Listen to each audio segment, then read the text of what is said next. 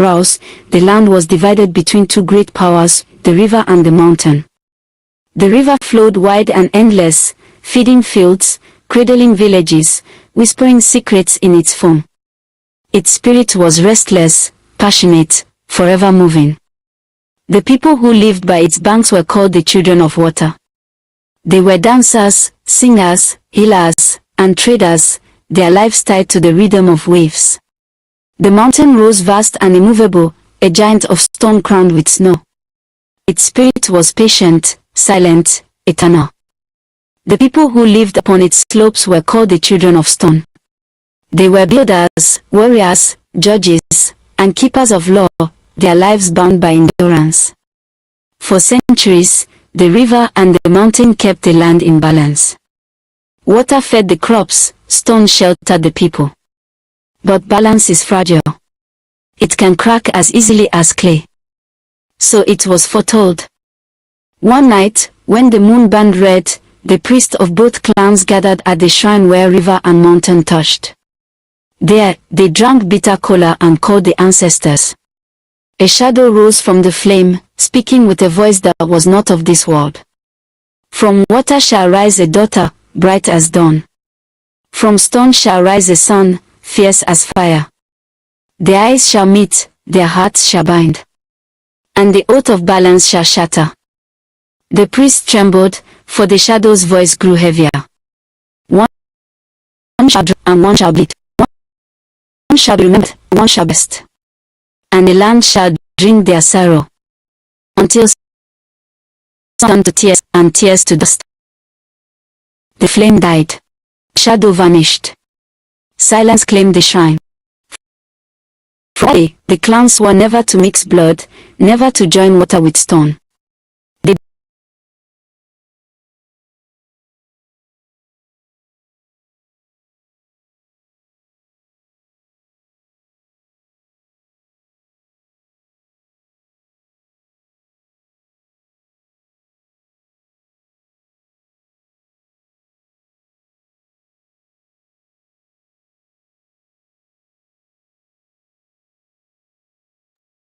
The mountain, where the earth and the wind cut sharp, a boy was born beneath the shadow of the shrine.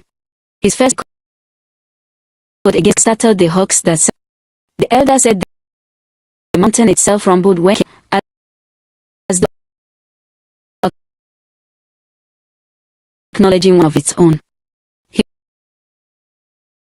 in joy, though joy his mother had labored long, her breath rattling like dry leaves before she finally placed the child in the arms of his father, Chief Olumide. She never rose again. The chief stood tall, his face carved like the rocks he ruled, but his eyes burned with grief as he held the boy. Your mother gave her breath for yours, he whispered. You will carry her spirit in you always. From his first days, Ao was marked by the mountain's silence. Unlike other infants, he rarely cried. He would stare at the world with eyes too old for his small body, as though listening to voices no one else could hear. When he learned to walk, stumble often, his steps were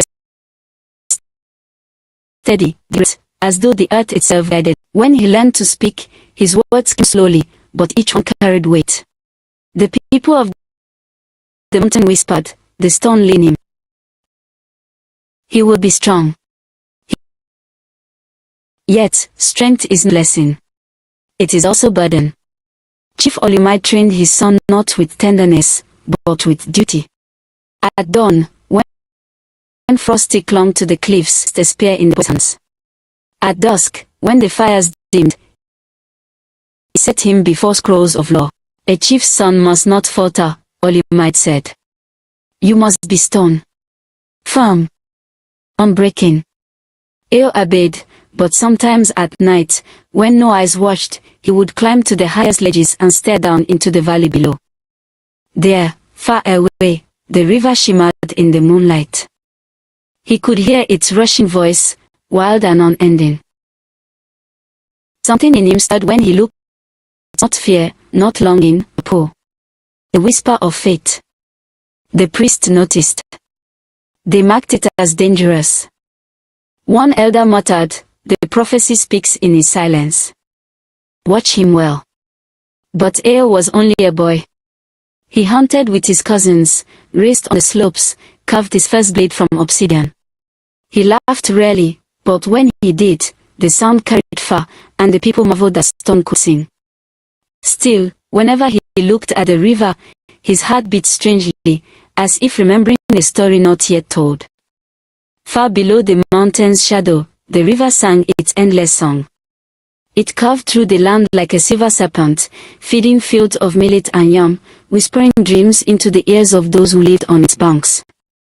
The people of the river said every child was born with water in their veins, restless, moving, searching. One season, when the moon was full and fat with light, a girl was born beneath the palm-thatched roof of a fisher's hut. Her mother, Aduk, wailed with both pain and joy as the child slipped into the once liquid river water.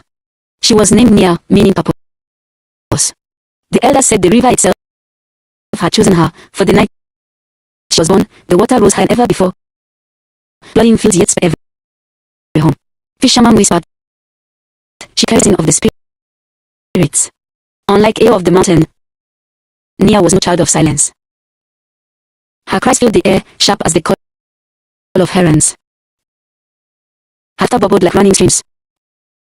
She was quick to crawl, quicker to run, and when she first touched the water, she did not fear it. She clapped her hands and splashed until her mother had to pull her away. As she grew, the river grew with her. Its banks seemed greener where she walked, its fish more plentiful where she cast her net. People began to bring her small offerings, beads, cowries, gourds of palm wine, asking her to bless their baskets, to sing before their nets. The priest of the river shrine watched her with narrowed eyes. They remembered the prophecy, whispered down generations, from water shall rise a daughter, bright as dawn. They saw brightness in her indeed, too much bright. When Nia turned, she began to dream of voices in the water. Sometimes they were soft and kind, like mothers humming. Other times they were sharp, commanding, demanding she walk deeper, deeper. She told her mother of these dreams. Adu grew pale. Do not listen, she begged. The spirits are not as gentle. Promise me, Nia. But Nia only tilted her head and asked, if they are not gentle, then why do I feel at peace when they call? As the years passed, her beauty bloomed like lilies on the river surface. Her eyes gleamed as if holding reflections of the moon, and her voice carried like songbirds at dawn. Boys followed her, girls envied her, elders shook their heads and whispered, she will bring change, for good or ill. And yet, she was playful, unafraid of laughter. She raced her friends along the banks, balanced on canoes with arms wide, dove into waters others feared to deep. She was the river made flesh, free, unbound, impossible to contain. But freedom, like water, can wear away even stone. On nights when the moon was bright, she would climb to the highest rock where river and mountain faced each other. She would gaze at the cliffs, shrouded in mist, and feel some stir in her chest. She did not know why the sight of stone made her heart quicken. She only knew that her life, as wide as the river, felt incomplete without whatever waited on that height. The priest of the shrine warned her often. Do not climb toward the mountain. Remember the prophecy. But prophecy is a story that waits for its characters to walk into it. And Nia, child of the river, was already moving toward her fate. Eo grew tall on the mountain, his arm from climbing, his legs steady from wandering narrow ridges. He was a quiet boy, but not a weak one. Others admired how he could stalk gazelles without a sound, how he could sit still for hours waiting for an eagle to descend. His silence was not emptiness, it was patience, and patience is its own kind of power. Yet sometimes, when the wind swept down from the plains, carrying laughter from distant villages, Eo felt a strange longing. He would stand on a cliff's edge, gazing toward the ribbon of silver that was the river far below, and wonder what lay in the lands beyond. His father scolded him, the mountain is your blood. Do not dream of water devours stone. grandmother, older than the rocks themselves, would place a wrinkled hand on his shoulder. The mountain listens, child. And sometimes, it listens to the river. Far below, Nia bloomed into a whirlwind of life. Her feet knew every bend of the river, her laughter carried on every current. She danced, raced her friends through fields, and sang to the waters as though they were kin. Yet, even in joy, she felt restlessness. Sometimes she would climb trees higher than she should, peering toward the distant rise of the mountain. It looked so still, so eternal, so unlike the shifting river. Her mother warned her, "Stone is cold, my child. Water warms, but stone breaks." But the river spirit whispered otherwise in her dreams. Stone remembers. Stone holds. And so, she began to imagine, not with fear, but with longing, what it might be like to stand on that height, to touch a world that did not move with the tide. One season, during the festival of ancestral fires, both villages, mountain and river, lit torches that burned through the night. Though they did not gather together, the flames mirrored one another across the bridge of light. Eo stood with his people on the heights, watching the fires flicker below like fallen stars. Nia stood with people by the waters, staring up at the torches glittering against the cliffs like a second. Neither spoke the other. And yet, in the silence of the mountain and the murmur of the river, their spirits stirred. Seasons turned. Eo grew into a young man of few words and strong arms. He carried the mountain's patience, but also its loneliness. Nia grew into a young woman of fierce laughter and sharper beauty. She carried the river's joy, but also its restlessness. The priest of both shrines began to whisper louder. The prophecy was not merely echo, it was nearing breath. For stone and water do not meet gently. When they meet, they shape each other. Sometimes into beauty. Sometimes into... The season of heavy rains came, the river swelled and the mountain shrouded itself in mist. Paths washed away higher ground, both river and mountain braced against nature's fury. Storms are also messengers. One morning, Eo descended farther than ever before, searching for that had strayed on the wet cliffs. His father's words rang in his do not want to look. The river devoured, but the animals' cries were faint and pitiful, and Eo's heart could not abandon it. Down he climbed, down where stone met mud, where the air smelled of water and earth. And there, at the edge of the river's swell, he saw her. Nia. She stood ankle deep in the rising current, clinging to her legs, her arms outstretched as though coming the river itself. Children clung to the bank behind her, baskets of fish forgotten in their fear of the flood. Her voice commanding, singing and holding. The water seemed to soften at her settling to rhythm. The child quieted. Eo froze. He had seen many girls of the mountain, but never one like they braided like flowing reeds, as shiny like moonlight water, a presence that felt both fragile and Nia turned, sensing him. Their eyes locked. For a moment, the storm faded. The rivers roar, the goats bleat, the cries, or melt lands. Stillness between them, stone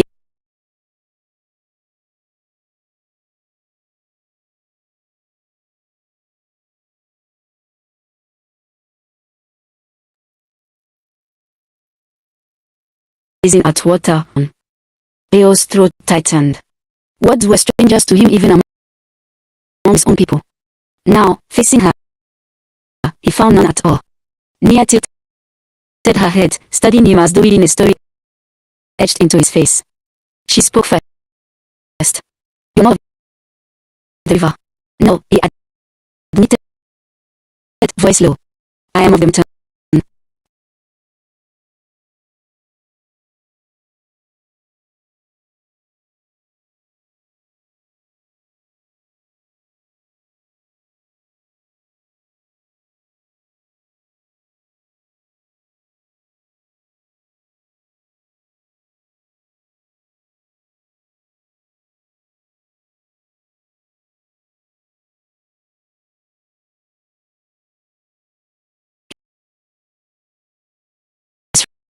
Perhaps I followed something else. The river swelled them, but the children tugged at Nia's hand, urging her. She squeezed but her eyes did not leave Eos. Something in her chest. Restless.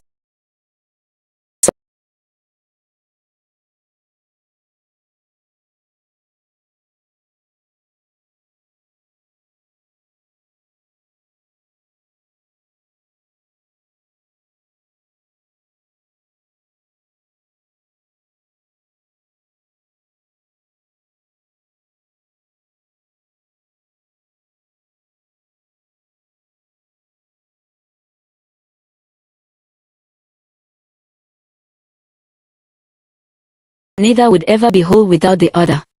At first, their encounter was nothing but a story to keep. Eo told no one of the girl with eyes like moonlit water. Nia told no one of the boy whose silence spoke louder than songs. But both carried the memory like a hidden flame, warming them in the cold of solitude. It passed. Then weeks. And still, their thoughts circled back to that moment on the river's edge. One evening, when the sun on the horizon and the river shimmered red light, Eo descended again. He told his father he sought help for his grandmother's ache. He told himself he only wished to see the river once more. But his heart betrayed him to long for her. And she was there, Nia, standing with the net over her shoulder, her feet bare, her smile faint but knowing. "You came back," she said softly.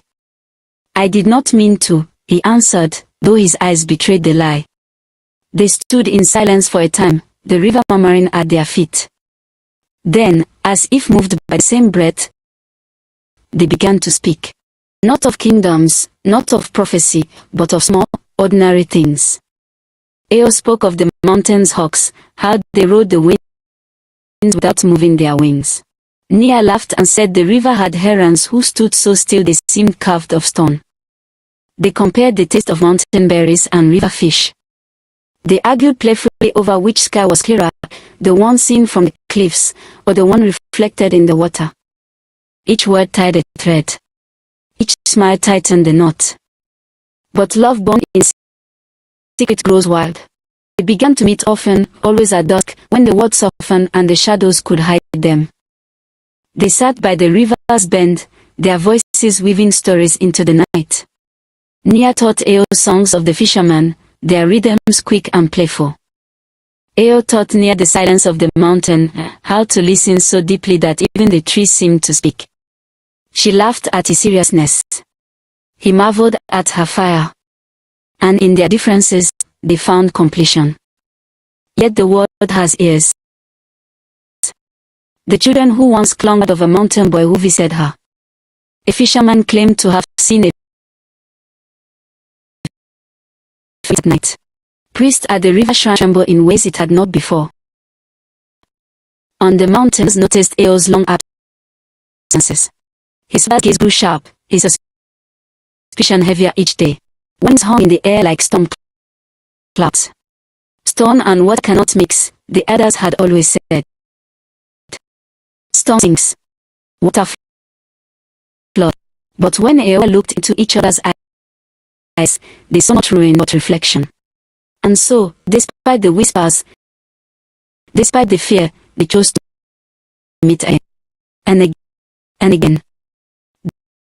The moon was high, fat and gold when they met at the river's bend. The air smelled of wet earth and wildflowers, and fireflies drifted like stars down to rest on reeds. Nia had brought a gourd of palm wine. Eo had brought nothing but silence and weight of his gaze. They sat close, almost touching.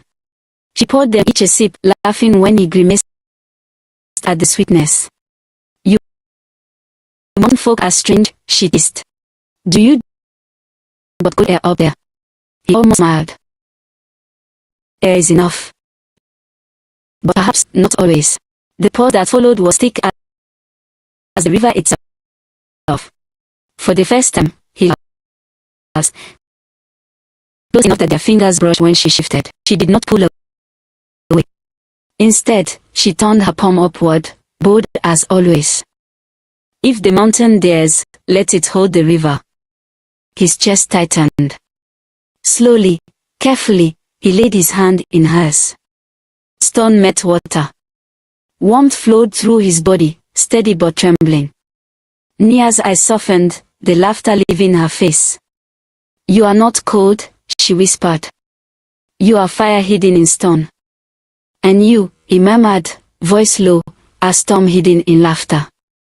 Their hands remained clasped long after words ran dry. They sat watching the river roll, feeling the pulse of each other's blood in their joint grip. When at last she leaned her head on his shoulder, he closed his eyes. It felt as though the prophecy itself had breathed them into this moment, inevitable, unstoppable. From then on, their secret meetings changed. No longer just stories and songs, but touches and silences heavy with meaning. She braided a strand of reed into his hair. He carved her likeness into a stone amulet and wore it against his chest. The river seemed to shimmer brighter when they met. The mountain winds blew softer when they parted. But both knew, though they dared not speak it aloud, their love was no ordinary love. It was prophecy waking, step by step. And prophecy does not come without a price. The days of secret meetings stretched into weeks, then months. Eo and Nia met not by chance anymore, but by unspoken agreement, as if their spirits had learned the rhythm of each other's hearts. At dusk, when shadows lengthened and the world grew hushed, their paths would cross by the river's bend. At first, they spoke of small things, the taste of river fish against mountain berries, the laughter of cousins, river songs and morning chats. But soon, those conversations grew deeper. What do you fear, Eo? Nia asked one night, her toes dipping into the current as fireflies shimmered around her. Fear. He hesitated. I fear nothing. She laughed. Stone may endure, but even stone fears storm. He glanced at her, eyes heavy with silence. At last he admitted, I fear being alone forever. The mountain is vast, but it is cold. Sometimes, I wonder if even its silence can hear me. Her laughter faded. She reached out, brushing his arm with her fingers. Then let the river answer your silence. You will not be alone while I breathe. And his heart, so long bound in stone, cracked just a little more. They began to exchange tokens, little rituals of belonging. Eo brought her pebbles from the high cliffs, smooth as polished jade, whispering that each carried a piece of the mountain's strength. She, in turn, offered him river shells, delicate but gleaming with colors the mountain. Once a shell in his palm and said, it will remind you that water softens not to break it, but to shape it. He touched the shell often, hidden in the fold of his cloak, as though it carried her voice. In return, he carved a small amulet from obsidian, dark as midnight, etching patterns with patient hands. When he tied it around her neck, he whispered, stone does not bend, but it remembers. Now the mountain will always remember you. Her smile in that moment was brighter than any flame he had ever seen. The river itself seemed to conspire in their meetings. Its currents ran calmer where they sat. Its moonlit surface reflected them like two halves of a whole. When Nia sang, the water shimmered. When Eo spoke, the reed stilled as if listening. But fear don't stay hidden forever.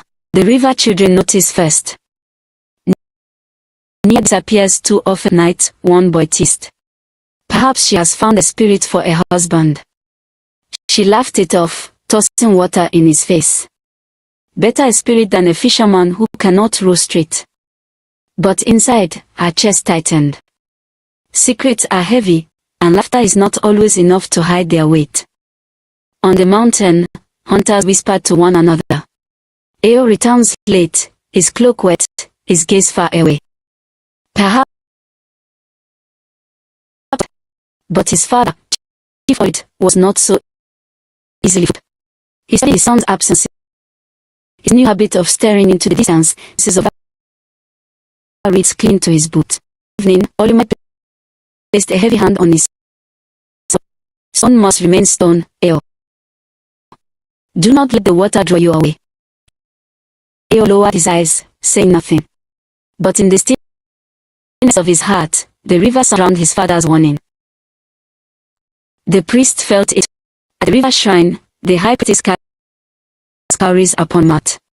They clattered like bones, forming shapes she did not wish to see, a mountain peak split in two, a flood swallowing fire. At the mountain shrine, smoke from the sacrificial fire coiled into a twisting shape, calling like waves of wind. The priest exchanged troubled voices. The prophecies, one muttered. The prophet, another replied. And yet the young lovers knew nothing of omens. One night, when rain lashed the land and lightning carved the sky, they sought shelter in a cave where river stones met mountain rock. Water dripped from the ceiling, and the birds fogged the air. Nia wrapped her arms around herself, shivering. The river is wild tonight. Eo moved closer, his body warm despite the chill.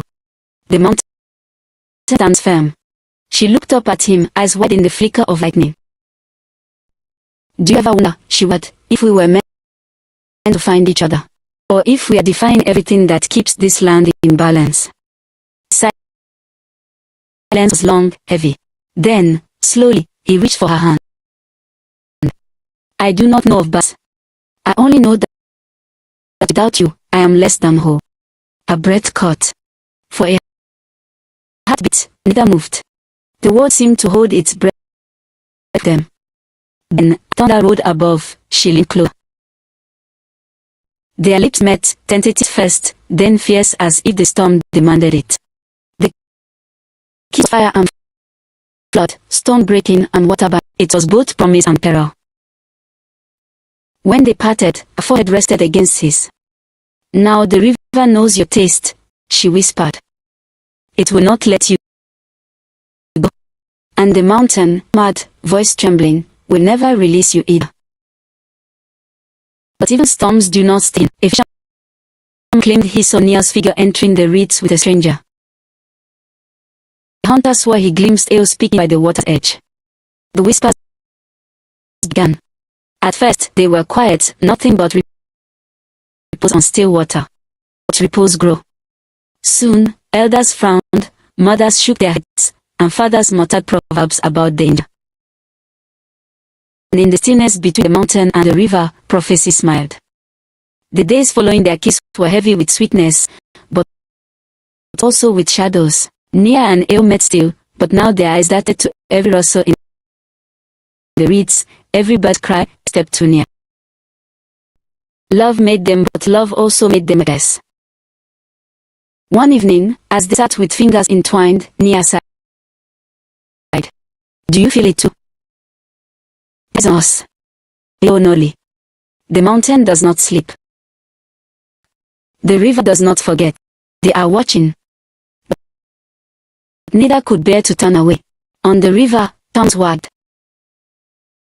Children repeated what they'd seen. A tall boy in mountain cloak, clasped in ears. Mothers frowned and shook their heads. Water and stone cannot dance together.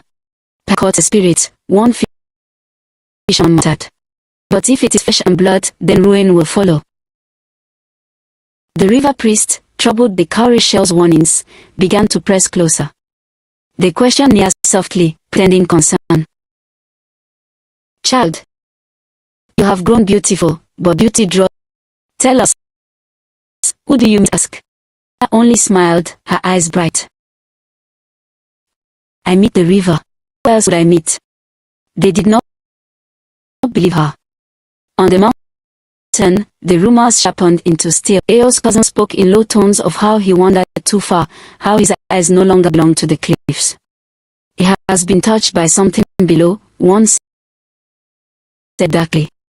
Chief Olimide listened, his heart heavy with suspicion. He had lost a wife already. He would not lose Ifesi. One night, as her hair by firelight, her Mother Aduk entered quietly. Her eyes were tired, but her voice was steady. Daughter, I was young once. I know the look it. You have given your heart. Nia froze, fingers still in her hair. Mother, I do not lie. The river speaks in your face. Who is he? Nia's lips trembled. She wanted to speak, to name him proudly. But her mother's gaze was fierce. He is of the mountain, Aduk whispered. It was not a question, but a truth laid bare. Silence. Only the crack of the fire. That's Nia's eyes. I love him, Ma. I love him as I love the river's song. Aduk's hand trembled, but she placed it on her daughter's cheek. Then may the ancestors shield you, child. For love is not enough to hold prophecy. On the mountain, you might call Eo to the fire. Elders sat around, their faces grim. You are not well, my son, all said. Your eyes wander, your silence is rest. Tell me, where do you go at night? Eo stood firm, his hands clenched at his sides. I go to the river. A murmur spread among the elders. Some spat into the dust, others shook their heads. Olumite's voice grew hard. The river is not your path. Did we not warn you? Stone sinks in. You wish to drown. I drown, Eo answered, his voice low but steady. When I am with her, I live. Ah. The word struck like a hammer. Olumite's face darkened.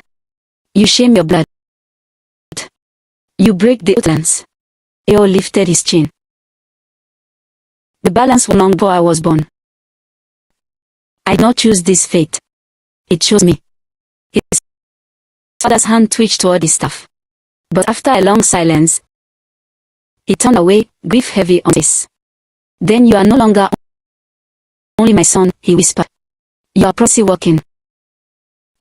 Not all heart can when faced with secrets. Nia's circle of friends was a girl named Kemi, who had long envied Nia's beauty and the attention she drew. When her ears of Nia's meetings, Lacey took root. Night, as Nia slipped into the reeds to meet Eo, Kemi followed quietly. Hidden among shadows, saw them embrace, saw their lips meet, saw the tokens they exchanged. Her said, with envy, with anger, with fear of what of might bring. By dawn, her words were already spilling into the ears of priests and elders. I saw her, Kemi declared. With my own eyes. She meets the mountain. She lies with prophecy. The shrine fell silent at her words. The priests exchanged grim looks. The storm is closer than we feared, the high priestess said. And the whispers, once soft, now spread like wildfire. Unaware of Kemi's betrayal, Eo and Nia continued to cling to their stolen hours. But the air around them grew heavy. The reeds seemed to whisper louder. The river no longer flowed in peace, it churned as though restless. Eo pressed his head to hers one evening. They will come for us soon. I know, Nia whispered. Will you? Her eyes burned like stars. Never. If water must flood stone, let it. If stone matter, let it. I would rather drown with you than live without you. And as the river's currents swelled, prophecy laughed in the dark. The festival of ancestors came once a year, when both river and mountain built fires to honor those who had walked before them. Though the two people were located apart, their flames mirrored one another as the valley. Two rivers of light flowing through darkness. On the river side, drums thumped, and dancers stamped bare feet in their bodies painted with ash and dye. Canoes lined the water, each carrying gourds of wine and offerings of fish. Songs rose, of joy and grief, calling the names of elders whose bones now lay in the earth. On the mountainside, torches blazed a ridges, a chain of fire stretching toward the stars. The people marched in solemn procession, carrying carved masks and stone effigies. They poured libations on the soil, whispering prayers for guidance and endurance. The two festivals never touched, and yet, across the distance, they seemed to answer each other. Nia was radiant that night. She wore a dress woven with river reeds, dyed in hues of deep blue and green. Around her neck, hidden beneath beads, lay the obsidian amulet Eo had carved. She pressed it often against her skin, as if it pulsed with his heartbeat. Her friends circled her, laughing, teasing, but her eyes kept drifting to the far cliffs beyond. She imagined him there, tall and solemn, carrying his people's traditions. Indeed, Eo stood among the mountain folk, a staff his father had given him. Yet his gaze was not on the shrine, nor on the procession. His eyes saw the river below, where faint flashes of firelight revealed glimpses of movement, color, song. He could almost see her. For a heartbeat, their gazes seemed to cross the valley, steadied by prophecy. Don't get across the chasm of tradition. But fate is cruel in its timing. As the night deepened, the river priests began their rituals. They poured libations, scattered herbs, and called upon the spirits. The flames swelled, and in the crackling fire, the high priestess of visions, a crown split, a flood rising, a boy of stone and a girl of water in turn. She gasped and dropped her staff. The prophecy stairs. She cried, "Where the union that will shatter." The river crowd erupted in murmurs, eyes darting among them. Jam was sharp from whispers of Nia's absence. Now it would it. Where is the girl who wanders? A man muttered. Where is Nia? Another whispered, too loud. Nia's heart dead. The stairs. Bit of their suspicion pressing close. Her mother grasped her arm tightly, told her, "Do not move, child." Aduk hissed. Across the valley, the mountain supplied warnings. Their smoke cruises, curling like water over rock. Danger comes. A union rain. Chief Olumite's gaze on his son. Eo's face betrayed nothing but his fingers tightened on the staff he carried. "Where do you, boy?" Olumite demanded in a voice only Eo could hear. "To the river," Eo whispered back. The words cut like blades. That night, as drums and torches roared louder, suspicion grew like wildfire.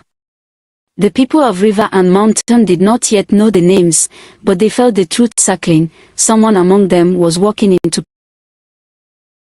and Eo knew with aching certainty that they would soon discover their secret. Right after the festival of ancestors, neither Nia nor Eo found peace in sleep. The fires of prophecy had been stirred, and the ancestors were not silent. She dreamed first of water. The river, her river, surged higher than she had ever seen. Waves rose like mountains, cresting with silver foam. The water swirled with voices, the laughter of children, the songs of griots, the weeping of mothers. But the river did not flow gently. It churned, devouring the banks, swallowing huts, tearing canoes. She tried to run, feet sank into the mud. And as the flood rose, she saw him. Tall and unyielding, his staff. Between them, the water raged. She reached him, but every time her fingers came close, they cut him away. Now, a flood, heavy with stone cannot cross without sinking. She wept higher, lifting her into its grip. In its depths she saw faces, her mother Aduk, her father before he died, the river priest, the villagers who had once carried her on their shoulders as a child. They looked at her not with love, but with accusation. "You have betrayed us," they said in one voice. "You have carried fire into water." The current spun her in circles, choking, dragging her down. Just before the blackness swallowed her, she felt arms seize her, strong arms, warm, familiar. Chaos. He pulled her from the flood, pressing her to his chest. For a moment she believed she was saved. But when she lifted her head, she saw that the arms holding her had turned to stone. They grew heavier, dragging both of them down, into the endless dark. She woke with a scream, clutching the obsidian amulet against her heart. Sweat drenched her skin. The river outside was calm, whispering as it always had, but she knew, with a terror she could not name, that the dream was more than a dream. It was a warning. That same night, on the mountain, Eo tossed upon his mat until exhaustion claimed him. When sleep finally came, it was heavy and full of visions. He stood upon the cliffs of his homeland. The torches of the mountain people blazed, their fires red and hungry. His father stood beside him, wrapped in ceremonies, a crown of obsidian on his head. "You are stone," Olumide said, his voice like a hammer striking rock. "Stone does not bend. Stone does not yield. Stone..." Eo opened his mouth, but the earth beneath his feet trembled. Across the cliffs, splitting stone into shards. From below, the river set upward, defying, flooding the mountain. And from the waves rose near, her hair streamed like water, with eyes glowing with sour love. She stretched her hands toward him. "Come with me," she pleaded. "Do not let the stone bind you." He stepped forward, torn. But when he reached out, his father clamped on his shoulder. "If you take her hand, Olumide thundered, you will betray us all. The ancestors your name. The mountain will crumble. Choose Eo, the stone, or the river." Eo. His heart pulled him toward her. Away his people and he in agony, trying to stretch across the divide. For a moment, fingers brushed, then the cliff beneath. He fell into the flood, clutching near as the mountain shot above them. He woke gasping, drenched in cold sweat, his hands clawing the air to hold her. The calves beside him felt like dead weight. His father's voice echoed still. "Sun does not the water." First, able to endure the sight of their dreams, they both sought the hidden grove where they always met. The dawn painted the sky pale gold, and mist rose from the river like the breath of spirits. Nia was already there, her eyes swollen from weeping. Eo rushed to her, pulling her into his arms. For a moment they clung to each other, wordless, trembling. Then Nia whispered, "They know. The ancestors, they see us. They will not let us be." Eo cupped her face, his thumbs brushing her tears. "Dreams are not chains," he said fiercely. "We are alive, Nia. Our love is stronger than shadows." But even as he said it, his voice wavered. She pulled the amulet from beneath her beads, pressing it into his palm. "It burns me now." Us both into darkness. "I cannot wait." He closed his hand around it, fighting tears. "Then I will cry for you. If there is darkness, let it fall on me." She shook her head violently. "No. You do not understand. They will destroy us both. Maybe we must stop before it is too late." The words tore from her throat like blood. Eo staggered back, as if struck. "Stop. After I've risked. After every word, every touch, every dream we shared." His voice cracked. "Do you love me, Nia?" She wept harder. "More than life itself." "Then we cannot stop. Let the ancestors rage, let the world split in two. I will not lose you." His voice rose with defiance, but his eyes betrayed the fear his dream had planted. They clung to each other again, hearts pounding, knowing that their love had crossed from dangerous into doomed. For the ancestors had spoken. And the ancestors were never ignored. The grove became their sanctuary, but also their prison. Each time they met, the shadows of their dreams clung to them. Each time they parted, the fear of discovery grew heavier. Word travels faster than wind in a village. Nia began to notice the change first. When she walked through the marketplace, the women who once praised her weaving now whispered behind cupped hands. The river priest apprentices lingered near her hut too often, their eyes sharp. Just. And who once danced to her songs stared at her with curious suspicion. Her mother Aduk, sharp-eyed as always, said to her, but Nia could feel her mother's silence. One evening, Aduk placed a pot of stew before her and asked in a voice relatively calm, "Why leave before dawn often, child? Why do your clothes smell of mountain smoke when you return?" Nia froze.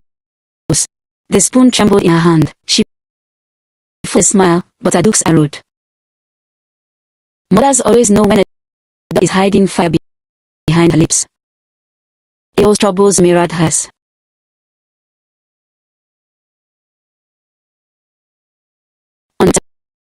Once folding gladly now whispered when he passed.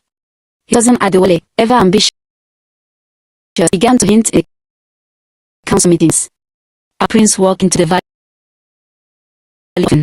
They see him into the forest near the river. Tell me, brother, what business does so near the water? Their father, Olimide, did not answer. Yet Eo could feel his father's gaze. Heavy. The dream of storm breaking on each night, being drenched in sweat. The priest began to murmur of him. The obsidian flame had flickered low, that the ancestors. Some whispered. The prince walks parts of the night. When he returned from the grove, a shadow waited at her door. It priestess monarchy, the eldest guardian of the river, and white as foam, her eyes sharp as a point. "Child," she said, her voice low and steady. The river speaks louder than whispers. "It tells me you are walking not." Nia bowed, train. "I do not understand, honored one." Monarchy stepped closer, her presence overwhelming. "Do not like me. I see mountain smoke in you. I see the fire in your eyes. You carry both storm and it will break you. Stop before the river itself rises against you." Nia's throat tightened. She wanted to protest tonight, but Monarch's gaze pierced her soul. At last she whispered, I cannot stop." The priestess sighed, a sound louder than the river. "Then know this, child, when water loves stone, one must shut. Choosely." With that, into the night, leaving Nia shaking. When Nia met him again she told him everything, her mother's suspicion, the priestess's warning, the whispers in the market. He listened, his jaw tight, his chest. "They are closing in," he said. "But I will not let them see. Let them whisper. Let them say romance. You are mine, Nia, and I am yours. Tear down cheeks. And if they cast us out, he used to drown me in the river as punishment. If your father disowns you." Eo seized her hand, pressing them to his chest. "Then we run. Beyond the mountains, beyond the river. There are kingdoms where the names of our ancestors are not known. We will make a new life." The idea was wild, dangerous, intoxicating. The moment she let herself believe it. Imagine walking beside him into distant lands, her hand in his, free at last. Then the dreams returned to her, the river dragging them both into darkness. She pulled back, shaking her head. "Even if we run, Eo, the ancestors run faster." Nia knew that their spirits were already unraveling. Adewale, Eo's cousin, had followed into the valley. He had seen the path to the grove and turned at dawn with river flowers in his hair. Jealous of Eo's place in their father's heart, had were news to all humanity. At the same time, one of the rivers had seen Nia clutching the obsidian amulet. He whispered it to Monarchy, who carried to Aduk. Two worlds had always kept apart, the mountain and the river, began to share the same whisper, forbidden love. And whispers at the beginning of storms. That was quiet when the trap closed. Eo and at the grove, things unseen, but touched fled on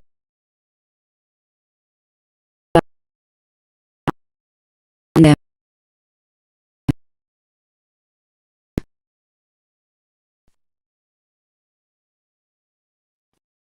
Behind them, others, warriors, and villagers like us are. Look, cried Adewale, stepping forward with strife. See it.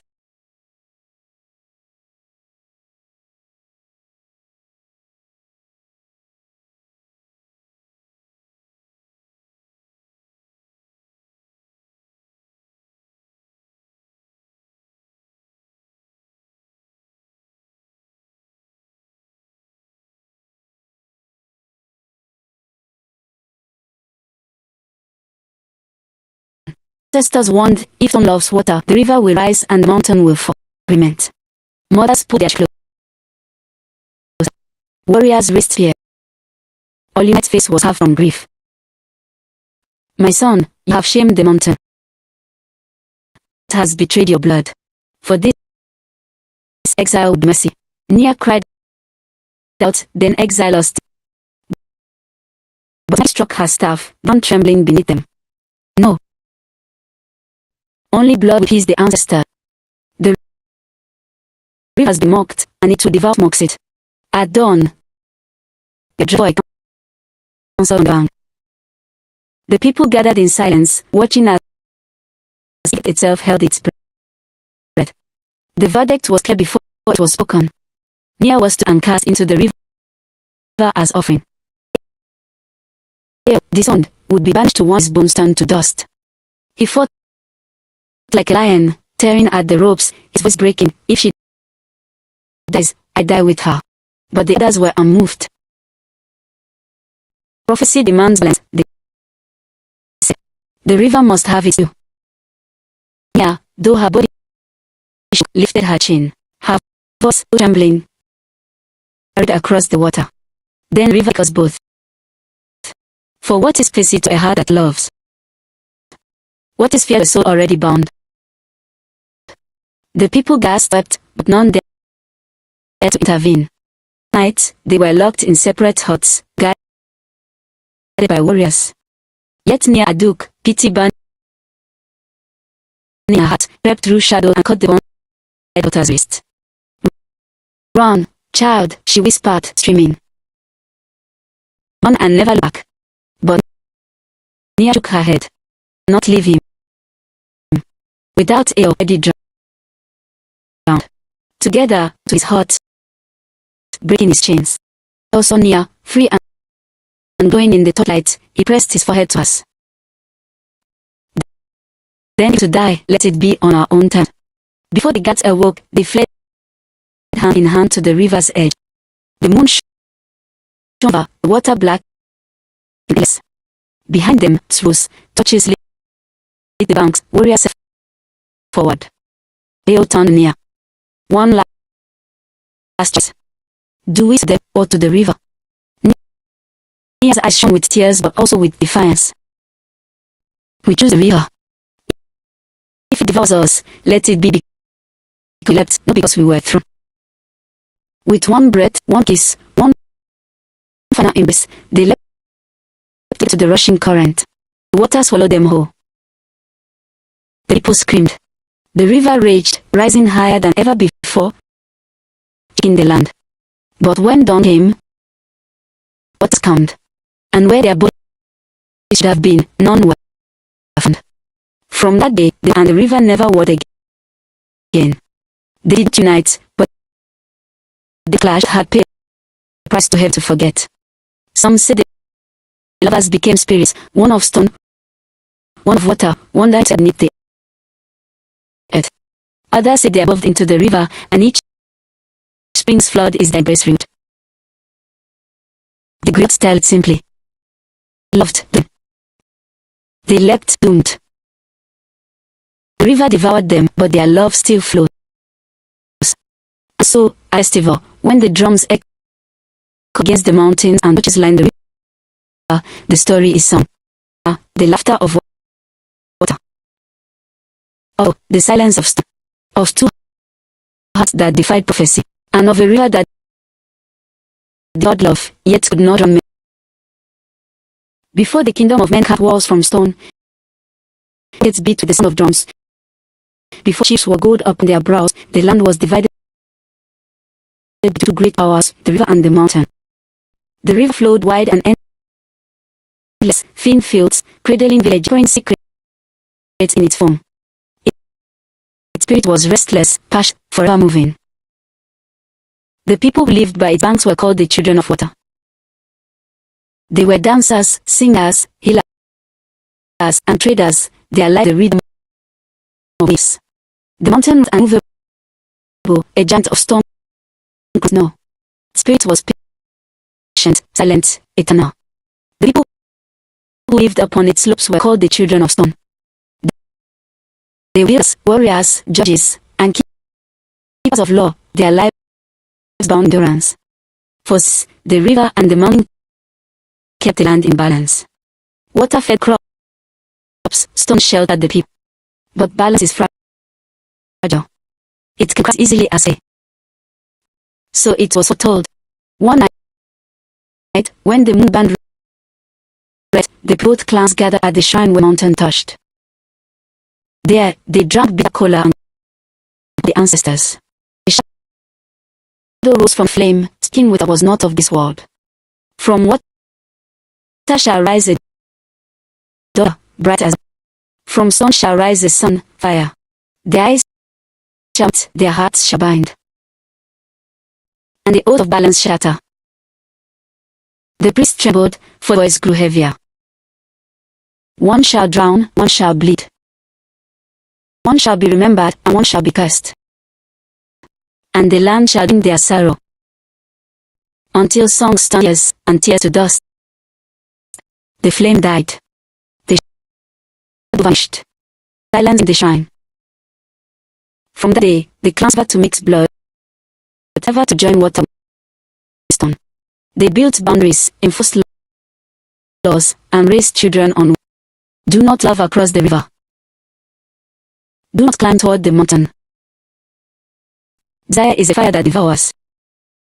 Oaths are stronger than steel, but faith is patient. Prophecy is stubborn, and love comes. Dance. On the slope of the mountain, where the air thin and the wind cut sharp, a boy was born beneath the shrine. His first cry echoed against the second of. Others said the mountain itself rumbled when he came, as though acknowledging one of its own. He was named Eo, meaning joy, though joy came hard to his family. His mother had labored long, her breath rattling like dry leaves before she placed the child in the arms of his father, Chief Olmide.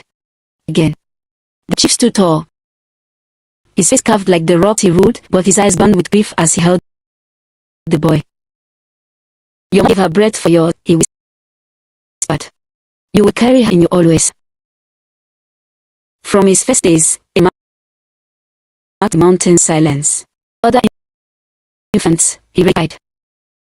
He would stare at the world with eyes for his small body, as listening voices no one else could hear. When he learned to walk, he did not stumble often. It was steady, deliberate, as the earth itself guided. When he learned to speak, his words came slowly, but each one carried it. The people of the mountain whispered, "This is in him. He will be strong. He will endure. Yet, strength. It is all burden." Chief Olima trained his son not tennis, but with duty. At dawn, when frosty clung, he placed a spear in the boy's hands. At dusk, dimmed, he set him 4 rules of law. The chief's son must not utter, or he might said, be firm, unbreaking. Eo obeyed. At night, when eyes watched, he would and stare down into the below. There, far away, the river shimmered in the moonlight. He could hear its rushing voice, wild and unending. Something in him stirred when he looked at it, not fear, but a pull. The war of fate. The priests noticed. They marked it as dangerous. One elder muttered, prophecy speaks in his silence. What well? But Eo was only a boy. He hunted with his cousins on the slopes of his first blade from obsidian. But when he did, the sound carried the marveled that could sing. Still, whenever he looked at the river, his heart beat strangely, as his story not yet told. Far below the mountain shadow, the river sang its song. It carved through the land like a silver serpent, filled of millet and yam, whispering dreams into the hills who lived on its banks.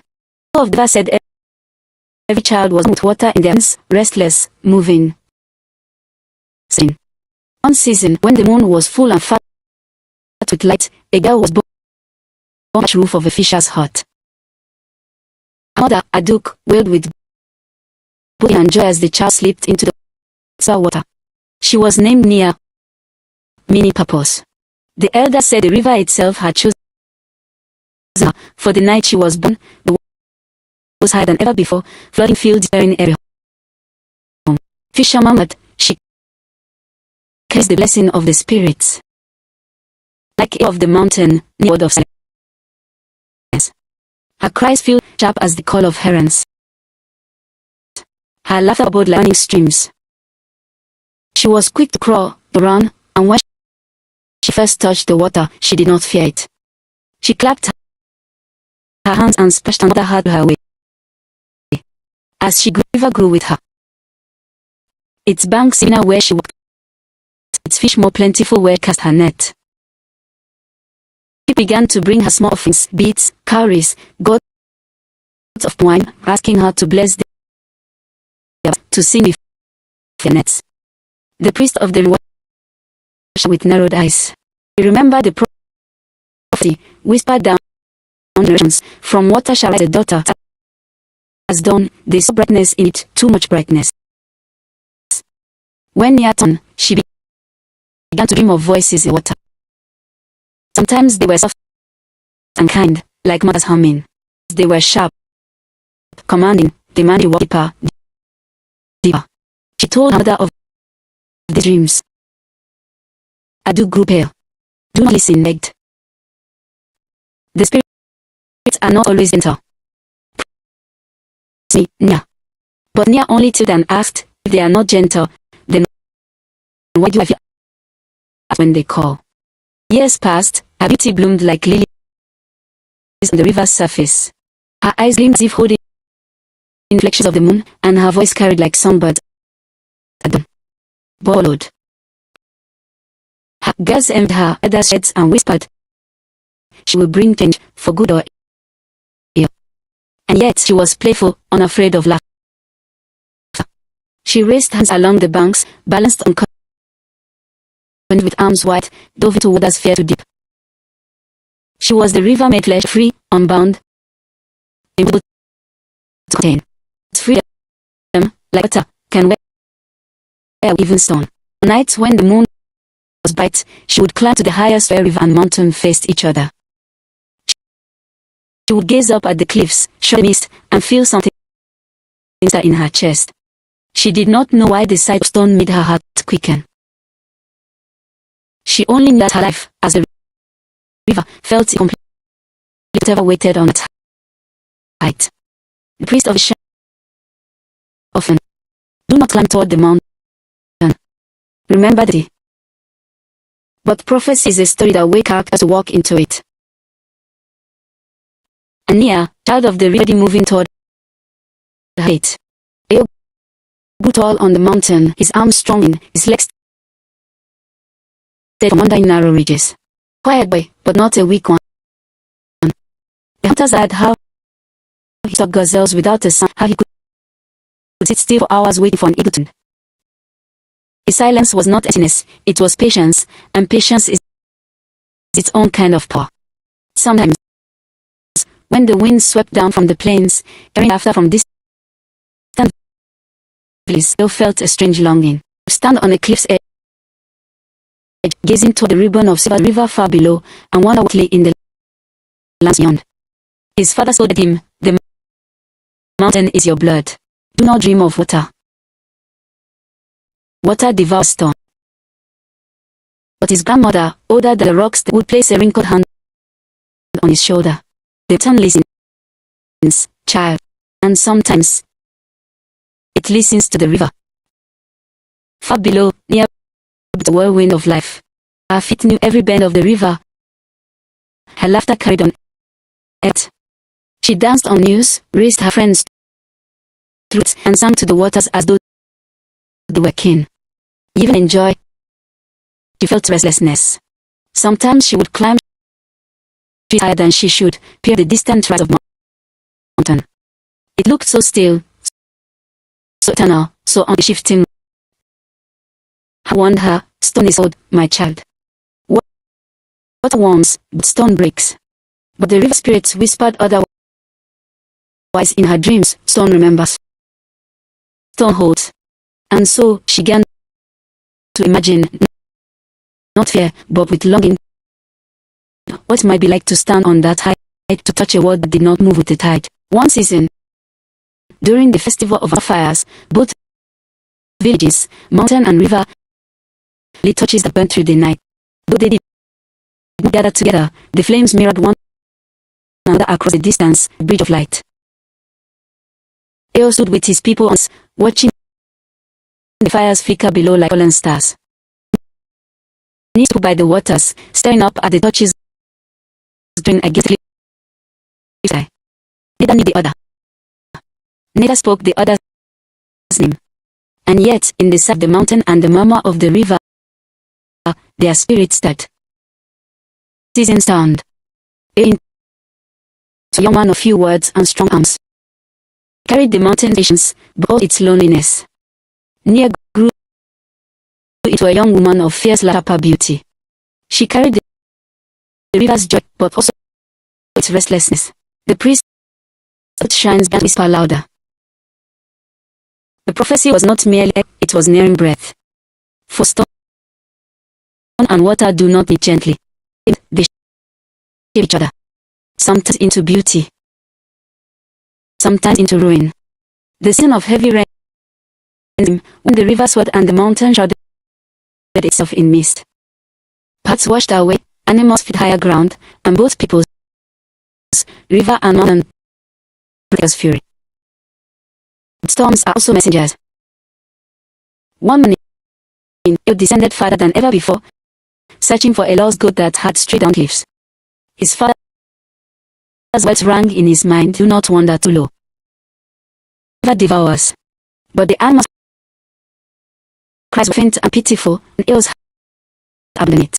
Down he climbed, where stone met mud, where smell of water and earth. And there, at the edge of the river's swell, he saw her. She stood anchored in the rising current, her dress clinging to her legs, her arms outstretched as though coming the river itself. Children clung to the bank and her baskets of fish forgotten in the flood. Her voice was low but commanding, singing an ode. The water seemed to soften at her song, rage settling into rhythm. Children's sobs quieted. Eo froze.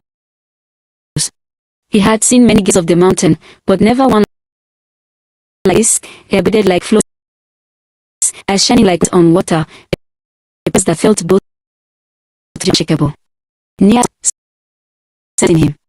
Their eyes locked. For a moment, the sun faded. The goats bleat, the children's cry melted into silence. There was only the stillness between them, stone at water, water gazing at stone. Eo tightened. A strangers to him even among people. Now, facing her, he found not all. Nia tilted her head, studying him as though the story etched into his face. She asked, "You are not of the river?" "No," he added, voice low. "I am of the mountain." The children gasped. They had been raised on tales of the mountain folk could had. Yet this stood quietly, ripping from his hair. As not of pride but of wonder. Nia took a step closer. "Why come down? Does the mountain hunger for the river?" Eo shook his head. "I follow the goat." But perhaps, he felt his voice raw. Perhaps following else. The river swirled between, but neither. The children Nia's hand, urging her back. She squeezed their fingers, but hers did not leave it. Something restless for years, now with fierce certainty. The prophecy, silent for generations, whispered again in the hearts of those who watched us. From stone shall rise on, silent as dusk. From water shall rise water, bright as dawn. When it seems to tremble. And so, with nothing more than a glance and a few words, the first word was tied. Stone had met water. Neither knew it yet, but neither would without the other. At first, they are in nothing but a story to keep. A old girl with eyes like moonlit water. Nia told no of the boy who spoke like that sound. But both carried the memory like a hidden flame, warming them in the cold of solitude. This passed. Weeks. And still, their thoughts circled back to that moment on the river's edge. One evening, when the sun bled into the horizon and the river shimmered with dying light, he told his father he sought herbs for his grandmother's aid. He told himself he wished to see the river once more, but his heart betrayed him. It longed. And there, Nia, standing with a net over her shoulder, her feet bare, her smile faint but knowing. "You came back," she said softly. "I did not mean to," he answered, though his eyes betrayed a lie. Stood in silence for a time. The river murmured at the feet. Then, moved by the same breath, began to speak. Kingdoms, not of pity, but of small things. Tales for the mountains hawks, how they rode the winds without moving their wings. Nia laughed and said the river had hair and so still they seemed carved of stone. They compared the taste of mountain berries and river fish. They argued playfully over which sky was clearer, the one seen from the cliffs reflected in the water. Each word tight thread, each smile tight, but love born in secret grows back. They began to often, always at dusk, when the world softened and the shadows took them. They sat the rivers, their voices weaving stories in night. Nia taught Eo songs of the fisherman, their rhythms quick and playful. Eo taught Nia the science of the mountain, how to listen so deeply this seemed to speak. She laughed at his seriousness. He marveled at her, and in the difference found completion. Yet the world has ears. The children who once longed to Nia heard her. A fisherman claimed to have seen a figure moving among the reeds at night. Priests at the river shrine felt the water tremble in ways it had not before. On the mountain, hunters noticed Eo's long absences. His father's gaze grew sharp, his suspicion heavier. Wind in the air like storm clouds. Stone and water cannot mix, the others have always said. Stones, water floods. But when Eo looked into each other's eyes, they saw not rain, but reflection. And so, despite the whispers, despite the fear, chose to meet again. And again. And again. The moon high, fat and golden, when they met at the river's bend. The air smelled of wet and flowers, and fire drifted like scum to rest on it. Nia brought of palm wine. Eo had nothing but silence and the weight of his gaze. They sat close, watching. She poured each a sip, laughing when he grimaced at the sweetness. You mountain folk are strange, she teased. Nothing but cold air up there. He almost smiled. Enough. But perhaps not always. The pause was thick as the river itself. For the his hand rested near hers. Enough their fingers brushed when she shifted, pull away. Instead, she turned home upward, but as always. If the mountain dares, let it hold the river. His chest tightened. Slowly, carefully, his hand in hers. Stone water. Warmth flowed through his body, steady but trembling. Nia's eyes and laughter lit in face. You're not cold, she whispered. You're feeding in stone. And you, he murmured, voice low, are still hidden in laughter. Their hands remained clasped long after were dry. They sat watching the river roll, feeling the pulse of each other's blood in their joint. When at last she leaned her on his shoulder, he closed his eyes. It felt as though the prophecy itself had breathed them into this moment, inevitable, unstoppable. From then on, their secret meetings changed. No longer just stories and songs, but touches and silence meaning. She braided a reed into his hair. He carved her likeness into a stone amulet, wore it against his chest. The river seemed to bright when they met. The mountain winds blew so we parted. But both knew, though they'd speak it aloud, their love was not ordinary love. It was pursuing, step by step. And prophecy does not come with the price. The days of secret meetings stretched weeks, then months. Eo and Nia met not by chance anymore, unspoken agreement, as if their spirits had learned the rhythm of each other. At dusk, shadows lengthened and the world grew hushed, their paths crossed by the river's bend. First, they spoke of small things, the taste of river fish against mountain berries, the laughter of cousins, the difference between river song and mountain chants. But soon, those conversations grew deeper. What do you fear, Eo? Nia asked one night, those deep current as fireflies shimmered around her. Fear. Yet, I fear nothing. She laughed. Stone may endure, but even stone fears the storm. He glanced at her, eyes with silence. At last he admitted, I fear being a lover. The mountain is vast, but it is cold. Sometimes I wonder even it's can hear me. Her laughter faded.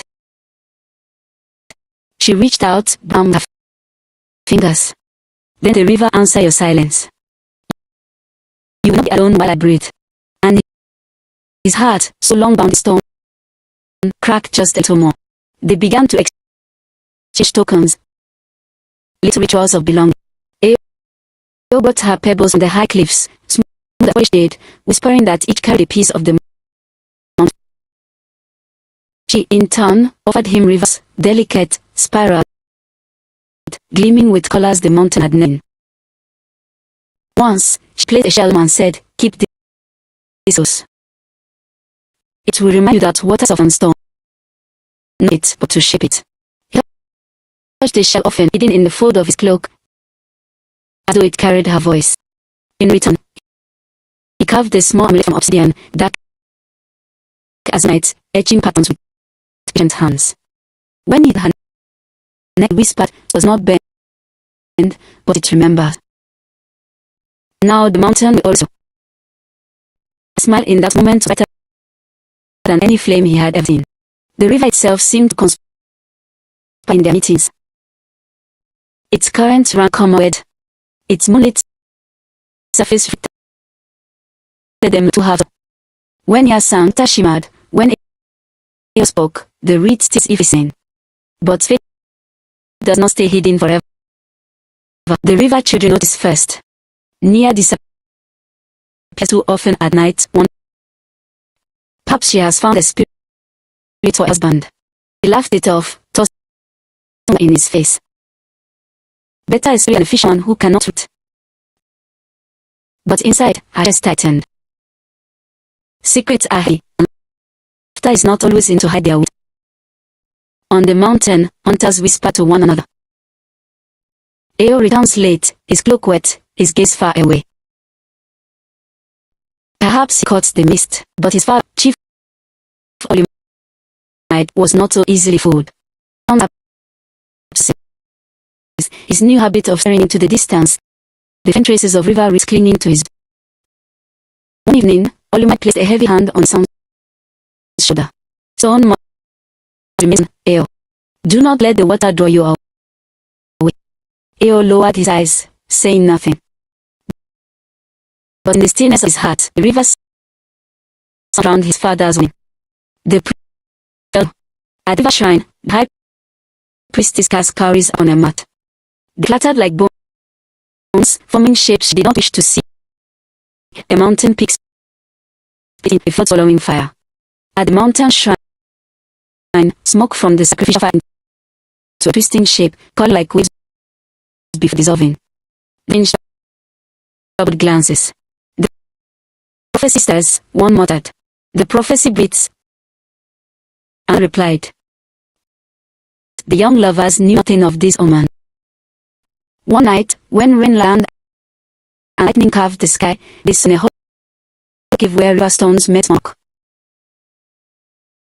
Water dripped and their breaths fogged the air. Nia wrapped her arms around herself, shivering. The river is wild tonight. Eo moved closer, his body warm despite the chill. The mountain stands firm. She looked up at him, eyes wide in the flicker of lightning. You ever wonder, she whispered, we were meant to find each other? Or if we are defying everything that keeps hand in balance? His silence was long, heavy. Then, slowly, he reached for her hand. I do not know balance. I only know that without you, I am less than whole. Her caught. Heartbeat moved. It seemed to hold its breath with them. Then, as the road above, she leaped. Their lips met, terrible at first, then fear the storm demanded. It was fire and flood, stormed by me. It was both promise and peril. Parted, her forehead set against his. Now the river knows your taste.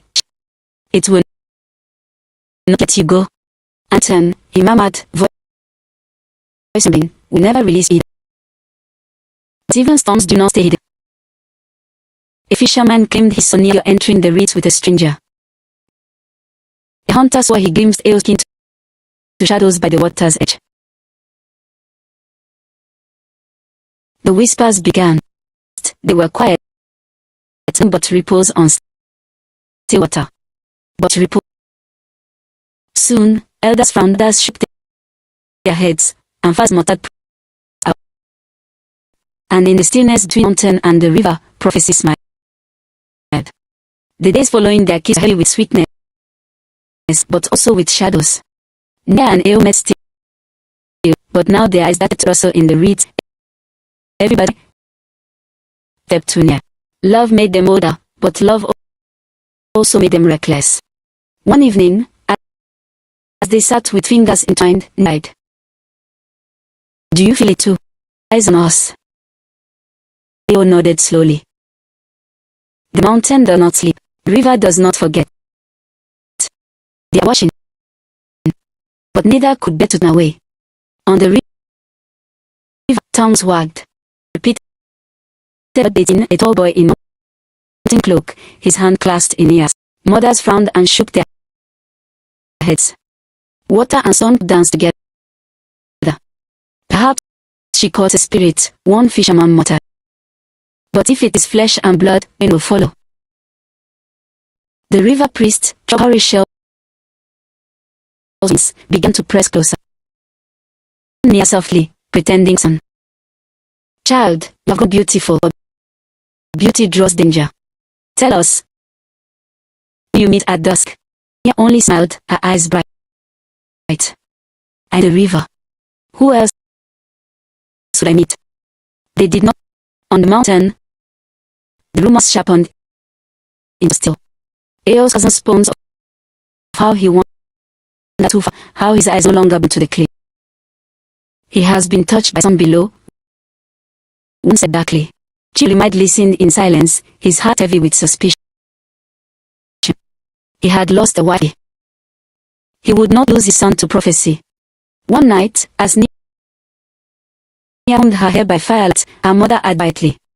Her eyes were tired, but her voice was steady. Daughter, I was young once.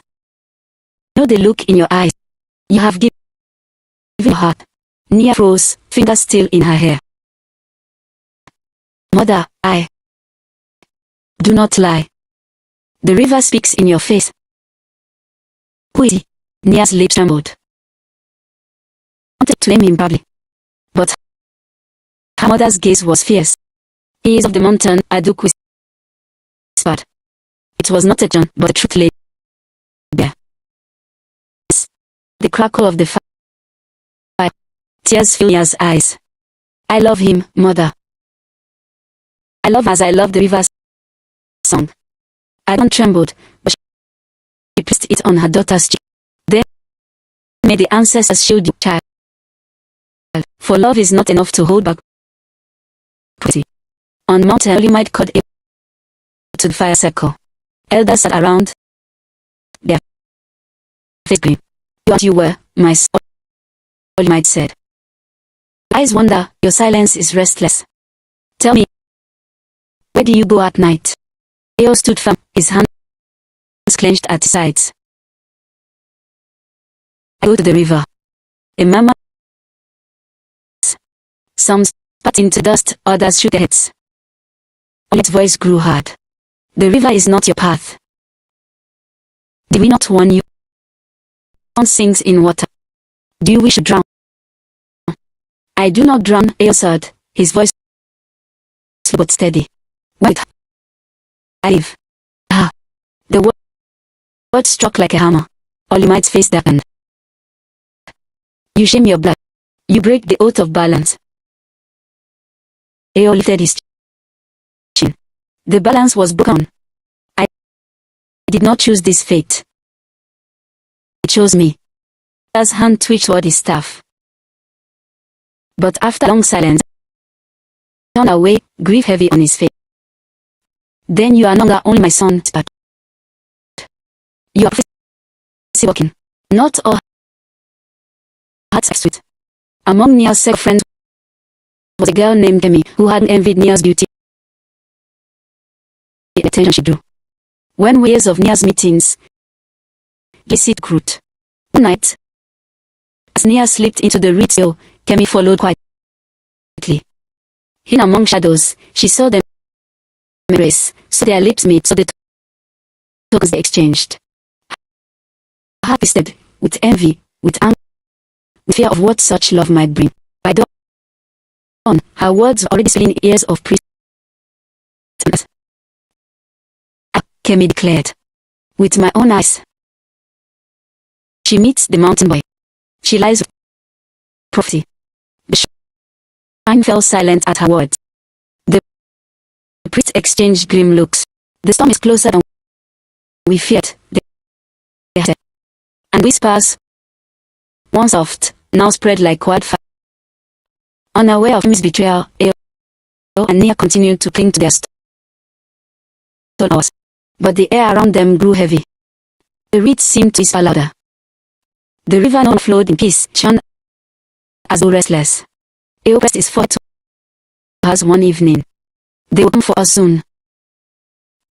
I know, Nia whispered. Will you turn away? Her eyes bundles. Never. If water must flood stone, let. If stone must break water, let it.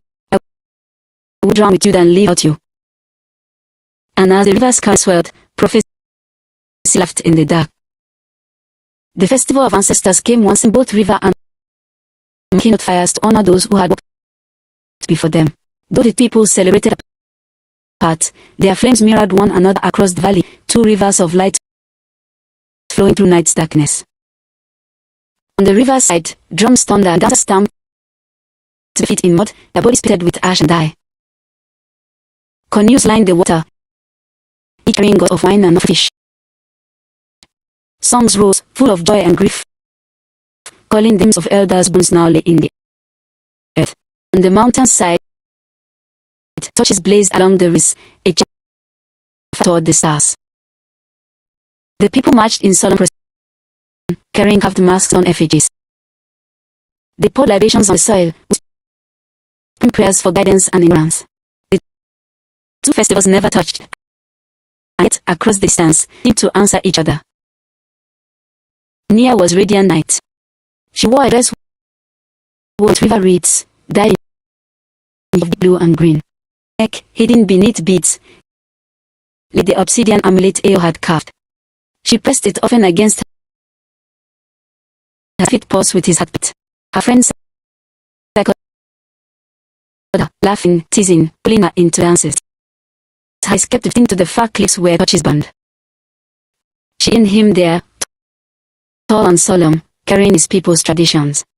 And indeed, Eo was a mountain folk whom a carved staff father had given him.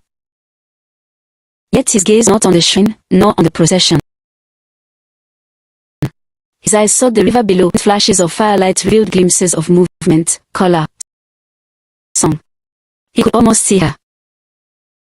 For a heartbeat, they seemed to meet at the valley, so stirred by prophecy, drawn together even at the chasm of tradition. But fate is cruel in its time.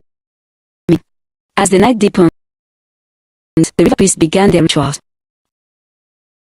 Libations, scattered herbs, and the spirits. The flames swirled, the crackling fire, the high priestess servants, a crown spit, a blood rising, a boy of a girl of water entwined. She gasped and dropped her staff. The prophet, she cried, beware the union that will shatter. The river crowd erupted mass, eyes darting on them. Suspicion was already sharp from whispers of Nia's absences. Now it grew teeth. Where is the girl who wanders at the? A man muttered. Where is Nia? Another whispered, too loud. Nia's heart stuttered. She felt the stress, their suspicion pressed close. Her grasped her arm tightly, as if to her. Do not move. A duke hissed. The valley, the mountain priest too cried warnings.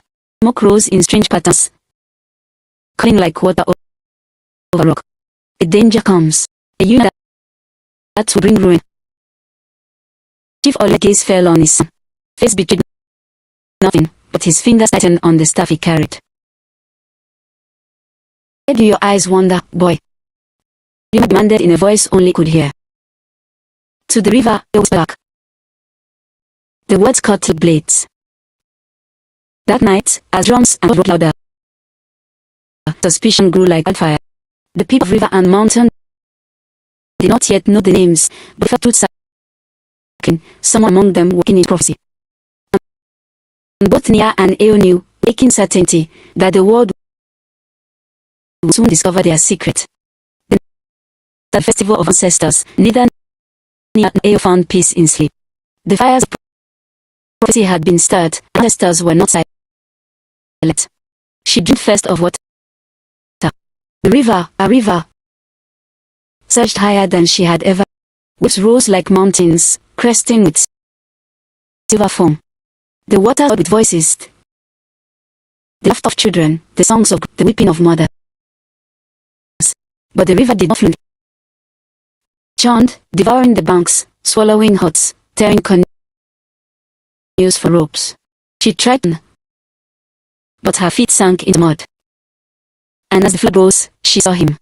Eo stood on the far bank, tall and unyielding, held high.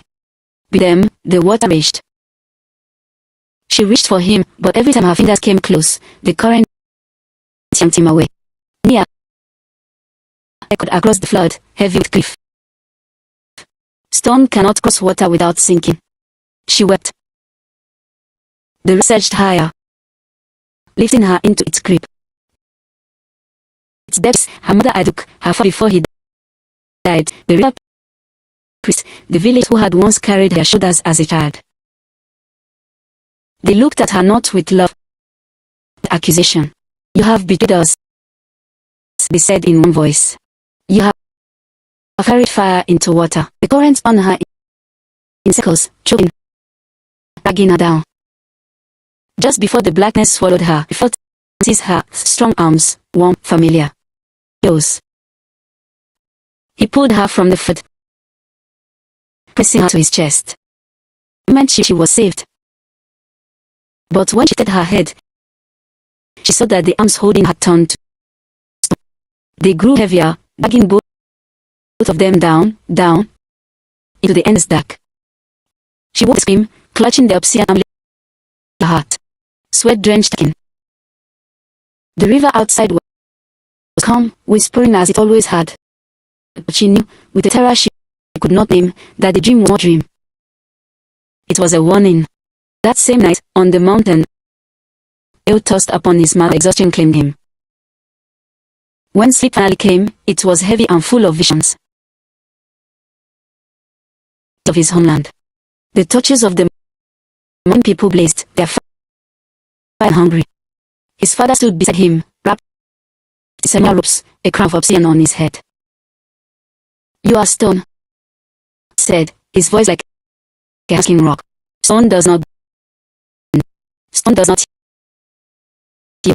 Stone does not water. His mouth to protest, but beneath his feet trembled. Cracks across the cliffs, splitting stone in shards. From below, the river surged upward, defying gravity, flooding the mountain. And from the waves rose near, her hair swaying like a weight, her eyes glowing with sun love. She stretched her hands toward him. With me, she pleaded. Do not let the stone bind you. He stepped forward, torn. But when he reached out, his father's hand clamped on his shoulder, heavy as iron. If you take her hand, all you might thundered, you would all. The ancestors will cut your name. The mountain will crumble. Choose Ao, the stone, or Ao froze. His heart pulled toward her, but the weight anchored his feet. He screamed in agony, trying to stretch across the divide. For a moment, their fingers brushed, then the leaf beneath him collapsed. He fell, tumbling into the flood as the mountain shattered above both. He woke gasping, drenched in cold sweat, his hands flying in the air as if to hold her. Staff beside him felt like dead weight. His father's voice stoned not merry water. At first light, unable to endure the silence of their dream, they both saw the hidden grove where they always met. The dump is skypy gold, and the river like the breath of spirits. Was already there, her eyes swollen. Ao brought to her, put her into his arms. For a moment they clung to each other, wordless, trembling. Nia whispered, the ancestors, they see us. They will not let us be. Ao cupped her face, his arms shed tears. Dreams pains, he said fiercely. We are alive, Nia. Love is stronger those. But even as he said it, he wavered. She put the amulet beneath her beads, pressing it into his palm. This, it burns me now. I dream it dragged us both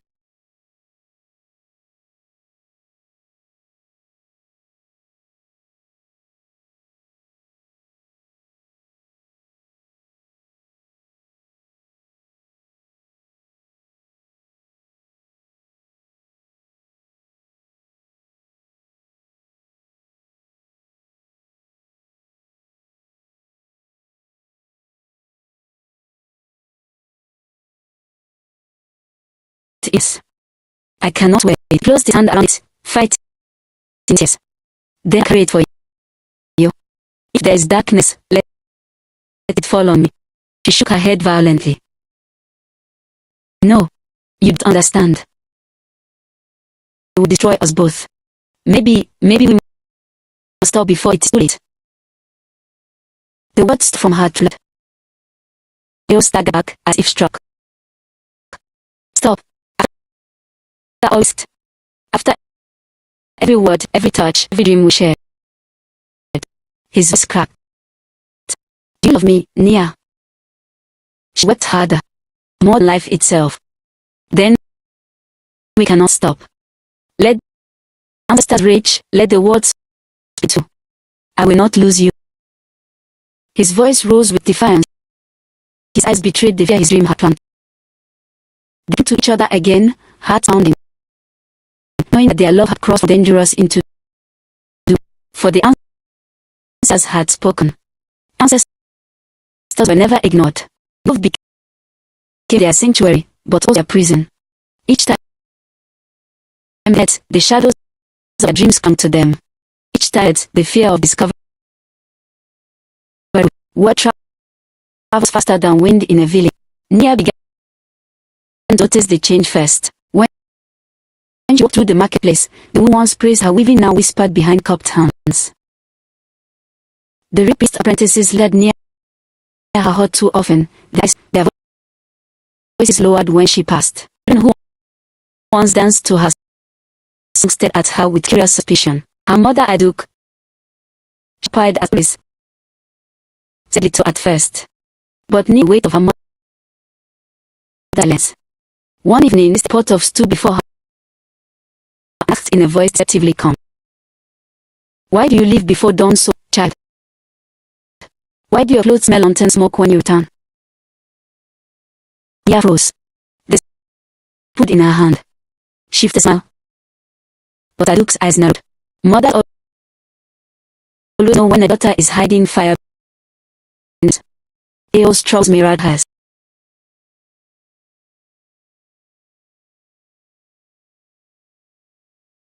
On the mountain, hunters who once whispered when he passed.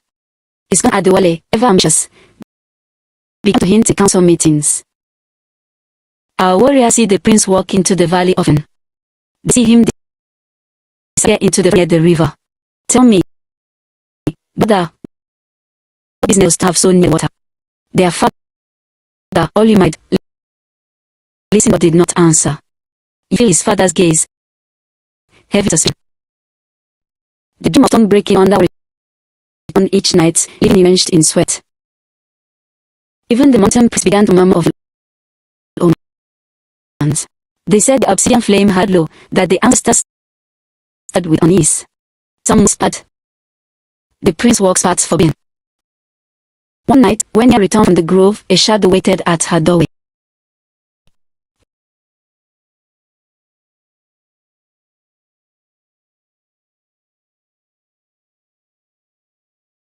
It was points. Child, her voice low and steady. River speaks louder whispers. It tells me you are walking where you should not, but I do not stand. Monarchy stepped closer, her presence overwhelming. I see the mountain smoke on you. I see the fire in your eyes.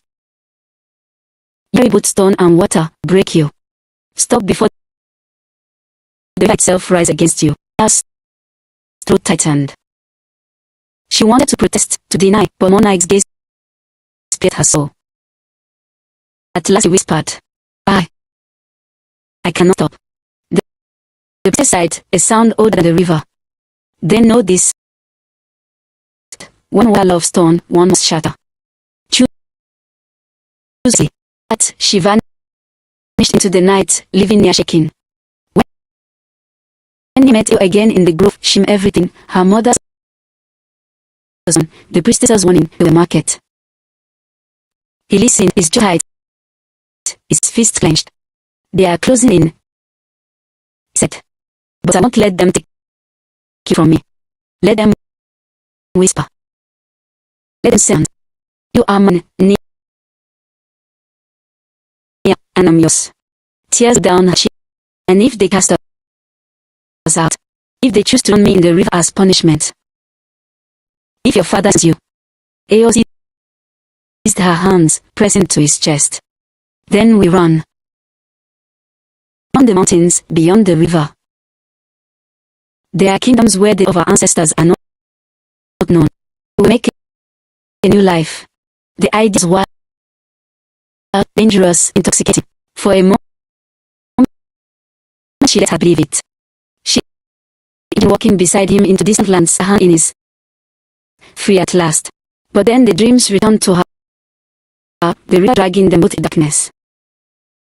She pulled back, shaking her head. Even if we run, ancestors run faster. Neither knew that their secrets were already unraveling. Adewale, Eo's cousin, had followed months into the valley. The prince into the grove and town had done flowers in his hair. Jealous of his place in their father's heart, Adewale used to all he might. At the same time, one of the river apprentices had seen Nia clutching the obsidian. He whispered to Nike, who carried the knowledge to Ayuk. Two worlds that had always kept apart, the mountain and the river, began to share the same whisper, forbidden.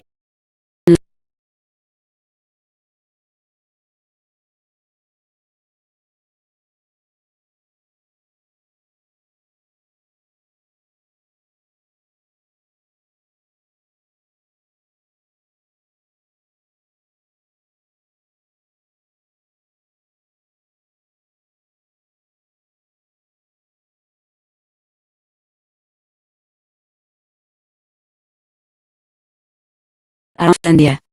Look, cried Adewale, stepping forward with triumph. That time insane. Killed the air. Nia touched Eo's hand.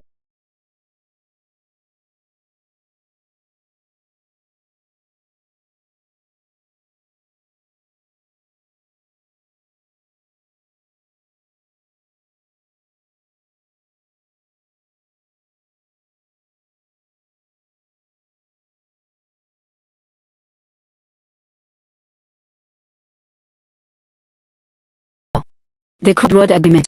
Mothers pulled their children close. Raised spears. Olimis was carved from grief. My son, you have shamed the mountain. Your heart has betrayed you. For this would be mercy. Nia cried out, then eggs us together. But Nike struck her staff. The ground trembled beneath them. No. Only blood will up the ancestors. The river has been mocked. It will devour what mocks it. At dawn, they were dragged before a council on the river bank. The people gathered in silence, watched as if the earth itself held its breath. The vote was clear before it was spoken. Nia was to be bound and cast to the river as Eo, the son, be banished to wander until his bones turned to dust.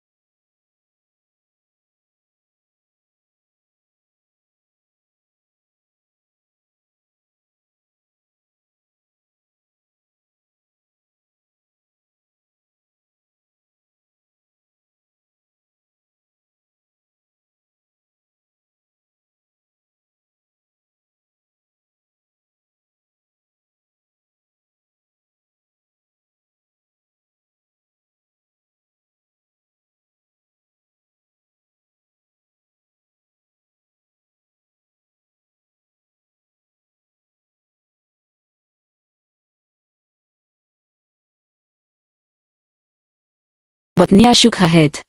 I cannot leave him. Without Eo already drowned. Together, they stood breaking chains. When Eo saw Near, free and glowing in the torchlight, he pressed his forehead to hers. Then if we die, let it be on our own terms.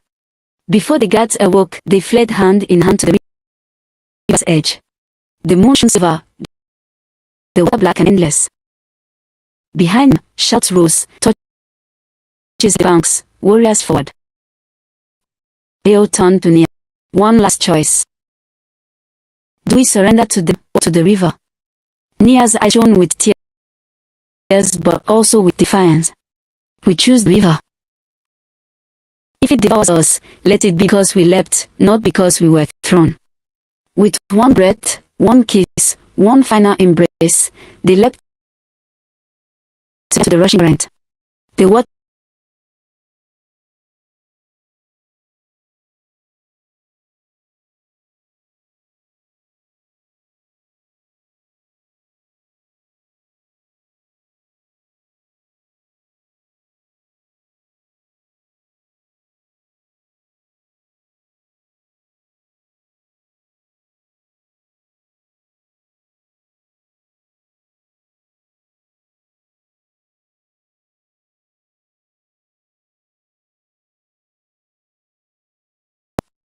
others say their bodies dissolved into the river, and each spring's flood is renewed.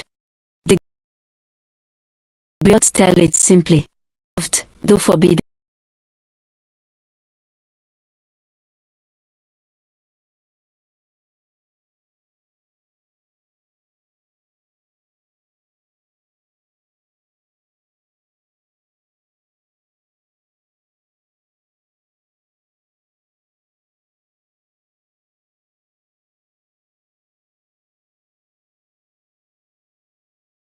Defied prophecy, and of a river that devoured love, yet before the kingdom of men cast from stone, before markets beat to the sound of drums, before chiefs were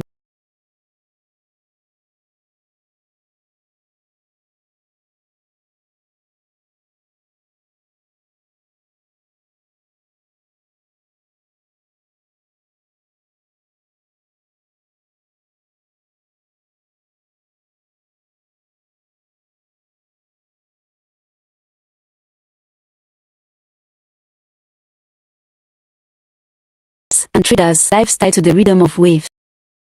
The mountain rose vast and immovable, a giant or storm crowned with snow. Its spirit was patient, silent, eternal. The people who lived upon its slopes were called the children of stone.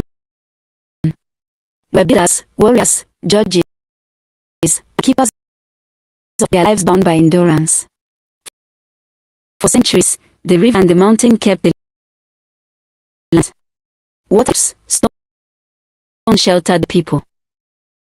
But balance is fragile. It can as easily as clay. So it was foretold. One night, when the moon turned red,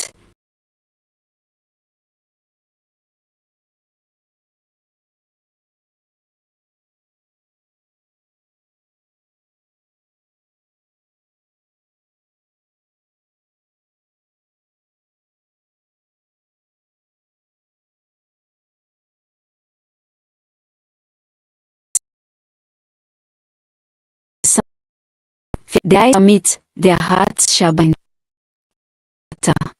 The priest showed, for the shadow's voice grew heavy. One shall drown and shall bleed. One shall be remembered and one shall be cursed. And the land shall drink their sorrow, until songs turn to tears and tears to dust. The flame died. The shadow vanished. Silence claimed the shrine.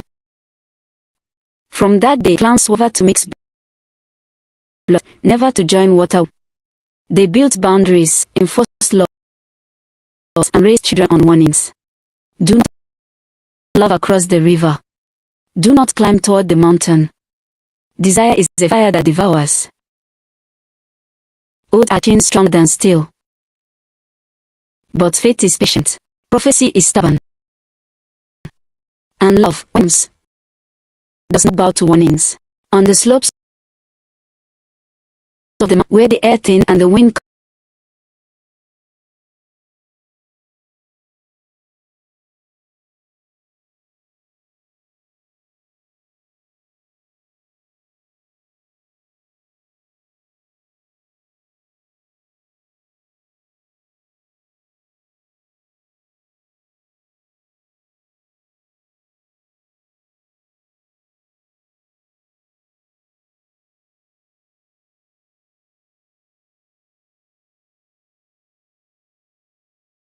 like the rocks he ruled, but his eyes were grief as he held the boy. Your mother gave her breath for yours, he whispered. You will carry her spirit in you always. From his first days, Ao was marked by the mountain's silence.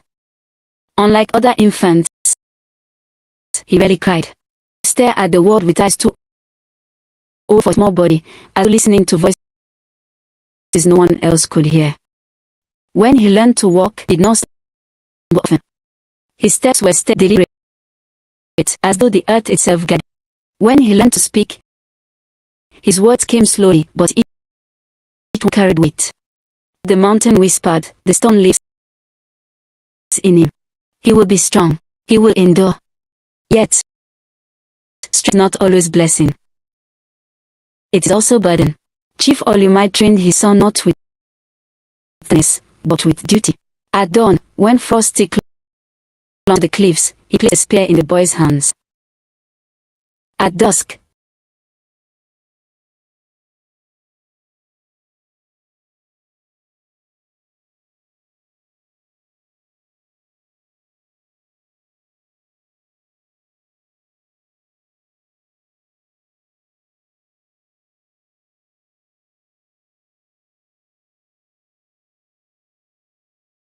to the valley below. There, away, there shimmered in light.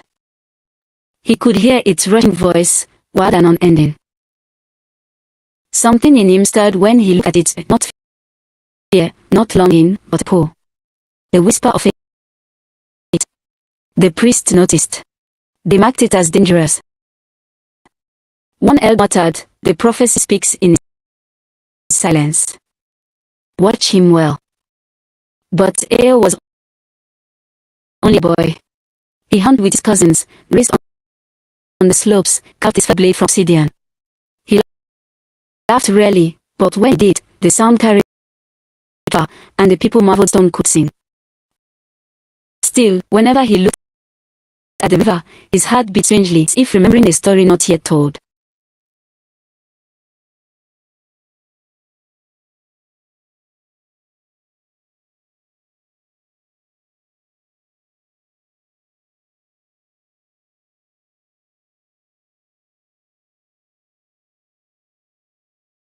The people of the river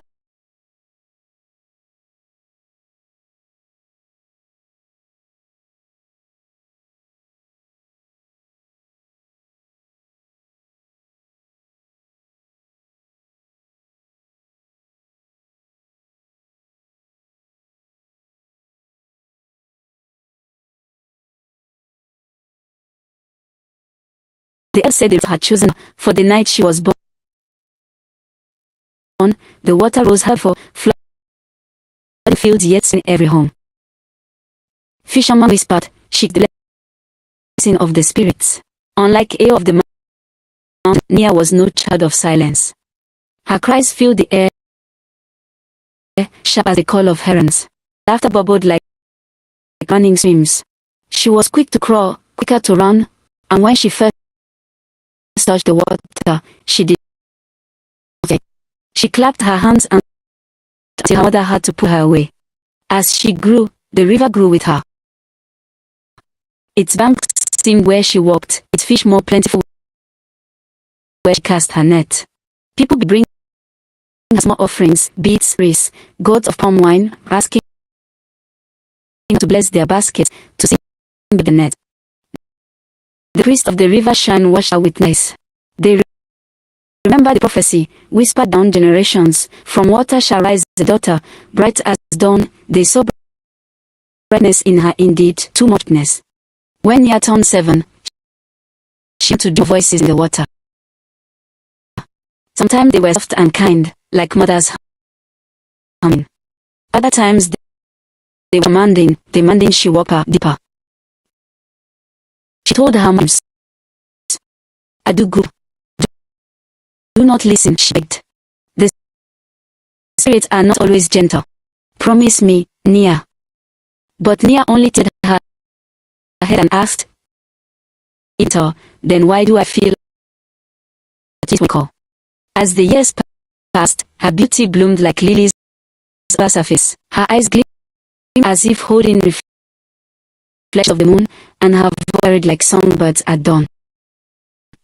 Boys followed her, girls envied her, others shook their heads and whispered she will bring change for the ill. Yet, she was playful, unafraid of laughter. She raced along the banks, balanced on canoes with arms wide, as others feared too deep. She was the river flesh, free, bound, impossible to contain. But freedom, like water, carried away even stone. On nights when the moon was white, she would climb to the highest rock where river and mountain faced each other. She would gaze up at the cliffs, shrouded in mist, and feel something stir in her chest. She did not know why the sight of sun made her heart quicken. She knew life, as wide as the river, felt incomplete without whatever waited on that height. The priest of the shrine warned her often, "Do not climb toward the mountain." The prophecy. But prophecy is a stone waits for its captors to walk into it. And Nia, child of the river, was already moving toward her fate. Eo grew tall on the mountain, his arms strong from climbing, his steady from wandering narrow ridges. He was a bad boy, but not a weak one. Hunters admired how he could stalk guzzle the sound, how he could sit still for hours waiting for an eel to descend. His silence was not emptiness. It was patience, and patience is its own kind of. Yet sometimes, when the wind swept down from the plains, and laughter from distant villages, Eo felt a strange longing. He would stand on the edge, gazing toward the ribbon of silver toward the river far below, and wonder what lies beyond. His father spoke him, "Mountain is your blood. Do not dream of water. Water devours stone." But older the rocks themselves would place a wrinkled hand on his shoulder. Mountain sins, Chad. And sometimes it listens to the far below. Nia bloomed into a well-with life. Her feet to every end of the river, her laughter carried on every on canoes, raced her friends through fields, the waters as they were keen. Even in joy, she felt restlessness. Sometimes she would climb trees higher than she should, the distant rise of the mountain. Looked so steep, so eternal, so like the shifting river. Her mother warned her, "Stone is cold, my child. Water warms, but stone breaks." The river spirits whispered other in her dreams, "Stone remembers." Stone. And so she began to imagine, not to fear, but longing, what it might be to stand on that height, to touch a world that did not move with the tide. One season, during the festival of ancestral fires, both villages, mountain and river, lit torches that burned night. Though they did not gather, the flames mirrored one another across the distance, a bridge of light. Eo stood with his people on the grass, watching the fires flicker below like fallen stars. Nia stood her people by the waters, staring up at the torches glittering against the sky. Neither knew that. Neither spoke the other's name. And yet, in the silence of the mountain and the murmur of the river, their spirits stirred. Seasons turned. Eo grew to a young man of few words and strong arms. He carried his patience, but also its loneliness. Nia grew into a young woman of fierce laughter and sharper beauty. She carried the river's joy, but also its restlessness. The of both shrines began to whisper louder. The prophecy was named breath. For stone and water do not meet. Went, they shape each other. Sometimes into beauty, sometimes into ruin. The season of heavy rains came, when the river swelled, the mountain shrouded itself in mist. Paths washed away, animals fled higher ground, and both peoples, river and mountain, braced against nature's fury. But storms are also messed. One morning, Eo descended farther than ever before, a lost goat that had strayed down the cliffs. His father rang in his mind, "Do not wander too low. The river devours."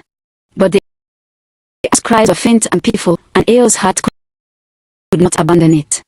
Down he climbed, down where stone met mud, the air smelled of water and earth.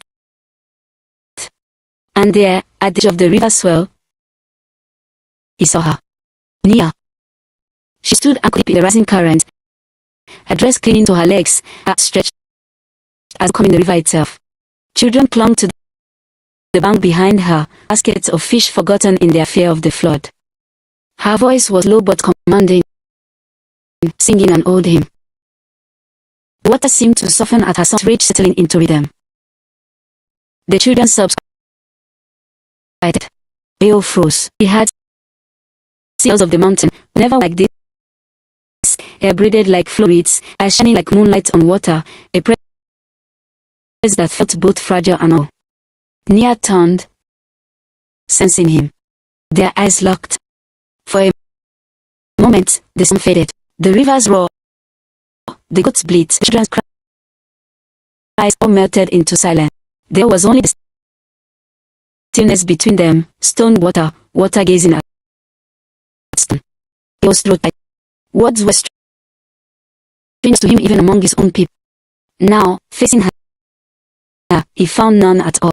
Nia tilted her head, studying must be the story etched into his face. She spoke first. "You are not of the river." "No," he admitted, voice. "I am of the mountain." The children gasped. Based on tales of the mountain, cold, hard, proud. Yet this one stood, rain dripping from his hair, eyes not of pride but of wonder. He took a step closer. "Why come down? Does the man under the river?" Leo shook his head. "Follow the goat." "But perhaps," he faltered, his raw. "Perhaps I followed something else." The river swelled between them, but neither moved away. The children tugged at Nia's and urging her back. She squeezed her fingers, but her eyes did not leave Eo's. Something in her chest, restless for years, now beat with fear certain. The prophecy, silent for the whispered again in the heart of those who watched unseen. From stone shall rise a son, silent as dusk. From shall rise a daughter, white as dawn. When they meet, in the tremor. And so, with nothing more than a glance and a few words, the first thread was tied. Stone had met water.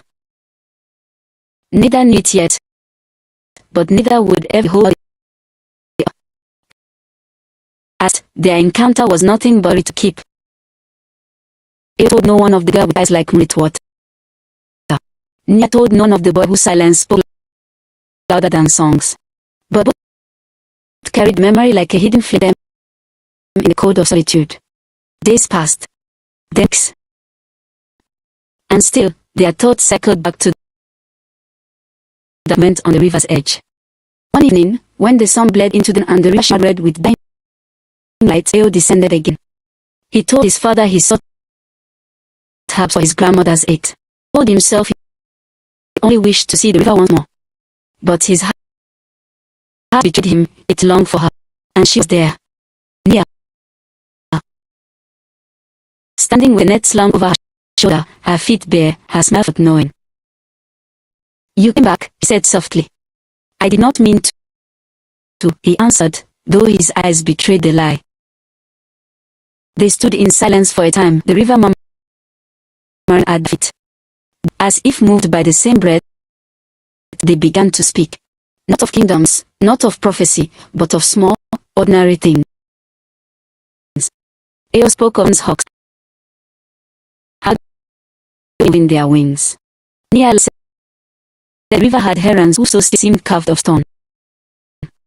They compared the taste of mountain berries and river fish. They argued playfully over which sky was clearer, the one seen from the cliffs, or the one reflected. Each word tied. Each smile tightened the knot.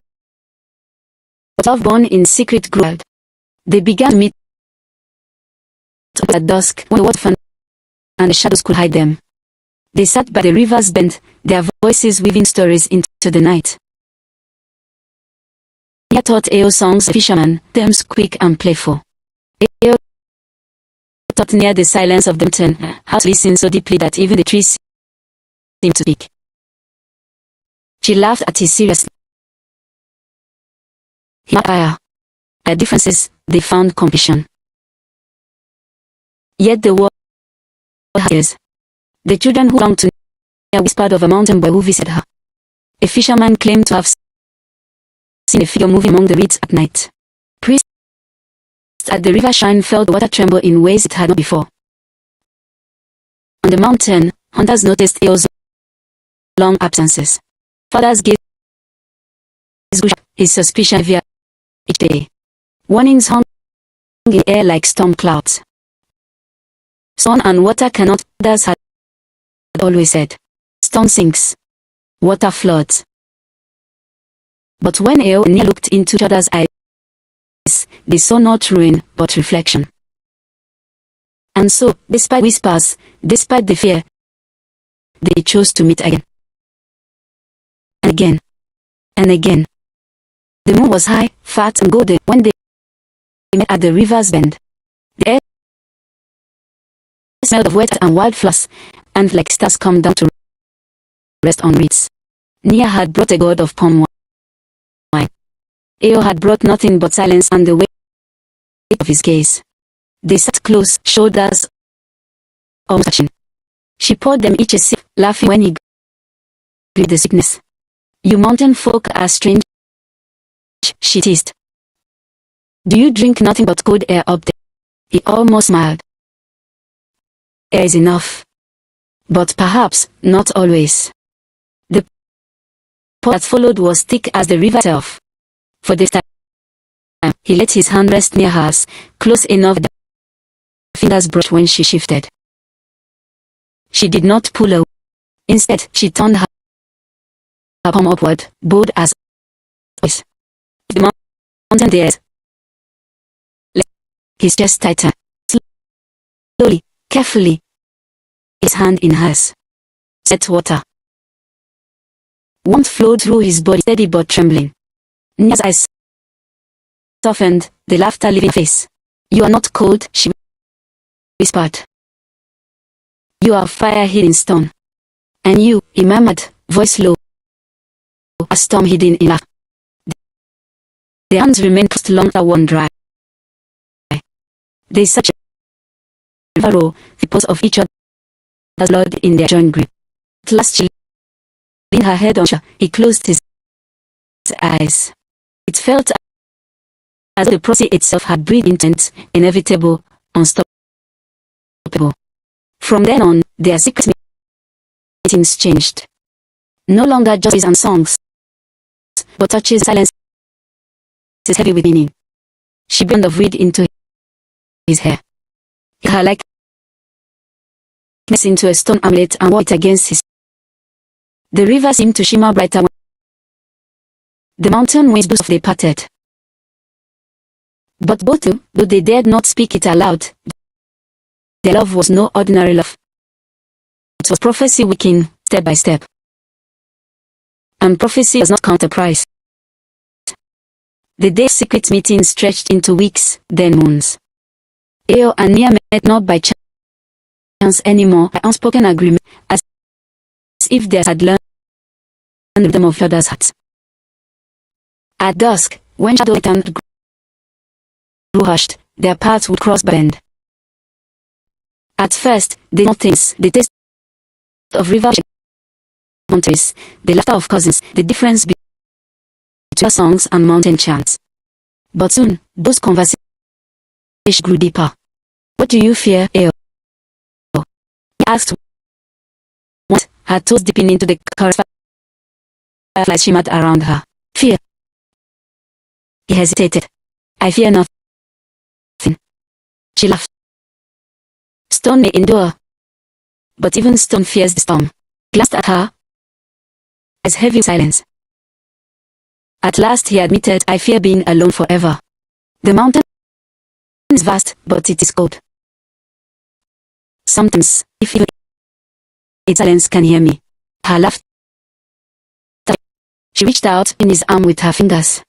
Then let the river answer your silence. You will not be alone while I breathe. And his heart so long bound in stone cracked just a little more. They began to exchange tokens, little rituals of being. Eo brought her pebbles from the high cliffs, smooth as polished jade, whispering that each carried a piece of them strength. She, in turn, offered river shells, delicate, spiraled, gleaming with colors the mountain had never seen. Once she placed a shell in his palm and said, "Keep this close. It will remind you that water softens stone, not to break it, to shape it." He touched the shell often, hidden in the fold of his cloak, as though it carried her. In return, he carved a small amulet from obsidian, as midnight, etching patterns with patient hand. When he tied it around her neck, it, "Stone does not bend, it remembers. Now the mountain will always remember you." Her smile in that moment was the flame he had ever seen. The river itself by their meetings. Its current where they sat. Its moonlight reflected them like two halves of a whole. When Nia sang, the water shimmered. When Eo spoke, the reeds stilled as if listening. But fate did not stay hidden forever. The river children notice first. Nia disappears too often at night, one boy teased. Perhaps she has found a spit for her husband. She laughed it off, some water in his face. Better a spirit than a fisherman who cannot roast it. But inside, it's tightened. Secrets are heavy, it's not always enough to hide their weight. On the mountain, on this path to one another, Eo returns it, his cloak is far away. Perhaps he missed. But his father, Chief Olumide, was not so easily fooled. He studied his son's absences, habit of into the distance, of river reeds clinging to his boots. One evening, Olumide placed a heavy hand on his son's shoulder.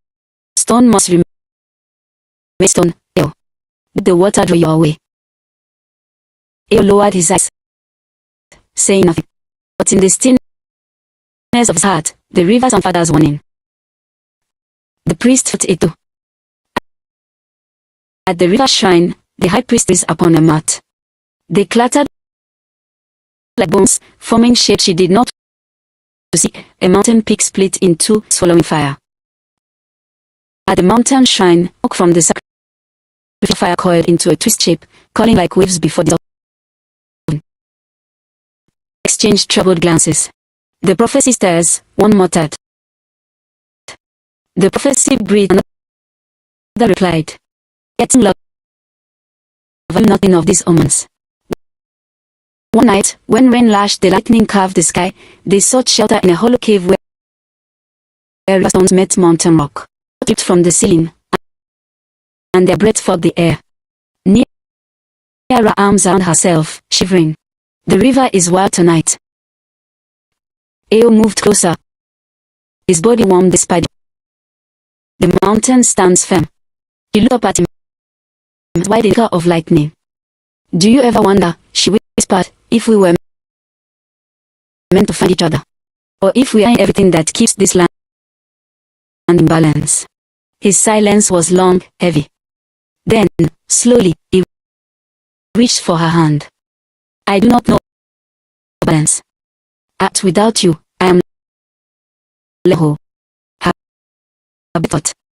For a heartbeat, Nia moved. What seemed to hold its breath with them. Then, as thunder rolled above, she leaned close. Their lips met, tentative at first, then fierce as if the storm demanded it. The kiss were unfurled, stone breaking, water binding. It was both promise and pain. When they parted, her forehead rested his. "Now the river knows your fate," she whispered. "It will not let you go. And the mountain," he murmured, voice trembling, "will never release either." But even storms do not stay hidden. A fisherman he saw Nia's figure entering the reeds with a stranger. A hunter saw he glimpsed Eos into shadows by the water's edge. They would be. At first, the quiet, nothing but ripples on still water. But ripples grow. Soon, elders frowned, mothers shook their heads, and fathers muttered proverbs about danger. And in the stillness between the mountain and the river, prophecy smiled. The days following their kiss were heavy with sweetness, but also with shadows. There and ill met ill, but now dies to every rustle in the reeds, every bird's cry, every footstep near. Love emboldened, but love also made them reckless. One evening, as they sat us entwined, Nia sighed. Do you feel it too? The eyes on us. Leo nodded slowly. The mountain does not sleep. The river does not forget.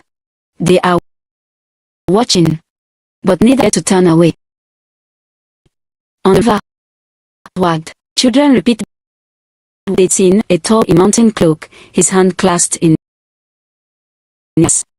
Mothers frowned and said, water and sun cannot dance together. Perhaps she caught a spirit, one fisherman muttered. His flesh and blood, then rain will fall. The river priest, troubled by Rachel's warnings, began to press closer. They questioned Nia softly, tending concern. Child, you are beautiful, but beauty draws down. Tell us, who do you... Nia only smiled, her eyes bright. I meet the river. Who else? They didn't leave her. On the mount, the rumors sharpened into steel. Eo spoke in low tones of how he wondered too, how his eyes no longer belonged to the cliffs. He has been touched by something below, one said darkly. Chief White listened in silence, his heart with suspicion. He had lost a wife already. He would not lose his son to prophecy. What? As Nia combed her hair by firelight, her mother uttered quietly. Her eyes were tired, but her was steady. Daughter, I was young once. I know the look in your eyes. You have given your heart. Nia froze, finger still in her. Mother, I not lie. The real speaks in your face. Who is he? Nia's lips stirred. She wanted to speak, to name him proudly. But her mother's gaze fierce. He is of the mountain, I do part. It was not a question, but the truth laid bare. Silence. Crackle of fire. Tears filled Nia's eyes. I love him, Mother. I love the river's song. I took her hand, but she placed it in her daughter's cheek. Then made the answer shield you, child. For love is not in prophecy. On the mountain, all you might called Eo to the fire circle. That around their faces is grim. You are not as you were, my son, all you might said. Your eyes wander, your silence is restless. Tell me, at night. Eo stood, his hands clenched at his sides. I go to the river. A murmur spread among the elders. Some spat into the dust, others shook their heads. His voice grew hard. The river is not your path. Did we not warn you? Stone sinks in water. Do you wish to drown? I drown, Eo answered, his voice steady. When I am with her, I live. Her. The word struck like a hammer. Your face darkened. You shame your blood. You break the oath of lands. Eo lifted his chin. The balance was wrong. I was born. I did not choose his fate. It chose me. His father's hand toward the staff. But after a long silence, he turned away, grief heavy his face. Then you are no longer my son, he whispered. You are prophecy one. Not all hearts are kind when faced with secrets. Among Nia's several friends was a girl named Kemi, who had long envied Nia's beauty and the attention she drew. When whispers reached her ears meetings, jealousy took root. Night, as Nia slipped in it to meet Ao, Kemi followed quietly. Hidden in her shadows, she saw them embrace, so their lips met, so the tokens exchanged. Her heart twisted, with envy, with anger, with fear of what such love might bring. By dawn, her words were already spilling into the ears of priests and elders.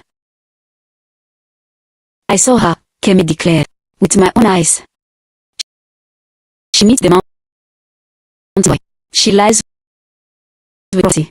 The shrine fell silent at the priest exchanged grim looks. The storm is closer than we feared, the high priestess said. And the whispers, one soft, red like wildfire. Unaware of Kemi's betrayal, Ao and Nia continued to cling to their stolen oars. But the air around them grew heavy. The reeds seemed to whisper. The river no longer flowed in peace. It churned as though restless. Ao pressed his forehead to hers one evening. They will come for soon. I know, Nia whispered. Will you turn away? Her eyes burned like stars. Never. If water must flood stone, let it. If stone must break water, let it. I would rather drown with you than live without you. And as the river's current swelled in dark, the festival of stars was a year when both rivers kindled fires to honor those who had walked before them. Though the two people celebrated apart, their flames mirrored one another across two rivers of light flowing through night darkness. On the riverside, drums thundered, and dancers stamped bare feet in their bodies painted with ash and dye. Coins lined the water, each carrying God's offerings of fish. Songs rose, full of joy and grief, the names of elders whose bones now lay in the earth. On the mountainside, torches blew along the ridges, a chain of fire stretching toward the stars. In solemn procession, carrying carved masks and stone effigies, they poured libations on the soil, whispered prayers for guidance and endurance. Two festivals never touched, and yet across the distance, they seemed to answer each other. Nia was radiant that night. She wore a dress woven with river reeds, dyed in hues of deep blue and green. Around her neck, hidden beneath beads, lay the obsidian amulet Ao had carved. She often against her skin, as if it pulsed with his heart. Her friends circled her, laughing into dances. But her eyes kept drifting to the fast where touches bound. She imagined him there, tall and solemn, carrying people's traditions. And Ao stood among the mountain folk, holding carved staff his father had given. Yet his gaze was not on the shrine, nor on the procession. His eyes saw the river below, where flashes of firelight revealed glimpses of movement, color, song. He could almost see her.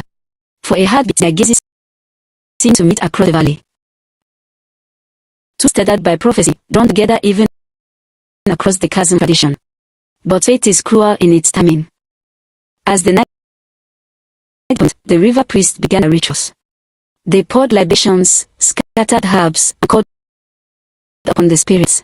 The flames swirled, and in the crackling fire, vistas of visions, a ground split, a flood rising, a bowl of stone, and a girl of water entwined, and dropped her staff. The prophecy stirs, she cried. Beware the union that will shatter balance. The river crowd at the murmurs, eyes darting among them. Suspicion was already sharp from whispers of Nia's absences. Now it grew teeth. Where is the girl who wanders at dusk? A man muttered. Where is Nia? Another whispered, too loud. Nia's heart dead. Showed the stairs, the weight of their suspicion pressing close. Her mother grasped her arm tightly, as if to shield her. Do not move, child, at this. Across the valley, the mountain beasts too cried warnings. Their smoke rose in strange paths, calling water over rock. Danger comes. A union that will bring ruin. Chief Olymide's gaze fell on it. Eo's face betrayed nothing, but his fingers tightened on the staff yard. Where do your eyes wander? Olymide demanded in a voice only Eo could hear. To the river, Eo whispered back. The words cut like blades. That night, arms and torches roared louder. Suspicion grew like wildfire. The people of River Mountain did not yet know the names. The truth came. Someone among them was walking into prophecy. Nia and Eo knew, with aching certainty, that the world would soon discover their secret.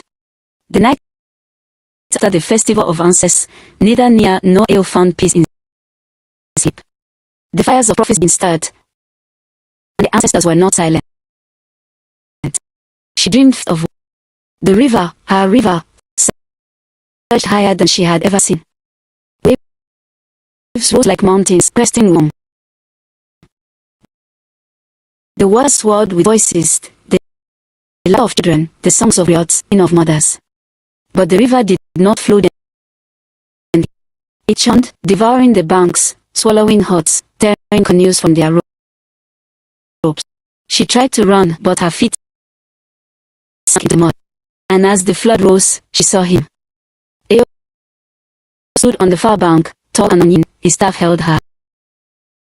Between them, the water raged. She reached for him, but every time her fingers came close, the current yanked him away. Nia, his voice echoed across the flood, heavy with grief. Stone cannot cross water without sinking. She wept. The river surged higher, lifting her into its grip. In its depths she saw faces. Her mother Aduk, her father before he died, the river priest, the villagers who had once carried her on their shoulders as a child. They looked at her not with accusation. You have betrayed us, they said in one voice. You have carried fire into water. Chorus spun her in circles, choke dragging her down. Just before the darkness for her, she felt arms seize her, storms, warm, familiar. Eos. He pulled her from the flood, pressing it. For a moment she was saved. But when she lifted her head, she saw that the arms holding her to stone. They grew heavier, dragged them down into the endless dark. She woke with a scream, clutched an amulet against her heart. Sweat drenched her skin. The river outside came, whispering as it always had, but she knew, with a terror she could not name, that the dream was more than a dream. It was a warning. That same night, on the mountain, Eo tossed upon him until exhaustion claimed him. Sleep finally came. It was full of visions. He stood upon the cliffs of his homeland. The torches of the mount people blazed, their fires red and hung. His father stood beside him, wrapped in ceremonial robes, a crown of obsidian on his head. You are stone, Olymide said, his voice like a hammer striking rock. Stone does not bend. Stone does not yield. Stone does not marry. Eo opened his mouth to protest, but the earth beneath his feet trembled. Cracks spread as the cliffs, splitting stone into shards. From below, the river surged upward, defying gravity, flooding the mountain. And the waves rose near, her hair streaming like water with her eyes glowing. She stretched her hands toward him. Come me, idiot. Do not let the stone bind you. He stepped forward, torn. But when he reached out, his hand clamped on his shoulder, heavy as iron. If you take her hand, all you thundered, you will betray us. Ancestors will curse your name. The mountain will crumble. Choose Eo, the stone, or the river.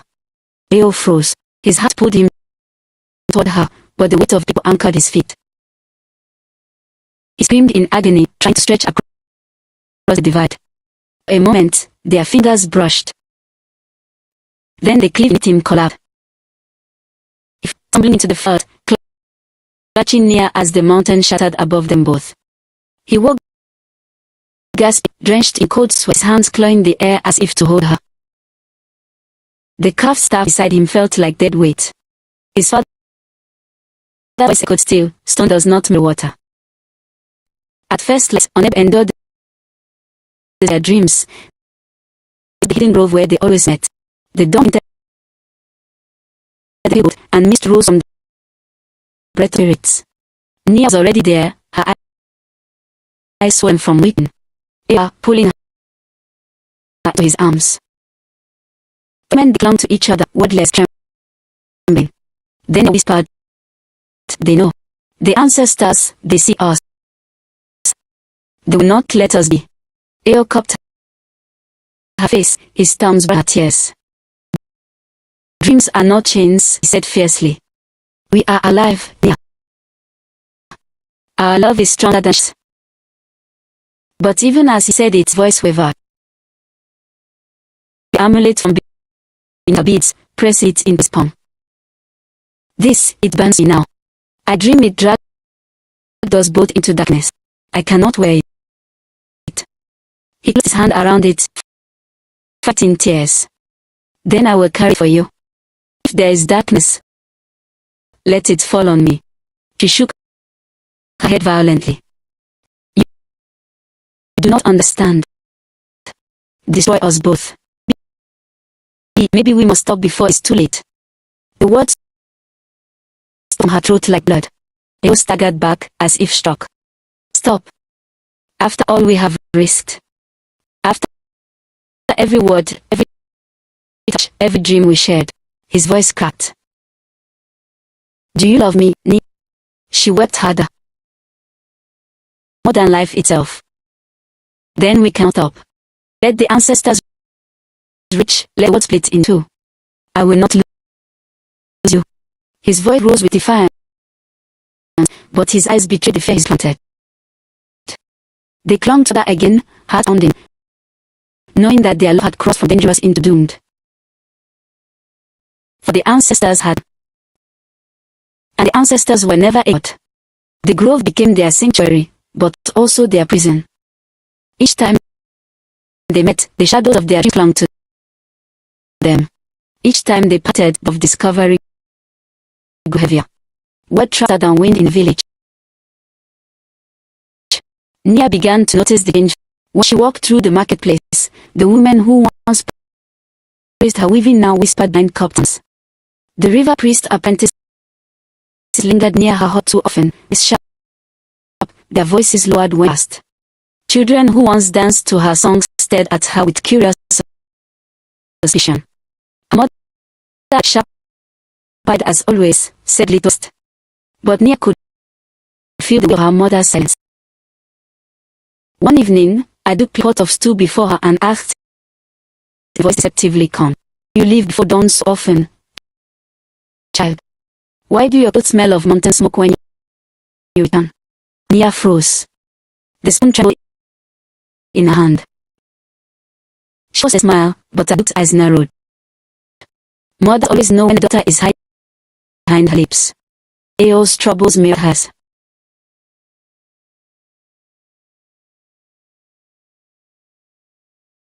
On a mountain, hunters who once followed him gladly now whispered when he passed. His cousin Adwale, ever ambitious, began to hint in the council meetings. Our warriors see into the valley often. They disappear into the forest near the river. Mother, what business does stone have so near the water? Their father, Olimide, listened but did not answer. Yet Eo could feel his father's gaze, heavy with suspicion. The dream of stone breaking underwater on each night, leaving it drenched in sweat. Even the mountain priest began to murmur of ill omens. They said the obsidian flickered low, that the ancestors stirred this. Whispered, the prince walks paths forbidden. One night, when I returned from the grove, Eo waited at her doorway. It was Priestess Monarchy, guardian of the river. Her hair white as foam, her eyes as sharp points. "Child," she said, her voice low and steady. The river speaks louder than whispers. "It tells me you are walking where you should not." Knee out, trembling. "I do not understand, honored one." Monarchy stepped closer, her presence whelming. "Do not lie to me. I smell the mountain smoke on you. I see the fire in your eyes. You carry both stones to break you. Stop before the river itself rises against you." Nia's story tightened. She wanted to protest, to deny. But Monarch's gaze pierced her soul. At last she whispered, I cannot stop." The priestess sighed. "A sound older than the river. Then know this, child. When water loves water, choose wisely." With that she vanished into the night, leaving Nia shaking. When Nia met Eo again in the grove, she told him everything: her mother's assertion, the priestess's warning, the whispers in the market. He listened, his jaw, his feet clenched. "They're closing in," he said. "But I will not let them take you from me. Let them whisper. Let them send omens. You are mine, Nia, and I am yours." Tears spilled down her cheeks. "And if they cast us out, they choose to drown me in as punishment. If Father disowns you." Eo seized her hands, pressing them to chest. "Then we run.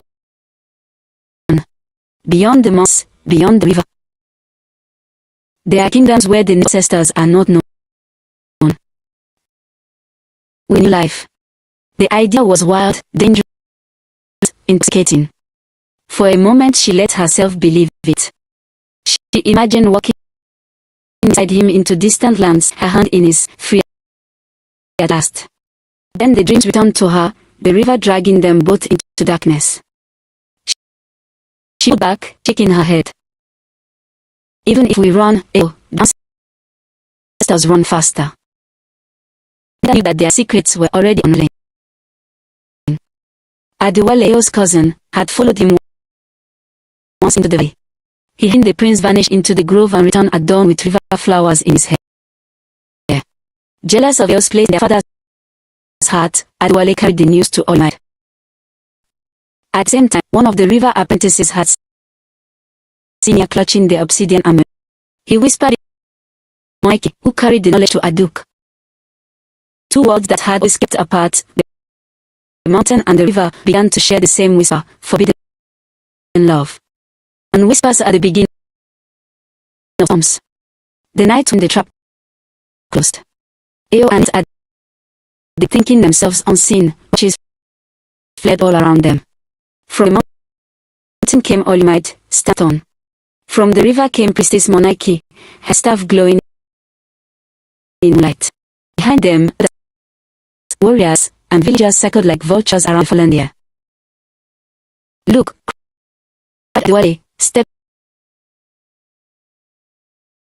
forward with triumph. "See how the prophecy takes flesh. Stone and water tangled in sin." Gas filled the air. Nia clutched Eo's hand, trembling. He stepped in front of her, shielding her with his body. "We have harmed no one," he said, voice steady. "Love is not poison. But the priestess's voice said, "It is forbidden. If stone loves water, the river will rise and the mountain will fall." The crowd would agreement. Mothers pulled their children closer. Warriors raced. Olymide's face was carved from grief. "My son, I've shamed the mountain. Your heart has betrayed your blood. For this, exile will be mercy." Nia cried out, then exile lost her. But Monarchy struck her staff, the ground trembling beneath them. "No. Only blood appeased the ancestors. The river has been mocked. It will devour what mocked it." At dawn, they were dragged before a council on the bank. The people gathered in silence, watching as if the earth itself held its breath. verdict clear before it was spoken. Nia was to be bound and cast into the river as offering. Eo, disowned, would be banished to wander until he was turned to dust. He fought like a lion, tearing at the ropes, his voice breaking. If she dies, I die with her. But the elders were unmoved. Prophecy demands balance, they said. The river must have its due. Though her body shook, lifted her chin. Her voice, trembling, carried across the water. Then let the river us both. For what is prophecy to a heart that loves? What is fear to a soul already bound? The people gasped, some wept, but intervened. That night, they were locked separate, guarded by warriors. Yet Nia's mother, a duty burning in her heart, crept through shadows and caught the bonds that tied her daughter's wrist. Run, child, she whispered, tears streaming. Run and never look back. But Nia shook her head. I'd leave him. Without Eo, already drowned.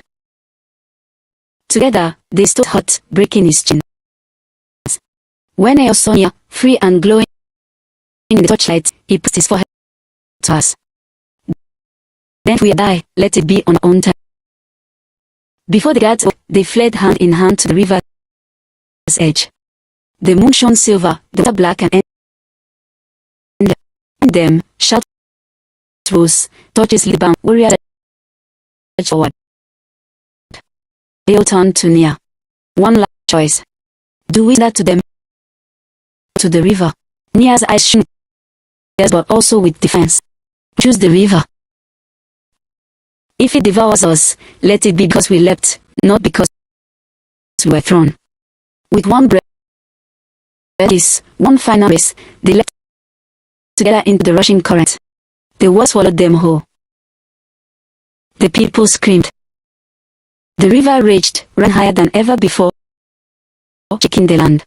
When dawn came, the waters calmed, and where their bodies should have been, none were found. From that day, the mountain and the river again did not unite, but they did not clash, for both had paid a price too heavy to forget. Someday the lovers became spirits, one of stone, one of water, one night together beneath the earth. Others said the river, and each spring's flood is their embrace renewed. The griot stands. They loved, though forbidden. They leapt, though doomed. And the river devoured them, their love still flows.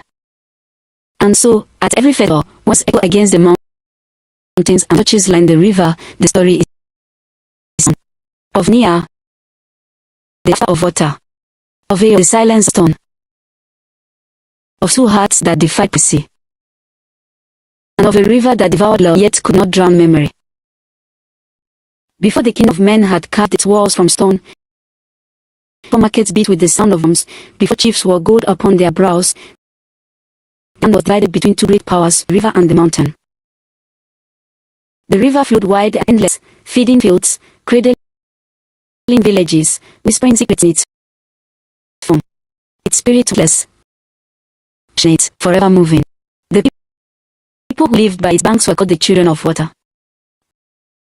They were dancers, singers, healers, and traders, their lives tied to the rhythm of waves. The mountain rose vast and a giant of stone crowned with snow. Its spirit was patient, silent, eternal. The people who on slopes were called the children of stone. They were builders, warriors, judges, and keepers of law, their lives bound by endurance. For centuries, the river and the mountain kept the land in balance. What fed the stone sheltered people. But balance is fragile. It can collapse easily as clay. So it was foretold. One night, when the moon burned red, the priests of both lands gathered at a shrine where river and mountain touched. There, they drank bitter cola called the ancestors. A shadow rose from the flame, speaking with a voice that was not of this world. From water shall rise a door, bright as dawn. From stone shall rise the sun, fierce as fire. The eyes shall meet, the heart shall bind, and the earth of bands shall shatter. The priests trembled, for the shadow's voice grew heavier. One shall drown, and one shall be. One shall be remembered, and one shall be cursed, and the land shall drink their sorrow, until songs turned to tears, and tears to dust. The flame died. The shadow vanished. Silence claimed the shrine. That day, the clans were never blood, never to join water with stone. They built boundaries, enforced law, and raised children on warnings. Do not across the river. Do not toward the mountain. Desire is a fire that devours. Oaths are chains stronger than steel, but faith is patient. Prophecy is stubborn, and love warms not bow to warnings. On the slopes of the mountain, where the tin and wind caught up, a boy was born beneath the shadow of the shrine. His first cry echoed against scattered the hawks that circled off. The earth said the mountain itself rumbled when he came, as though acknowledging of its own. He was named Eo. In joy, though joy came hard to his mother had labored long, her breath rattling dry leaves before she finally placed the child in the arms of his father. She never rose again. The chief stood tall, his face covered the rock he ruled, but his eyes glistened with grief as he held the boy. Your mother gave her breath for yours, he whispered. You will carry her spirit in always. From his first days, Eo was marked by the mountain's silence. Unlike other ants, he rarely cried.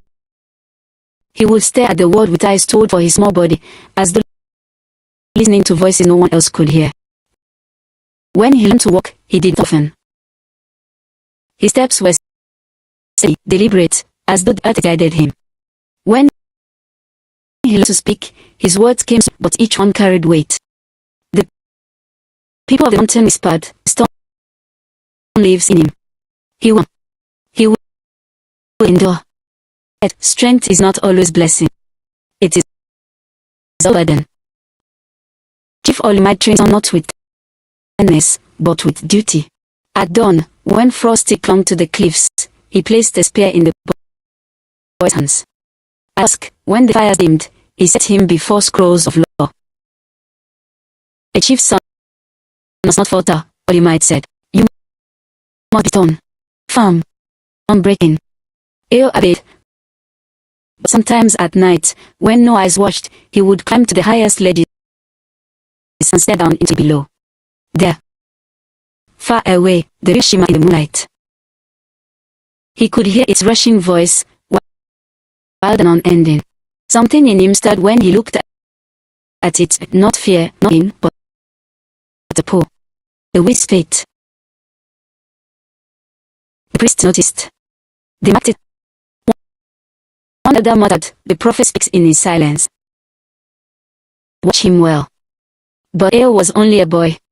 He hunted with his cousins, raced on the slopes, carved his first blade from sea. He laughed rarely, but when he did, the sound carried far, and the people more than song could sing. Still, whenever he looked at the river, his heart beat strangely, as if remembering a story not yet. Far below the mountain's shadow, the river sang its endless song.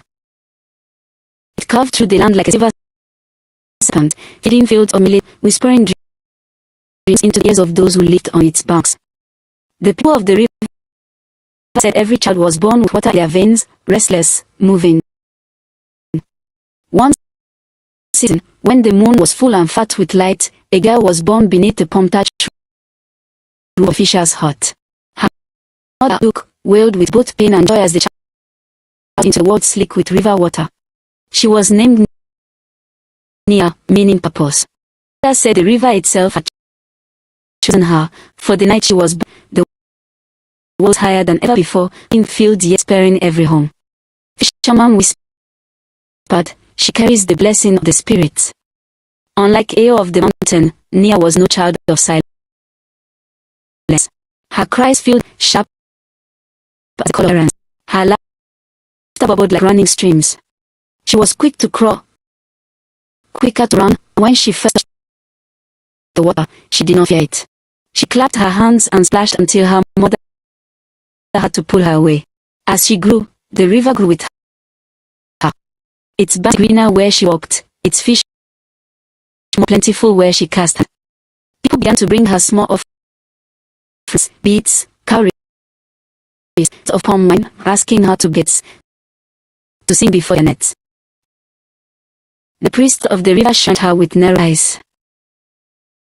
They remembered the prophecy, whispered down generations, from waterside daughter, bright as dawn, this in her indeed 2 months. When near 7, she began to dream of voices in the water. Sometimes they were sad and kind, like mothers humming. Other times they were sharp, demanding she walk deeper, deeper.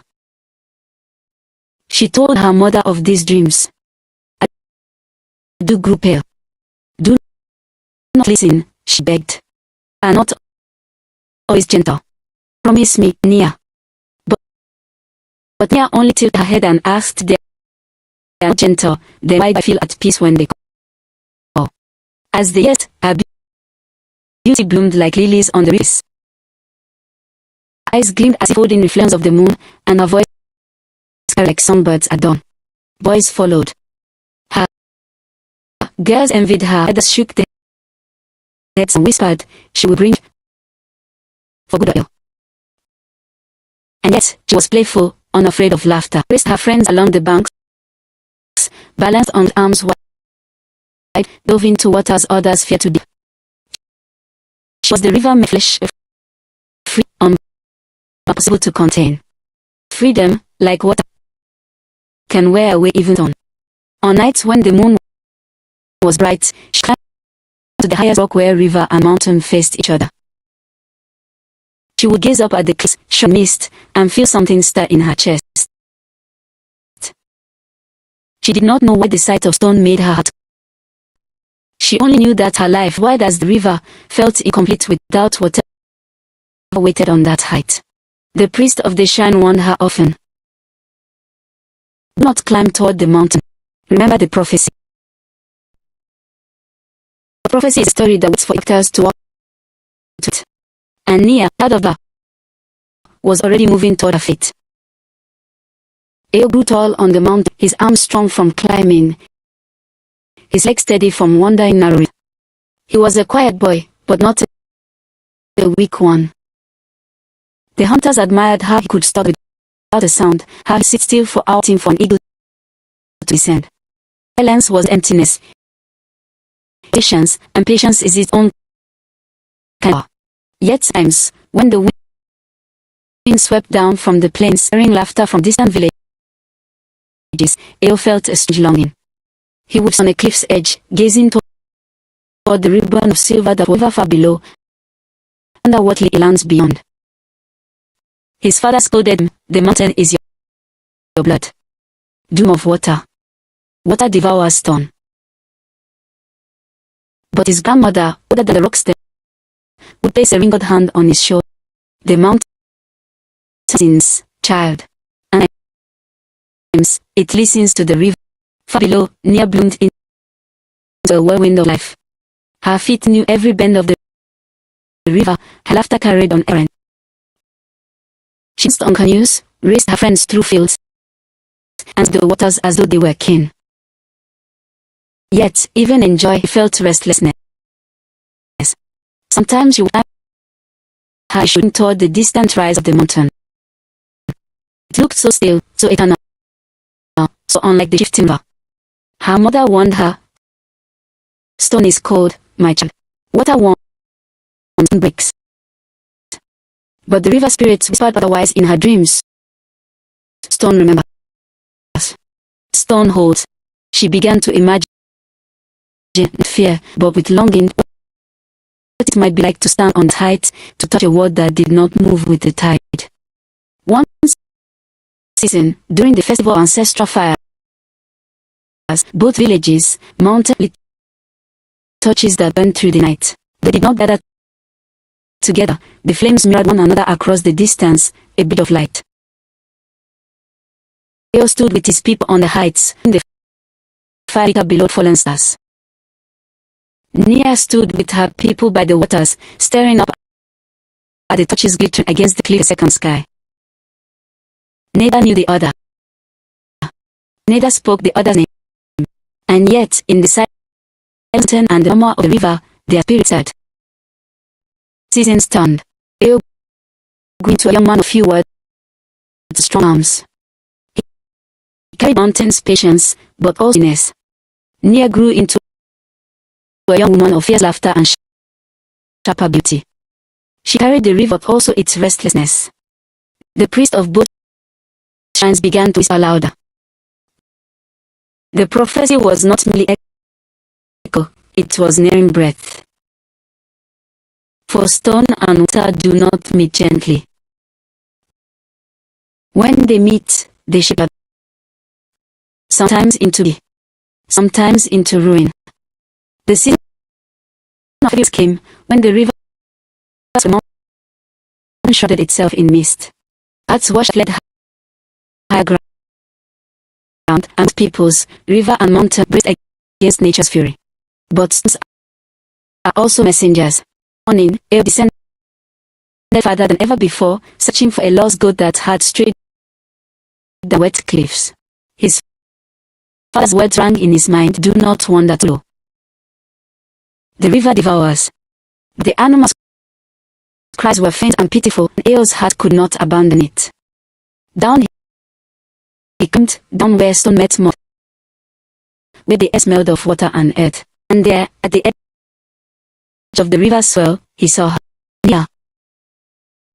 She stood ankle deep in the rising current, her dress clinging to her legs, her arms outstretched as the coming the river itself. Children clung to the bank behind her, baskets of fish forgotten in their fear of the flood. Her voice was but commanding, singing and The water seemed to soften at her, its rage settling into rhythm. The children sobbed. Eo froze. He had seen many girls of the mountain, but never one like this, like flowing reeds, shining like moonlight on water, a presence that was fragile and unshakable. Nia turned him. Their eyes locked. For a moment, the storm faded. Rivers roar, the goats beat, the trees all melted into silence. There was only the stillness between them, stone gazing at water, water gazing at stone. His throat turned. Words were strangers to him even among his own people. Now, he found none at all. Nia tilted her head, studying him as though reading a story to his face. She spoke first. You are not of the river. No, admitted, voice low. I am of the mountain. Children gasped. They had been raised on tales of the monk, cold, hard, proud. Yet one stood quietly, rain dripping from his hair. Night but wonder. Near. What hunger? Does the mountain hunger for the river? Eo shook his head. I followed a goat, but perhaps, he faltered, his voice, perhaps I followed something else. The river stood between them, but neither were away. The children tugged at Nia's hand, urging back. She squeezed their fingers, but her eyes did not reveal. Something in her chest, restless for years, now beat with fierce certainty. The prophecy, generations, whispered again in the hearts of those who watch unseen. From sun shall rise a son, said dusk. From water shall rise a daughter, bright as dawn. We meet, kingdoms will tremble. And lo, with nothing more than a glance, a few words, the first thread was tied, had met water. Neither knit yet, that would ever be whole without the other. At first, the hunter was nothing but a story to keep. Eo told no one of girl with eyes like moonlit water. Nia told him whose silence spoke louder than songs. But both carried the memory like a hidden flame, warmed them in a solitude. Days passed, then weeks, and still a thought cycled back to that moment on the river's edge. One evening, when the sun bled into the sun and the river shimmered red with dying light, Eo descended again. He told his father he sought herbs for his grandmother. Himself, he only wished to see the river once more. But his heart betrayed him, it longed her. And she was there. Yeah. Standing with a net on her shoulder, her feet bare, smile faint but knowing. You came back, she said. I did not mean to, he answered, though his eyes betrayed the lie. They stood in silence for a time, river murmuring at their feet. Then, as if moved by the same breath, they began to speak. Not of kingdoms, not of prophecy, but of small, ordinary things. Eo spoke of the mountains, how they rode the winds without their wings. Nia laughed. The river had herons who stood so still they seemed of stone. They compared the mountain berries and river fish.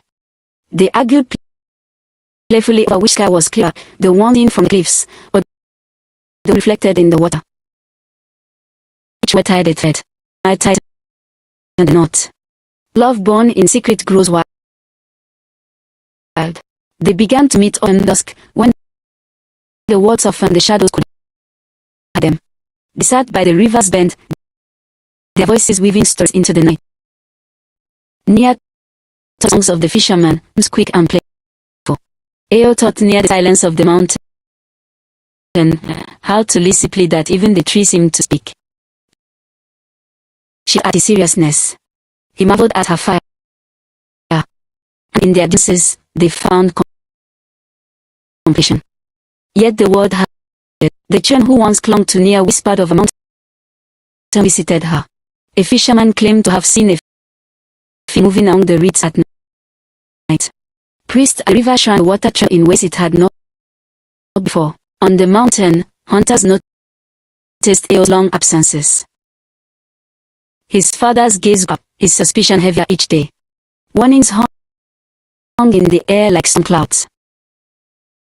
Stone and water can't mix, the elders had always said. Stone sinks, water floods. But when Eo and Ni into each other's eyes, they saw not ruin, but reflection. So, despite the whispers, despite the fear, they chose to meet again. And again. And again.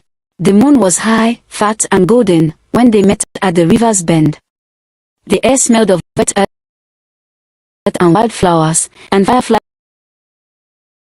like stars come down on reed. Nia had brought god of palm wine. Eo had brought nothing but silence away his gaze. They sat close, shoulders almost touching. She poured them each sip, laughing when he grimaced at the "You mountain folk are strange," she teased. "Drink nothing but cold air up there." He almost smiled. Air is enough. But perhaps not always. That followed was thick as the river itself. For the first time, he let his hand rest her, close enough that their fingers brushed when she shifted. She did not pull away. Instead, she turned her palm upward, bold as always. If the mountain dares, let it hold the river. His chest tightened. Slowly, carefully, he hid in hers. Stone met water. Warmth flowed through his body, steady but trembling. Nia's eyes softened, laughter leaving her face. "You are not cold," she whispered. "You are fine in stone." "And you," he murmured, voice low, a storm hidden in laughter. Their hands remained clasped long after words ran dry. They sat watching the river roll, feeling the pulse of each other's blood in their joint grip. At last she leaned her head on his shoulder. He closed his eyes. It felt as though prophecy itself had breathed them to this moment, unstoppable. From then on, their secret meetings changed.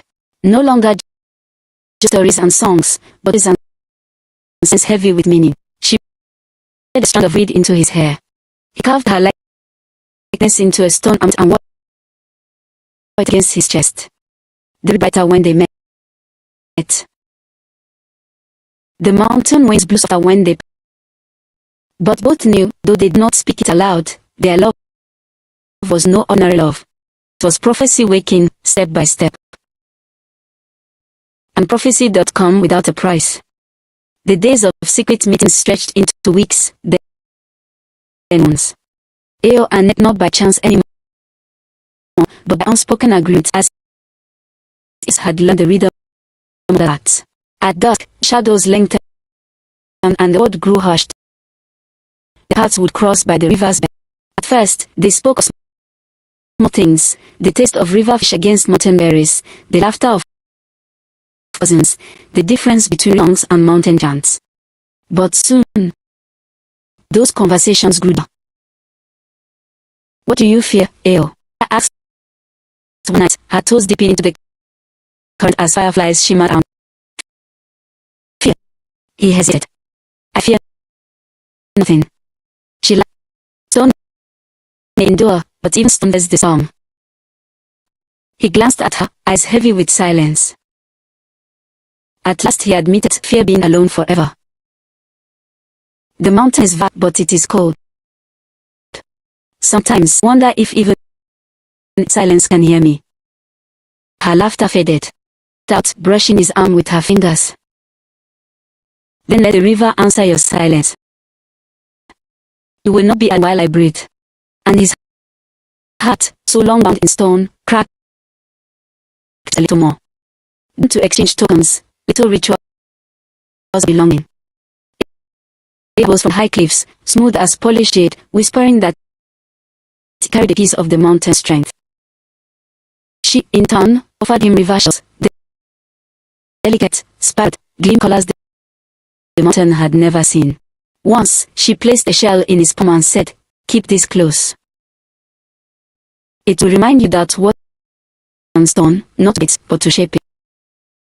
He touched the shell, hidden in the cloak, as though it carried her voice.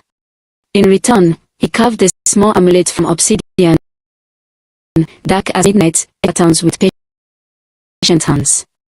It around her neck, he whispered, "Stone does not bend, but embers. Now the mountain will always remember you."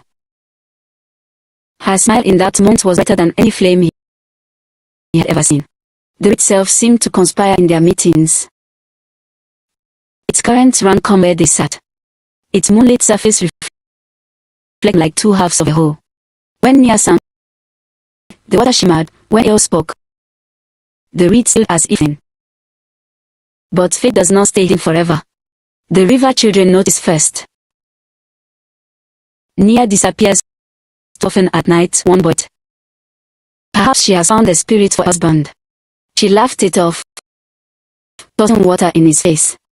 Better a spirit than a fisherman who cannot row straight. But inside, eyes tightened. Secret heavy, and laughter is not always enough to hide their weight.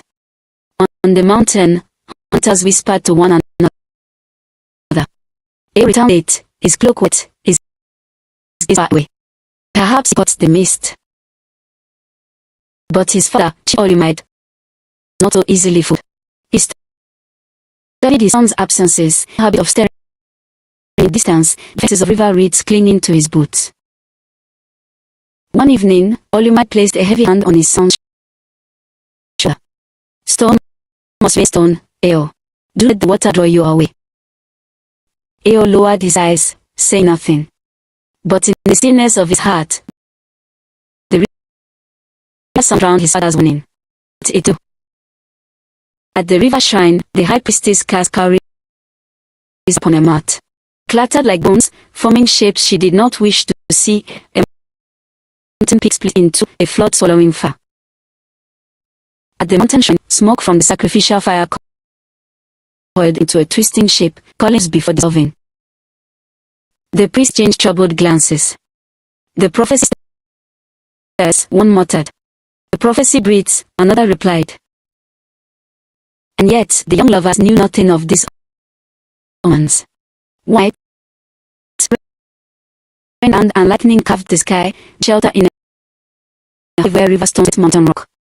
Water dripped from the sea, and breath filled the air. Nia wrapped her around herself, shivering. The river is wet tonight. He moved closer, his body warm despite the chill. The mountain stands firm.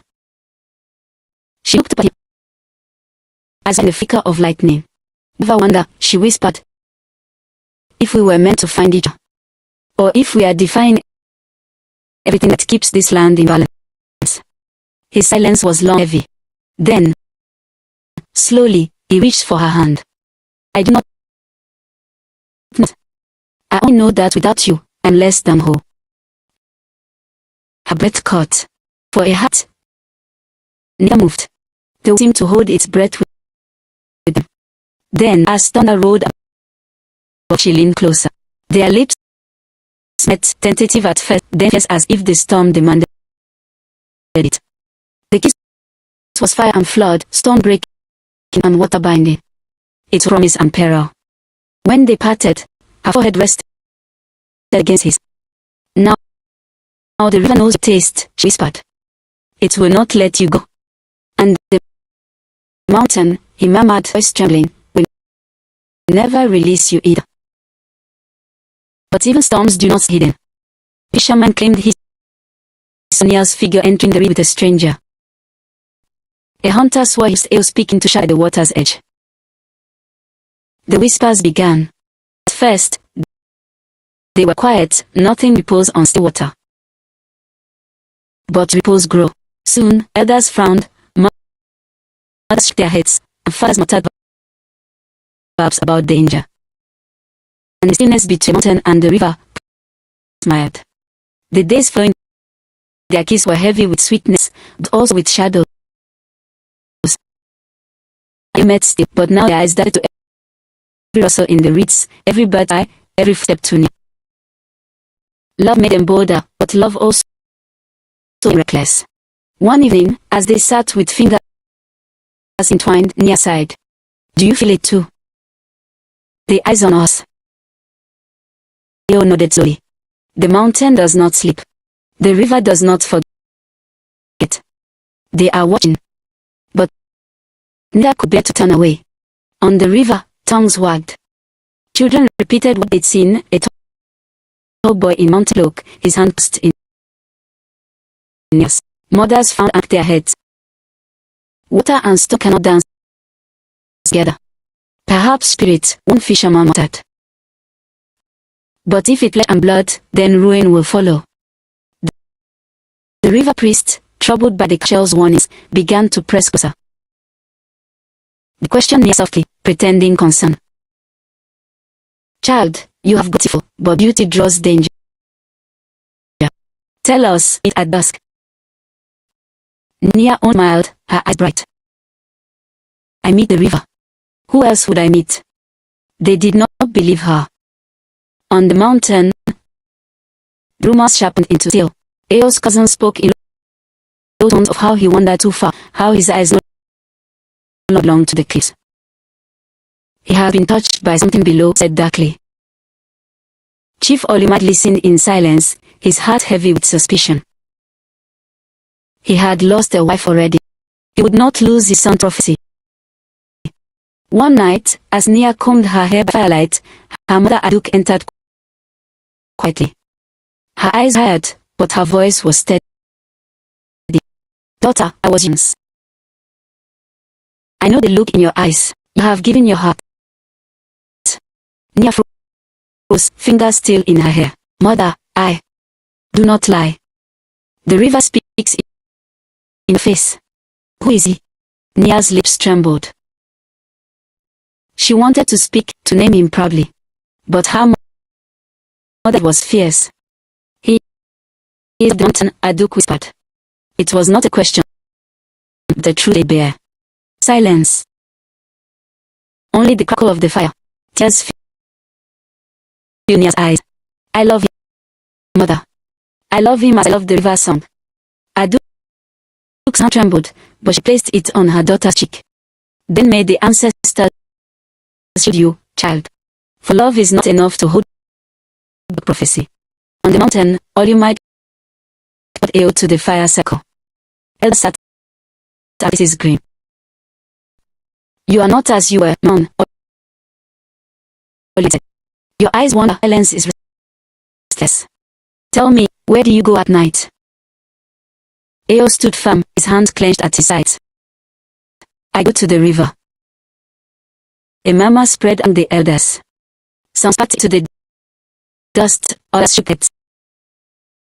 Olimite's voice grew hard. The river is not path. Did we not warn you? Stone sinks in water. Do you wish to drown? I do not drown, Ao answered, his voice low but steady. When I'm with her, I live. The words struck like a hammer. Olimite's face darkened.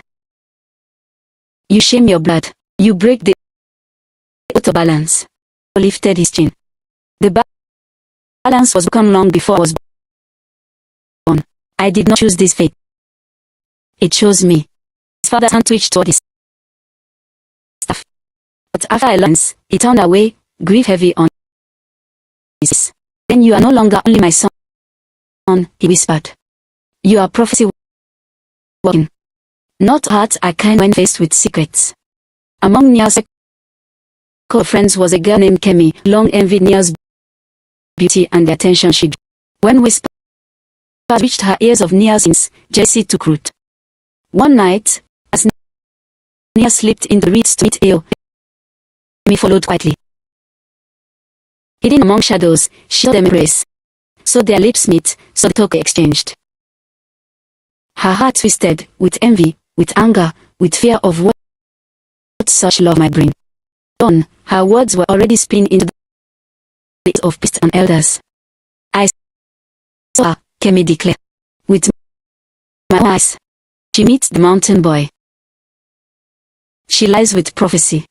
The shrine fell silent at her words. Priests exchanged looks. As we feared, the high priestess said. And the whispers, once soft, now stood like wildfire. Unaware of Kemi's betrayal, Ao and Nia continued to cling to their stolen hours. But the air grew heavy. The rim to whisper louder. The river flowed in peace. It churned as the rests. Ao pressed his forehead to hers one evening. They will come for on. I know. Nia whispered.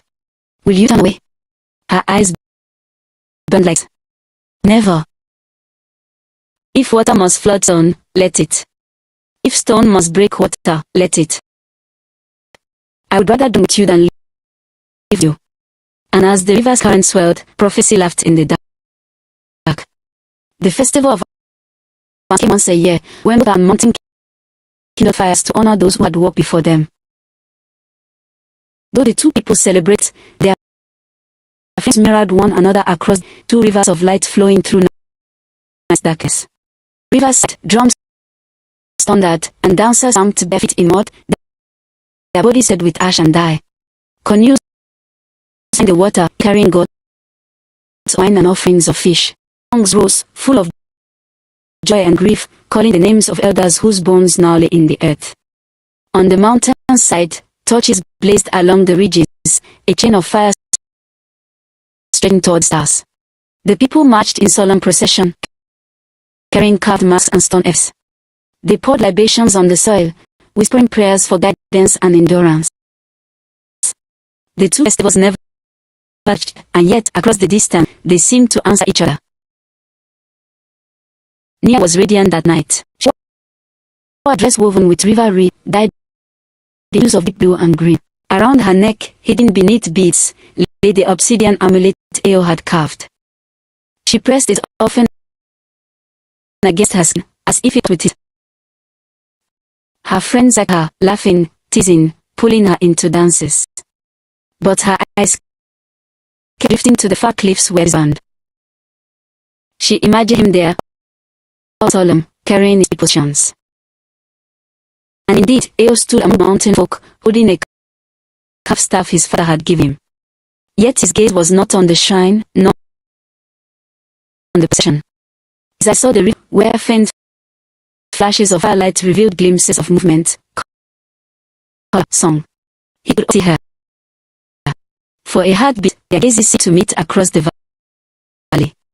Two souls tethered by prophecy, drawn together even across the chasm of tradition. But for it, as the night deepened, the river priests began their rituals. They poured libations, scattered herbs, and called upon the spirit. The flames of the crackling fire, the high priestess, a crown split, a flooding, a boy of stone and a girl of water in it. She gasped and dropped her staff. The prophecy stirs, she cried. Beware the union that will shatter balance. The river crowd erupted in murmurs among them. Suspicion was already sharp from whispers of Nia's absences. Now it grew teeth. Where is the girl who wandered dusk? A man muttered. Where is Nia? Another whispered, too loud. Nia's heart thudded. She felt the stairs, weight of their suspicion pressing close. Her mother grasped her arm tightly, as if to shield her. Do not move, child. Aduke. Across the valley, the mountain priests too cried warnings. Their smoke rose in strange patterns, curling like water over rock. A danger comes. A union that will win. Chief Olymide's gaze fell on his son. Eo's face betrayed nothing but his feet on the staff he carried. Where do your eyes wander, boy? Olymide demanded in a voice only Eo heard. To the river, Eo whispered. They cut less.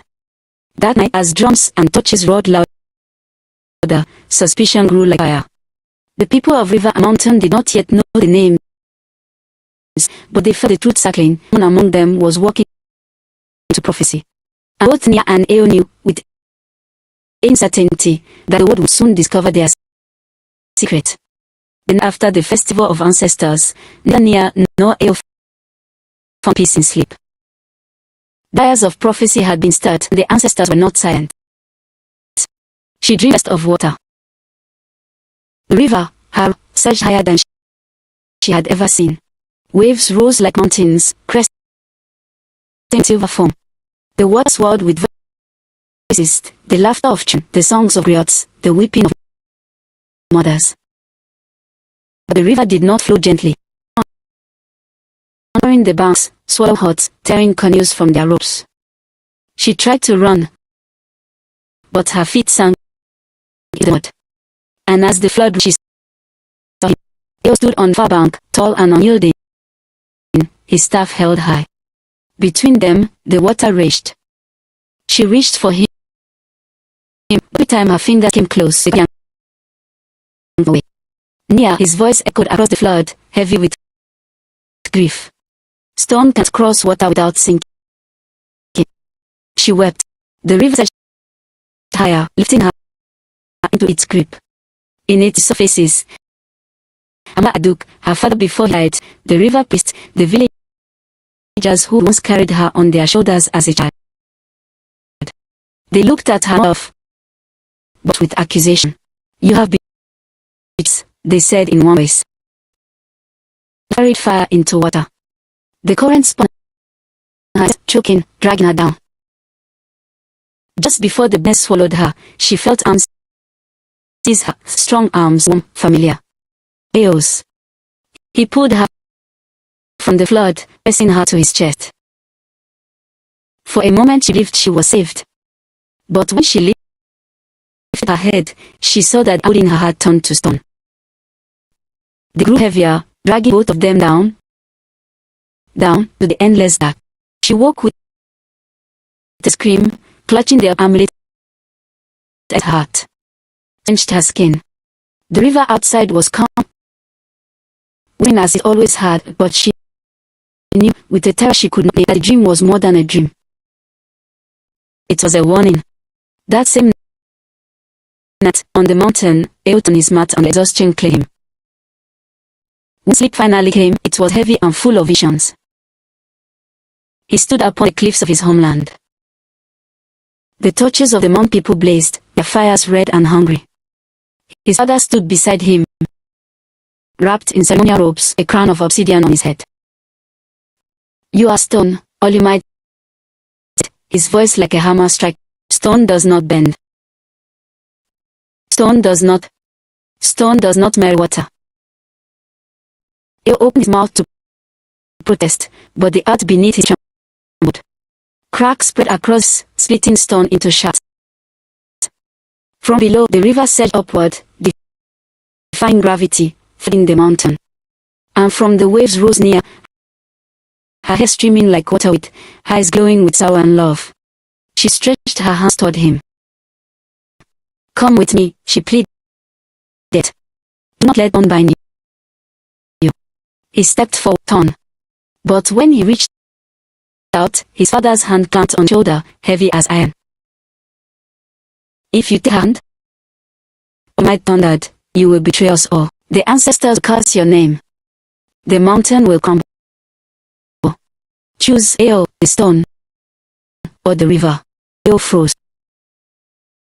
His heart pulled in toward her, but the weight of his feet. He screamed in agony, to stretch across the divide. For a moment, their fingers brushed. Then the cliff beneath him collapsed.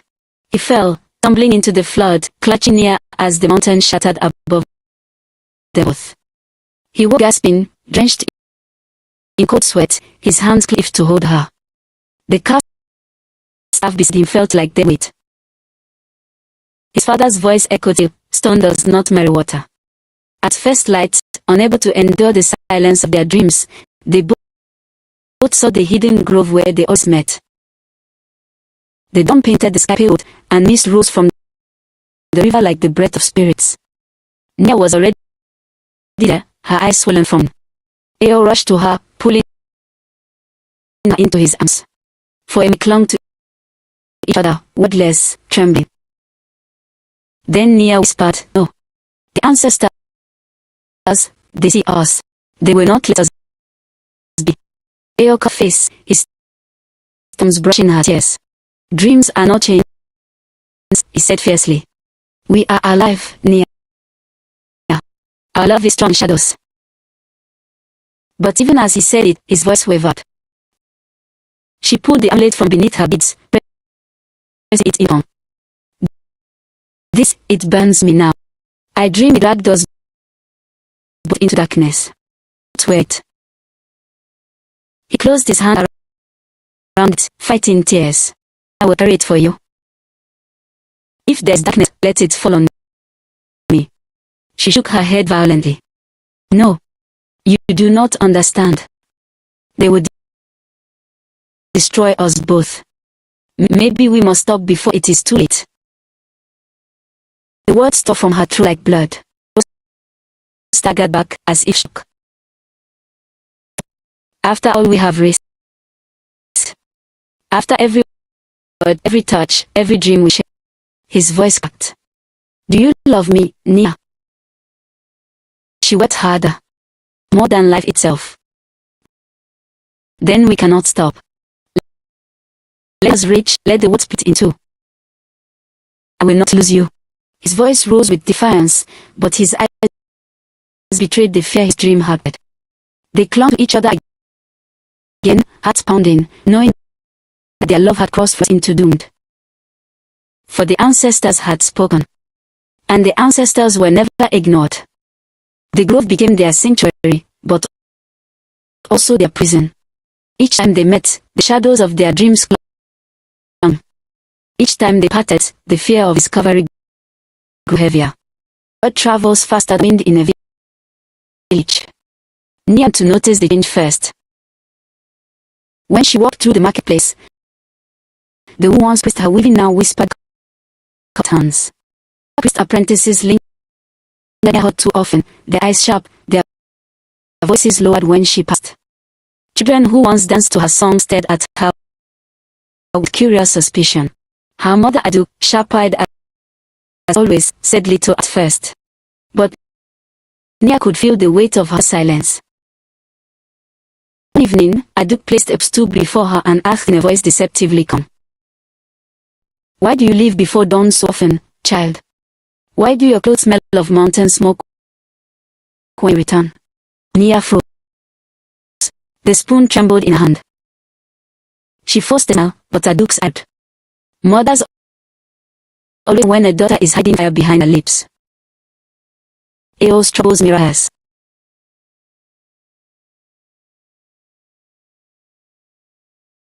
On the mountain, hunters who once followed him whispered when he passed. Because ever ambitious, to hint in the council meetings. Our warriors see the prince walk into the valley often. They see him disappear into the forest near the river. Tell me, brother, what business have so near the water? Their father, Olimite, listened but did not answer.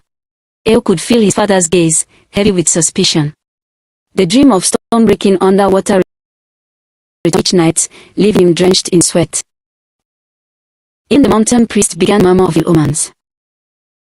This obsidian flame flickered low, that the ancestors stirred with unease. Some whispered, the prince walks paths forbidden. One night, Nia returned from the grove, a shadow at her doorway. It was Princess Monarchy, the eldest guardian of the river shrine, her hair white as foam, her eyes as sharp as splint. "Child," she said, her voice low and steady, the wrist speaks louder than it tells me you are where you should not. Nia bumbling. Do not understand, honored one. Monarchy stepped closer, her presence overwhelming. Do not lie to me. I see the fire in your eyes. You carry both stone and water, and it will break you. Stop, but the river itself rises against you. Nia's throat tightened. She wanted to deny, but Monarch's gaze pierced her soul. At last she whispered, "I cannot stop." This sight, a sound older than the river. Then note, child, when water lost one must shatter. With that, she vanished into the night, leaving Nia shaking. When Nia met Eo again, she told him everything. Other suspicion, the priestess's wound, the whispers in the market. He listened, his jaw tight, his fist clenched. "They are closing in," he said. "But I will not let them take you from me. Let them whisper. Let them say, you are mine, Nia, and I am yours." Tears spilled down cheeks. "And if they cast us out? If they choose to drown me in the river as punishment? If your father disowns you?" Eo sees hands pressing them to his chest. "Then we run. Beyond the means, beyond the river. There are kingdoms where the names of our ancestors are not known. We will make new life." The idea was wild, dangerous, intoxicating. For a moment she let herself believe it. She imagined walking beside him into distant lands, hand in his, free at last. But then the dreams returned to her, the river dragging them both into darkness. Pulled back, shaking her head. "Even if we run, the ancestors run faster." Neither knew that their secrets were unraveling. Adwale, Eo's cousin, had followed him once into the valley. He had seen the prince vanish into the grove and return at dusk, river flowers in his hair. Of Eo's place in their father's heart, Adwale used to Olimite. At the same time, one of the river apprentices had seen Nia clutching the obsidian amulet. He whispered it to Moni, who carried the knowledge to Adu. Two worlds that had always kept apart. The mountain and the river began to share the same whisper, forbidden love. And whispers at the beginning of storms. The night was quiet when trap closed. Eo and Nia met at the grove, thinking themselves unseen, but thoughts flared all around them. From the mountain came Olimite, stone. From the river priestess Mikey, her staff glowing in the moonlight. Behind them, elders, warriors, and villagers circled like vultures around the fallen deer. Look, cried they, stepping forward with triumph, see prophecy. Stone and water tangled in sin. Gasps filled the air. Nia clutched Eo's hand, trembling. In front of her, shielding her with his body. We have harmed no one, his voice steady. Our love is not poison. It is life. But the priestess's voice thundered, it is forbidden. The ancestors warned, if stone loves water, the river will rise and the mountain will fall. The crowd roared agreement. Mothers pulled their children closer. Warriors raised spears. Olimite's face was carved from grief. My son, you have shamed the mountain. Your heart has betrayed your blood. For this, exile would be mercy. Nia cried out, then exiles together. Mikey struck her staff, the ground trembling beneath them. No. Only blood will appease the ancestors. The river has been mocked, and it will devour what mocks it. Dawn, they were dragged before a riverbank. The people gathered in silence, as if the earth itself held its breath. The verdict was clear before it spoken. Nia was to be cast into the river. Eo, disowned, would be banished to wander until his bones turned to dust. He fought like a lion, tearing adds, his voice breaking. If she dies, I die with her. But the elders were unmoved. Prophecy violence, they said. The river must have its due. Nia, her body shook, lifted her chin. Her voice, though trembling, carried across the water. Then let the river take us both. For what is prophecy to a heart of elves? What is fear to a soul already bound? Who gasped, some wept, but none dared to intervene. That night, they were locked in separate huts, guarded by warriors. Yet Nia's mother, Aduk, peeping in her heart, crept through shadows and cut the bonds that tied her daughter's wrist. Run, child, she whispered, tears streaming. Run and never look back. But Nia shook her head. I cannot leave him. That's Eo, I am already drowned. Together, breaking his chains. When Eo saw Nia, free and gleaming in the torches, he pressed his forehead to hers. Then if we are to die, let it be on our own terms. Before the guards awoke, they fled hand in hand to the river edge. The moon shone silver, the water black and endless. Behind them, shouts rose, torches lit the banks. Warriors surged forward. Eo turned to Nia. One last choice. Do we to them, or to the river? Nia's eyes shone with tears but also with defiance. We choose the river. If it devours us, let it be because we leapt, not because we were thrown. With one breath, one kiss, one kindness, they leapt together in the rushing current. The water swallowed them whole. The people screamed. The river raged, rising higher than ever before, shaking the land. When dawn came, the waters calmed, and where their bodies should have been, none were found. From that day, the mountain and the river never warred again. They did not unite, but they did not clash, for both had paid a price too heavy to. Some say the lovers became spirits, one of water, lying together with the earth. Others dissolved into the river, and each spring flood is their embrace renewed. They could tell it simply. They loved, though forbidden. They leapt, though doomed. And the river devoured them, but their love still flows. At every festival, when the drums echo against the mountains and torches line the river, a story is sung. The laughter of water. Of Eo, the silence of stone.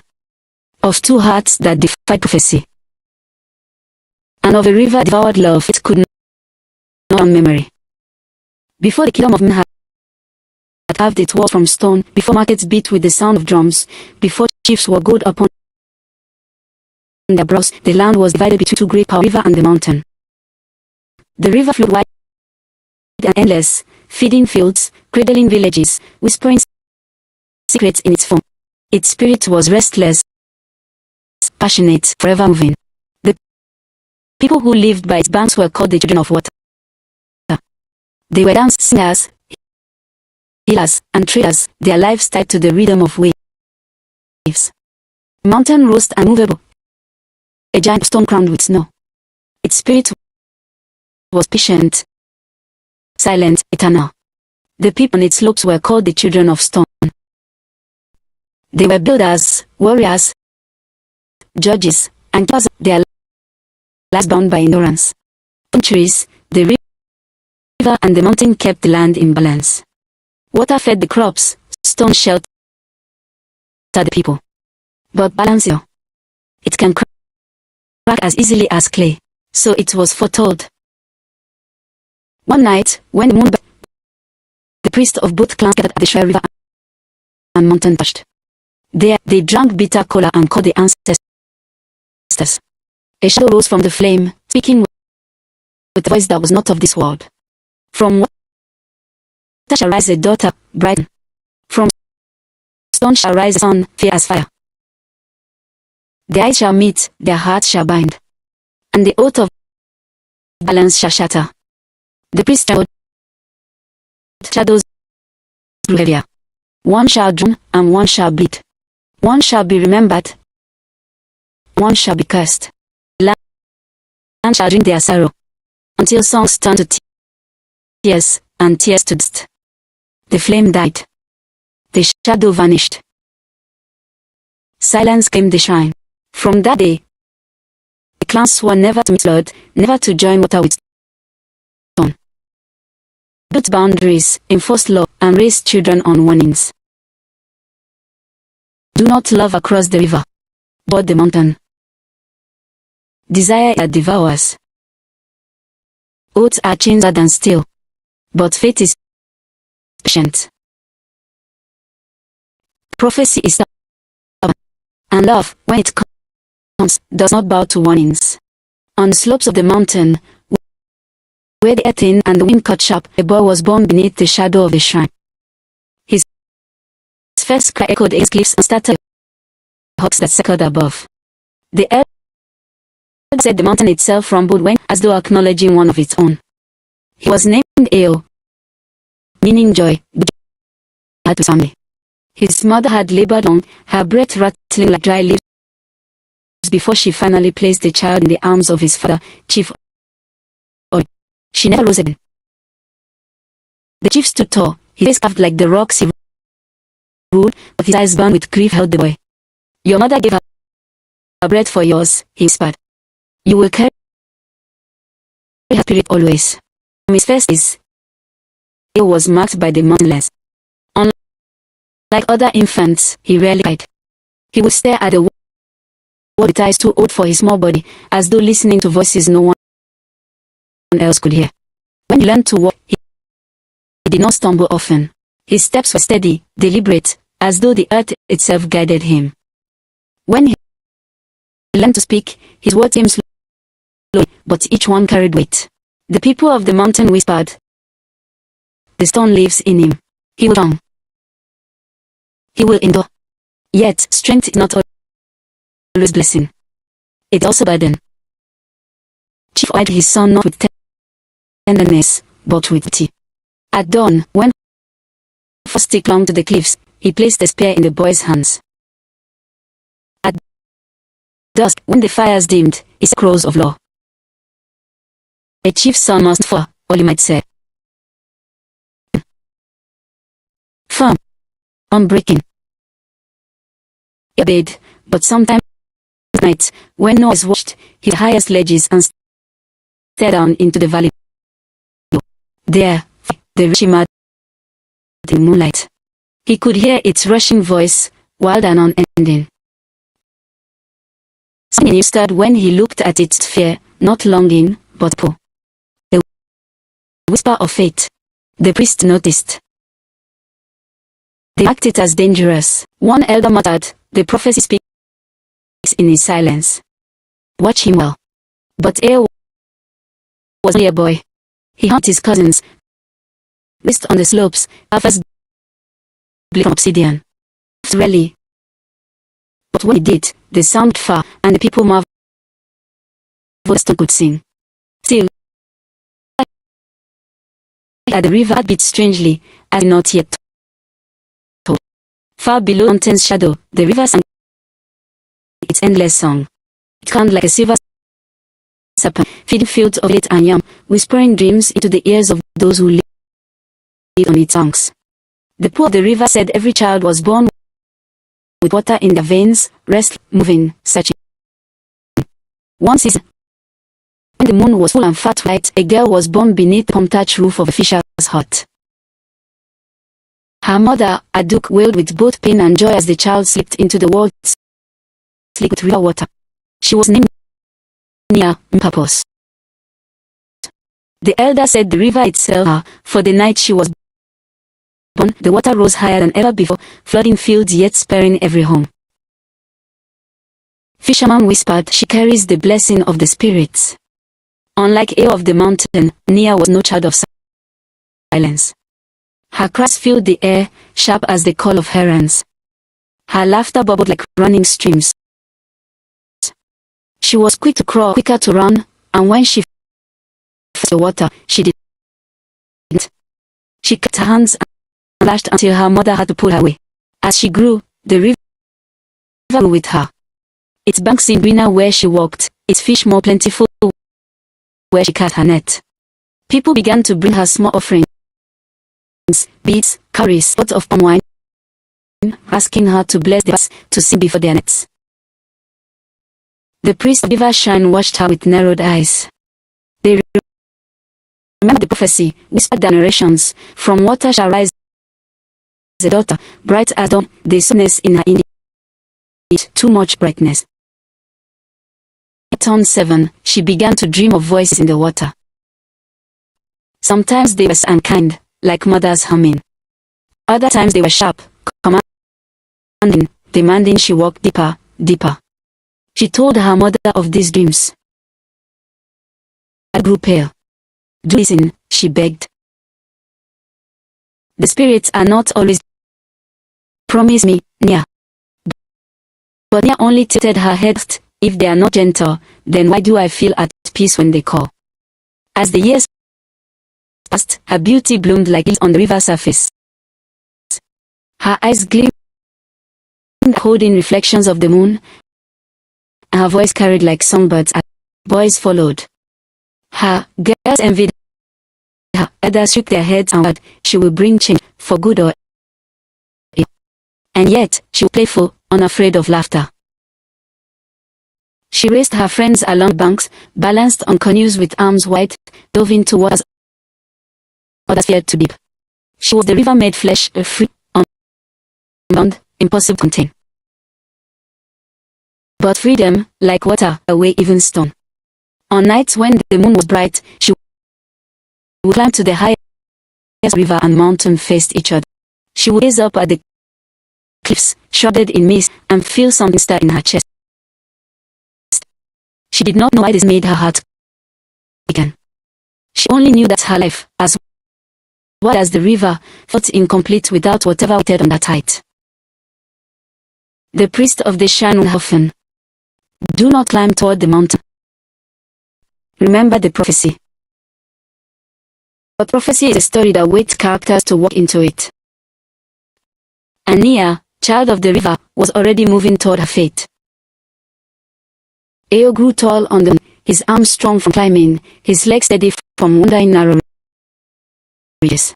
He was a quiet boy, but not a weak one. The hunters admired how he could stalk gazelles without a sit still for hours waiting for an eagle to descend. His sense was not emptiness, it's patience, and patience is its own kind of power. Yet sometimes, when the wind swept down from the plains, carrying laughter from villages, Eo felt estranged. He would stand on a cliff's edge, gazing toward the ribbon of silver that was the river far below, and wonder what lay in the lands beyond. His father scolded him. "The mountain is your blood. Do not dream of water. Water devours stone." But his mother, older than the rocks themselves, would place a wrinkled hand on his shoulder. "The mountain listens, child. And sometimes it listens to the river." Far below, near into a whirlwind of life. Her feet knew every of the river, her laughter carried on every current. She danced on canoes, raced her friends through fields, and sang to the waters as though they. Yet even in joy, she felt restlessness. Sometimes she would climb trees higher than she should, peering toward the rise of the mountain. So still, so eternal, so unlike the shiver. Her mother warned her, "Stone is cold, my child. Water warms, but breaks." But the river spirit whispered otherwise in her dreams. "Stone remembers. Stone holds." And so she began to imagine, not with fear, but with longing, what it would be like to stand on that height, to touch a world that did not move with the tide. One season, the festival of ancestral fires, villages, mountain and river lit up that burned through the night. Though they did not together, the flames mirrored one another distance, a bridge of light. Eo stood with his people on the heights, watching the fires flicker be like fallen stars. Stood with her people by the waters, staring at the torches glittering against cliffs like a second eye. Neither knew the other, neither spoke the other's name. And yet, in the silence of the mountain and the murmur of the river, their spirits stirred. Seasons turned. Eo grew into a young man of few words and strong arms. He carried the mountain's patience, but also its. Nia grew into a young woman of fierce laughter. She carried the river's joy, but also its restlessness. The both shrines began to whisper louder. Prophecy was not mere echo, it was nearing breath. For stone and water do not meet gently. When they meet, they shape each other. Sometimes beauty, sometimes into ruin. The scene of heavy rains came when the river swelled and the mountain showed itself in mist. Washed away, animals fled higher ground, and both river and mountain braced each other's fury. But storms are also messengers. One morning, Eo decided far before, searching for a lost goat straight down the wet cliffs. His father's words rang in his mind, "Do not wander too low. Blood devours." But the animal's cries were faint and pitiful, and Eo's heart could not abandon it. Down where stone met mud, where the air smelled of water and earth. And there, at the edge of the river swell, he saw her. Nia. She stood ankle deep in the rising current, her dress clinging to her legs, her arms outstretched as though coming the river itself. Children banked behind her, baskets of fish forgotten in the flood. Her voice was low, commanding, singing an old hymn. The water seemed to soften at her song. It reached a into rhythm. Children's sobs quieted. Eo froze. He had seen many girls of the mountain, but never one like this, her braided wing reeds, as shining like moonlight on water, a place that felt both fragile and unshakable. Nia turned, sensing him. Their eyes locked. For a moment, the storm faded. The river's roar, goats bleat, the children's cries all melted into silence. There was only the stillness between them, stone gazing at water, water gazing at stone. Eo's throat tightened. Words were strangers to him even among his own people. Now, facing on none at all. Near her head, studying him as though reading a story etched his face. She spoke first. "You are not of the river." "No," he admitted, voice low. I am of the mountain. The children gasped. They had been raised on a mountain folk code, had proud. Yet they stood quietly, rain dripping from his hair, not of pride but of wonder. Nia took a step closer. Why couldn't does the mountain hunger river? Leo shook his head. Foot. But perhaps, he faltered, his voice raw. Perhaps I followed something else. The river swelled between them, but neither moved away. The children tugged at Nia's hand, urging her back.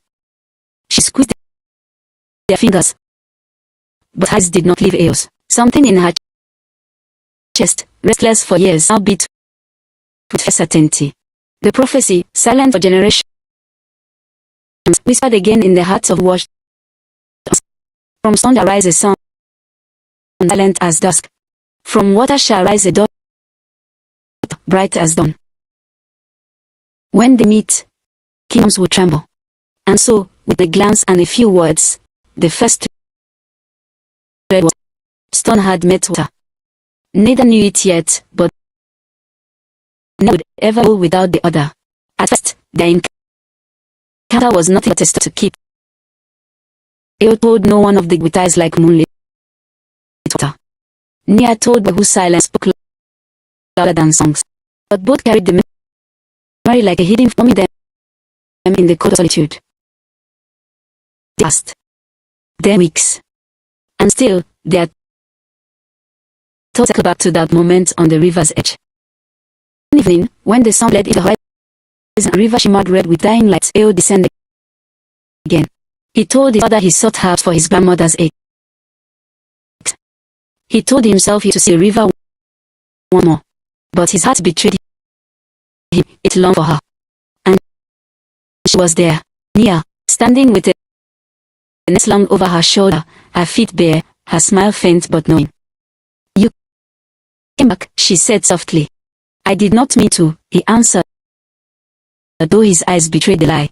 They stood in silence for the river murmuring at their feet.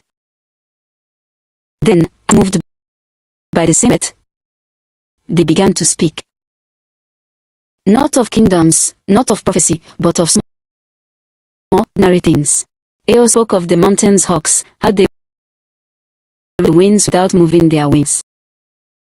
Nia laughed and said the river had herons who stood so still they seemed carved of stone. Compared the taste of mountain berries, river fish. They argued playfully which sky was clearer, the one seen from the cliffs, or the one reflected in her. Each word, each smile tightened the knot. But love born in secret rose wild. They began to meet often, always at dusk, when the shadow would hide them. They sat by the river's bend, their voices weaving stories into the night. Nia taught Eo songs of the fisherman, their rhythms quick and playful. Eo taught Nia the silence of the mountain, how to sing so deeply that even the trees seemed to speak. She liked his serious. He rode at her fire, and in their differences, they found completion. Yet the world has ears. The who once clung to her whispered of a mountain boy who visited her. A fisherman claimed to have seen a figure moving among the reeds at night. Priest at the river shrine felt the water tremble in ways he had not before. On the mountain, Hunt noticed Eo's long absences. His eyes grew sharp, his suspicion grew each day. Warnings hung in the air like storm clouds. Stone and water cannot mix, the elders had always said. Sun sinks, water floods. But and Nia looked into us at they saw not ruin, but reflection. And so, despite whispers, despite the fear, they chose to meet again. And again. And again. The moon was high, fat, and golden, when they met at the river's bend. The air of wet earth and wildflowers, and fireflies drifted like stars down to roots. Nia had brought a god of palm wine. Eo had brought nothing but silence and the weight of his gaze. They sat close, shoulders touching. She poured them each a sip, laughing when he grimaced at the sweetness. Mountain folk are strange, she teased. Do you drink nothing but cold air up there? He almost smiled. Air is enough, but perhaps not always. The pause that followed was thick as the river itself. For the first time, he let his hands near hers, close enough that their fingers brushed when she shifted. She did not pull away. Instead, she turned her palm up, bold as always. If mountain dares the river, his chest slowly, carefully, laid his hand in hers. Stone warmth flowed through his body, steady but trembling. Nia's eyes softened, the laughter leaving her face. You are not cold, she whispered. You are fire hidden in stone. And you, he murmured, voice low, a storm hidden in laughter. Their hands remained clasped afterwards ran dry. They sat watching the river roll, feeling the pulse of each other's blood in their joint grip. When at last she leaned her head on his shoulder, he closed his eyes. It felt as though the prophecy itself had breathed them into this moment, inevitable, unstoppable. And then, secret meetings changed. No longer just stories and songs, but touches and sighs heavy with meaning. She braided a strand of reed into his hair. He carved her likeness into a stone amulet and wore it against his chest. The river seemed to shimmer bright when they met. The moon winds blew softer when they parted. But both, though they didn't speak it aloud, their love was love. Prophecy waking, step by step. And prophecy does not come without a prophet. The days of secret meetings stretched into weeks, then months. Eo and Ni met not by chance anymore, but by unspoken agreement, as if their spirits had learned the rhythm of each other's heart. At dusk, when shadows lengthened and the world grew hushed, their paths would cross by the river's bend. At first, small things, the taste of river against mountain berries, the laughter of cousins, the difference between river songs and mountain chants. Soon, those conversations grew deeper. What do you fear, Eo? Asked tonight, her toes dipping into the current as fireflies shimmered around her. Fear. He hesitated. I fear nothing. She laughed. Stone may, but even stone fears the sun. He glanced at her, eyes heavy with silence. At last he admitted, I fear being alone forever. The mountain is vast, but it is cold. Times, I wonder if even its silence can hear me. Her laughter faded. She reached out, brushed with her fingers. Then let the river answer. Says, you will not be alone while I breathe. And his heart, so long bound in stone, cracked a little more.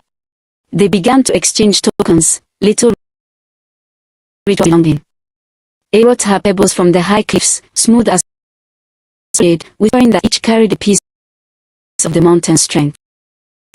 She in turn offered him river shells, delicate, spiraled, gleaming colors the moon had never seen.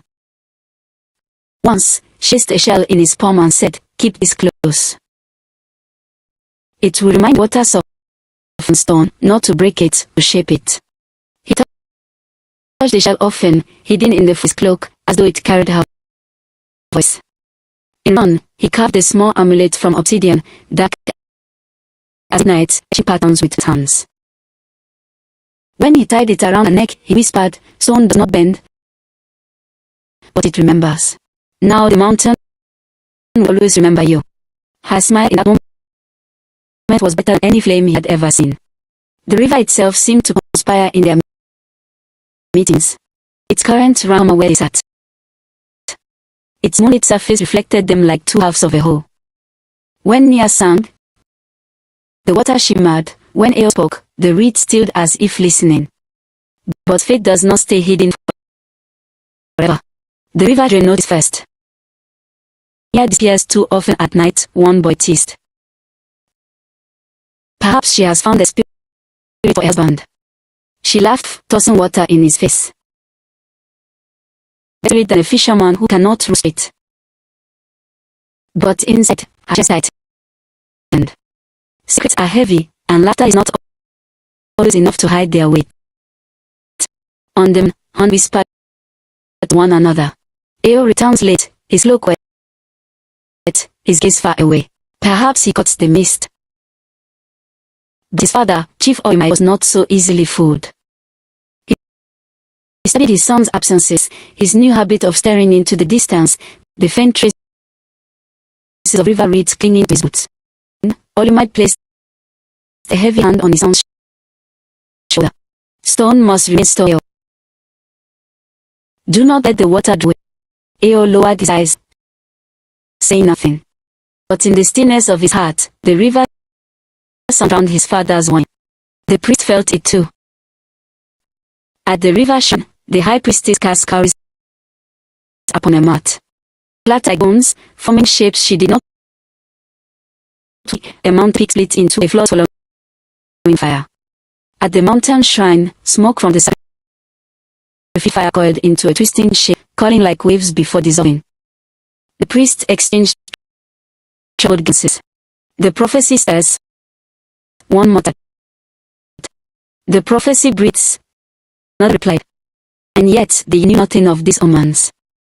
One night, when rain lashed the land and lightened half the sky, they sheltered in a hollow cave where river stones, water dripped from the ceiling, and their breaths fogged the air. Nia wrapped her arms around herself, shivering. The river is wild tonight. Eo moved closer, body warm despite the chill. The mountain stands firm.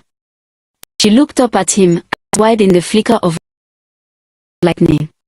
Do you ever wonder, she whispered, if we were meant to find each other? Or if we had everything that keeps this land balanced? His silence was long, heavy. Then, slowly, he reached for her hand. I do not balance. Only know that without you, I am whole. Her breath caught. For a heartbeat, neither moved. The world seemed to hold its breath with them. Then, a storm rolled above. She leaned close. Their lips met, tentative at first, then fierce as if the storm demanded it.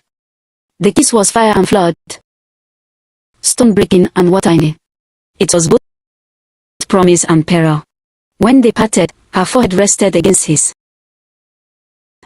Now the river knows your tale, she whispered. It will not let you go.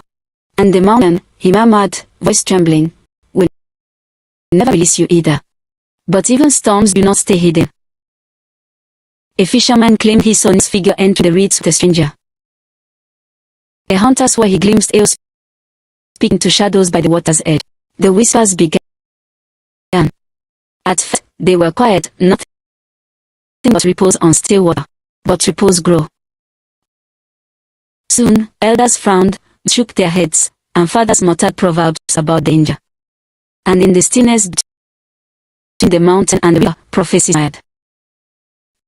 The days following their kiss were heavy with sweetness, but also with shadows.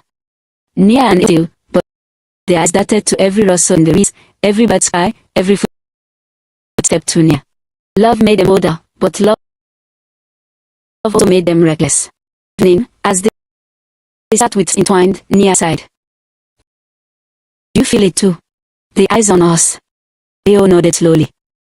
The mountain does not sleep. The river does not fret. They are watching, but neither could bear to turn away. On the river, tongues wagged. Children repeated what they'd seen, a tall boy in mountain cloak, his hand clasped in Nia's. Mothers frowned, shook theirs. Water and stone cannot dance together. Perhaps she caught one fisherman muttered.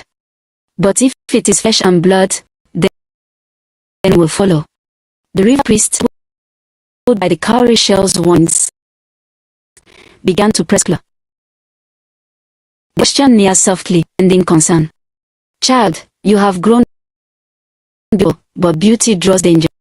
Tell us, what do you meet at dusk. Nia only smiled, her eyes bright. I meet the river. Who else would I meet? They did not believe her. On the mountain, the rumors sharpened into steel. Eo's cousin spoke in low tones of how he wandered too far. Eo's eyes no longer belong to the... He has been touched by something once darkly. Chief Olumide listened in silence, his heart heavy with suspicion. He had lost a wife already. He would not lose his son to prophecy. One night, under her hair by firelight, her mother Aduk entered quietly. Her eyes were tired, but her voice steady. Daughter, I was young once. I know the look in your eyes. You have it. Nia froze, fingers still in her hair. Mother, I do not lie. The river speaks in your face. Who is he? Nia trembled. She wanted to speak, to name him proudly. But her mother's gaze was fierce. He is of the mountain, Aduk whispered. It was not a question, but a truth lay bare. Silence. The crackle of the fire. Tears filled Nia's. I love him, mother. I love him as I love the river song. Aduk's hand trembled, but she placed it on her daughter's cheek. Their ancestors shield you, child. Fault enough to hold back prophecy. On, Olumide called Eo to their circle.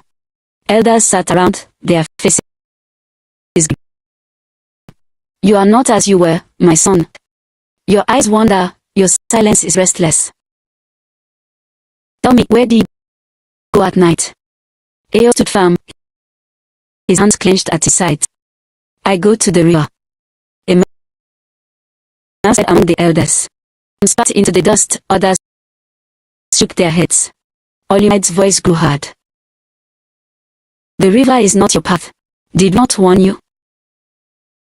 Storm sinks in water. Wish to drown. Do not drown, Eo answered, his voice low but steady. When I'm with her, if her. The word struck like a hammer. Olumide's face darkened. You shield. You break the oath. Eo lifted his chin. The balance was broken long before I was born. I did not choose this fate. It chose me. His father toward his staff. But after a long silence, he turned away, grief heavy on his face. Then you are no longer only my son, he whispered. You are facing. Not all hearts are kind faced with secrets. Among Nia's circle of friends was a girl who had long envied Nia's beauty and the attention she drew. When whispers reached her ears of Nia's teens, jealousy took root. One night, as Nia slipped into Eo, Kemi followed quiet. Hidden among shadows, she saw them embrace, saw their lips meet, saw the tokens they exchanged. Her heart stabbed. With envy, with anger, with fear of what such love might bring. By dawn, her words were already spilling in the ears of peers. I saw her, Kemi declared. With my own eyes. She meets the teen boy. She lies with prophecy. The shrine fell silent at her words. Priests exchanged grim looks. Storm is closer than we feared, the high priestess said.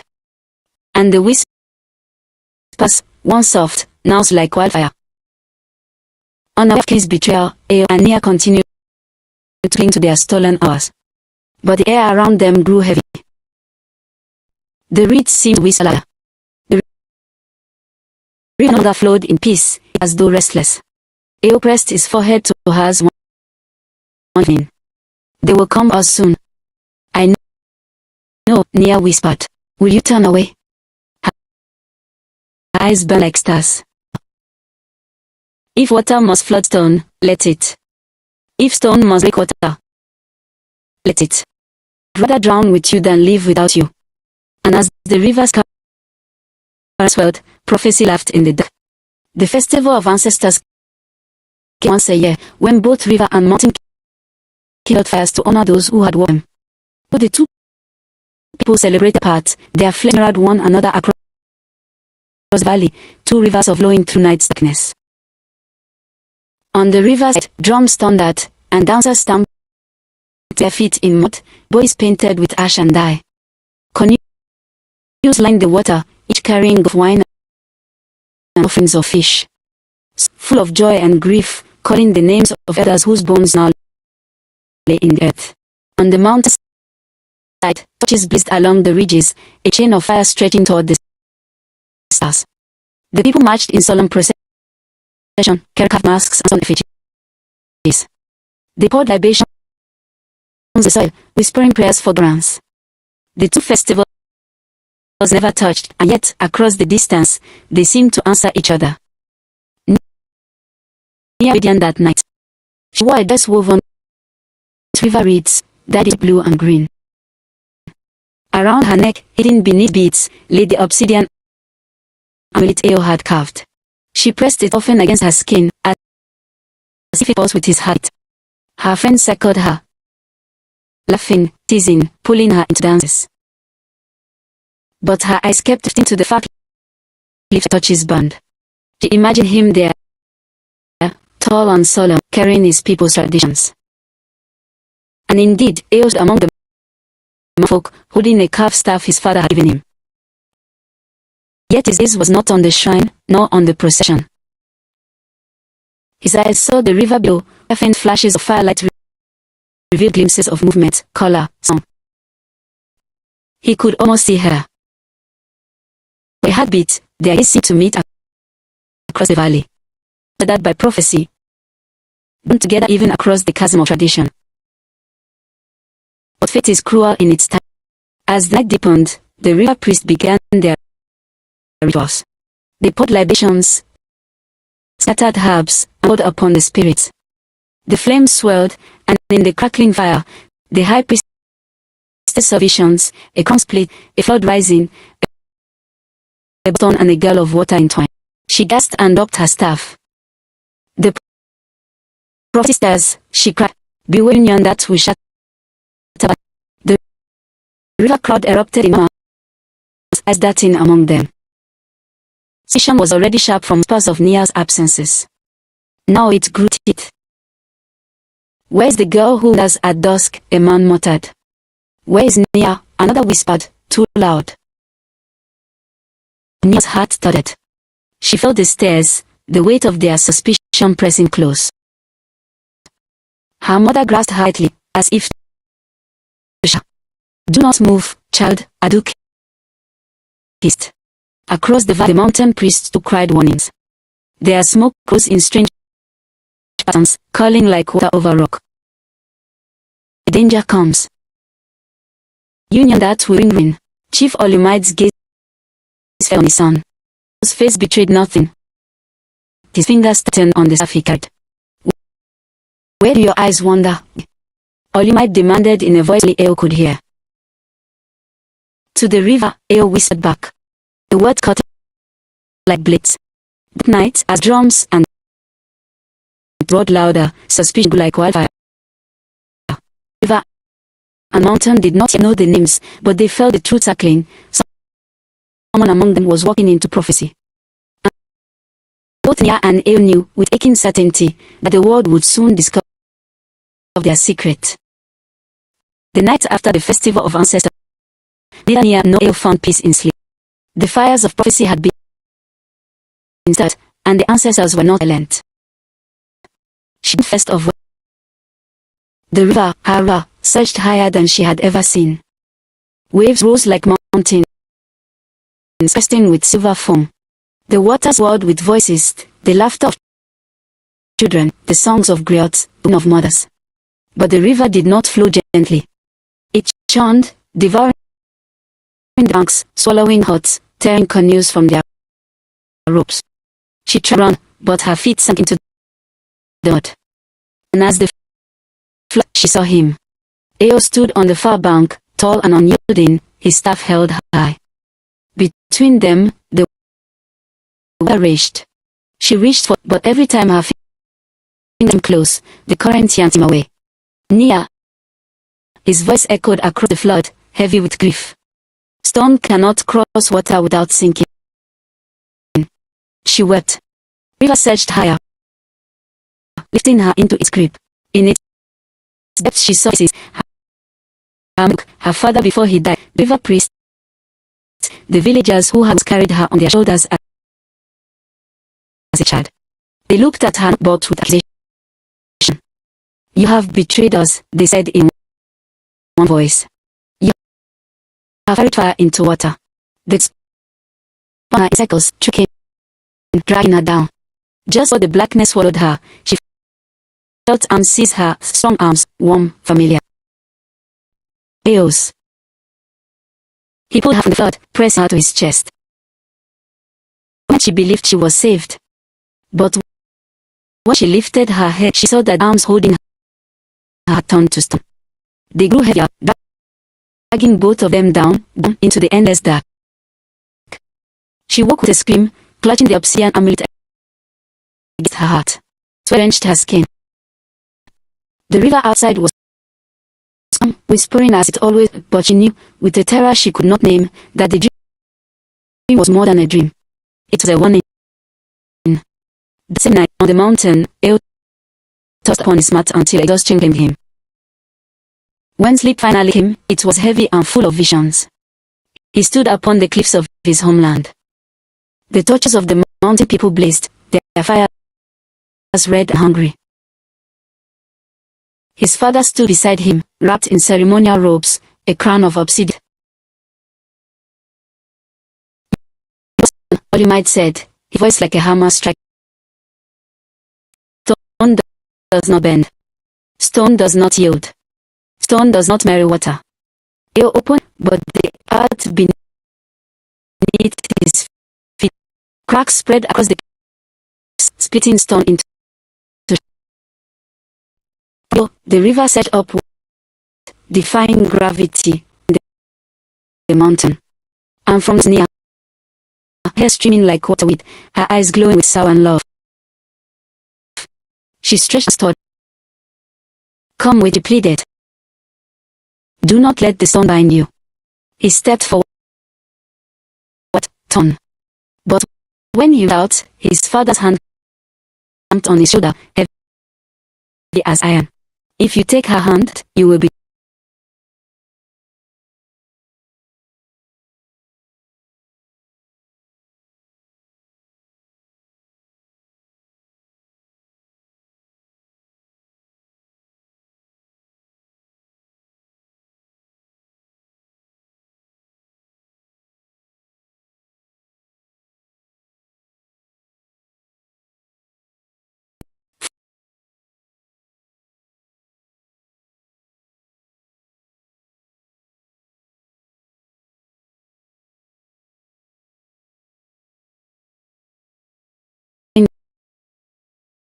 staff beside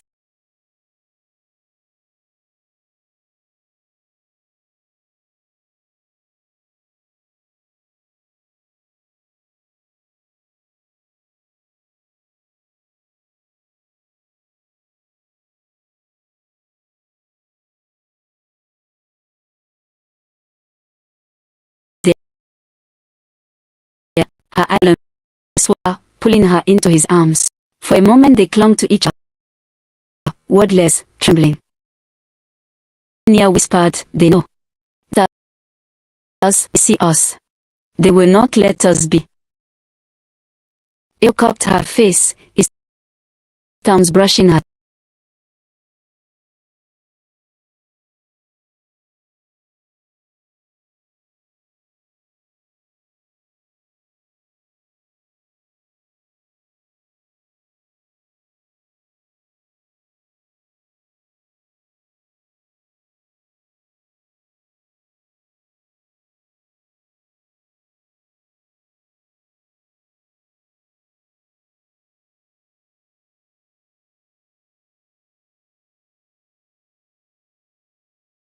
"Let it fall on me." She shook her head violently. "No, you do not. They will destroy us." Maybe we must stop before it is too late. The words tore from her throat. Leo staggered back, as if struck. Stop. After all we have risked. Every touch. Every dream shared. His voice cracked.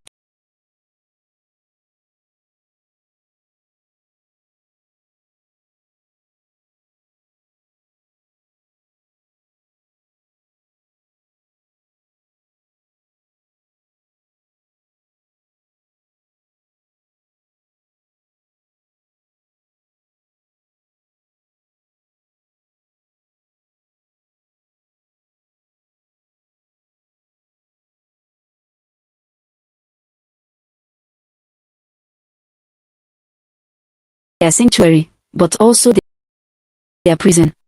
Each time those of their dreams clung to them. Each time they parted, the fear of discovery grew heavier.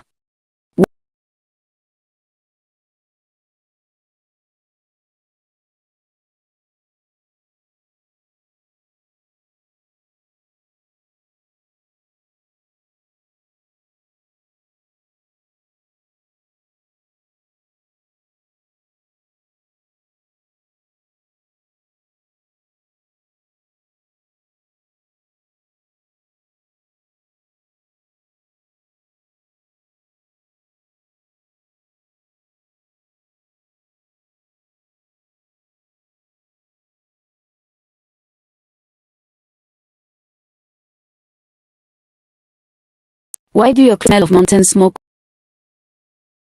when you turn? Mia froze. She froze, but those eyes narrowed. Must always know when the dot is hiding behind her lips. Eos mirrored hers.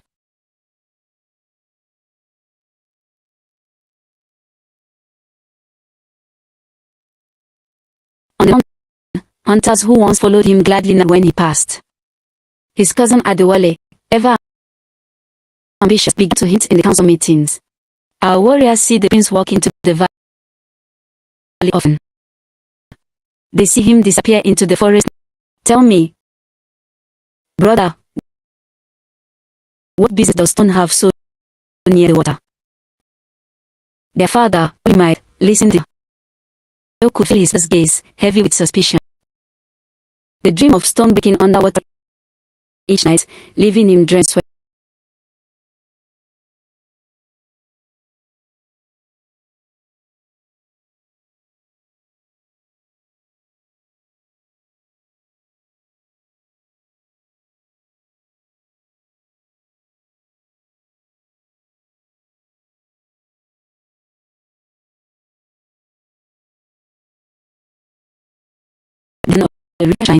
Her hair was foam, her eyes as sharp as spear points.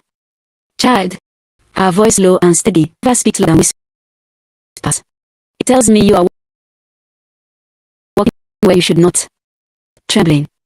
I do not understand, honored one. Monarchy stepped closer, affirming. Do not lie to me. I smell the mountain smoke on you. I see the fire in your eyes. You carry both stone and water, and it will you. Stop the river itself against you. Nia's throat tightened. She wanted to protest, to deny, but Monique's gaze pierced her soul. As she whispered, I cannot stop. Stay silent, a sound older than no. This child, when water lost stone, one must shatter. Choose why. With that, she vanished into the night, leaving Nia shaking. When Nia met Eo again in the grove, she told him everything.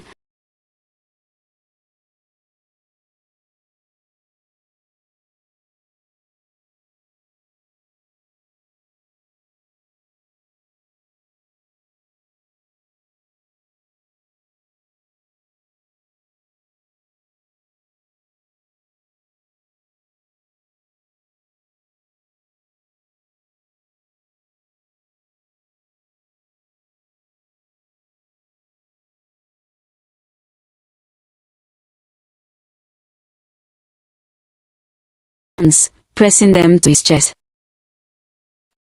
Then we run. Beyond the mountains,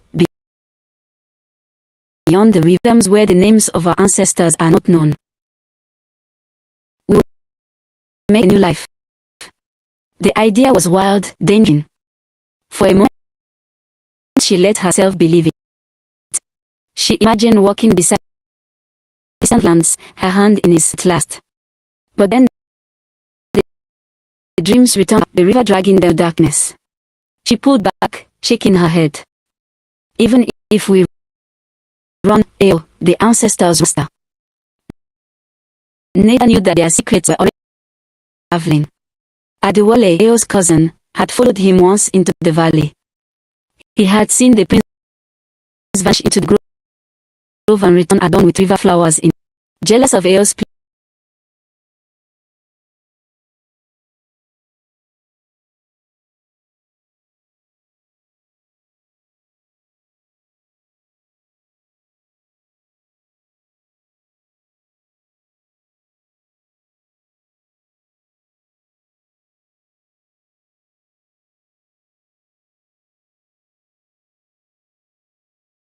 and whispers at the beginning of storms. The night was quiet. Eo and Nia met at the grove, thinking unseen, but torches flared around them. From the mountain cried, stand a storm.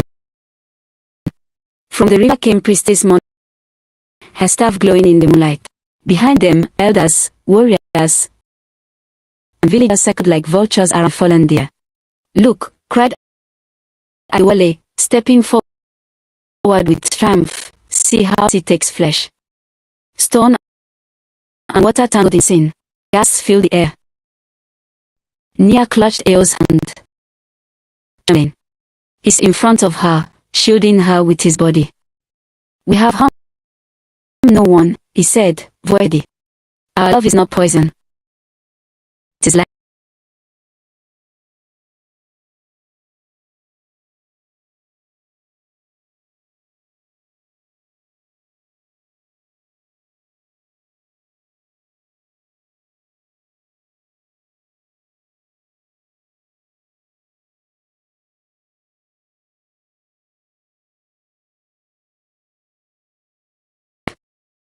My son, your heart has betrayed your blood. Nia cried out, then exile us together. But more like he struck herself, the ground trembling beneath them. No, only bless the ancestors. The river has been mocked, and it will devour what's it. At dawn,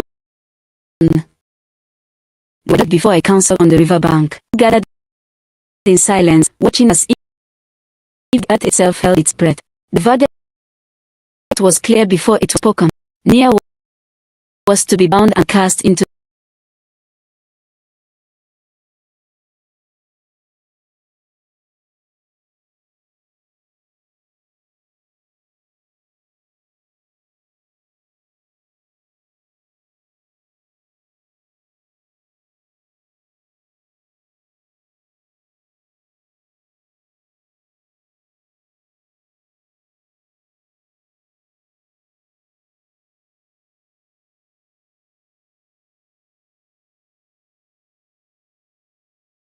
for what is prophecy to a heart that loves?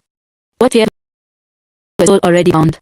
The people gasped, some wept, but none dared to intervene. That night, they were locked in separate, guarded by warriors. Yet Nia, a pity burning in her heart, crept through shadows and tied her daughter's wrist. She whispered, tears streaming. Run.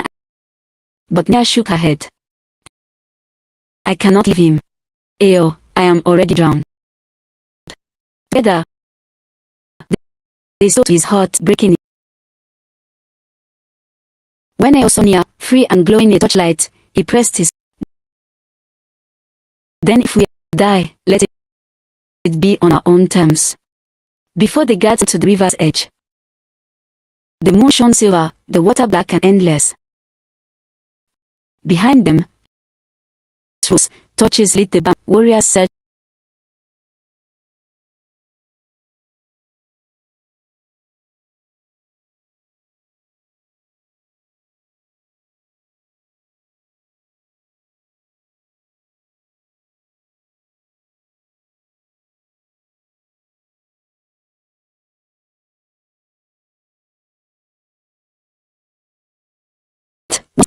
One fire embrace, they leapt together into the rushing current. The people screamed. The river raged, rising higher than ever, shaking the land. But when dawn came, the waters calmed. And their bodies should have been, none were found. From that day, the mountain never would again. They did not clash, for both paid a price too heavy to forget.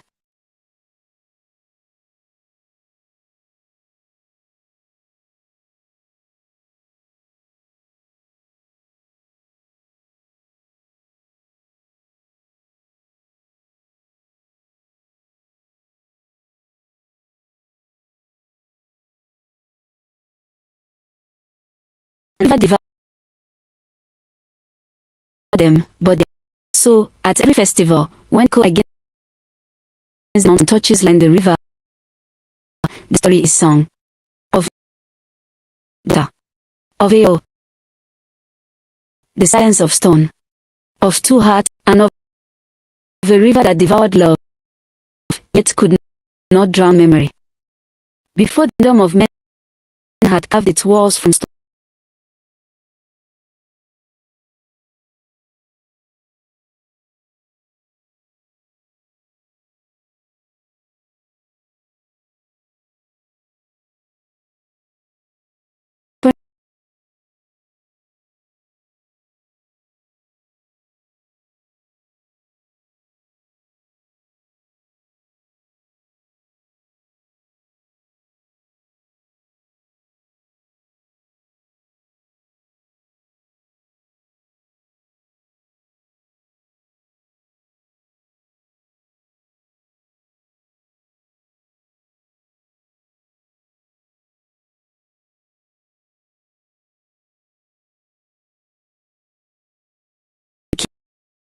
of law, lives bound by endurance. For centuries, river and mountain kept the land in balance. Water fed the crops, stone sheltered the people. Balance is fragile.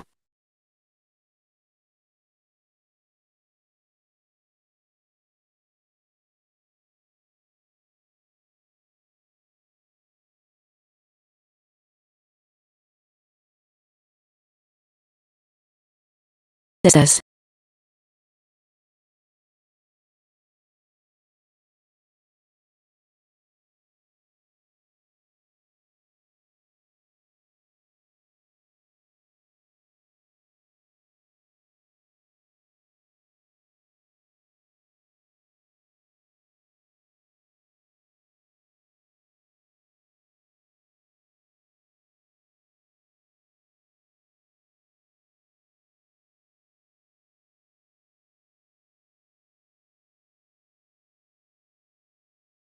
To dust.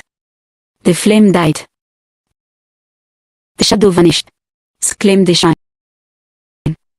From that, clans were never to mix blood, never to with stone. Its boundary, enforce laws, and raise children on one. Do not love across the river.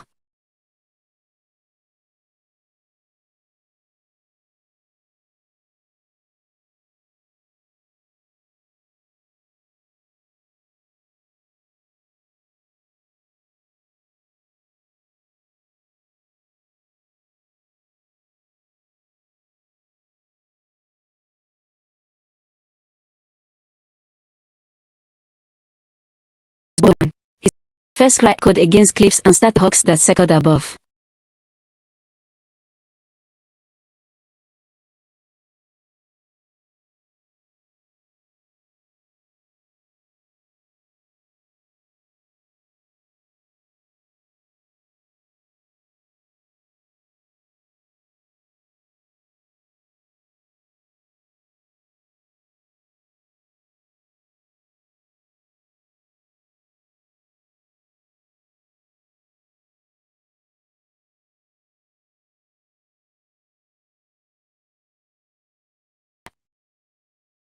From his face, Ao was silence.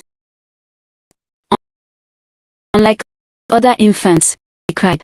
He would stare at the world as too old for his small body, as though listening to voices no one else could hear.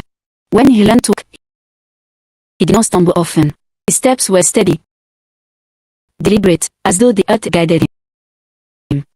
When he learned, his words came slowly, but each one cut. The people of the mountain whispered, the sun lives in him. He will be strong. He will endure. Yet, strength is not always in. It is also hidden. Chief Olumide trained his son but with duty. At dawn, when frosty clung leaves, he placed a spear in the boy's hands. At dawn, he set him before scrolls of law. A chief's son must not falter, Olumide said. He must be stone, unbreaking.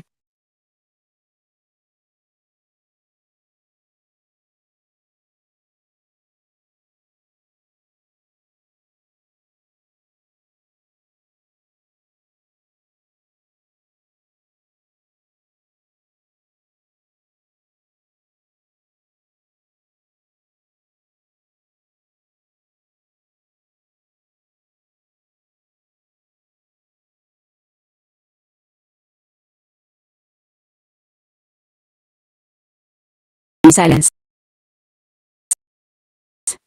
Watch him well.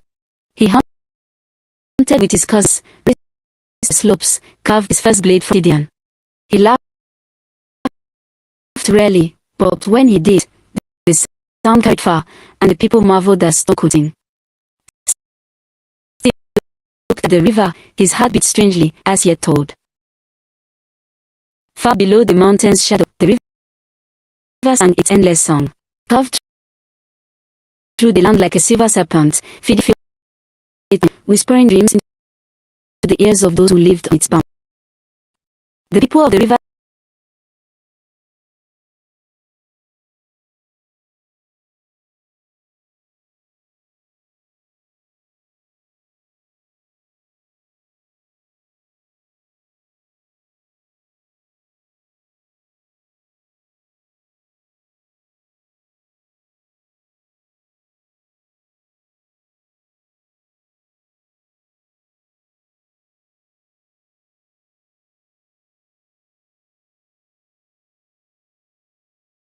fisherman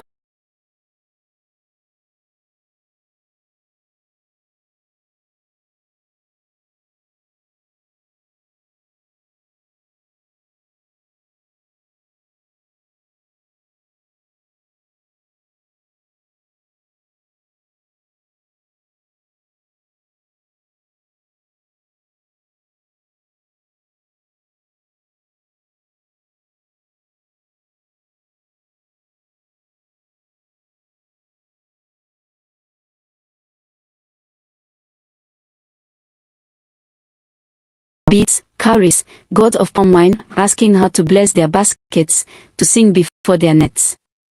The priest of the river shrine watched her with they remembered the prophecy, whispered down generations, from water shall rise as dawn, they saw in her indeed.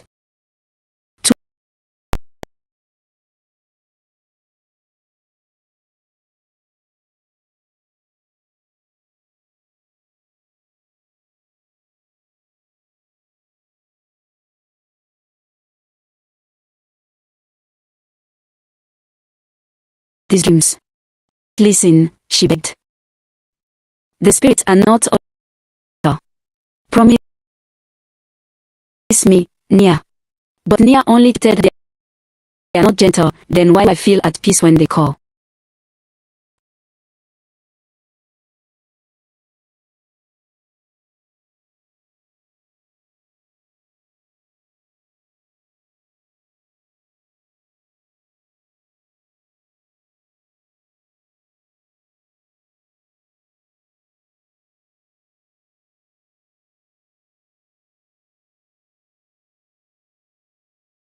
She raised for prayer. On canoes with arms wide, going to get too deep. She was the river made flesh, free, important.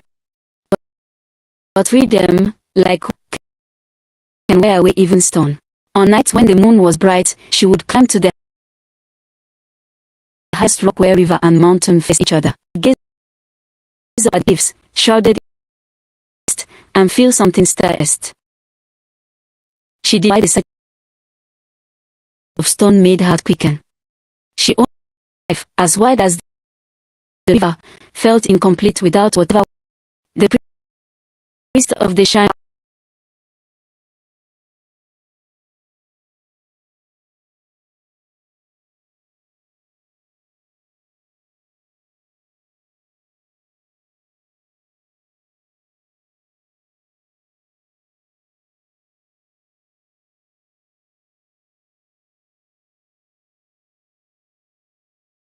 from narrow ridges. He was a quiet boy, but not a weak one. How he could stalk gazelles without a sound, how he could sit still for hours waiting for an eagle to descend.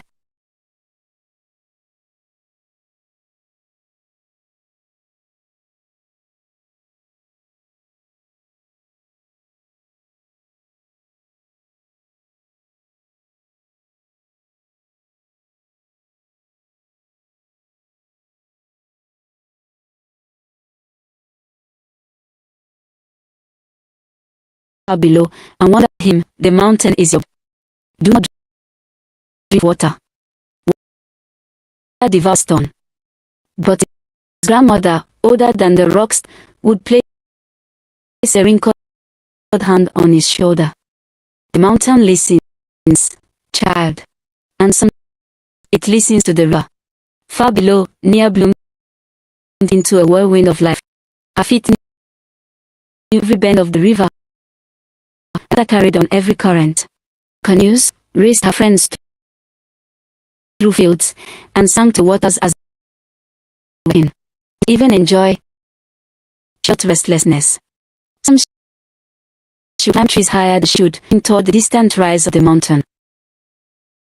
It looked so still, so eternal, so unlike the shifting river.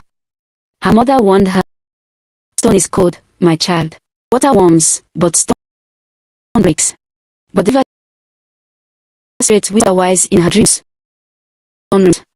Stone holds. And so she began to imagine, not with fear, longing, what it might be like to stand on that height, to touch a world that did not move with the tide. One season, during the festival of ancestral fires, both villages, mountain lit torches that burned through the night. Though they did not gather together, they one another across the distance, a bridge light. Eo stood with his people on the heights, watching the fires flicker below like fallen stars. Near her people by the waters, staring against the cliffs like sky. Neither spoke the other's name. And yet, in the silence of the mountain and the murmur of the river, seasons turned. Eo grew into a young man of few words, strong arms. He carried the mountain's patience, loneliness. Nia grew into a young woman of fierce laughter and sharp. She carried the river's joy, but also its restlessness.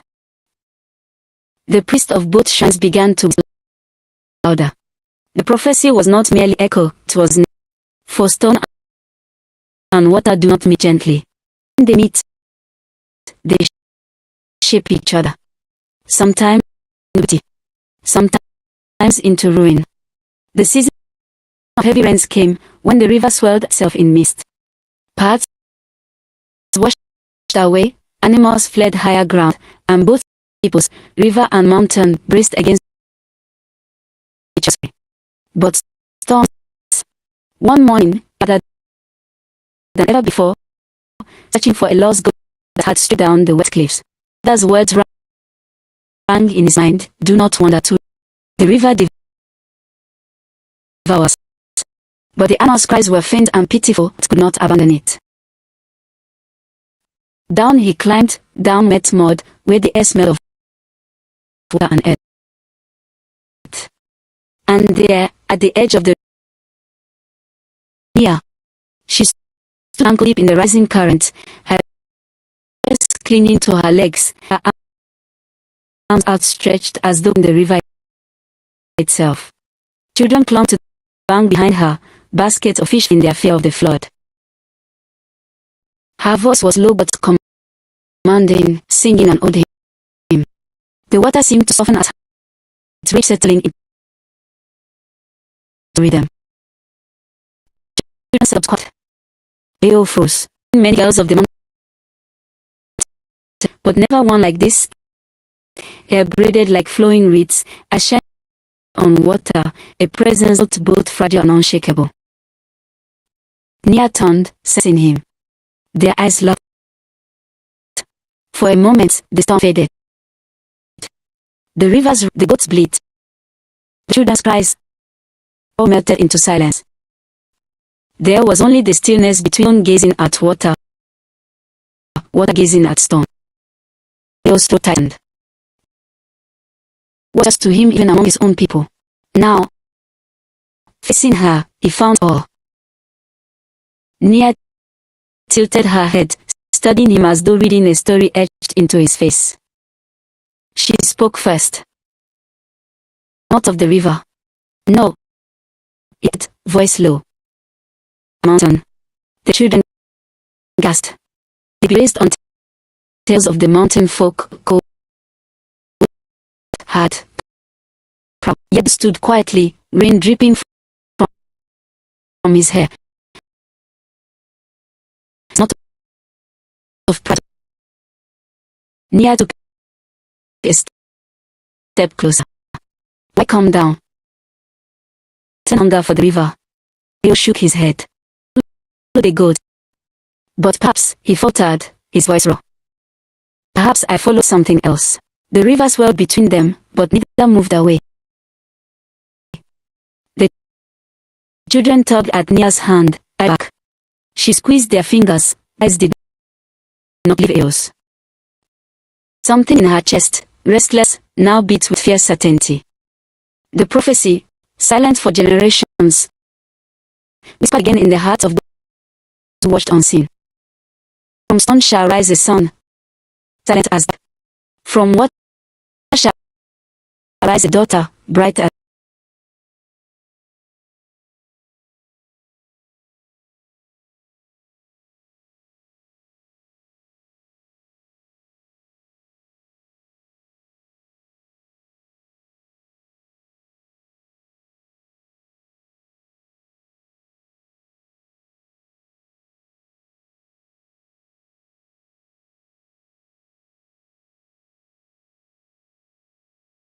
songs.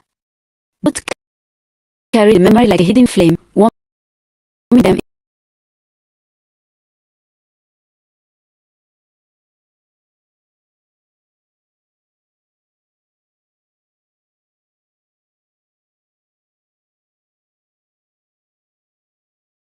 light.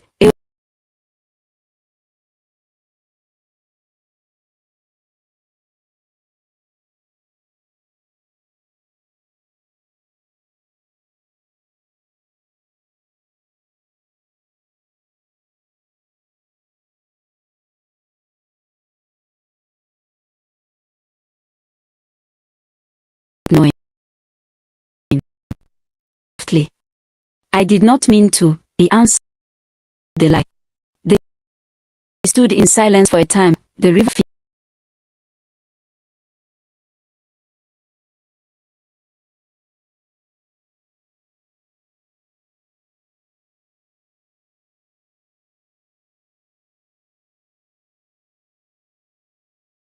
in their wind.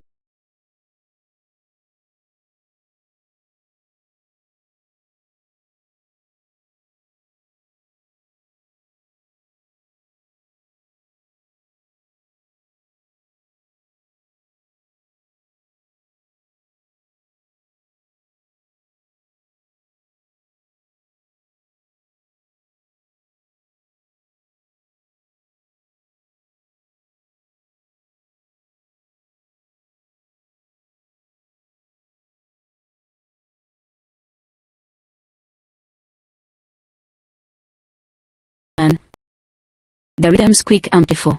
Eo taught near the silence of the mountain, how to listen so deeply that even they seemed to speak. She seriousness. He marveled at her fire. In their differences, they found compassion. Yet the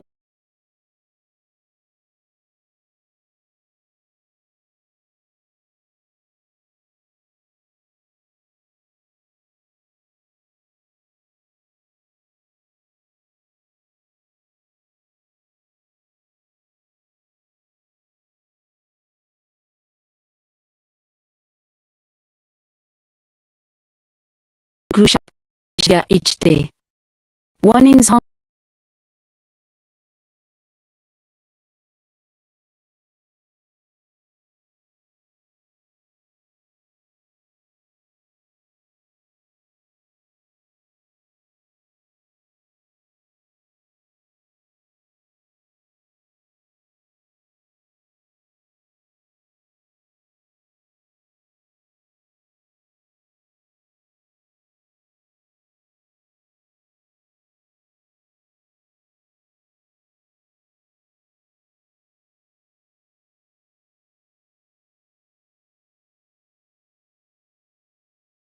Eo had brought nothing but silence and weight of his gaze. They sat close, almost touched. She gave them each a sip, laughing when he grimaced at the sweetness.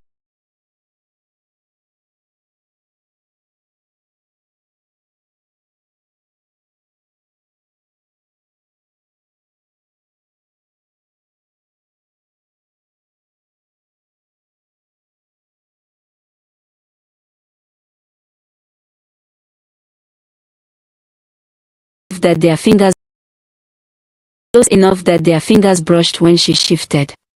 She turned her palm up, bold as always. If the mountain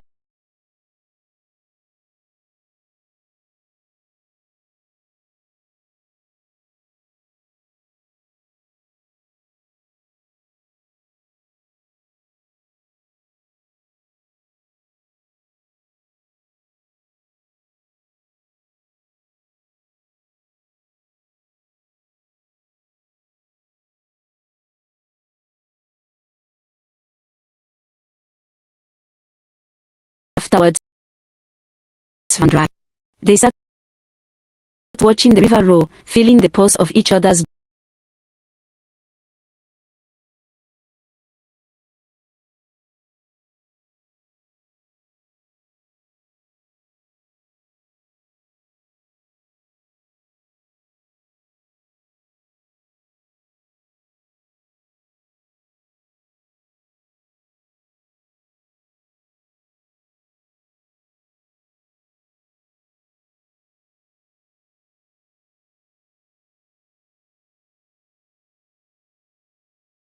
Mountain winds blew soft, but both knew that the day allowed, their love was no ordinary love. It was waking, step by step. And prophecy does not come without this. The days of secret meetings stretched.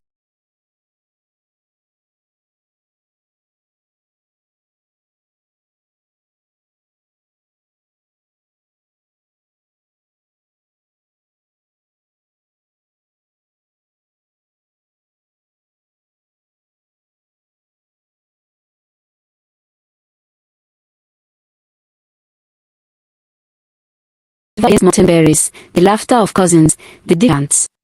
But soon, those conversations grew deeper. What do you fear, Eo?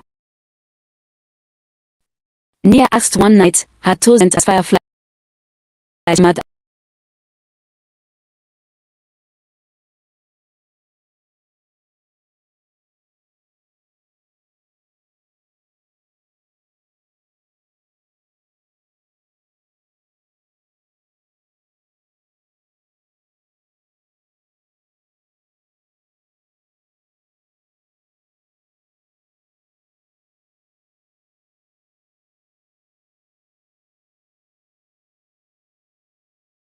Her fingers.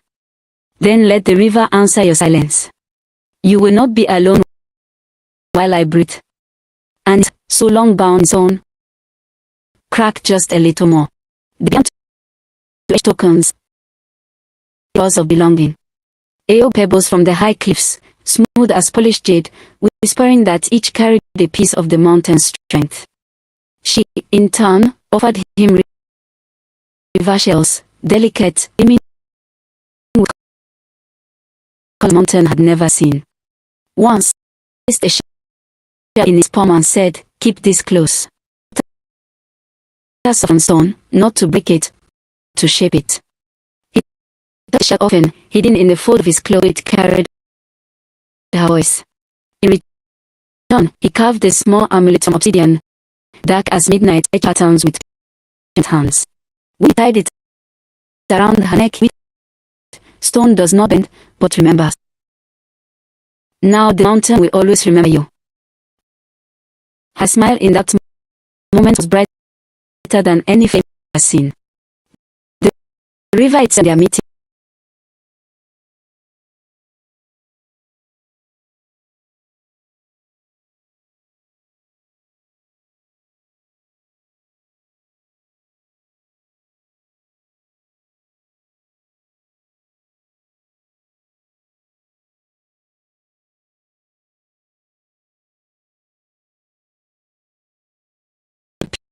So often at night, one boy teased.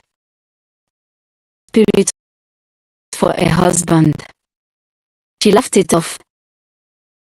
Better a spirit than a fisherman who cannot it. But inside her chest it turned. Secrets are heavy, and laughter is not always enough to hide their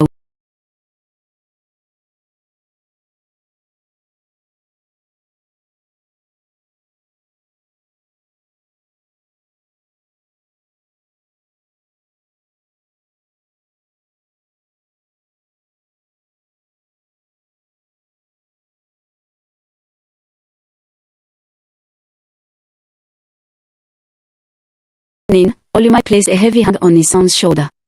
Stone must remain stone, Ao.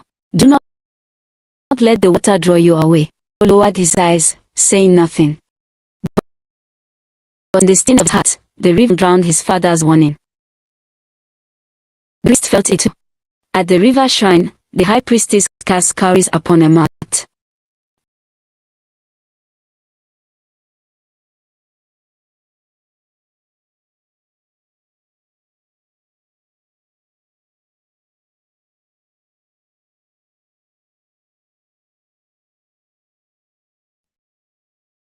The priest exchanged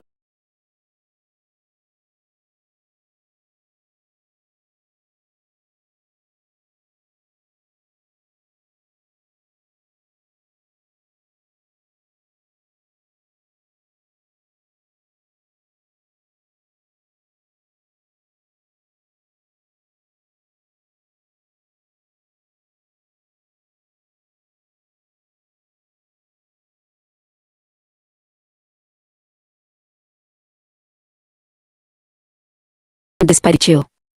The mountain stand firm. She looked up at him, eyes wide in the flicker of lightning. Do you ever wonder if we were meant to find each other? Or if we are defying everything that keeps this land in balance? His silence was long, heavy. Slowly, he reached for her hand. I do not know balance. Without you, I am less than whole. Her breath caught. Neither moved.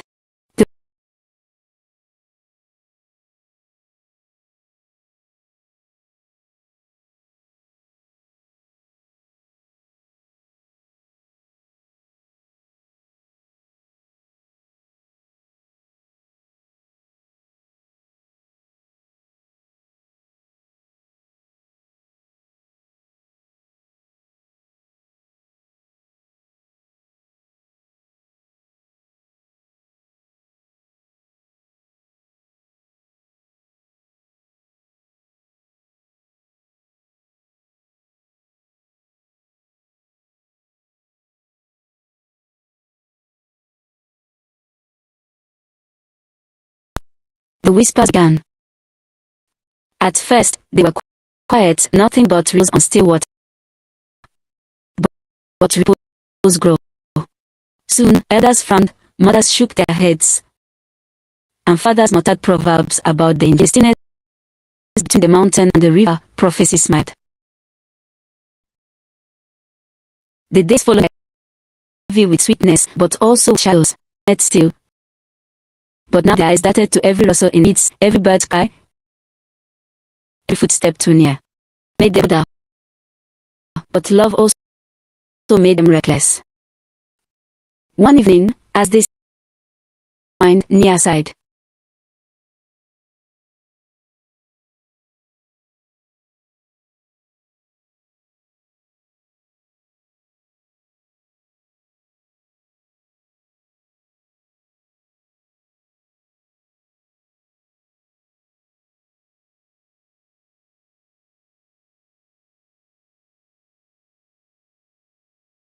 and cast in near, but frowned and shook their heads.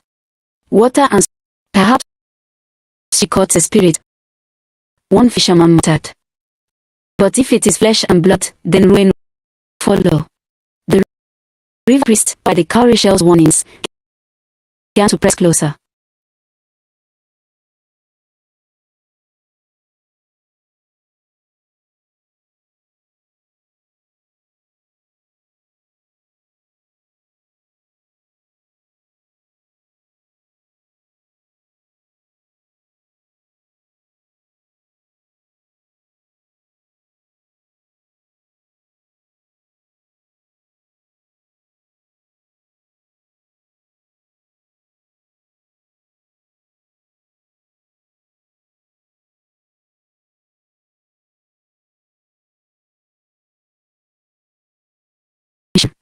He had lost already. He would not lose his son to prophecy. One as Nia combed her hair by firelight, her mother Aduk entered quietly. Her eyes were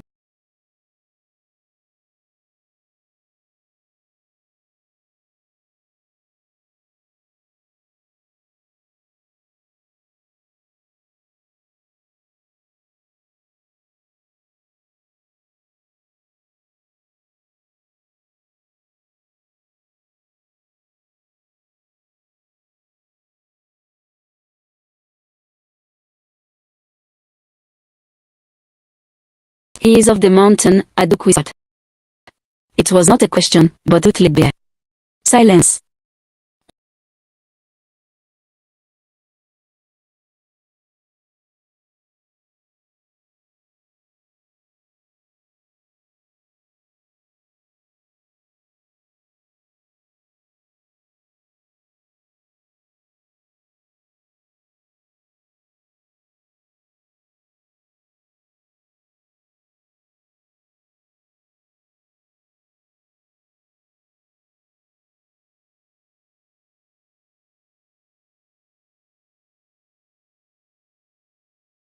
Less. Tell me, where do you go at night? Eos translates. I go to the river. A murmur spread among the elders. Spat into the dust, others shook their Olimite's voice grew hard. The river is not your path. Did we not warn you? Stones sinks in water. Do you wish to drown? Drown, Eo answered. His voice looked steady. When I am with her, the words like a hammer. Olimite's face. You shame your blood. You break the oath of balance. Eo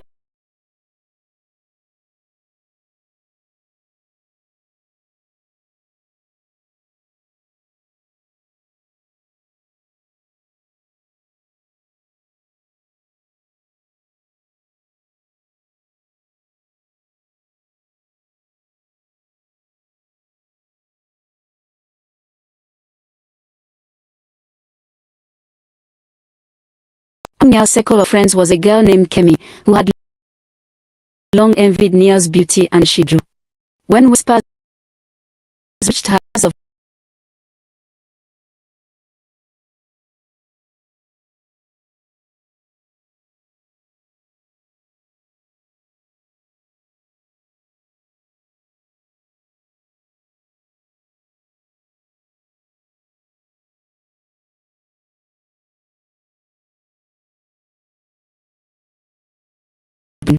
By then, her words were already spilling into the ears of priests and elders. "I saw her," Kem declared. "She meets the moon. She lies with prophecy." The shrine fell silent at her words. They exchanged grim looks. "The storm is closer than we feared," the high priestess said. And the whispers, once soft like wildfire, on the night of Kemi's betrayal, a near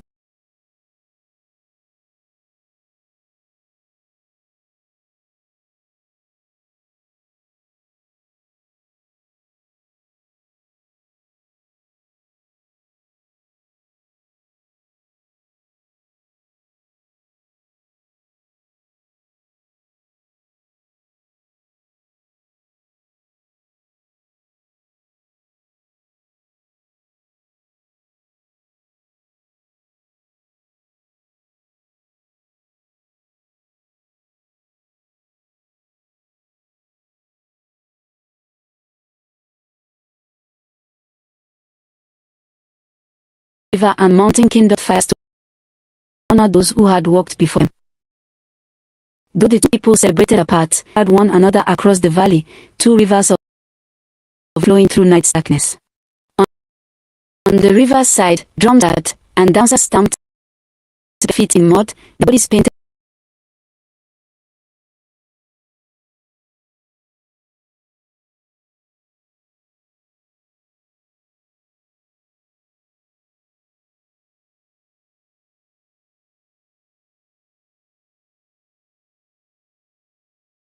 by torches bridges, a chain of fire stretching toward the stars.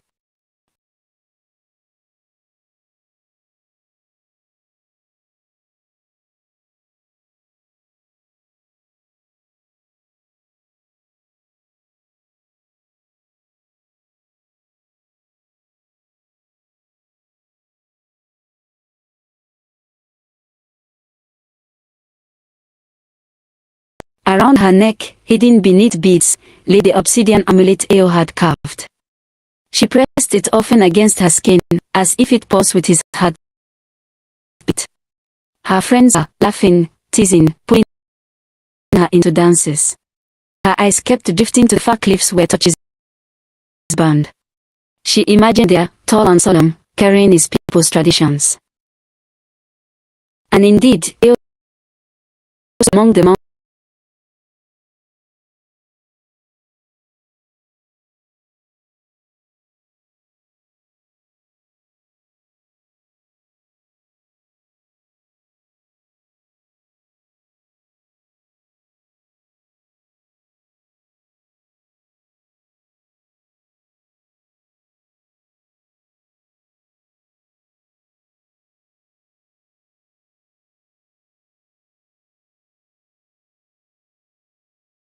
And their rituals.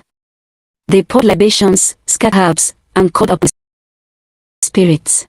They flowed, and in the crackling fire, the high priestess, a crown, a flood rising, a boy of stone and a girl of water entwined, passed and dropped her staff. The prophecy stirs, she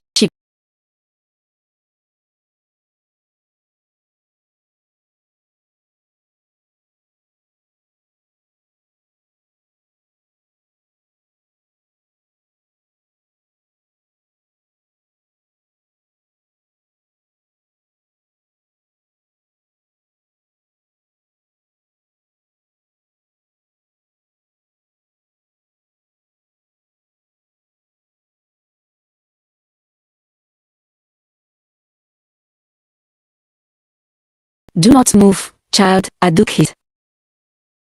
Across the valley, the mountain priests too cried warnings. Their smoke rose in strange patterns, color over rock. A danger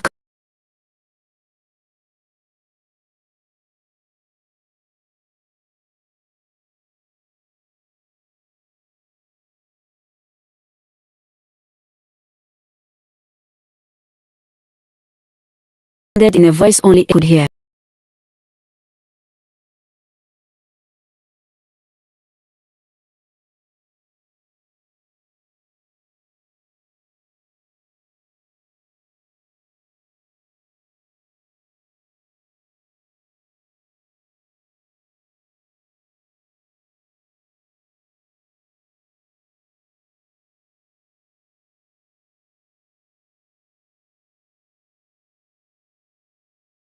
house, neither Nia nor Eo found peace in sleep.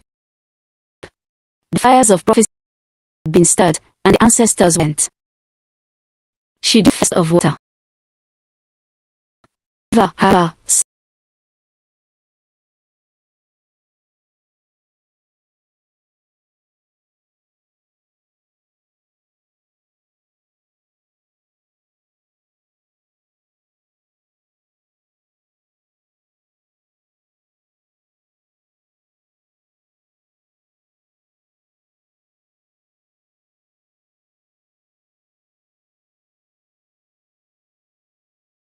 She saw him. Eo stood on the far bank, tall and unyielding, his staff held high. Between them, water raged. She reached for him, but every current yanked him away. Nia, voice echoed across the flood, heavy with grief. Stone water without sinking. She wept. The river surged higher into its grip. In its depth she saw faces. Her mother Aduk, her father before he died, the river priest, the villagers on her shoulders as a child. They looked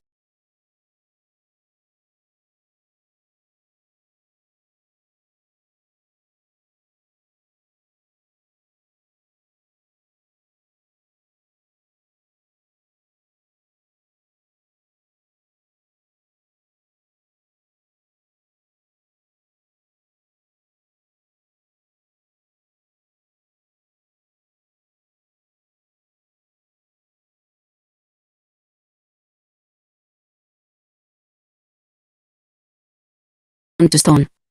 They grew heavy, dragging both of them down into the endless dark. She woke with the obsidian amulet against her heart. Sweat drenched her skin. The river outside was calm, his heart, but she knew, with a terror she could not name, that the dream was more than a dream. It was a warning. That same night, on the mountain, Eo tossed upon his mat until exhaustion claimed him. When sleep finally came, it was heavy. He stood upon the cliffs of his homeland.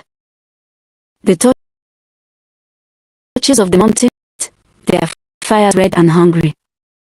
His father stood beside him, wrapped in robes, a crown of obsidian on his head. "You are stone," all you might said, his voice like a hammer striking rock. Stone does not bend. Stone does not yield. Stone does not carry water. Eo opened his mouth to protest, but beneath his trembled. Cracks across the cliffs, stone into shards. From below, the river surged upward, defying gravity, flooding the mountain. And from the woods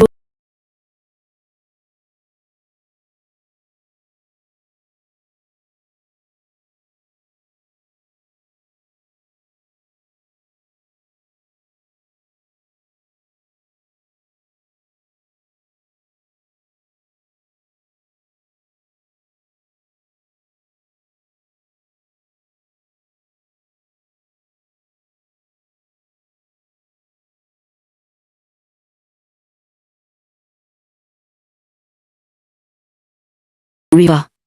Eo froze. His heart pulled him toward her, but the of his people anchored his feet. He screamed in agony.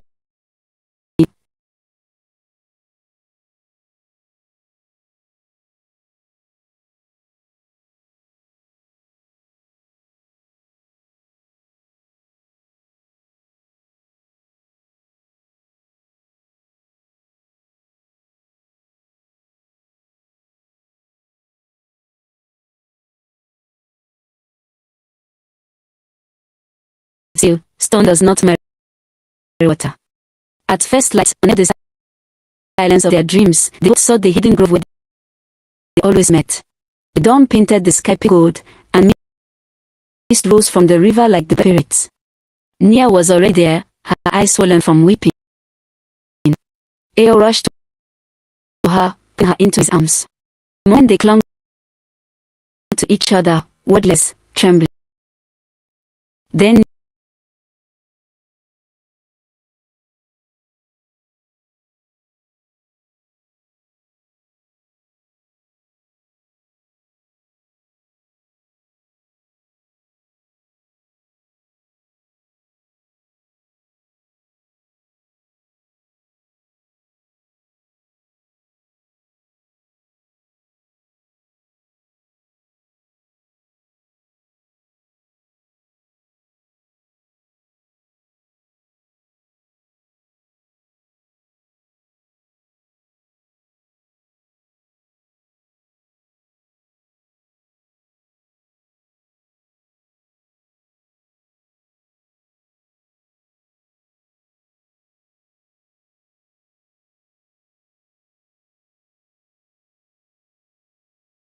We must stop before it is too late.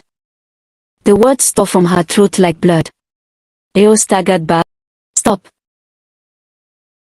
After all we have risked, but every touch, every dream we shared. His voice cracked. Do you love me, Nia? She wept harder. More than life.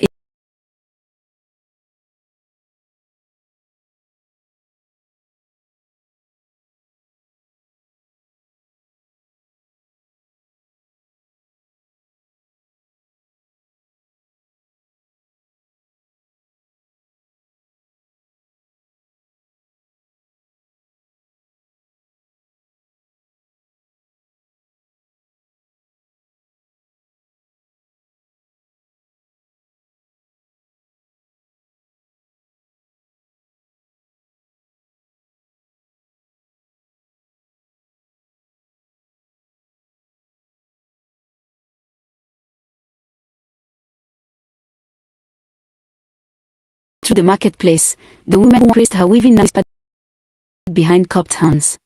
The river priest apprentices lingered near her hut too often, their eyes sharp, their voices lowered when she passed. Children who once danced to her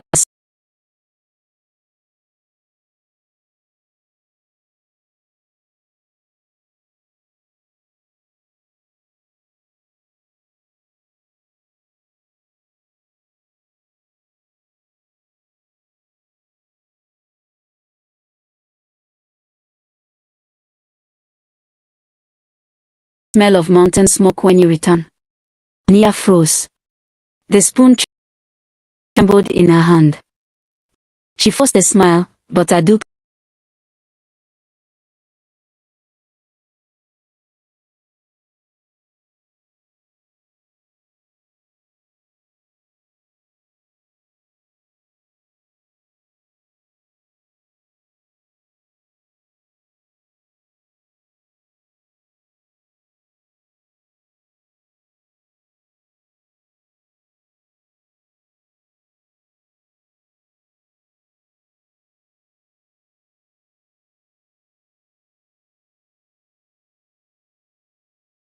saw their daughter. Their father, Olimide, listened but did not answer. Yet Eoko is heavy with suspicion. Breaking underwater returned each, leaving him drenched in sweat. Even the priest began to murmur of ill omens.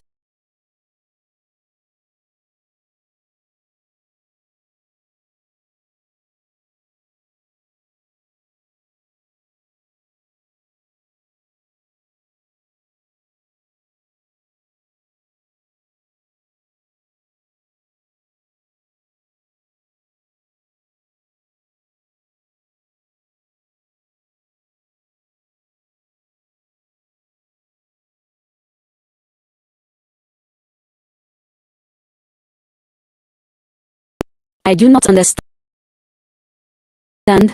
Mona kept closer, her presence overwhelming. Do not lie to me.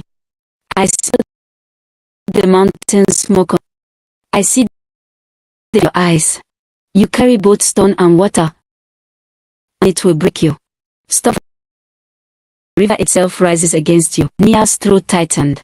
She wanted to protest, to deny, but Mona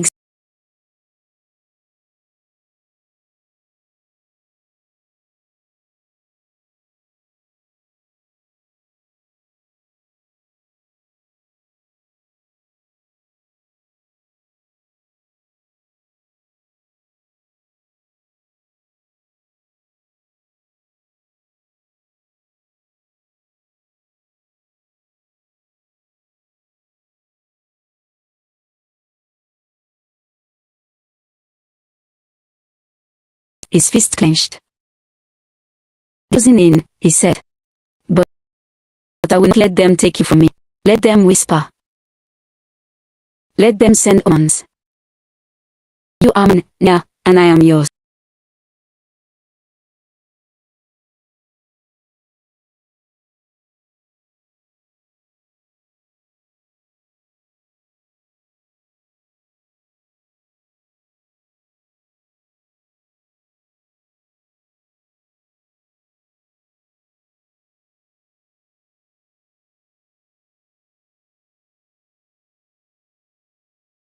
a new life.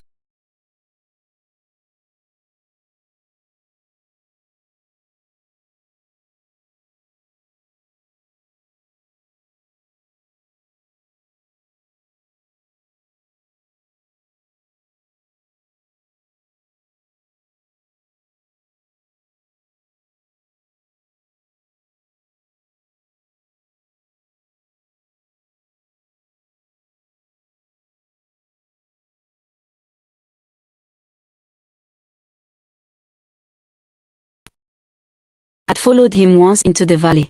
The prince vanished in the grove and returned adorned with river flowers in his hair. Jealous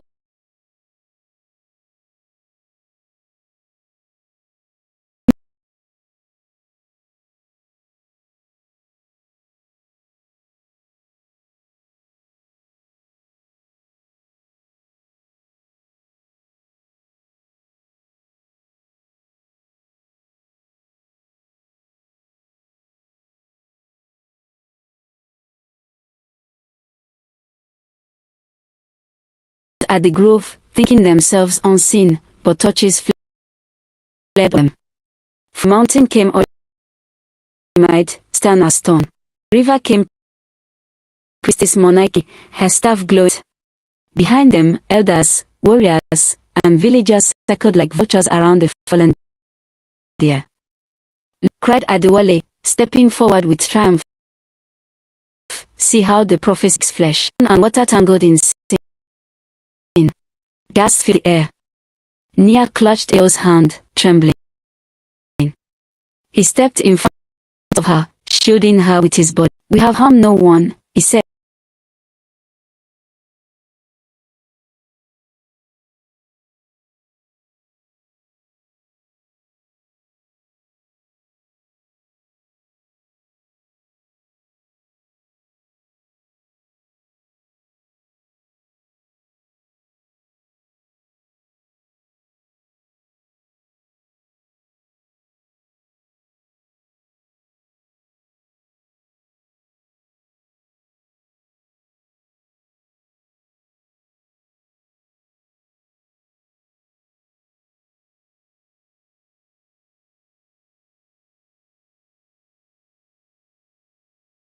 No, only blood will appease the ancestors.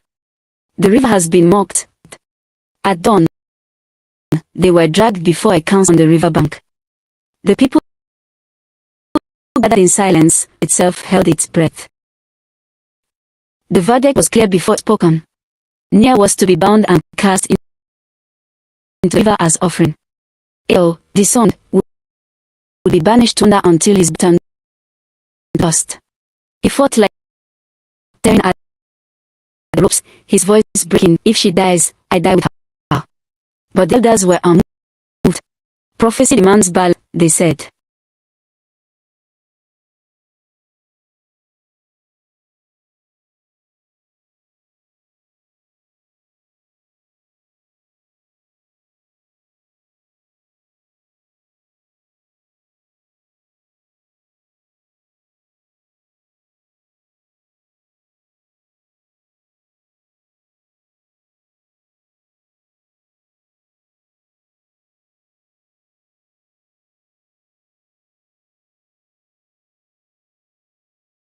Crept through shadows and cut the bonds that tied her daughter's wrist. Run, child.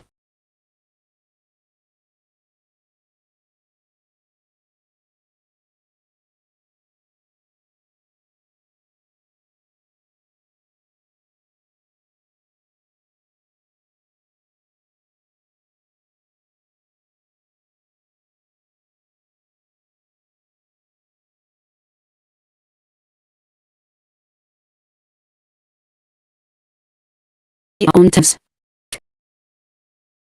They fled hand in hand to the riverside. The moon shone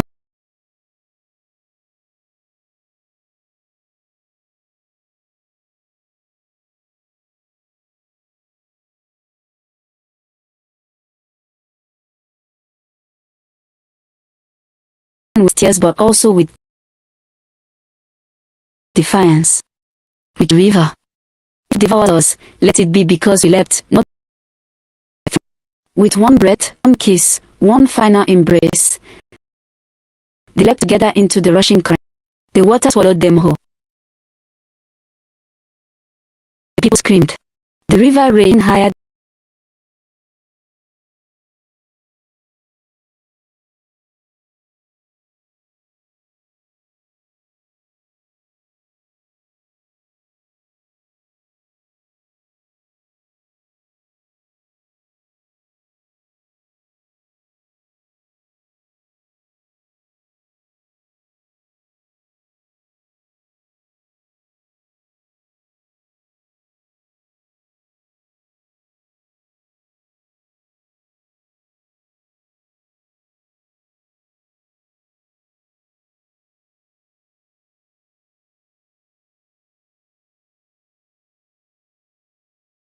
Still flows.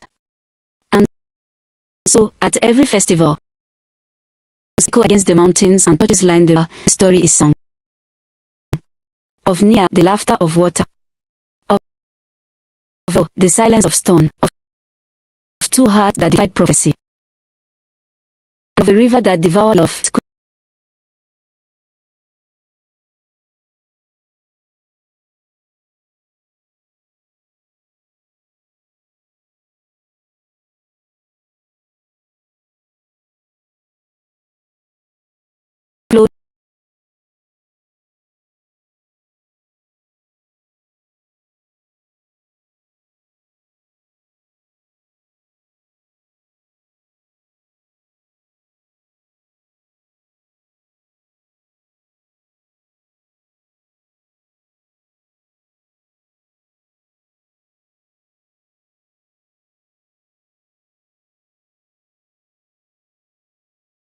Patient, silent, eternal. The people who lived upon its slopes were called the children of stone. Builders, warriors, judges.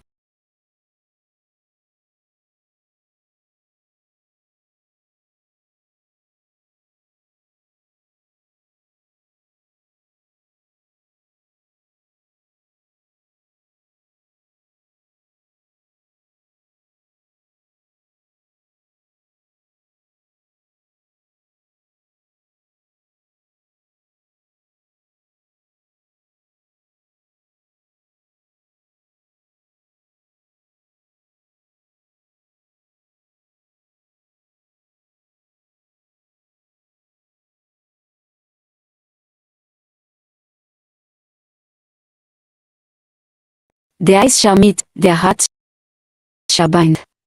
Oath of battle.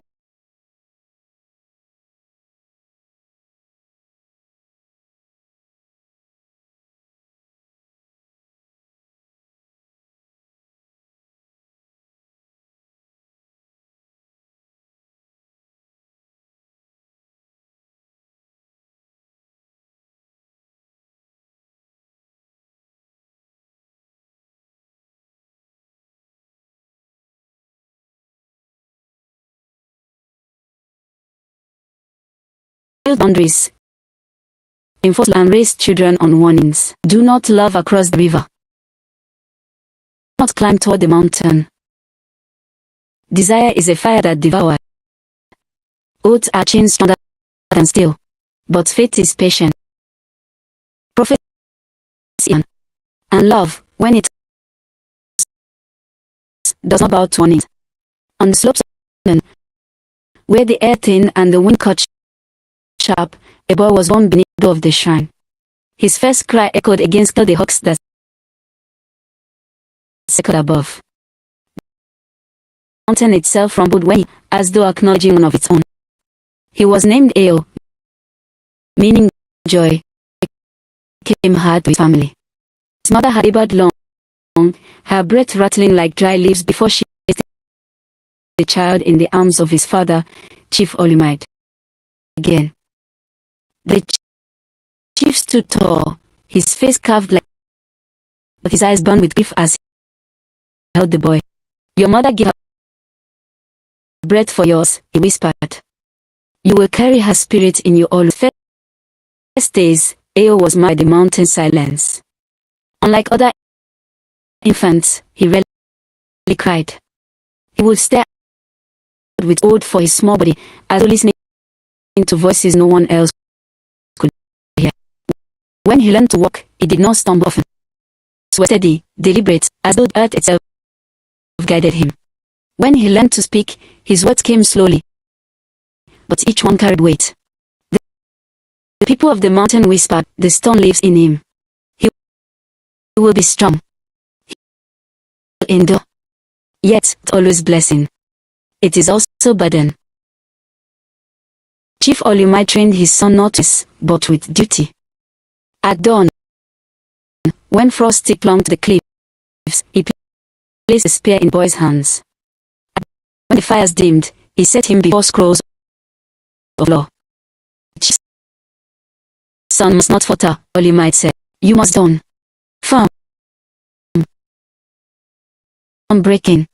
A.O.M.s at night, when no eyes watched, he would climb to the highest ledges and stare down into the valley below. There, far away, the river shimmered in the moonlight. He could hear its rushing voice, wild and unending. Stirred when he looked at it. It's not fear, not longing, but a pull. The whisper of faith. The priest insisted. "They mark it as dangerous." One elder muttered, "Prophecy speaks in his silence. Watch him well." But Ao was only a boy. He hunted with his cousins, raced on the slopes, carved his first blade from obsidian. He laughed rarely, but when he did, the sound carried far. Marvel down could see. Still, whenever his heart beat strangely, as if remembering it yet. Far below the shadow, the river sang its endless song. It curved through the land like a silver serpent, feeding fear of millet and yam, whispering dreams into the ears of those who lived on its banks. The river said every child was born with water in their veins, restless. One season, when the moon was full and fat with light, a girl was born beneath the thatched roof of a fisher's hut. Her mother, a duck, wade with both pain and joy, slipped into the water. River water. She was named Nia, meaning powers. The elder said the river itself had chosen her. For the night she was born, the water rose higher than ever before, flooding fields yet sparing every home. Fisherman whispered, "She carries the blood of the spirits." Unlike Ao of the mountain, Nia was no child of science. Her cries filled the air, sharp as the call of herons, like running streams. She was quick to crawl, quick to run, and when she first saw her, she did not fear it. She had her hands and splashed until her mother had to pull her away. As she grew, the river grew with her. It advanced greener where she walked, it fished more plentiful where she cast her net. People to bring her small offerings, beads, curries, pots of palm wine, asking her to bless their baskets to sing before their nets. The mist of the river shine watched her with narrowed eyes. They remembered the prophecy, whispered down, "From water shall rise a daughter, bright as the sun." They saw brightness in her indeedness. When Nia turned 7, she began to dream of voices in the water, and kind, like mothers. Other times they were sharp.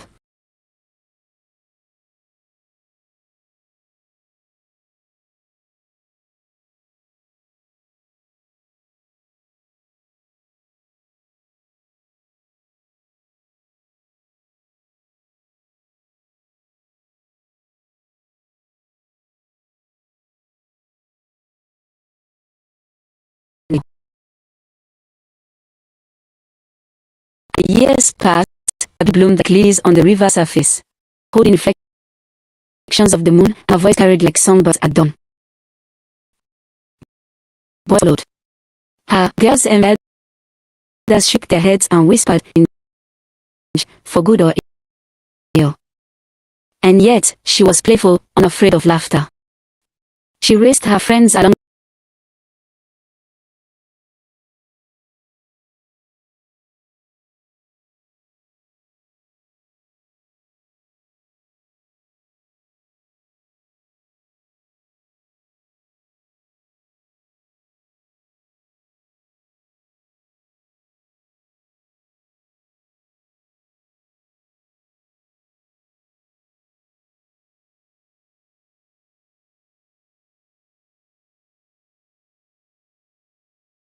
She only knew that her life, as wide as the river, felt elite without whatever waited on that height. The priest shine warned her on. Do not climb toward the mountain. Remember the prophecy. But prophecy is a story that waits for the character to it. And Nia, Chaiva, was already moving toward her fate. Eo grew tall on the mountain, his arms strong from climbing, his legs steady from wandering ridges. He was a quiet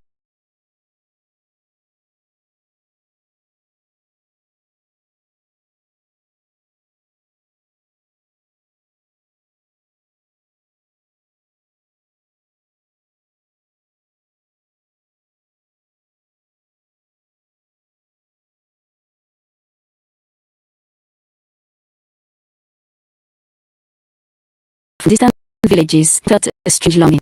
He would stand on a cliff edge toward the ribbon of silver that was the river far and wonder what lay in the lands beyond.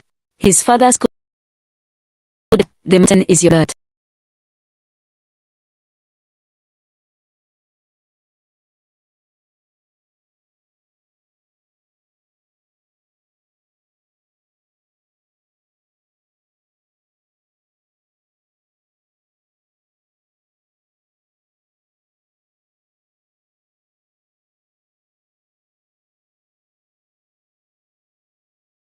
He knew every bend of the river, her laughter carried on every curve.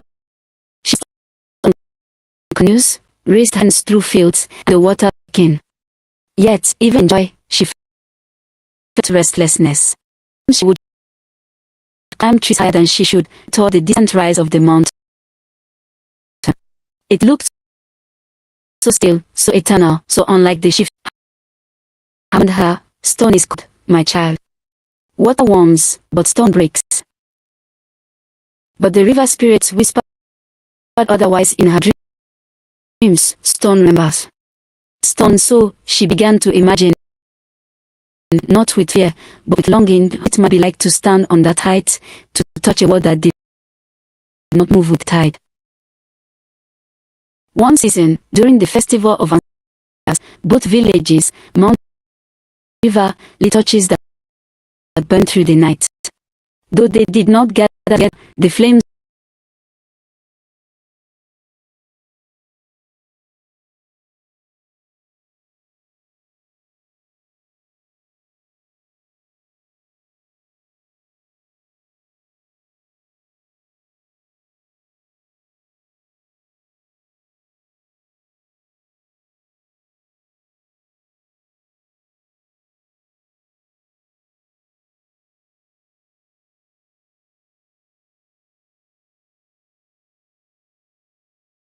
he carried the mountain's patience, but also its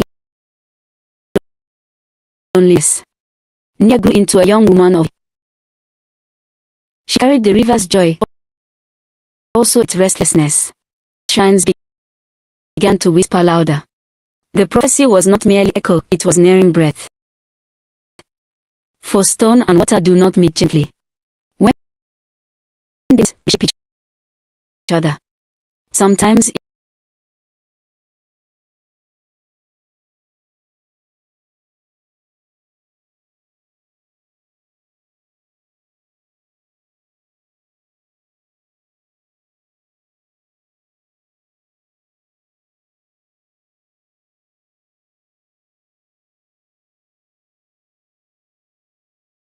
than ever before, searching for a lost go down the wet cliffs. His father's words rang in his mind, to wander too low. The river devours. But the animal's cries were faint and piteous, and Eo's heart could not abandon it.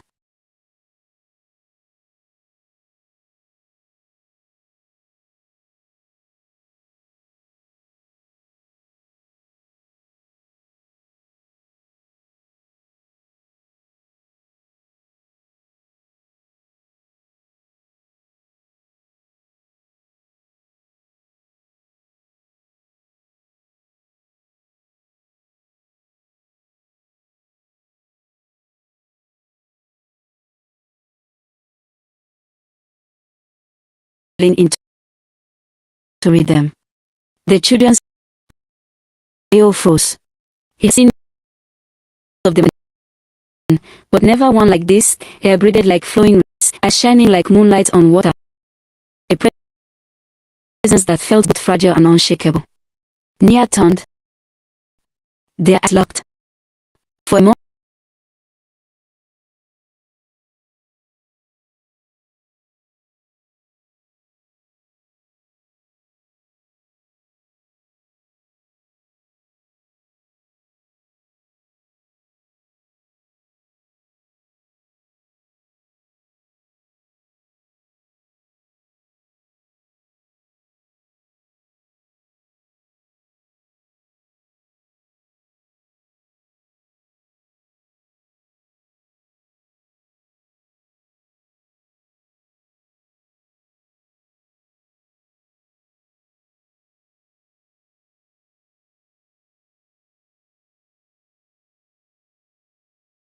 proud.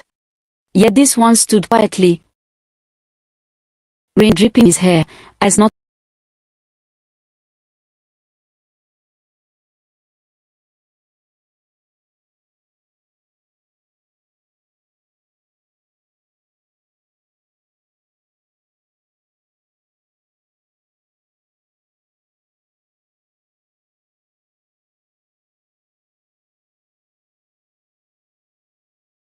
but the children tugged at Nia's hand. She saw fingers, but her eyes did not leave Eos. In her chest, restless for years, now beat with certainty.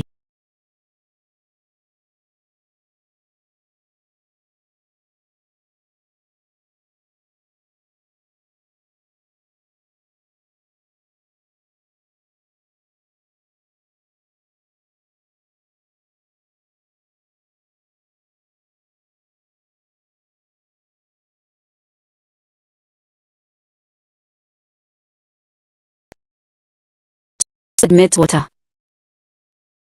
Neither would ever be whole without the other. At first, their encounter was nothing but a story to keep. Who told no one of the girl with eyes like moonlit water. Nia told no one of the boy whose silence spoke louder than songs.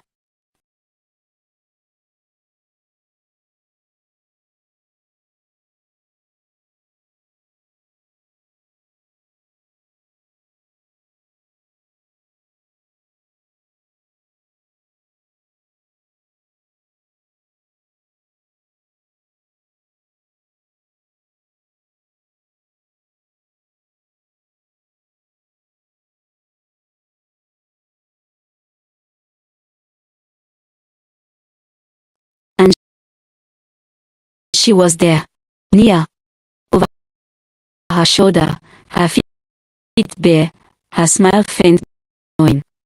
You came back, said softly.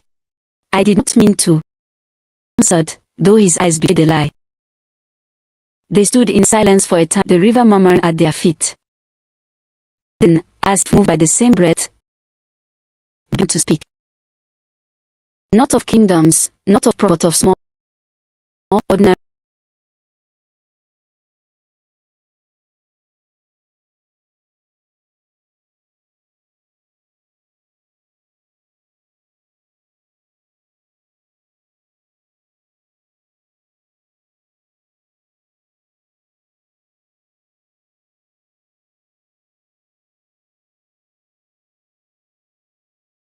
leaves, but in the water.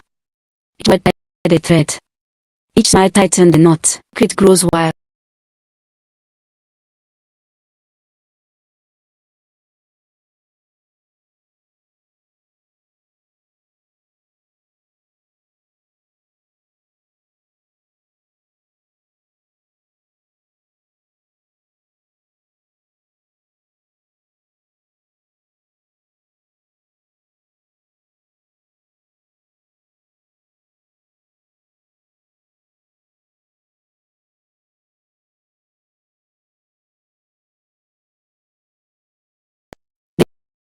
Children who once clung to Nia whispered of a boy who visited her. A fisherman claimed to have seen a figure moving among the reeds at night. Priest at river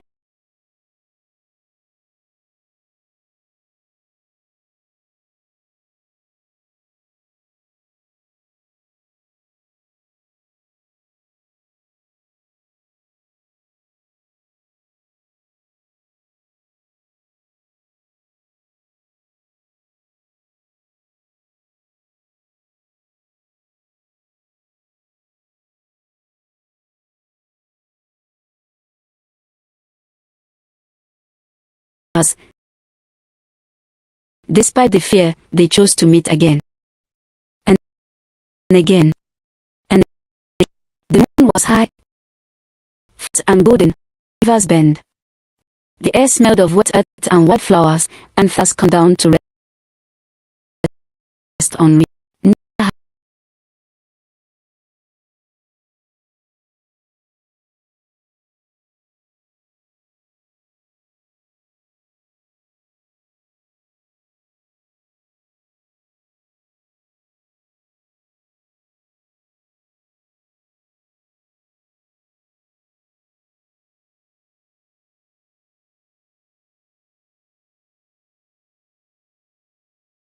The pause that followed was thick as the river itself. First time, he let his hand rest near her, close enough that their fingers brushed when she shifted. She did not pull away.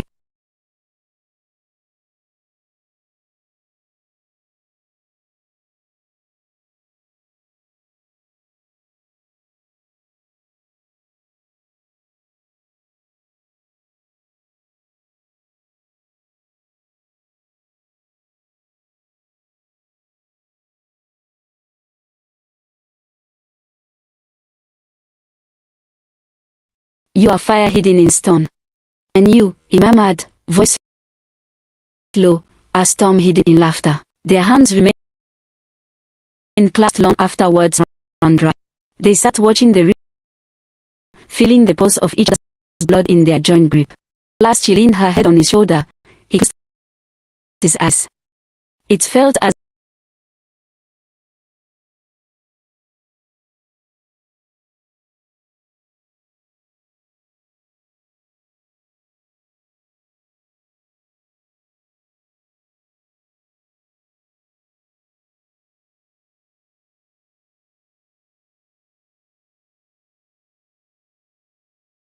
his chest.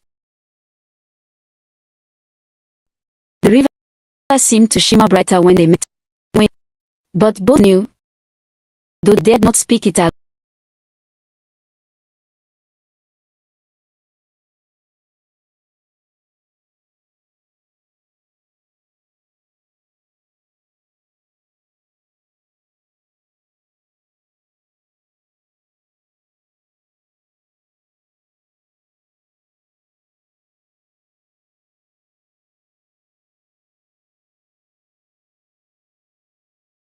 Paths would cross by the river's bend. They spoke of small things, the taste of river fish, egg and berries, the laughter of cousins, the difference between river songs and mountain chants. But soon, those conversations grew deeper. What do you fear, Eo? Nia asked one night.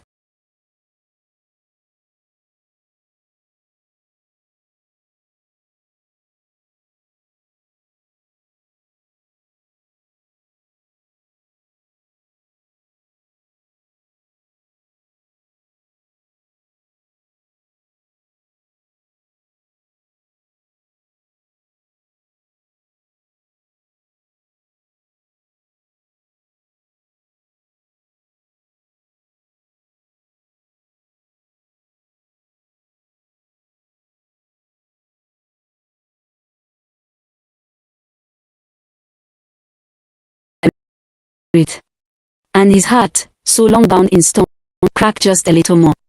They exchanged tokens, tours of belonging. Eo brought her pebbles from the high cliffs, smooth as polished jade, whispering that she carried a piece of the mountain's strength. She, in turn,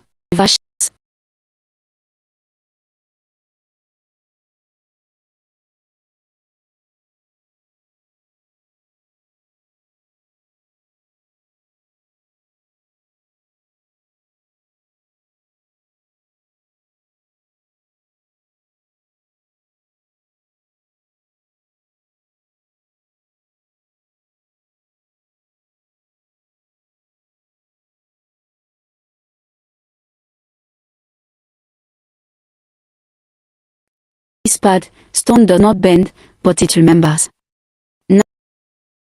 Now the mountain will always remember you. The sun in that moment was brighter than any flame he had ever seen. The river itself seemed to spice. Its currents ran where they sat. Its surface reflected them like two halves whole. When Nia sang, the water shimmered, when they stilled as if listening. But fate does not stay hidden.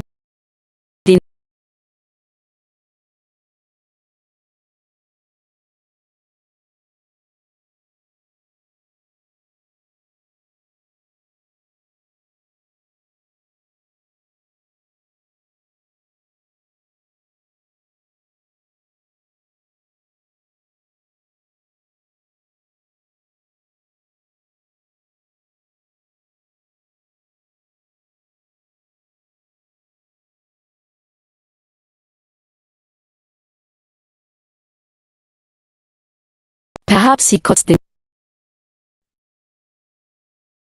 mist. But his father, Chief Olimide, was not so easily. He studied his son's absences, his new habit staring into the distance, the faint trait clinging to his boots. One evening, Olimide placed a heavy hand on his son's shoulder.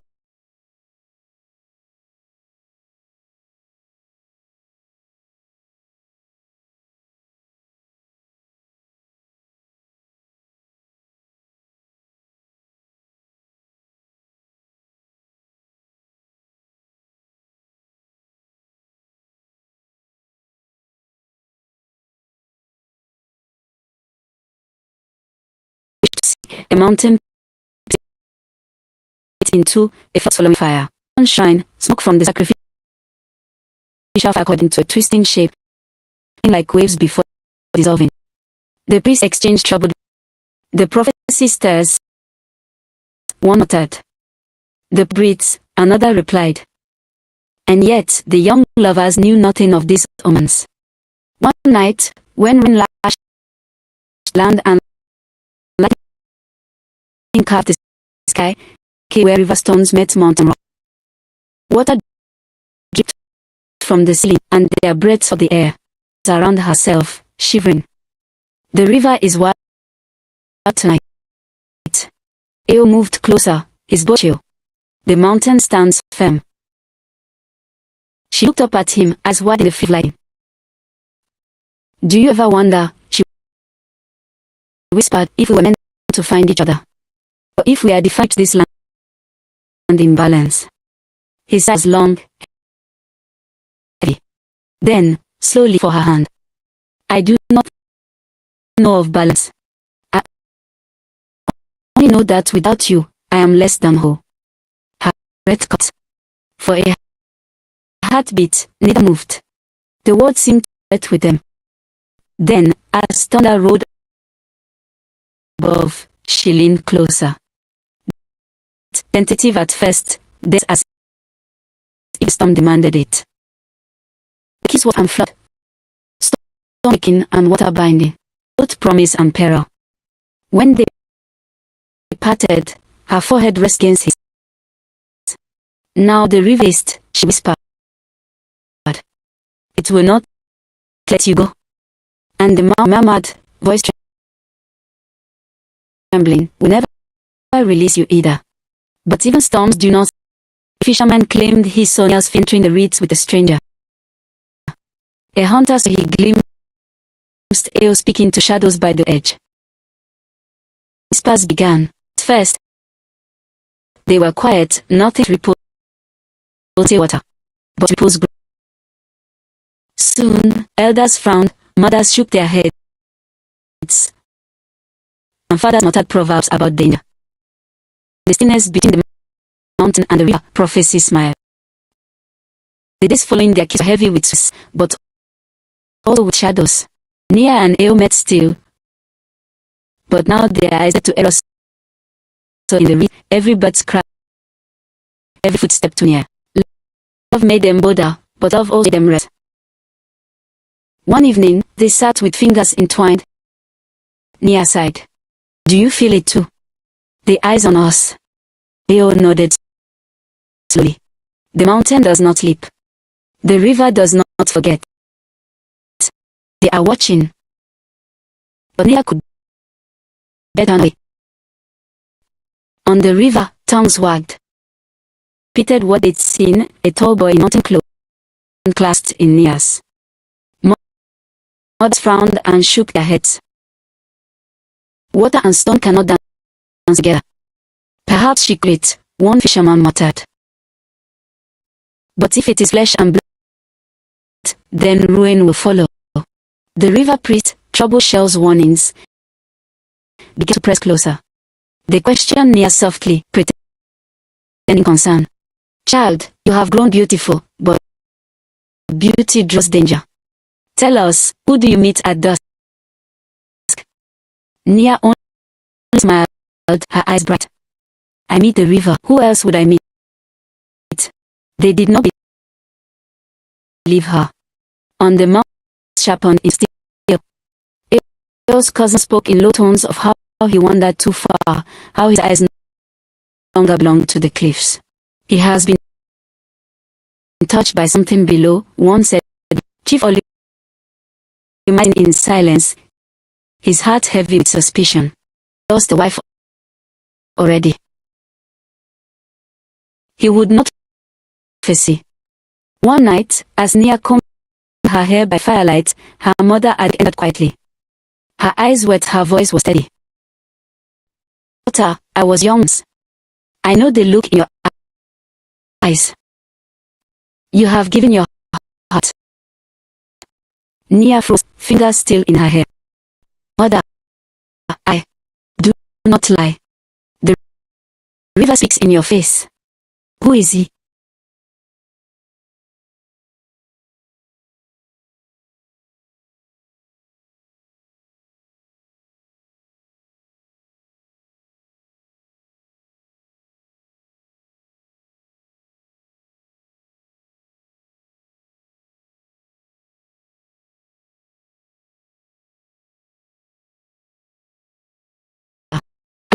River's song. Aduk sounded, but placed it on her daughter's cheek. Then may the ancestors shield you, child. For love is not enough to hold. On the mountain, all you go to the fire circle. Sat around, their faces beam. You are not as you were, my son, all you might say. Your eyes wander. Silence is restless. Tell me, where do you go at night? Eo stood firm, his hands clenched at his sides. I go to the river. A murmur spread among the elders. Some spat into, others shook their heads. It grew hard. River, it's your path. Did we not warn you?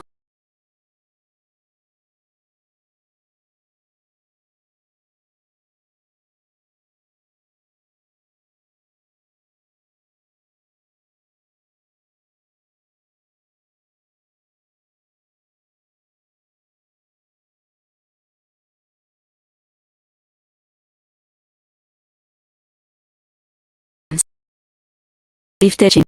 The balance was broken long before I did not choose this feat.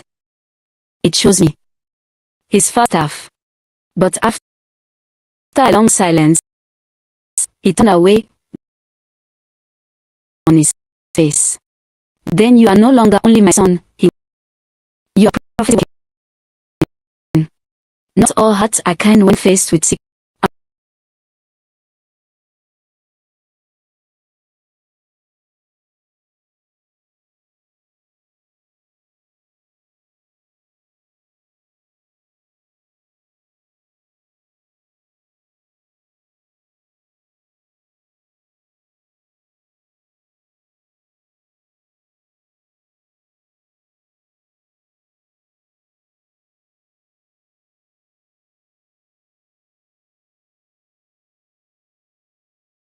In the ears of priests and elders. I saw her, can be declared.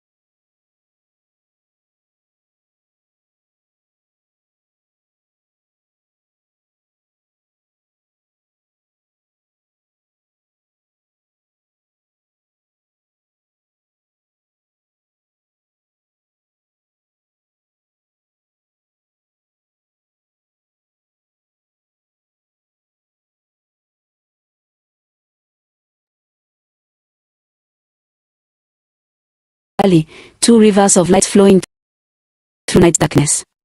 On the river side, drums thundered, and dancers stamped bare feet in mud, their bodies die.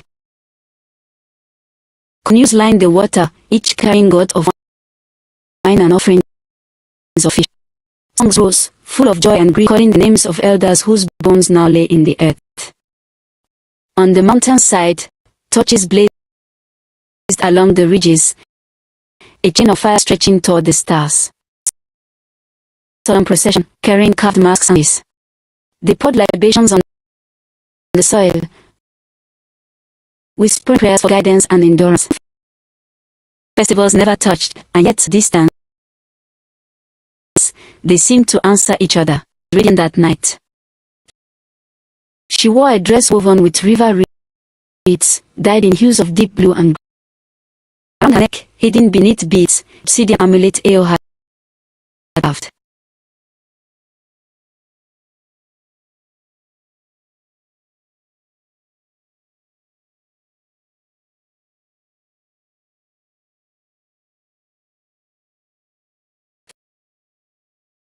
She imagined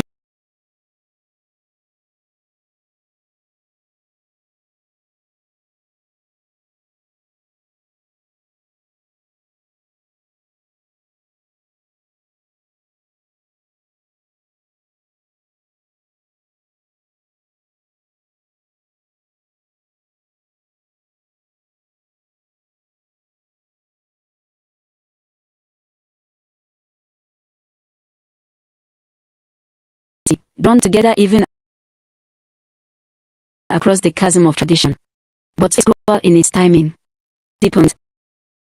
The rivers began their rituals.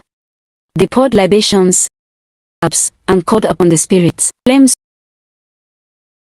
and in the crackling fire, the high priestess of visions split, a flood rising, a boy of stone and a girl of water entwined. She gasped and dropped her staff. The prophecy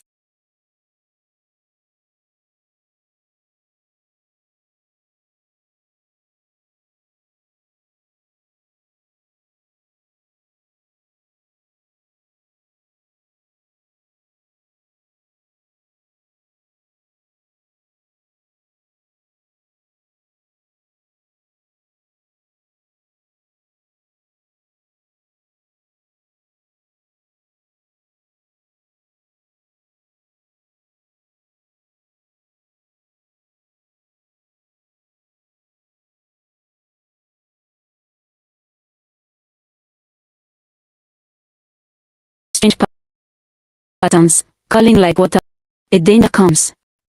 A union that will bring ruin. Chief Almight's gaze fell on his son. Eo's face beaten, but his fingers tied the staff he carried. Where do your eyes wander, boy? He demanded in only Eo could hear. The river, Eo whispered back. The words cut like blades. That night, as drums, suspicion grew like wildfire. The people of River Anon didn't know the names, but they felt the truth that someone among them was walking into prophecy. And both Nia and Eo knew with aching certainty that the world would soon discover their secret. After the festival of ancestors, neither Nia nor Eo found peace in sleep. The fires of prophecy had been stirred, and the ancestors were not silent.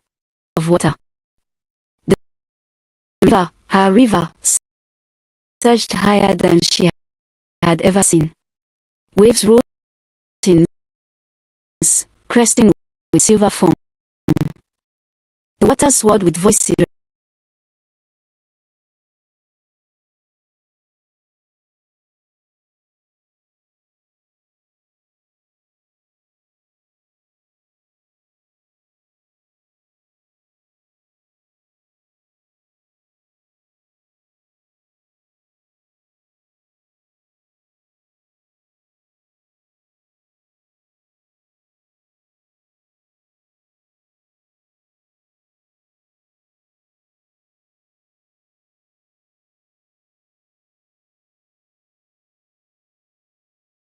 flood, heavy with grief. Stood across water without sinking. She wept. The river surged her, lifting her into its. In it she saw faces. Her father Aduk, her father before he died. The river priest, those who had once carried her on their shoulders as a child. Looked at her not with love, but with accusation. They said in one voice, "You have carried fire into water." They spun her in circles, choking, dragging her down. Just before blackness swallowed her, she felt arms seize her, strong arms, warm, familiar. Eos. He pulled her flood, pressing her to his chest.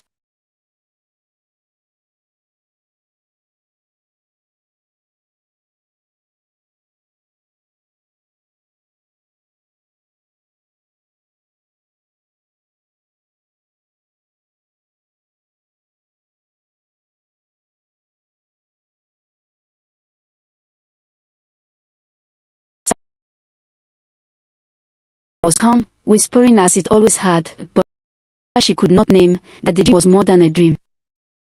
It was on the mountain. Eo tossed up until exhaustion claimed him. Sleep finally came. It was heavy and full of visions. He stood upon the cliffs of his homeland. The torches and people blazed, their fires red and hungry. His father stood beside him, wrapped in ceremonial robes, crown of obsidian on his head.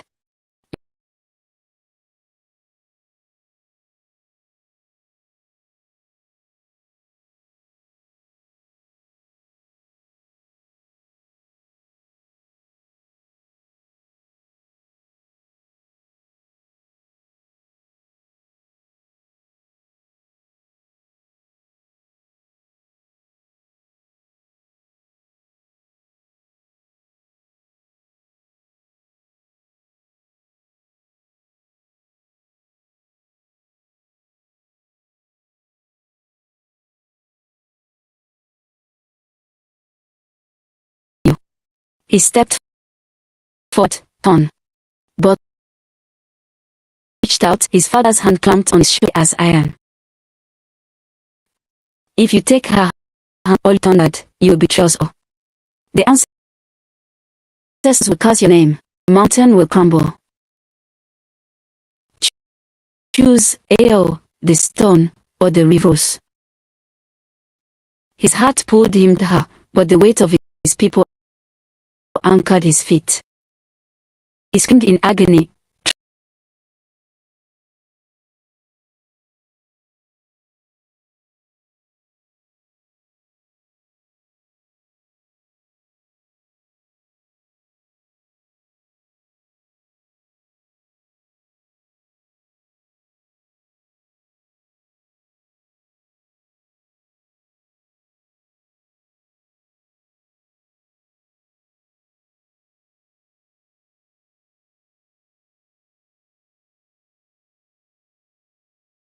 Dreams.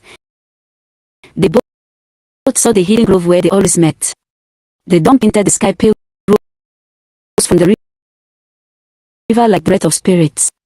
Nia was already there and weeping. Eo rushed to her, pulling her into. For a moment they clung to each other, wordless, trembling. Nia whispered, "They know. The ancestors, they see us." Be. Eo caught her face. His breast. "Dreams are not things," he said fiercely. "We are alive, Nia. Our love is shadows." But even as he said it, his voice wavered. She pulled the amulet from beneath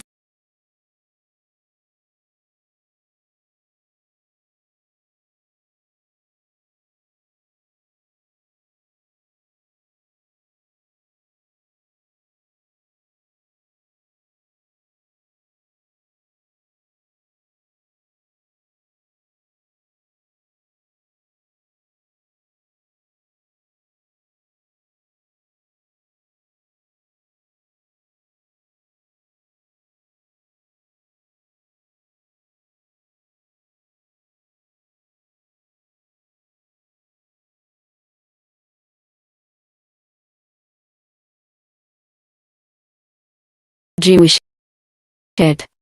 His voice cracked. Do you love me, Nia? She wept harder, more than life itself. Up. Let the answer reach. Let the world split in two. I will not lose you.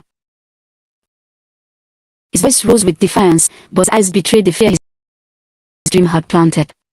Other again, hearts pounding, knowing that the love had crossed from dangerous into doomed. For the ancestors, and the ancestors were never ignored.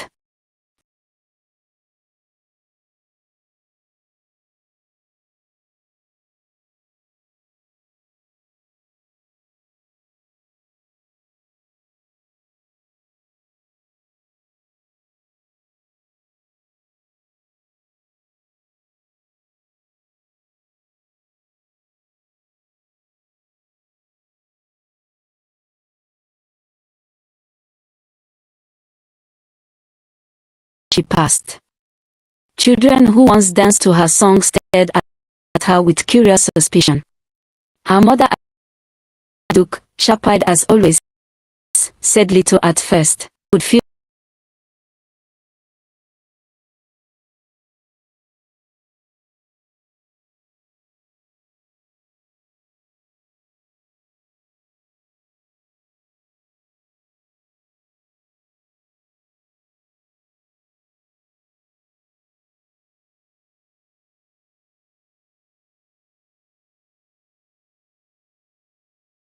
rude. Mothers always know when a daughter is in her lead. Eos mirror has.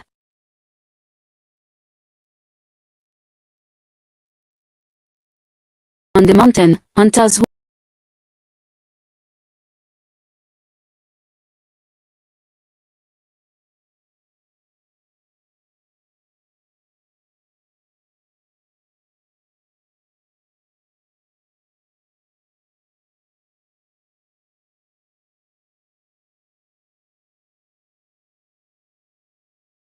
their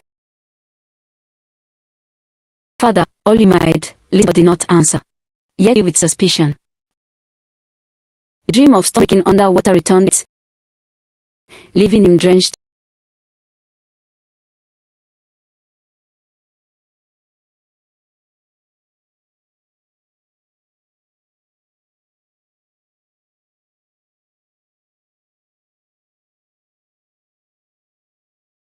One night,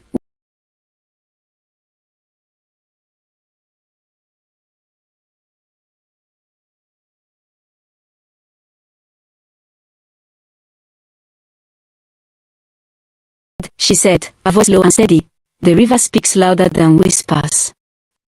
It tells me you are walking where you should not. Out, trembling. I do not understand, honored one. Monarchy stepped closer, her presence overwhelming. Do not. I smell the mountain on you.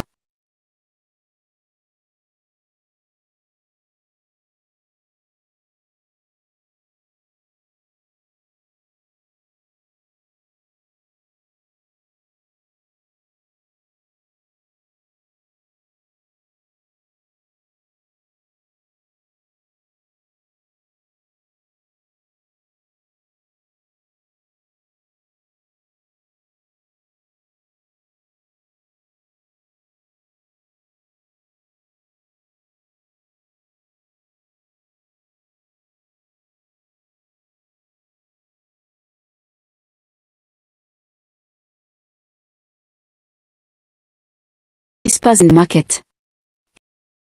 He leaned, his jaw tight, his fist clenched. They are closing in, he said. But I won't let them take you from me. Let them send romance.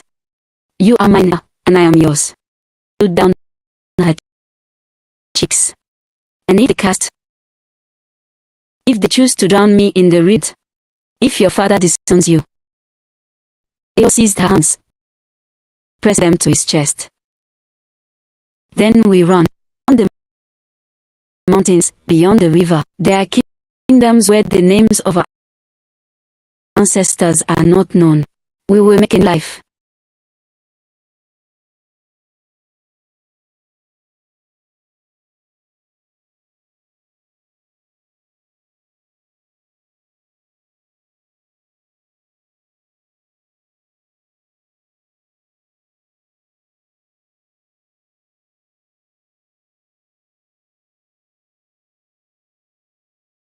On AO.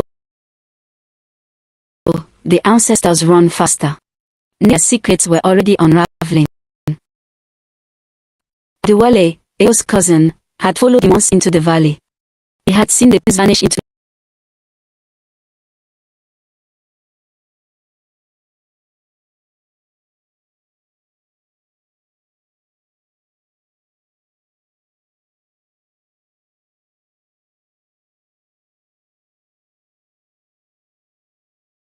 He whispered it to Monarchy, who carried the ledge to Aduk.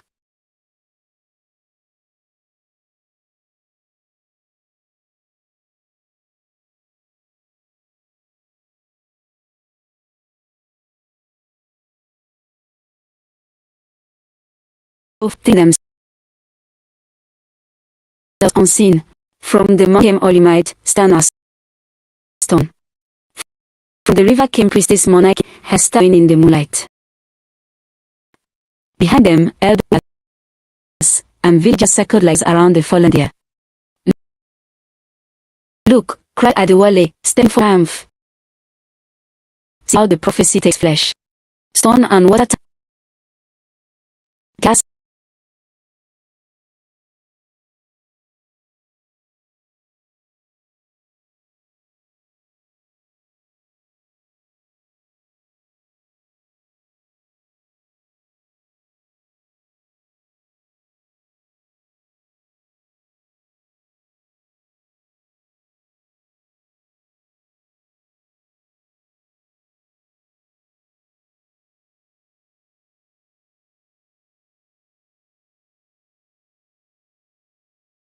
Olimite's face was carved from grief. My son, you have.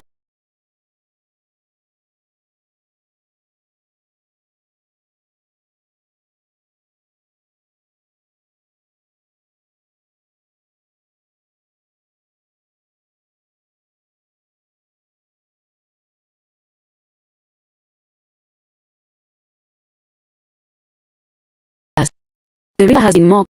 At dawn, they were dragged before I saw on the riverbank. The people gathered in silence, watching.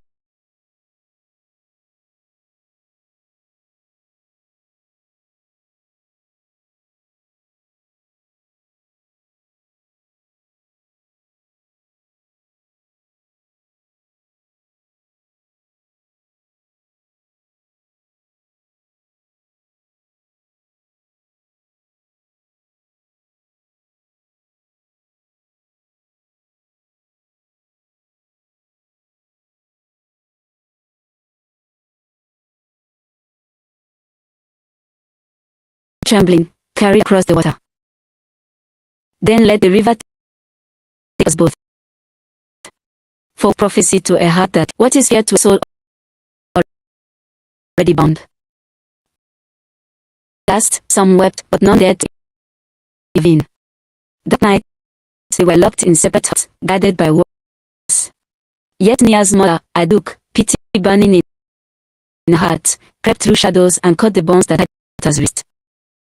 Run, child, she whispered, tears streaming. Run and never look back. But Nia shook her head. I cleave him.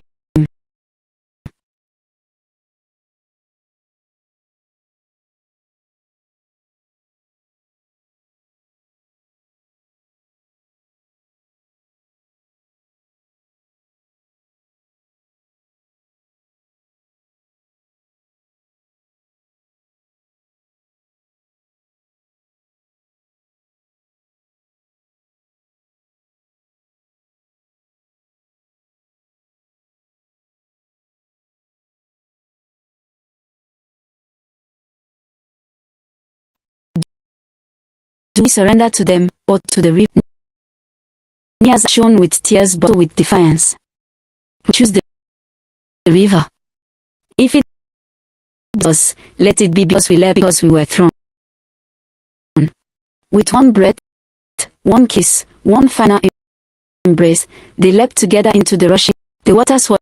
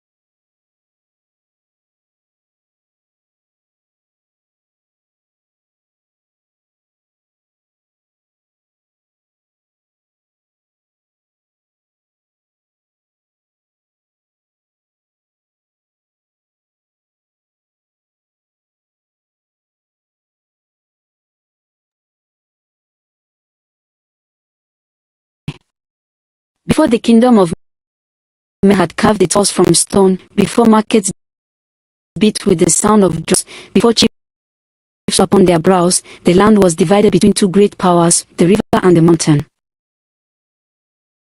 The river flowed wide and endless, feeding fields, cradling villages, whispering secrets.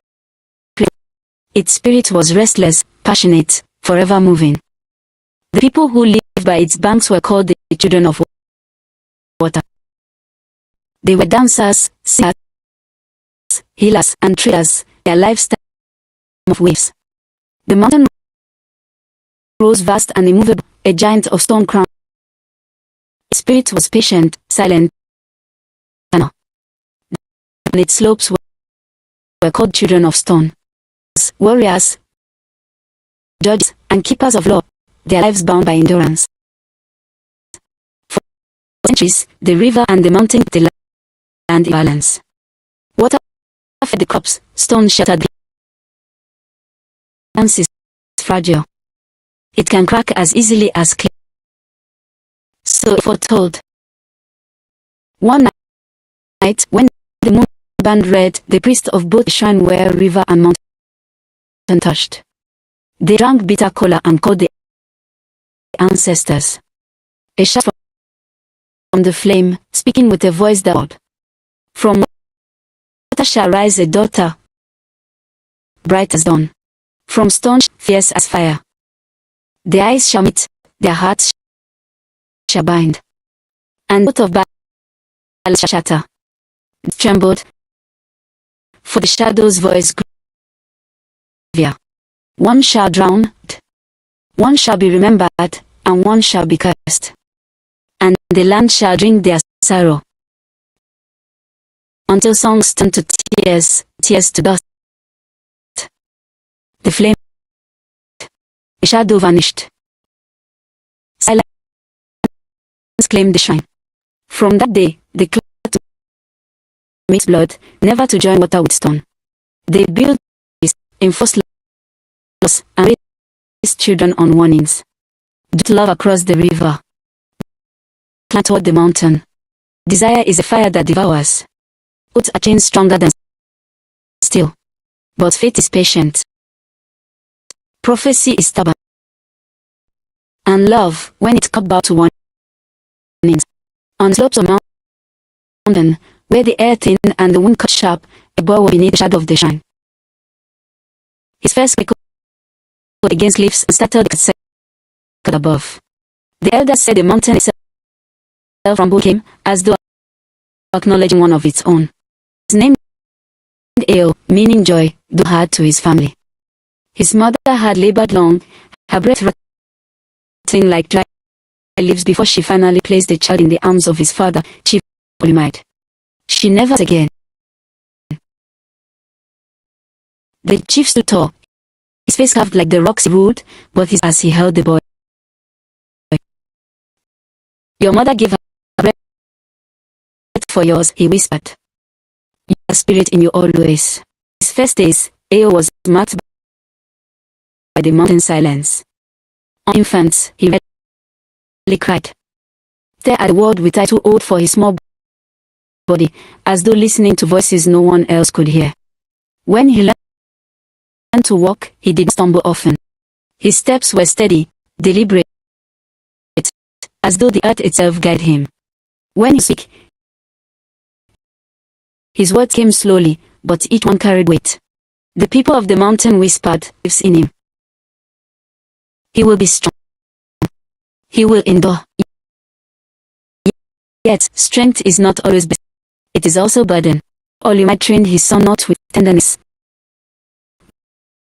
but with duty. At dawn, he clung to the cliffs. He placed a spear in the boy's hands.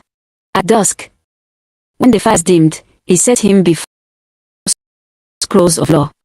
A chief's son must not falter, Olima said. You must be stone. Firm, king. Ao obeyed, but sometimes at night, when no eyes watched, he would climb to the highest ledges and stare down into the valley below. There, far away, the river shimmered in the moonlight. He could hear its rushing voice, wild and unending.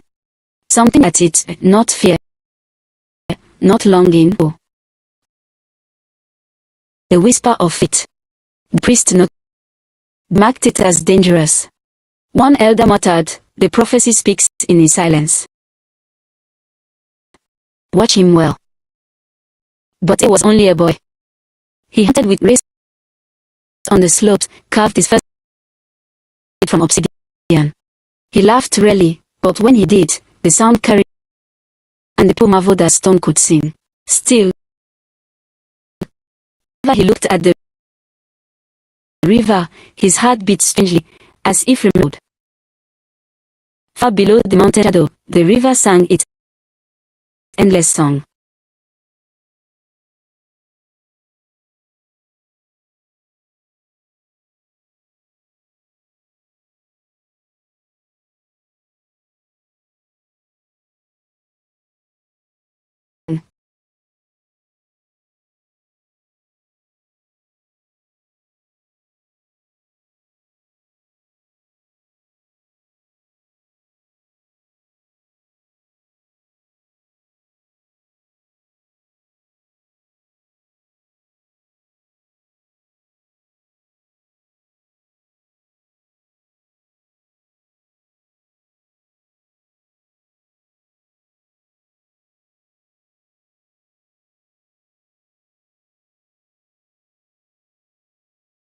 Nia was no child of silence. Her cries sharp as the call of herons. Her laughter bubbled like running stream. She was quick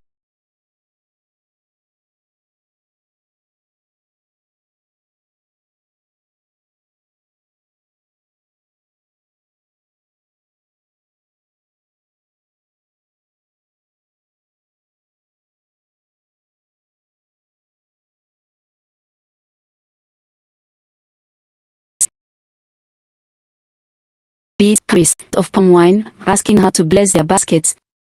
The priest of the river shrine watched her with narrowed eyes. They remembered prophecy whispered down generations. From water shall rise a daughter, bright as dawn, is in her indeed too much brightness. When Nia turned 7, she began to dream of voices in the world. Sometimes they were soft and kind, others humming. Other times they were sharp, commanding, demanding she walk deeper. She told her mother of these dreams. "Do not listen," she begged. "The spirits are not always gentle.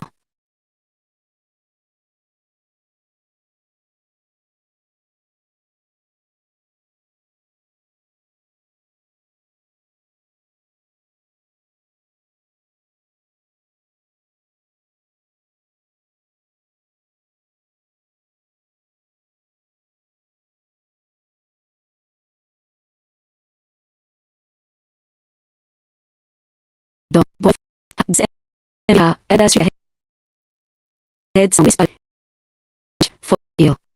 And yet, she was playful, unafraid of laughter.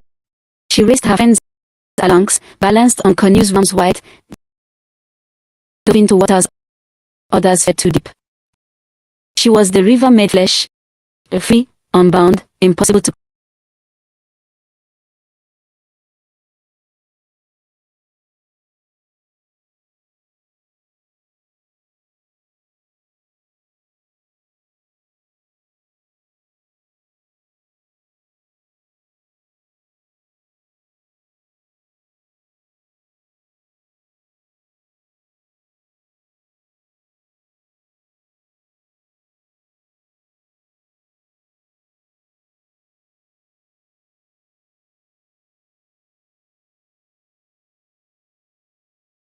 Was felt incomplete without whatever waited on that height. The priest told her often, do not climb all the Mount Prophecy. But prophecy is a story that waits for its character.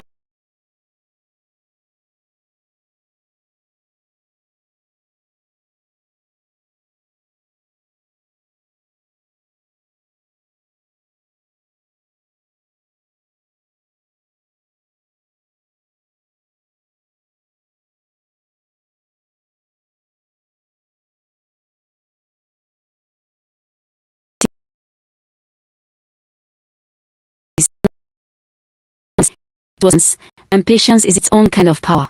Times, when the wind swept down from the plains, carrying laughter from villages, a strange longing would stand on the cliff's edge, gazing toward the ribbon of silver that was the far below, and wonder what lay in the lands beyond. His father's code, the mountain is your blood. Not dream of water. Water was stone. But his grandmother, older than the rocks themselves, would place a wrinkled hand on his shoulder. The mountain listens, child. Sometimes it listens to the river. Far below, near bloom whirlwind of life. Her feet in every bend, her laughter carried on every current. She danced on canoes, raised her heels, and sang to the waters as though they were kin. Yet, even in joy, she felt restlessness. Sometimes she would climb trees higher than she should, peering toward the distant rise of the mountain. It looked so eternal, so unlike the shifting river. Her mother warned her, "Stone, my child, but stone breaks." But the river spirits whispered otherwise in her dreams, remembers. And so she began to imagine, not with fear, but with longing, what it meant to stand on that height, to touch a world that did not move with the tide. One season, during the festival of ancestral fires, mountain and river lit torches that burned through the night. Though not gathered together, the flames mirrored one another at distance, a bridge of light. Eo stood with his people on the heights, watching flicker below like fallen stars. Nia stood with her people by the waters, the torches glittering against cliffs like a second sky. Neither knew the other. Neither spoke the other's name. In the silence of the moon and the murmur of the river, their spirits stirred. Eo grew into a young man, few words and strong arms. Carried the mountain's patience, but its loneliness. Nia grew into a young woman's laughter and sharp beauty. The river's joy, but also lessness. The priest of bones began to whisper louder. The prophet was not merely echo. It was nearing breath. Force me gently. When they meet, they shape each other. Sometimes into beauty. Sometimes into ruin. The sea rains came, when the river swelled and the mountain shrouded itself in mist. Hearts walked away, ours fled higher ground.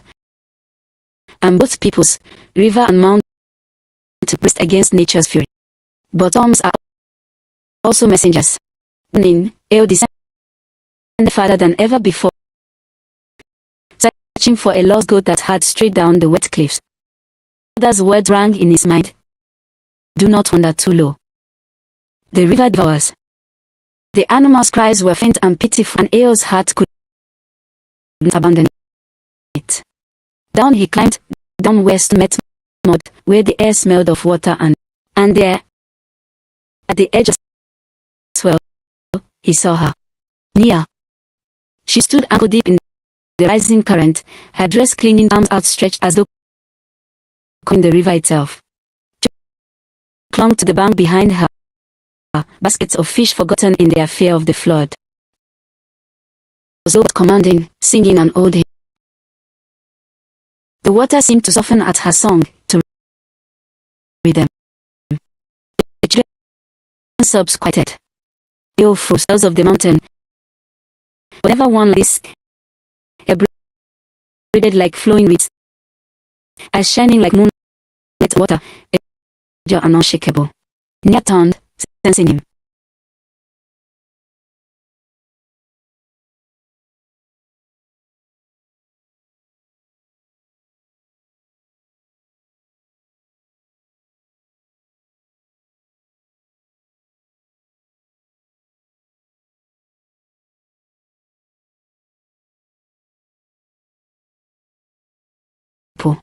Now, even among his own people, he found none at all. Near her head, studying him as though reading a story etched into his face. She spoke. You are not of the river. No, admitted voice. I am of the mountain. The children gasped. They had been raised on tales of the mountain folk code. Yet this one stood quietly, wind dripping from his hair, as not pride but of wonder. Nia took a step closer. Why come down? Does the mountain hunger for the river? Leo shook his head. I follow the goat.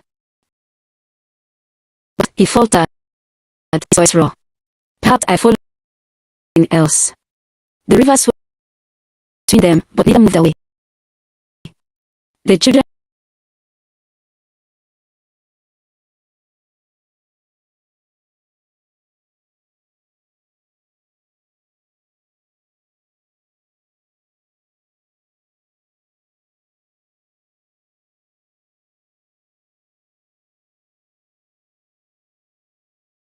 as the sun that enters dusk. From water shall rise a daughter. When they meet, kingdoms will tremble. And so, more than a glance and a few words, first thread was tied. Stone had never knew it yet, but neither would ever be without the other.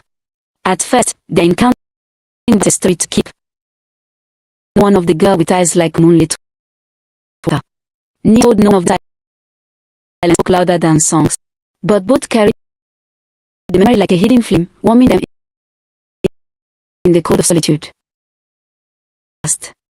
Then with their on the river's edge. One evening, when the sun bled and the river shimmered with dying light, descended again. He told his father he saw aches. He told himself he only wished to see the river once more. But his heart betrayed him. It longed. She was there, standing with it slung over her shoulder, her feet bare, her smile faint. You came back, she said softly. I did not mean to, he answered, though his eyes betrayed light. They stood in silence for a time, the river murmuring at their feet, as if moved by the same breath. They speak, not of kingdom, not of prophecy, but of small, ordinary things. Eo spoke of the mountain's hawks,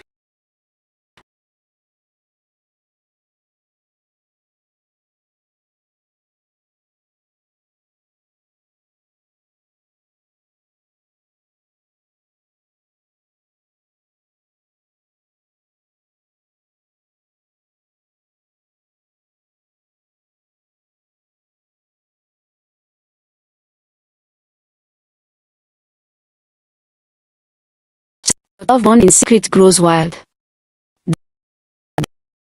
When the words soften and the shadows could hide them, they sat bend, their voices weaving stories into the night. Near the pulse of the man, their rhythms could amplify. Eo thought near the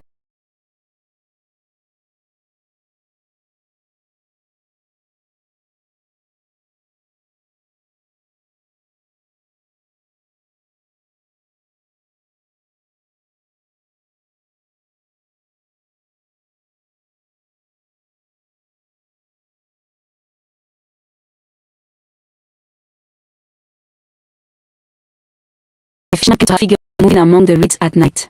Priests at the river shrine felt the water tremble. On the mountain, hunters noted those long absences. His father's gaze grew sharp, his suspicion heavier each day. Warnings hung in the air like some clouds. Stone and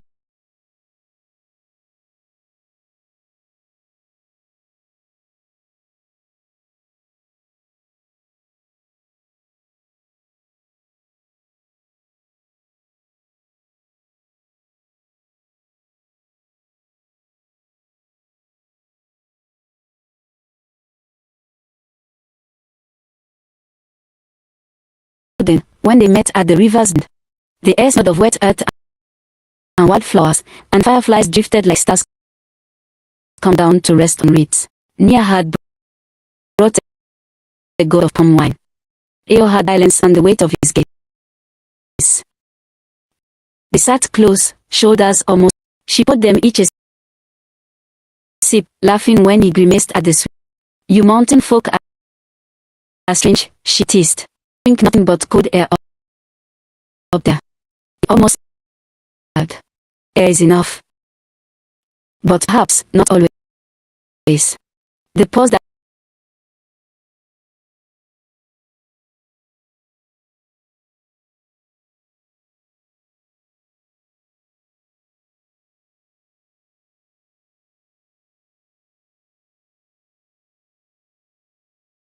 what always.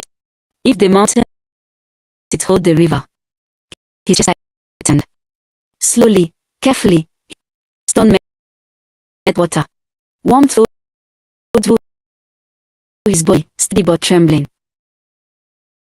The laughter leaving her face.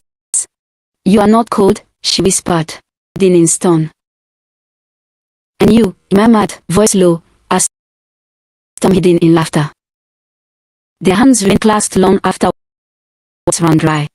They searched the river row, feeling the pulse of others' blood joint grip. When at last she leaned her head on his shoulder, he closed his eyes. It felt as though the prophecy itself had breathed them into this moment, inevitable, unstoppable. From then on, their secret meetings changed. No longer just stories and songs.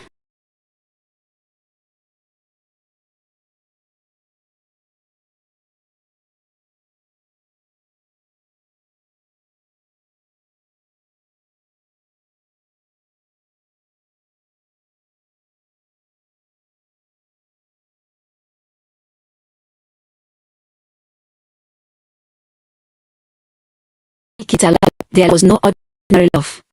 It was prophecy making, step by step. And prophecy does not come without the price. The days of secret meetings stretched into Eo and Nia met not by chance anymore, by unspoken agreement. I learned the rhythm of other hearts. At dusk, when shadows lengthened and the world grew hushed, their paths would cross by the river's bend. At first, they spoke of small things, the taste of river fish against mountain berries.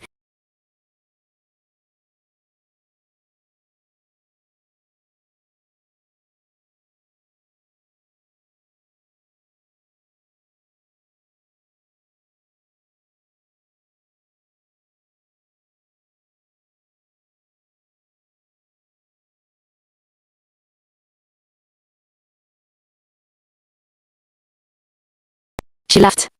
Stone may endure, but even fears the storm. He glanced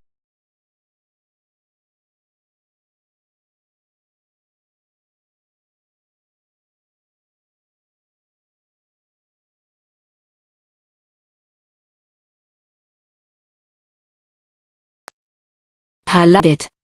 She reached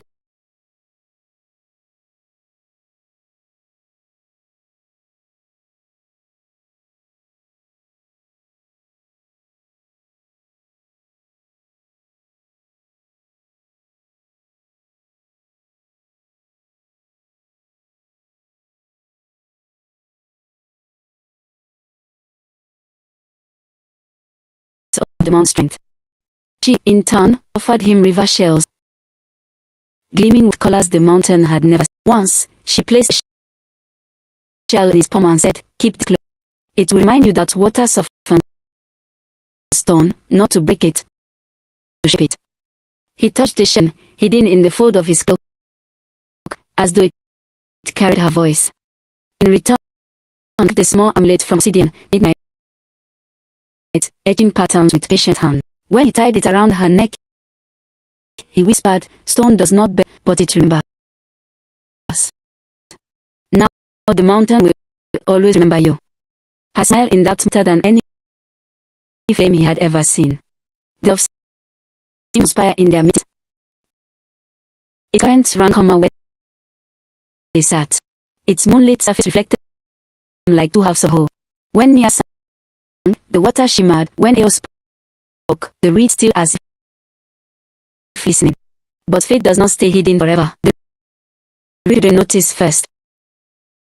Nia disappears too often at night. One voice. Perhaps she has found a spirit for a husband. She laughed it off, tossing water in his face. Better a spirit than a fish.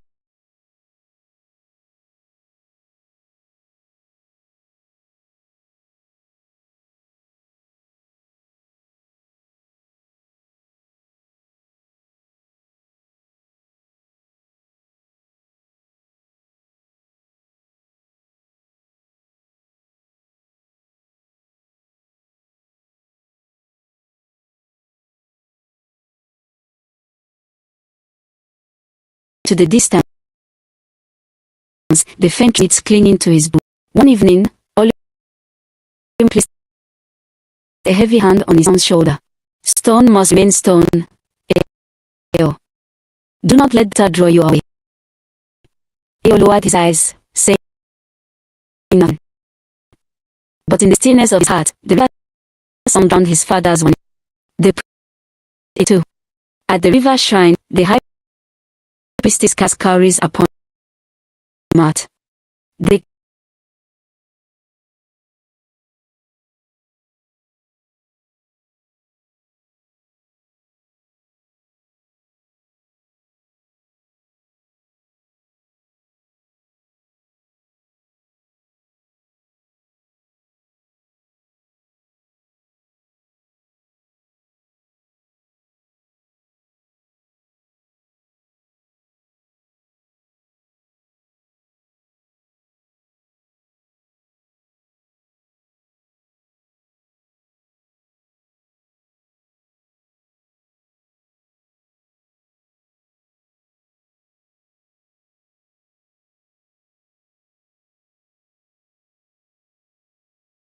is wild tonight. Eo moved closer despite the chill. The mountain stands firm. She looked up at him as wide in the flicker. "Do you ever wonder," she whispered, "if we were meant to find each other, defying everything that keeps this land in balance?" His silence was long, heavy. Then, slowly, he reached for her hand. "I do not know of balance. I only know that without you, I am less than whole." Her breath caught it. Neither moved. The wind seemed to hold its breath with them. Then, as thunder rolled above and closer, their lips at first, then fierce as if the storm demanded it. Blood, stone breaking and water binding. It was both promise and peril. When they parted, her forehead rested against. "Now the river knows your taste," she whispered. "It will not let you go." And the mountain,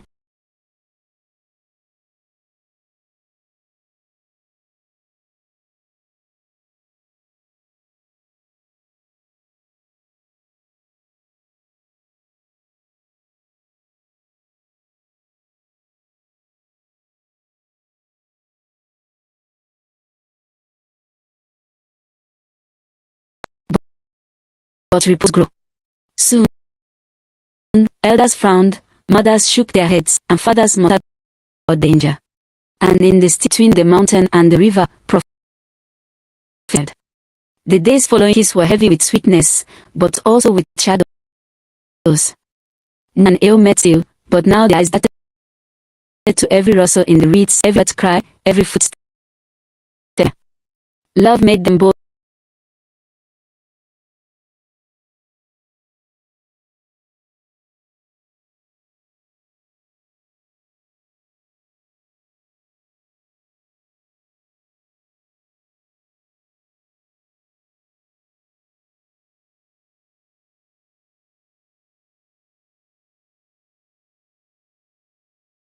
there to turn away.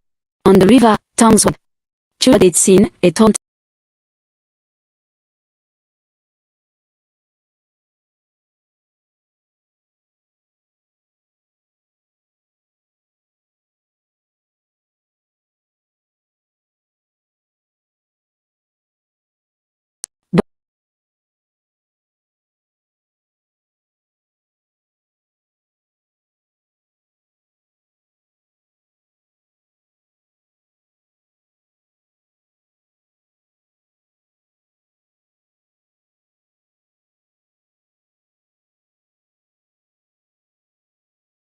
Only smiled, her eyes bright.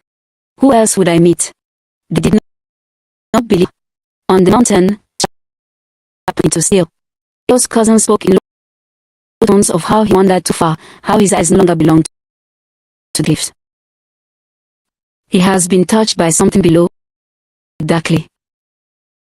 Chief Ahmad listened in silence, his heart filled with suspicion. He had lost a wife already. He wouldn't lose his prophecy. One night, he opened her hair but her mother had entered quietly. Her eyes were tired, but her voice steady. Daughter, our young ones, I know the look in your eyes. You have given your heart.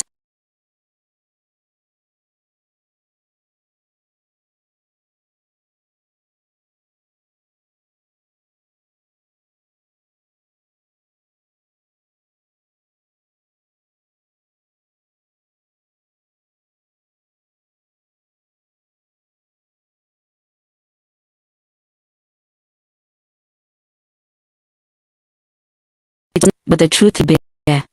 Silence. Only the crackle of the fire filled Nia's eyes. I love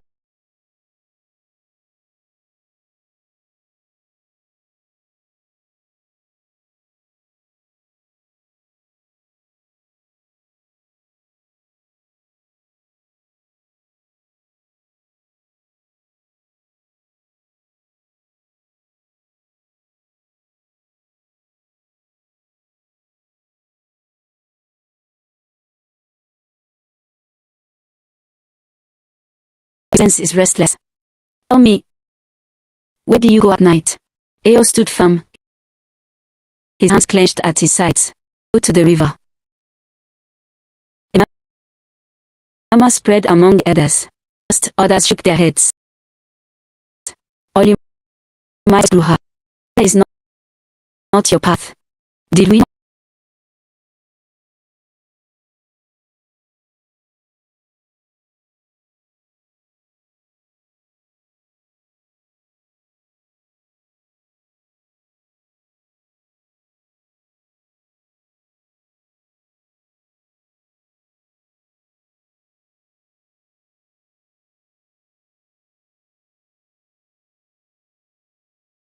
Ao lifted his chin. The bus was broken long before I was born. His feet chose me. His father's hand twitched toward his staff. After a long silence, he turned away, grief heavy on his face. Then, my son, he whispered, your prophecy working. Not all hearts are kindness with secrets. Among Nia's circle of friends was a girl named Kemi, who had long envied Nia's beauty and attention she drew. When years of Nia's meetings, jealousy took root. One night, as Nia slipped into the reeds to meet Ao, Kemi followed quietly. Hidden among She saw them embrace, saw their lips meet, saw the tokens they exchanged. Her heart twisted.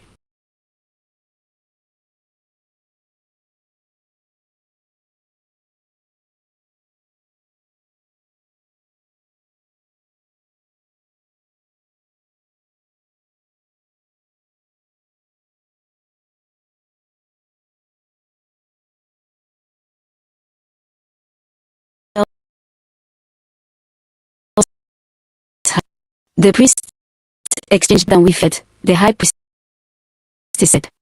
And this spread like wildfire.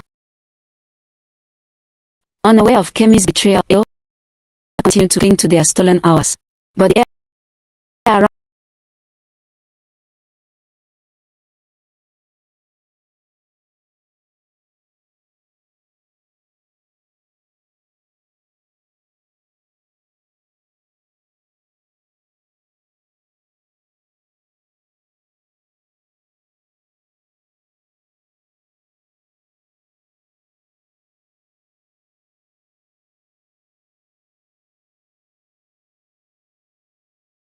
rather drown with you than live without you.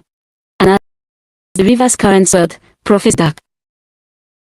The festival of ancestors came once a year, when both river and mountain cares to honor those of them. Though the two people celebrated apart, their flames mirrored one another across the valley, rivers of light flowing through nights. On the river side, drums thumped and dancers stamped their feet in, their bodies painted with ash and dye. Canoes lined the carrying gods of wine and trains of fish. Songs rose, full of joy and grief, calling the names of elders whose bones now lay in the earth. The mountains side, torches blazed along the a chain of fire stretching toward the stars. The people marched in solemn procession, carrying and stone effigies. They poured libations on the soil, whispering prayers for guidance and endurance. The two festivals never touched, and yet across the distance, they seemed to answer each other. Near, she wore a dress woven with reeds, dyed in hues of deep blue and green. Around her neck, hidden beads, obsidian amulet Ao had carved. She pressed it often against her skin, as if it pulsed with his heart. Her friends circled her, laughing, teasing, pulling her to dances. But eyes kept drifting to the fire leaves were burned. She imagined him there, tall and solemn, carrying his people's traditions. And indeed, he stood among the mountain folk, holding a carved staff his father had given him. Yet his gaze was not on the procession. His eyes sought the river below, where fans of fight revealed glimpses of movement, song. He could almost see her. For a heartbeat, their gaze seemed to me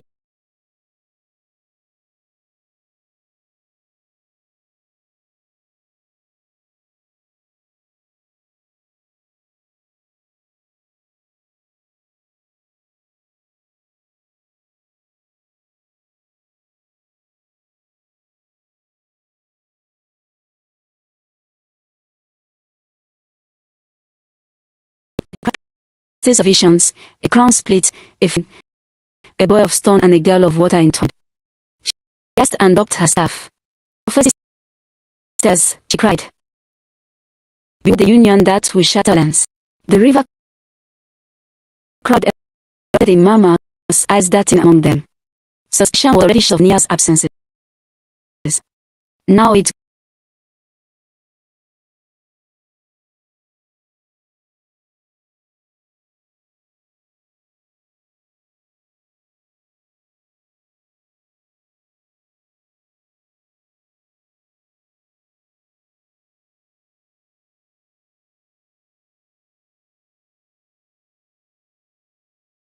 child.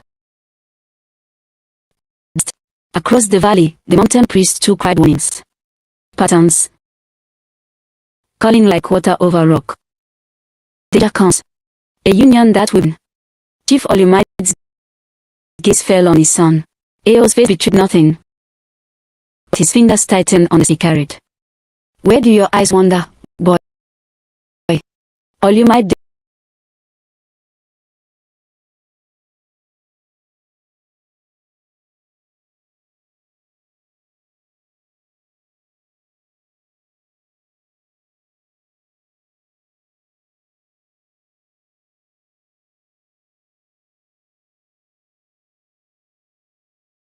walking in, and both Nia and that the world would soon discover their secret. The night after the festival of ancestors, neither Nia nor found peace in sleep.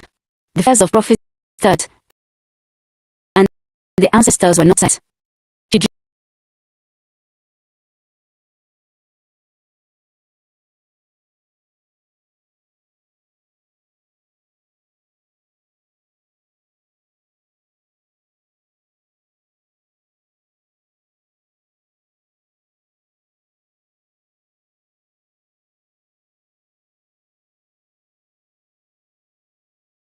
bank swallowing hearts, tearing canoes from their ropes.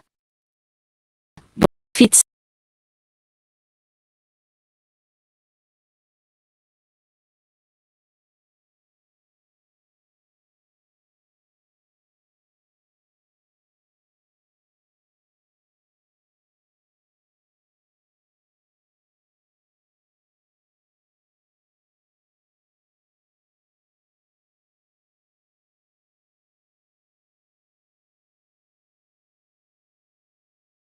the river surged higher, lifting her into its grip.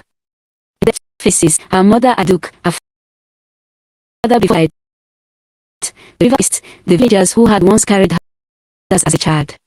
They looked at her not with love, but with you have betrayed us, they said in one voice. You have carried her into water.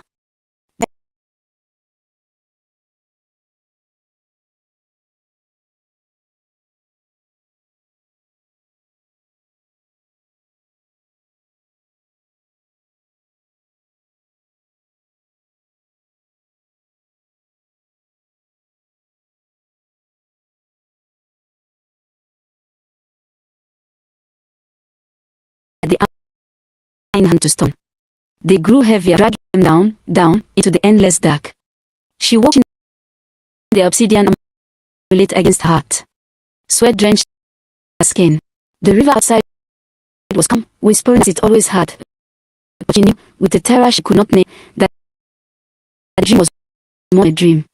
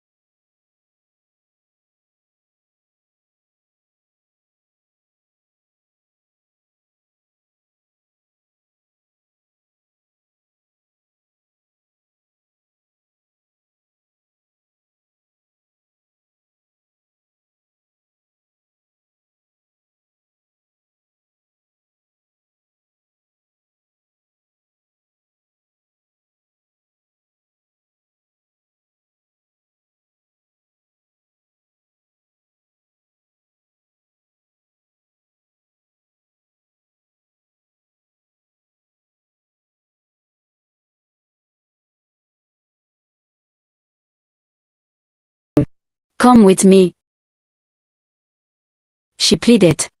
Do not let the stone bind. He stepped forward, torn. But when he reached out, father's hand clamped on his shoulder, heavy as iron. If you might turn that, you will betray us. The ancestors will curse your name. The mountain will crumble. Choose a stone or the river. Eo froze. His heart pulled him toward her, but the weight of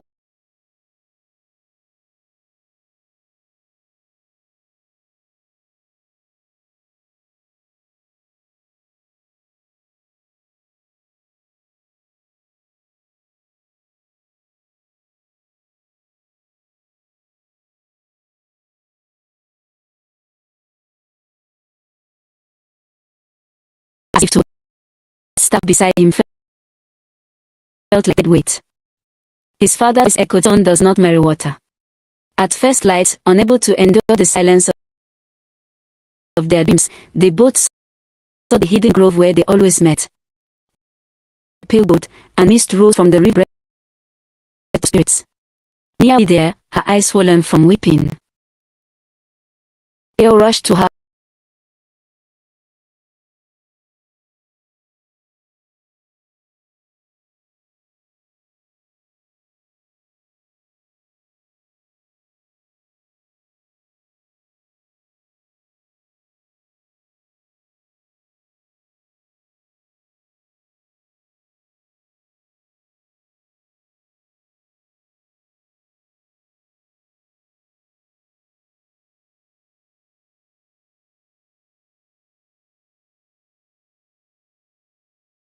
Into his palm.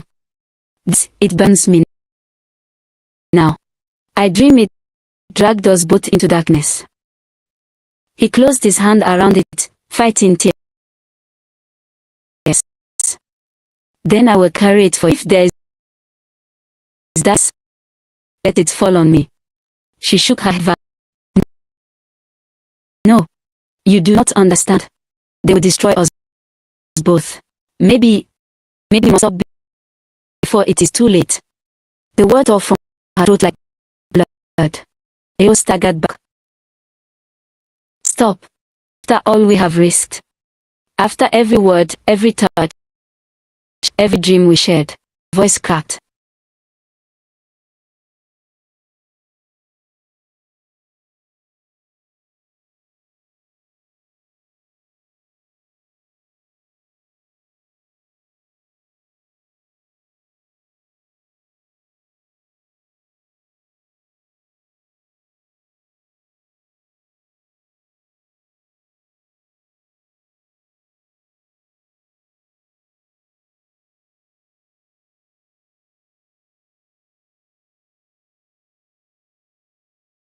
Both became their sanctuary, but also their prison. Each time they met, the shadow dreams clung to them. Parted, the fear of discovery grew heavier. Word travels faster down in the village. Nia began to notice it. When she walked the marketplace, the woman who once praised her weaving now whispered behind cupped hands. The river priest apprentice often, their eyes sharp, children who once danced to her song stared at her with passion. Her mother Aduk, sharp-eyed as always, said little at first, but Nia could feel the weight of her mother's silence. One evening, the place the pot of stew before her and asked ineffectively calm. Why before dawn so often? Why do you smell of mountain smoke when you return? Nia froze and trembled in her hand. She forced a smile, but Aduk's eyes narrowed. Mothers know when a daughter is hiding fire behind her lip. Eo's troubles mirrored hers.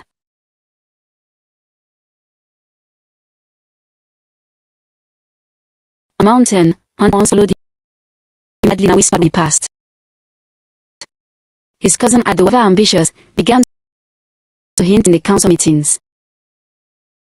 Awoya see the prince into the valley. They see him disappear into near the river. Tell me, brother, what business does stone the water? Their father, Olimide, did not answer. Eo could feel his father's gaze. The dream of stone underwater returned each night, leaving him drenched in sweat. Even the monks began to murmur of the omens. They said the flame had flickered low, that the ancestor on his. Some whispered, the prince walks paths forbidden. Nia returned from the grove, a shadow waited at her doorway. It was the eldest guardian of the river shrine, her hair foam, her eyes as sharp as spear points. Child, she said, her voice steady, the river speaks louder than whispers. It tells me you are walking where you should not. Near about, I do not understand. Honored one. Monarchy stepped closer, her presence overwhelming. I smell the mountain smoke on you. I see the fire in your eyes. You carry both stone and water, and it will break you. Stop before the river itself rises against you. Near and she wanted to test, to deny. Moonlight's gaze pierced her soul. That part. I cannot stop. They planned the river. Then notice that when water loves stone, one must shatter. Choose wisely. With the night, living near shaking. When Nia met Eo again in the grove, she told him everything, her mother's suspicion, the priestess's warning, the whispers in the market. He listened, his jaw tight, his fist clenched. They are closing in, he said. Don't let them take you from me. Let them whisper. Let them send ons. You are mine, Nia. And I am yours. Tears spilled down her cheeks. They cast us out. If they choose to drown me in the river, punishment. If your father you, Eo seized her hands, pressing them. Then we run. Beyond the river, there were names of our ancestors are not known. We will make a new life.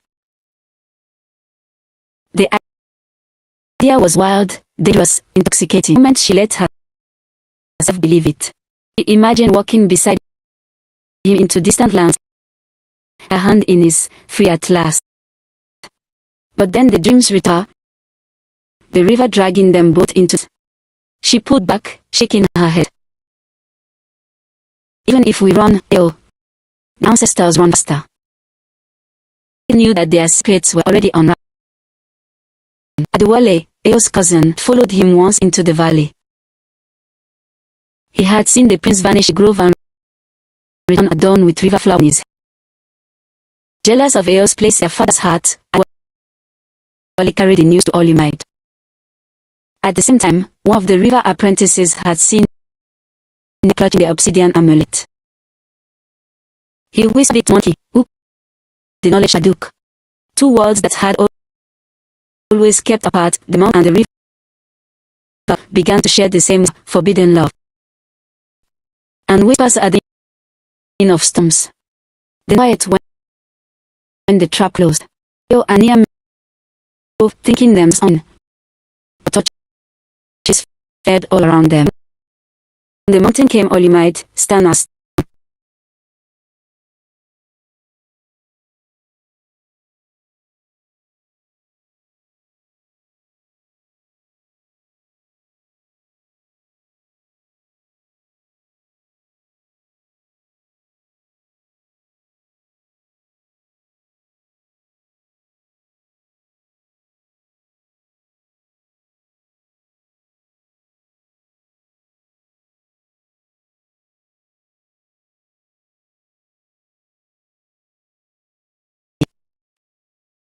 Our love is poison. It is life. But the priestess's voice thundered, is forbidden. The ancestors, if stone loves, the river will rise, mountain will fall. The proud regiment pulled their children close. Warriors visitors. All you might face was from grief. My son, you have shamed the mountain. Your heart has paid your blood. For this exile would be mercy.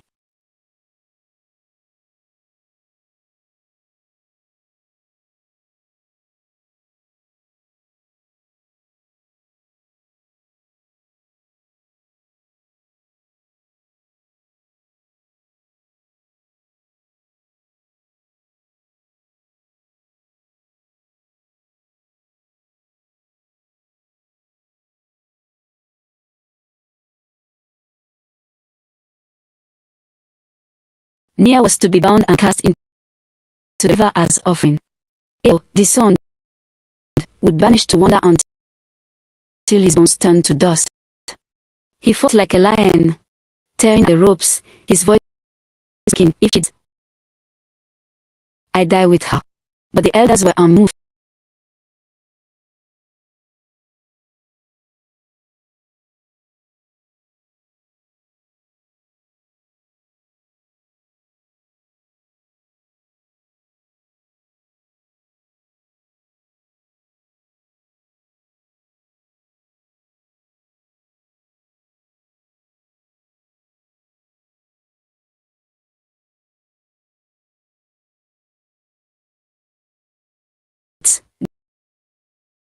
Guided by warriors. Yet Nia's mother had pity burning in her heart, through shadows and cut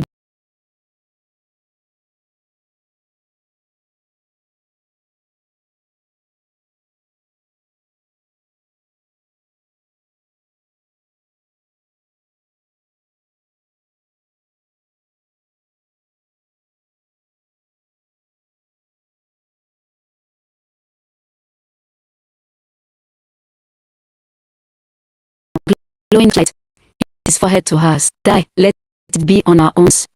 Before they got, they fled hand in hand to the river's edge.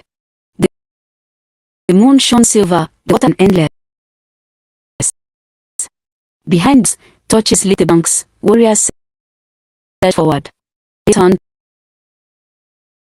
to Nia. One last choice. Do we surrender to them, or to the shown with tears but also with defiance?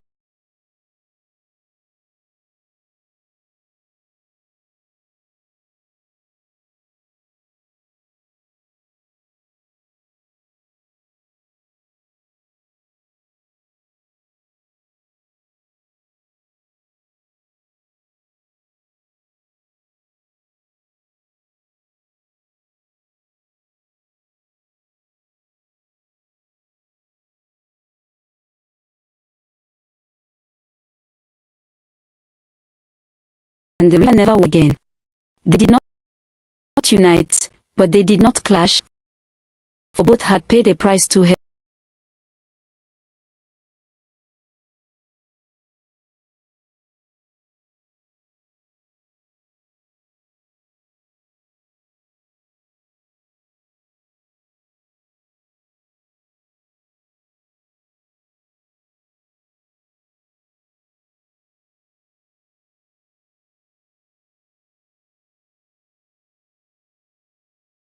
But the light flows. And so, at every festival, when the laughter of what, of veil of stone, of two hearts that defy prophecy, and that all love, yet Mary. Before the kingdom of men had carved its walls from stone, before market sound of drums, before chiefs were gold upon their brow, two great powers, the river and the mountain. The river flowed wide and endless, feeding the clean villages, growing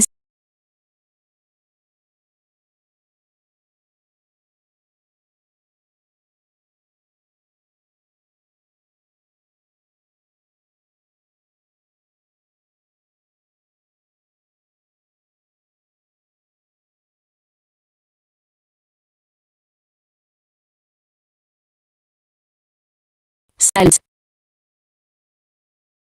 silence, eternal. The people whose slopes were of stone. They were built warriors, judges, and keepers of law. Their lives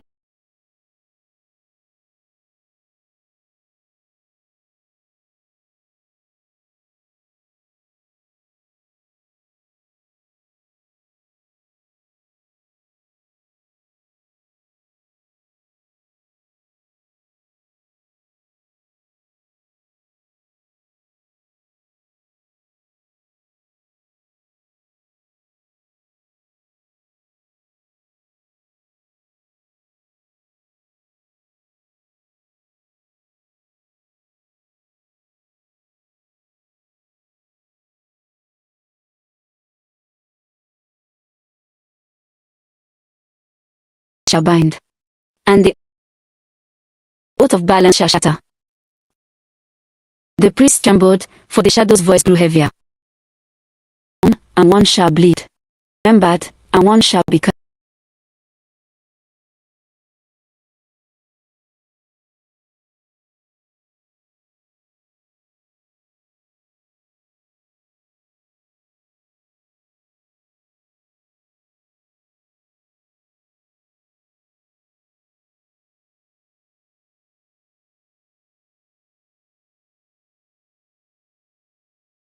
Laws and raise children on warnings. Do not climb toward the mountain. Desire is a fire that devours.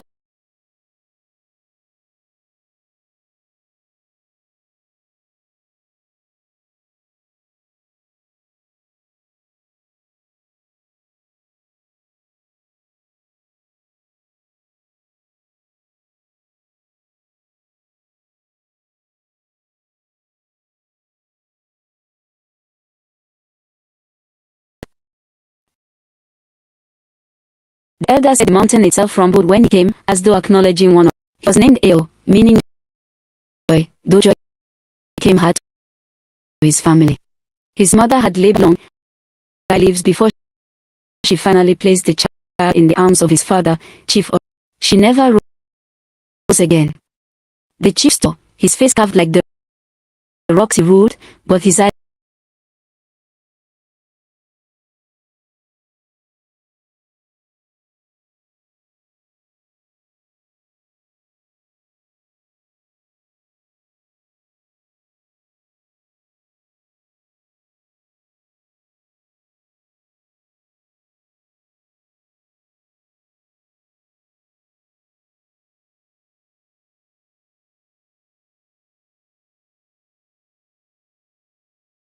as though the earth itself guided him. When he learned to speak, his words came slowly, but each one carried weight. The mountain whispered, the stone lives in him. He will be strong. He will endure. Strength is not always blessing.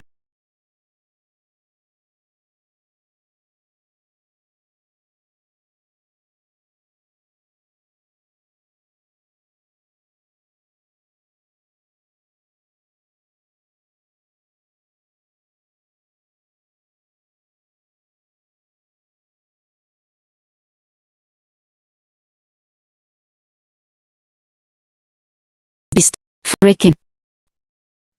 Eo obeyed, but sometimes at night he would climb to the highest ledges and stare down into the valley. There, far, the river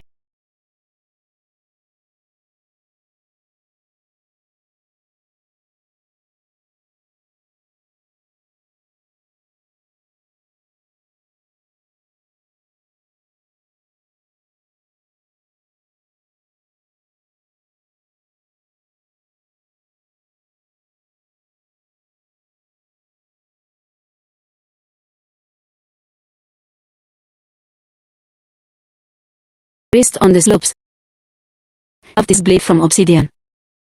He laughed rarely, but did. The sound carried far, and the people marveled as could sing.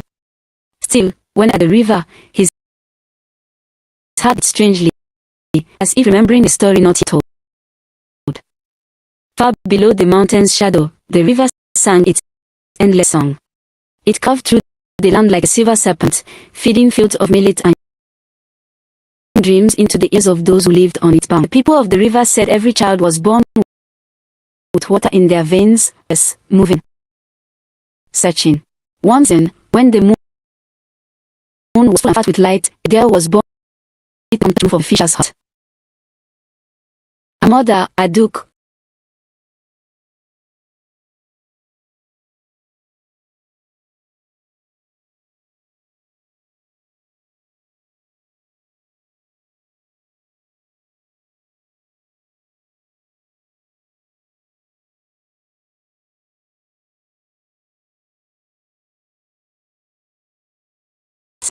unlike Eo of the mountain, Nia was no child of silence. Her cries air sharp as the call of herons. She was quick to crawl, quicker to run. First touched the water, she did not fear. She clapped her hands and splashed until they had to pull her away. As she grew, the river grew with her. Its seemed been out, its fish more.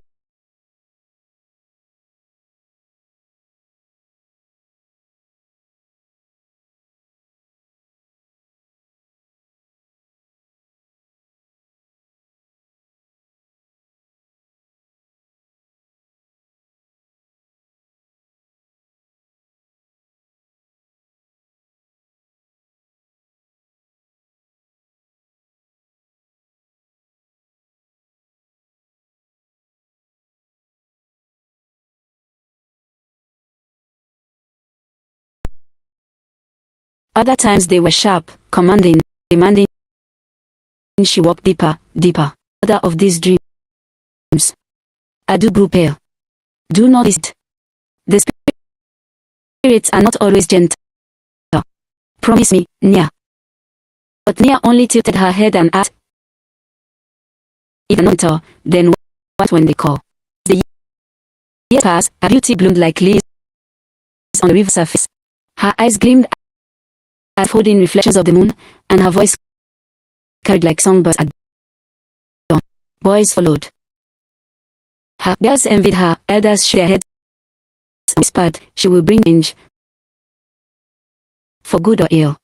And yet, unafraid of laughter, she raised her friends along the banks, bathed on canoes with arms wide, the waters others feared too deep.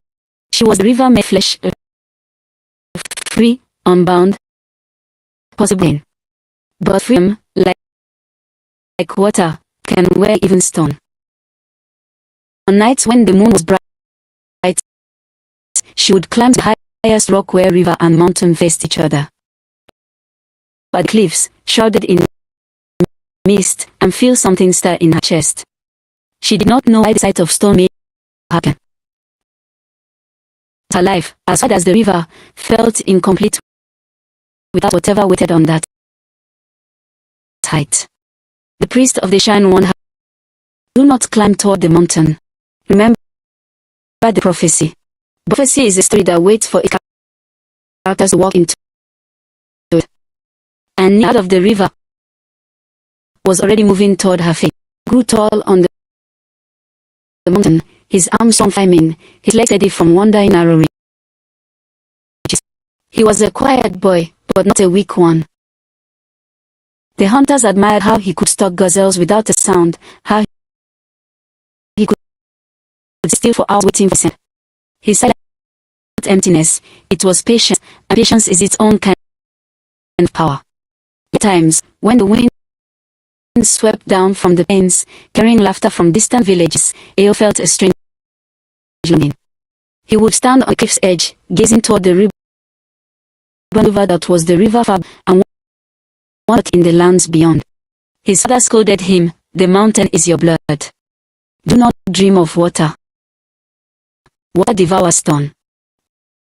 But his grandmother, older than the rocks themselves, would place a wrinkled hand on his shoulder. The mountain listens, child, and sometimes it to the river. Far below, never boomed into a whirlwind of life.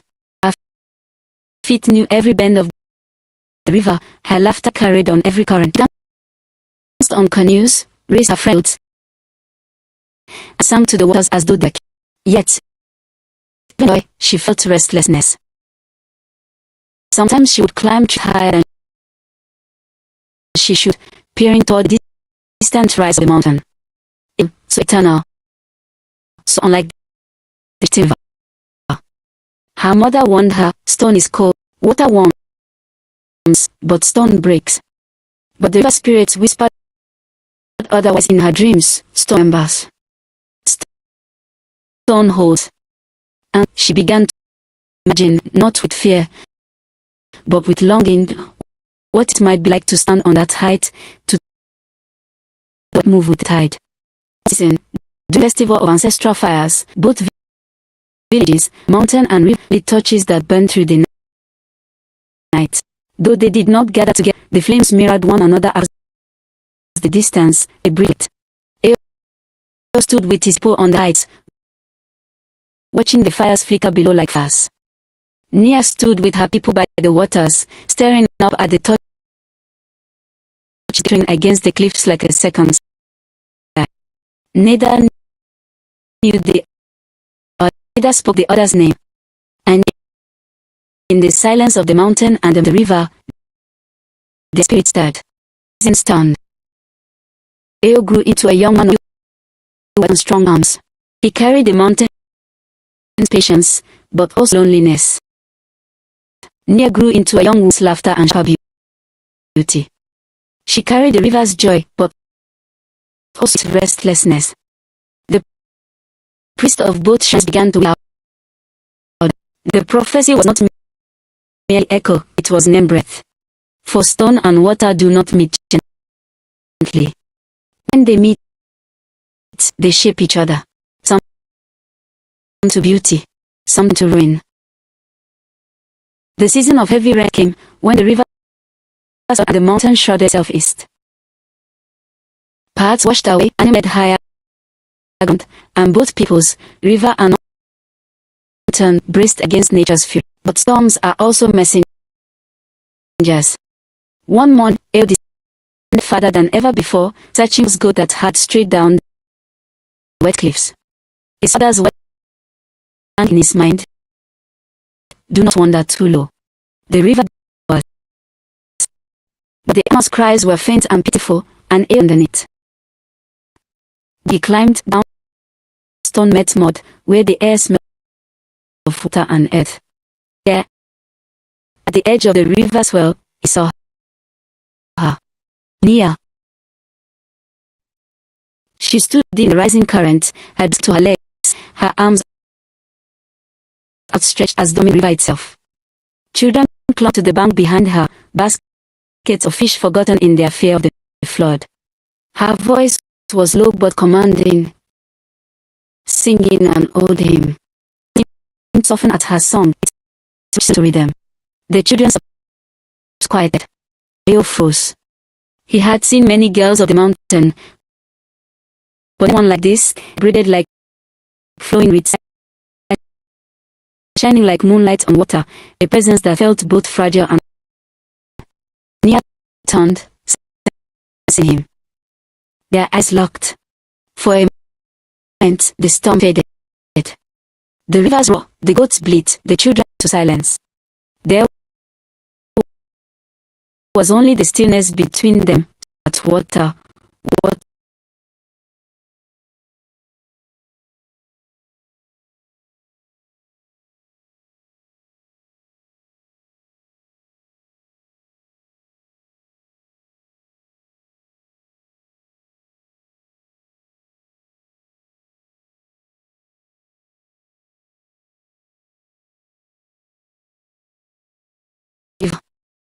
No, emitted, voice low. At the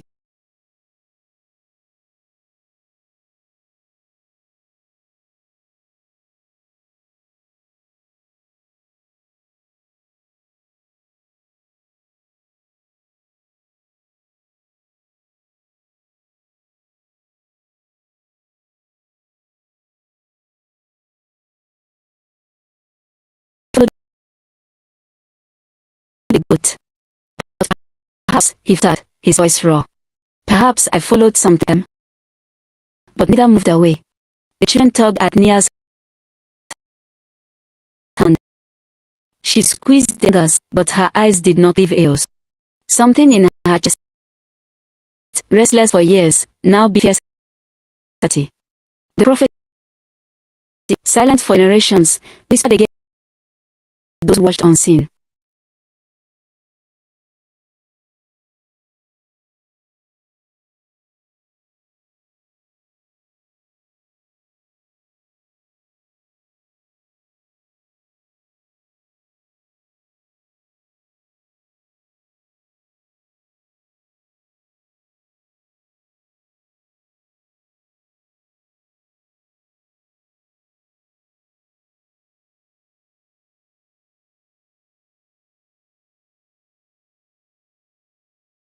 Whose silence spoke louder than songs. But both carried the memory like a hidden, warming them. them in the cold of solitude.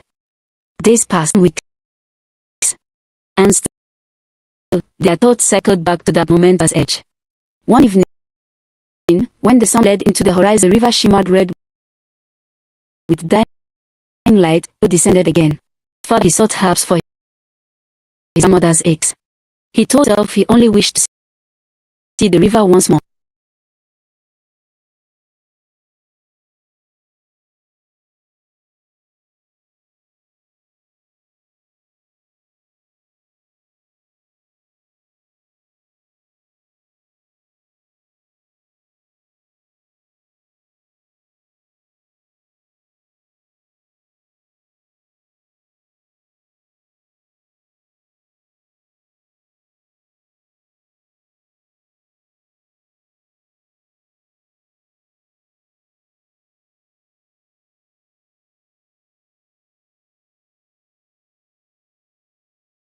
Without moving their wings. Nia laughed and said the river had herons who stood so still they seemed carved of stone. They compared the taste of mountain berries and river fish. They argued playfully over which was clearer, the one seen from the cliffs or the one reflected in the water. Each word had a thread.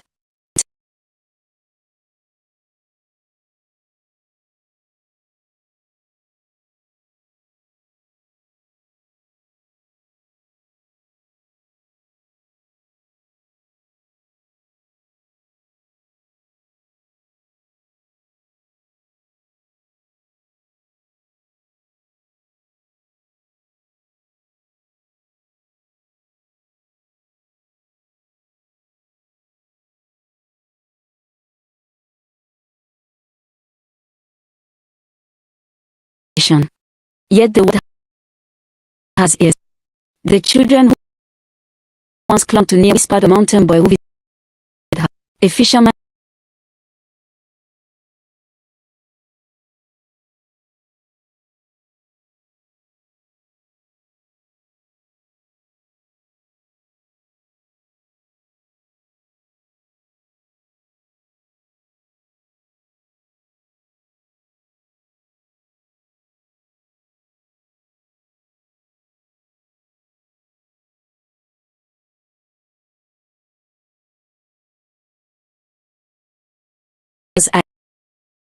Eyes, they saw not reflection. And so, despite the whispers, despite the fear, they chose to meet again.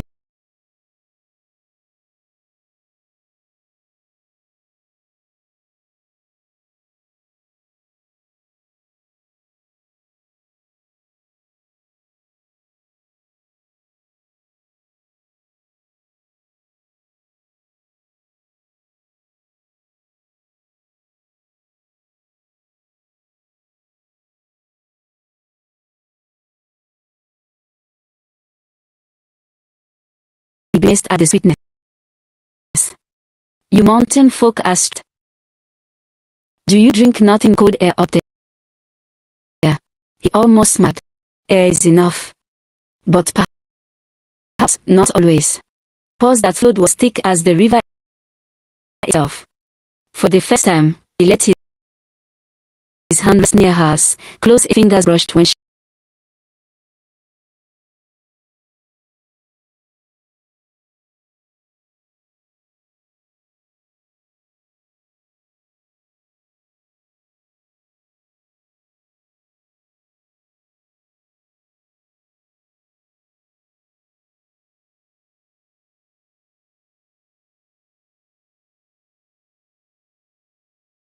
steady but trembling. Yes, I found the laughter leaving her face. You are not cold.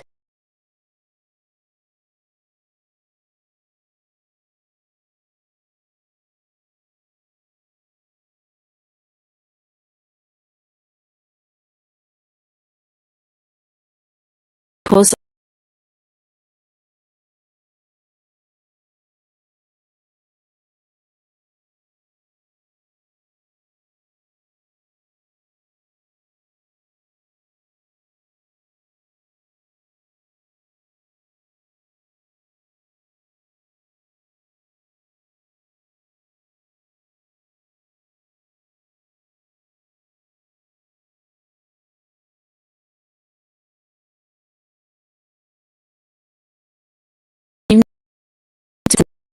when they met.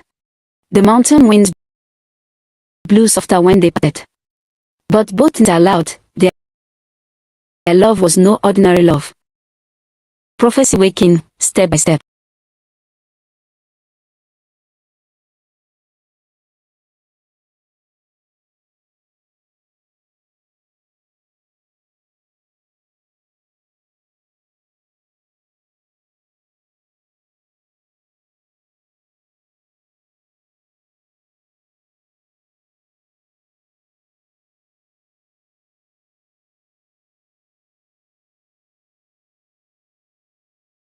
Berries. Laughter of cousins. The difference between love songs and mountain. But soon, those conversations grew deeper. What do you feel?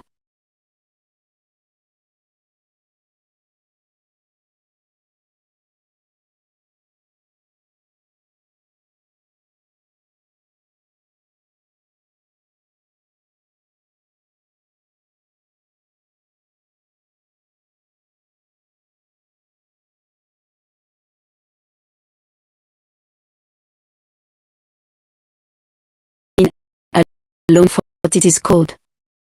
I wonder if even its silence can hear me.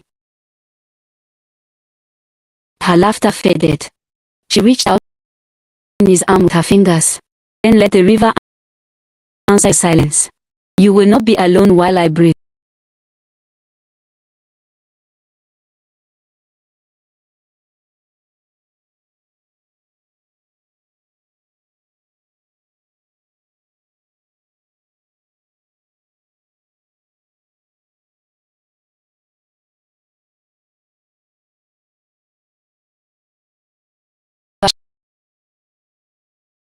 Delicate, spiraled, gleaming with.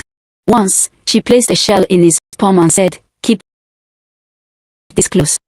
Remind you that water some stone, not to break it, shape it." He touched the shell often, hidden in his cloak, as though it carried her voice. In return, he carved a small amulet from obsidian, dark as night, etching patterns with pins. When he tied it around her neck, but stone does not bend, but it remembers. Nathan will always remember you. Her smile in that moment was brighter than any flame. The river itself seemed to conspire in their meetings. Its currents ran calmer where they sat.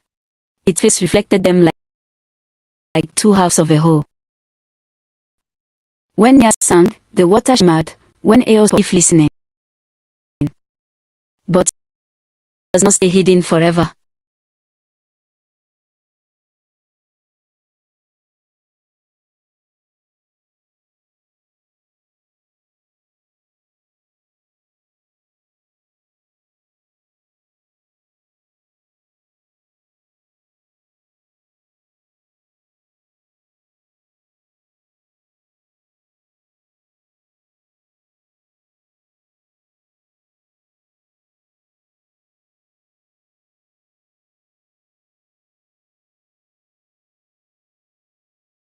Perhaps he caught the mist. But his father, Chief Olumide, was not so easily fooled. He studied his son's eyes, his new habit of staring into the distance, the faint traces of reeds clinging to his boots. One evening, Olumide placed a heavy hand on his son's stone must remain stone. Do not let the water draw you away.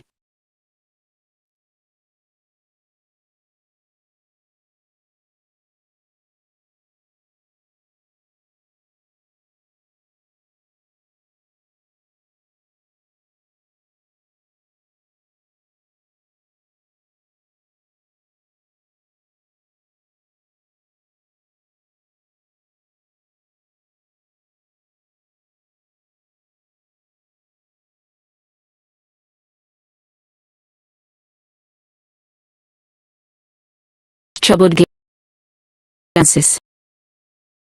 The prophecy says, one muttered.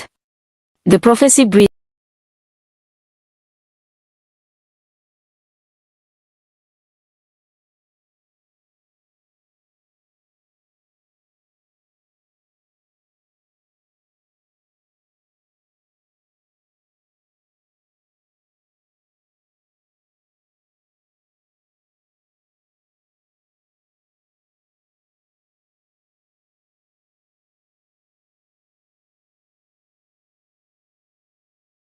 She at him, eyes wide in the flicker of evening. Do you ever wonder, she whispered, if we were meant to find each other? We are defying everything that keeps this lens. His silence was long, heavy. Then, slowly, he reached for her hand. I do not know of balance. I only know that without you, I am less than whole. Her breath caught. For a heartbeat, neither moved. The world seemed to hold its breath with them. Then, as thunder rolled up,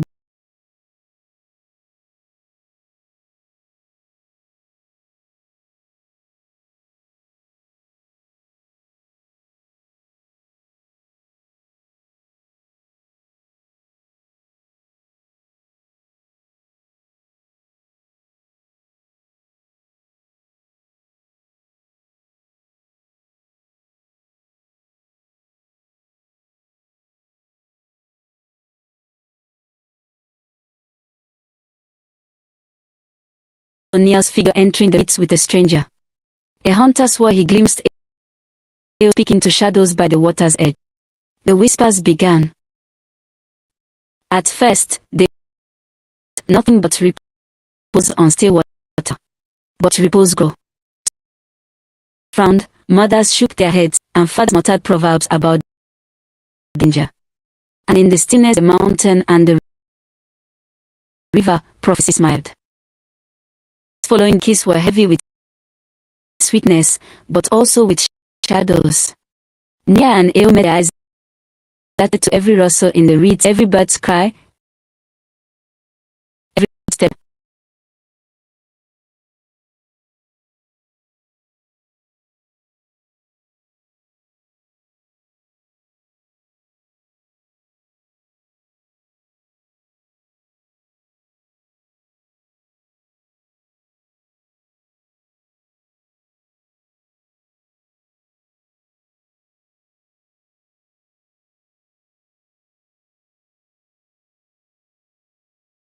Mountain cloak, his hand clasped in Nia's. Others frowned and shook their heads. Water and stone cannot dance together. Perhaps she caught a spirit, one fisherman, flesh and blood, then ruin will follow. The river priest, troubled by the courage warnings, began to press. They questioned Nia softly, pretending concern. Child, you have grown beautiful, but beauty draws danger. Tell her, who do you meet at dusk? Nia only smiled, her eyes bright. I meet her. Who else would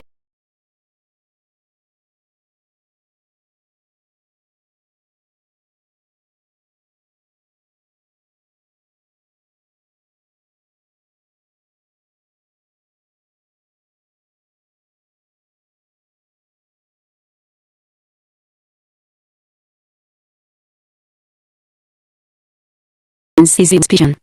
He had lost a wife already, son to prophecy. One night, her hair by firelight, her mother Aduk entered quietly.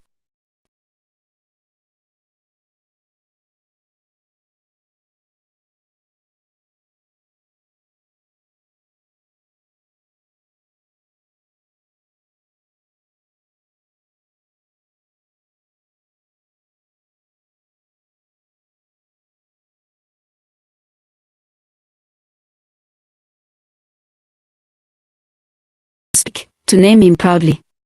But her mother's gaze was fierce. He is of Duke whispered. It was not a question, but a truth laid bare. Silence. Only the crowd. Tears filled Nia's eyes. I love him, mother. I love him as I loved River Song. Aduk's hand trembled, her cheek. Then may the ancestors shield you, child. For love is not enough to hold back prophecy. On the mountain, Olumide called Eo to the fire circle. Elders sat around, their eyes grim. You are not as you were, my son, Olumide said. Your eyes wander, your silence is restless. Tell me, where do you go at night? Eo stood firm, his hands clenched at his sides. I go to river. A murmur among the elders. Some spat into the dark. Olymide's voice grew hard.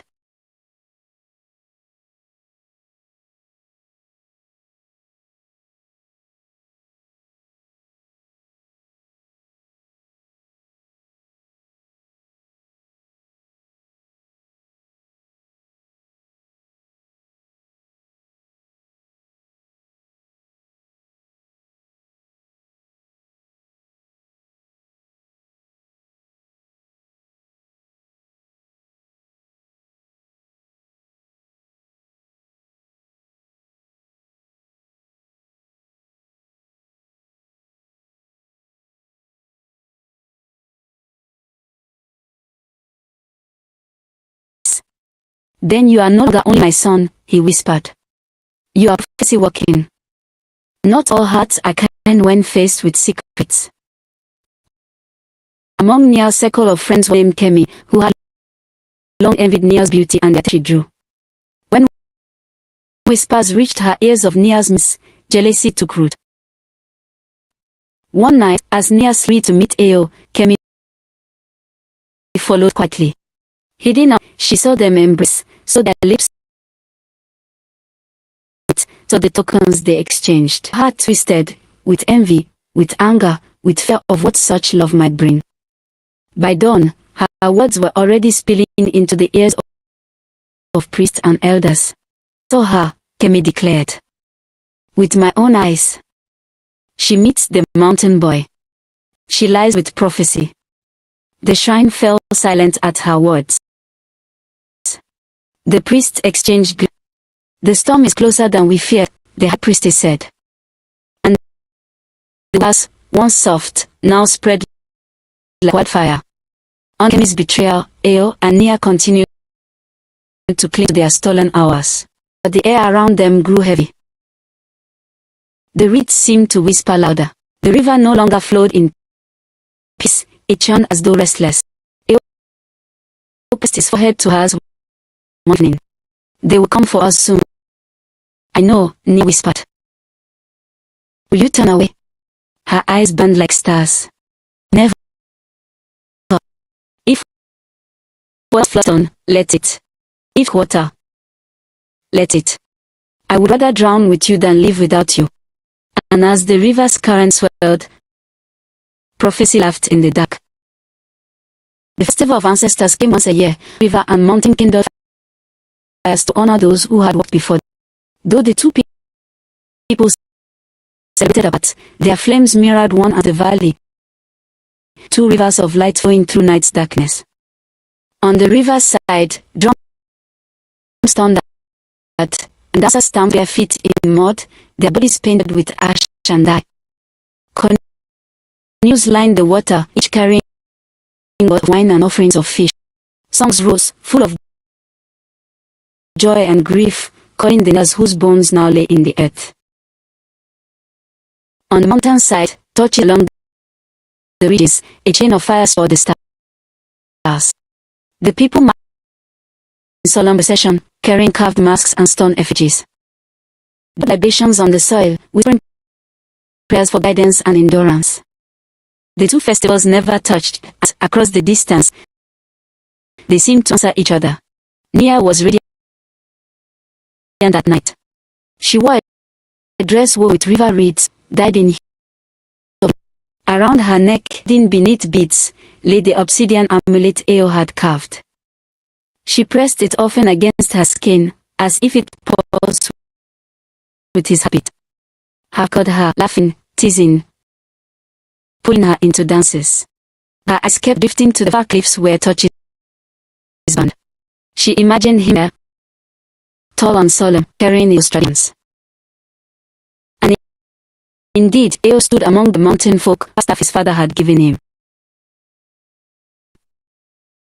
Yet his gaze was not on the shrine, nor on the procession. His weapon flashes of firelight revealed glimpses of movement, color, song. He could almost see her. For a heartbeat, their gazes seized the valley. Two souls stared by prophecy, drawn together even across the chasm of tradition. But fate is cruel in its timing.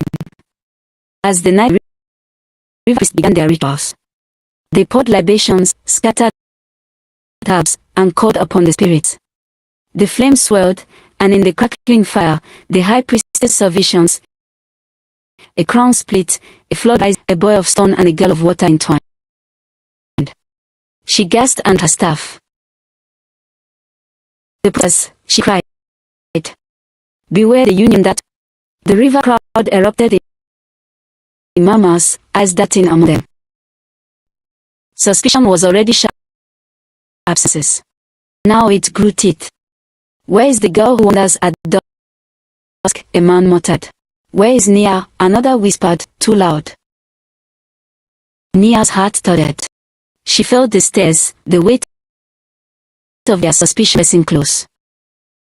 Her mother grasped her arm tightly to shield her. Do not move, child. Do haste. Across the valley, the mountain priest stood. Their smoke rose in strange patterns, curling like water over rock. A danger comes. A union that when Chief Almighty's gift and his son. Eo's face betrayed nothing, but his fingers tightened on the staff. Where do your eyes wander, boy? All you might demand they could hear. To the river, Eo whispered back, cut like dates. That night,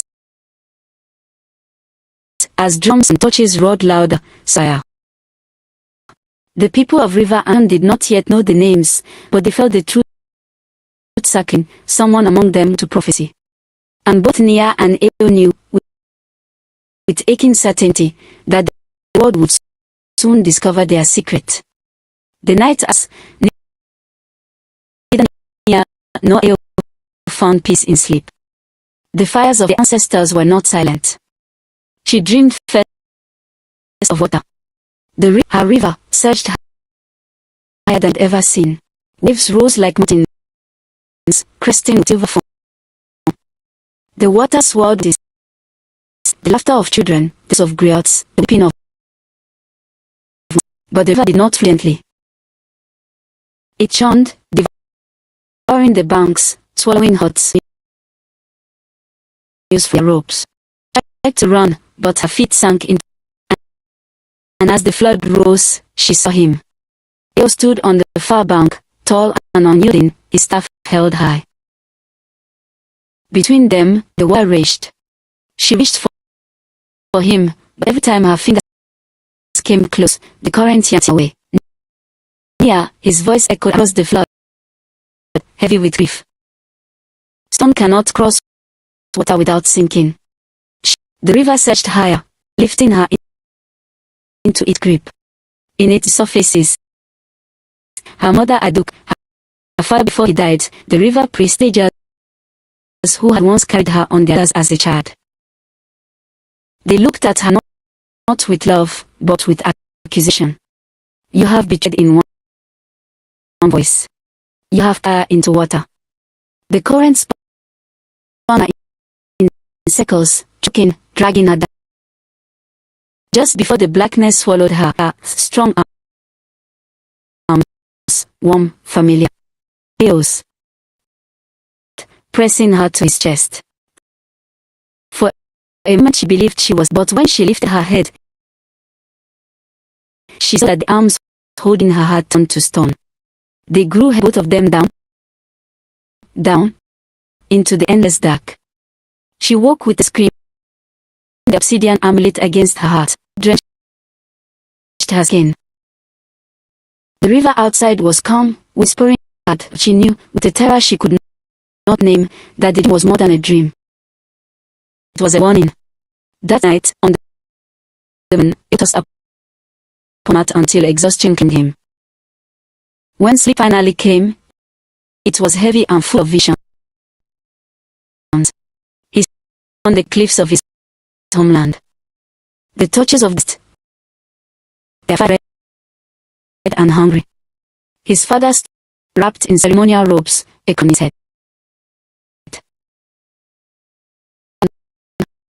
Said, his voice like a hammer striking rock. Stone does not bend. Stone does not build. Does not marry water. He opened his mouth to protest, but the earth beneath his feet trembled. Cracks splitting stone into shards. The river surged up, defying gravity, flooding the mountain. From the waves rose near, her hair streaming, her eyes glowing with sorrow and love. She stretched her hands toward him. She pleaded, "Do not let the stone bind you." He stepped forward, on. When he reached out, his father's hand clamped on his shoulder, heavy as iron. "If you take her hand, or you might on that, you will betray us all. Ancestors was you. Mountain will crumble. Oh, the storm, the river. He froze. His heart pulled him, but the weight of his people angered his feet. He screamed in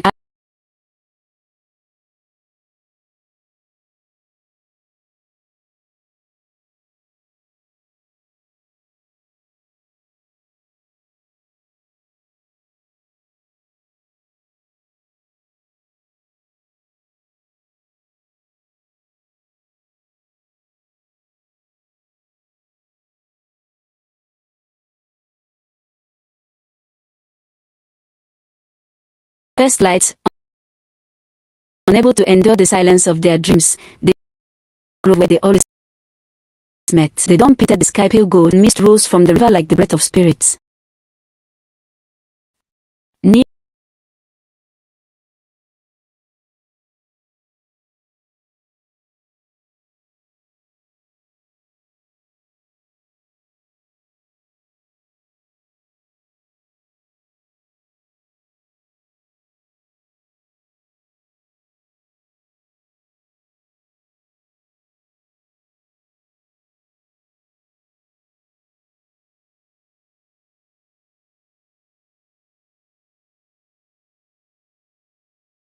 it,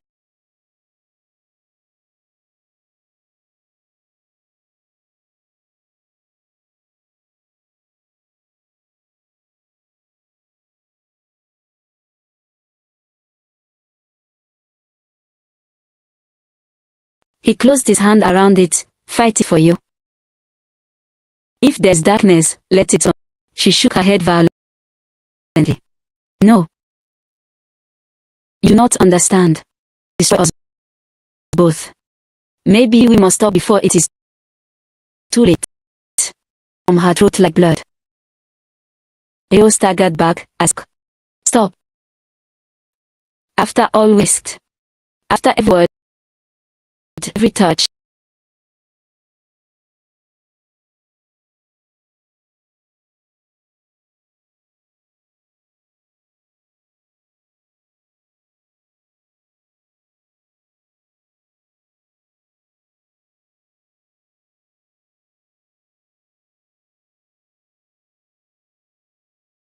Had planted. They clung to each other again, hearts pound, knowing that their love had crossed from dangerous into doomed. That had spoken. And others were never ignored. The grove became their sanctuary. Each time they met, the shadow of their dreams clung to them. Each time they parted, the air of discovery grew heavier.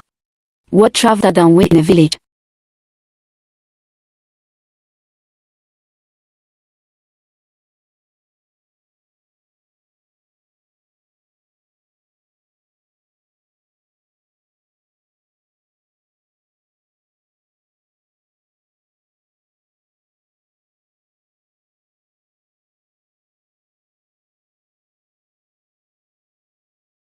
Child as always, said little at first.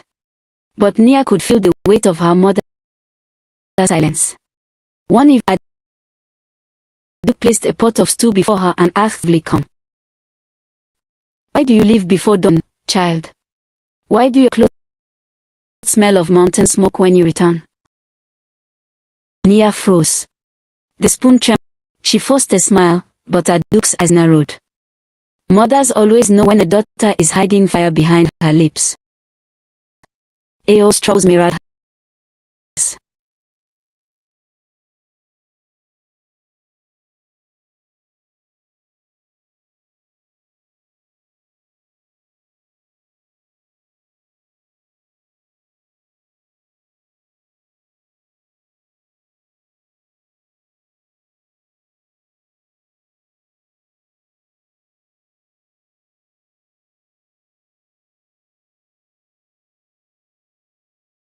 Their father, Olimide, Liz did not answer. Yet Eo could feel his father's gaze. The dream of stone breaking underwater returned each night, drenched in sweat. Even priests began to murmur of ill omens. They said the obsidian flickered low, that the ancestors stars. Some whispered, the prince walks paths forbidden. One night, when he returned from the grove, a shadow waited at her doorway. It was Priestess Monarchy, the earth's guardian, her hair white as foam, eyes as sharp as spear points. Child, she said, her voice low and steady. The river speaks louder than whispers. It tells me you are walked near about, trembling. I do not an honored one. Monarchy stepped closer, presence overwhelming.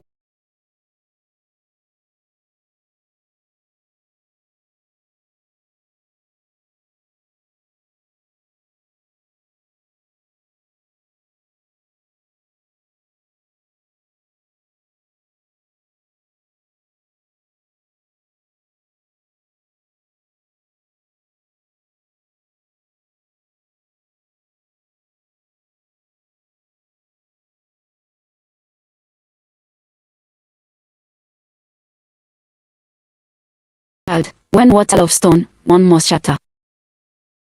With that, she vanished in the night, living near Shin. When Nia met Eo again in the grove, she told him everything, her mother's suspicion, the priestess's warning, the whisper. He listened.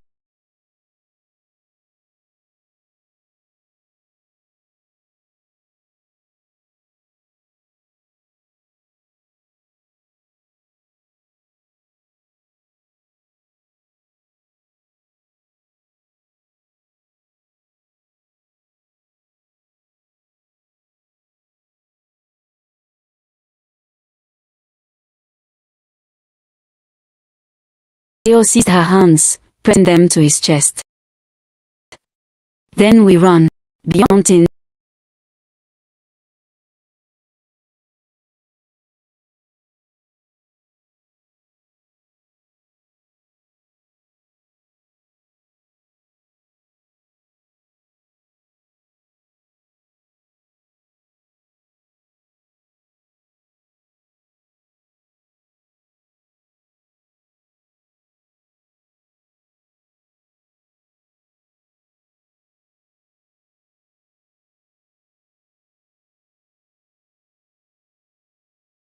Faster.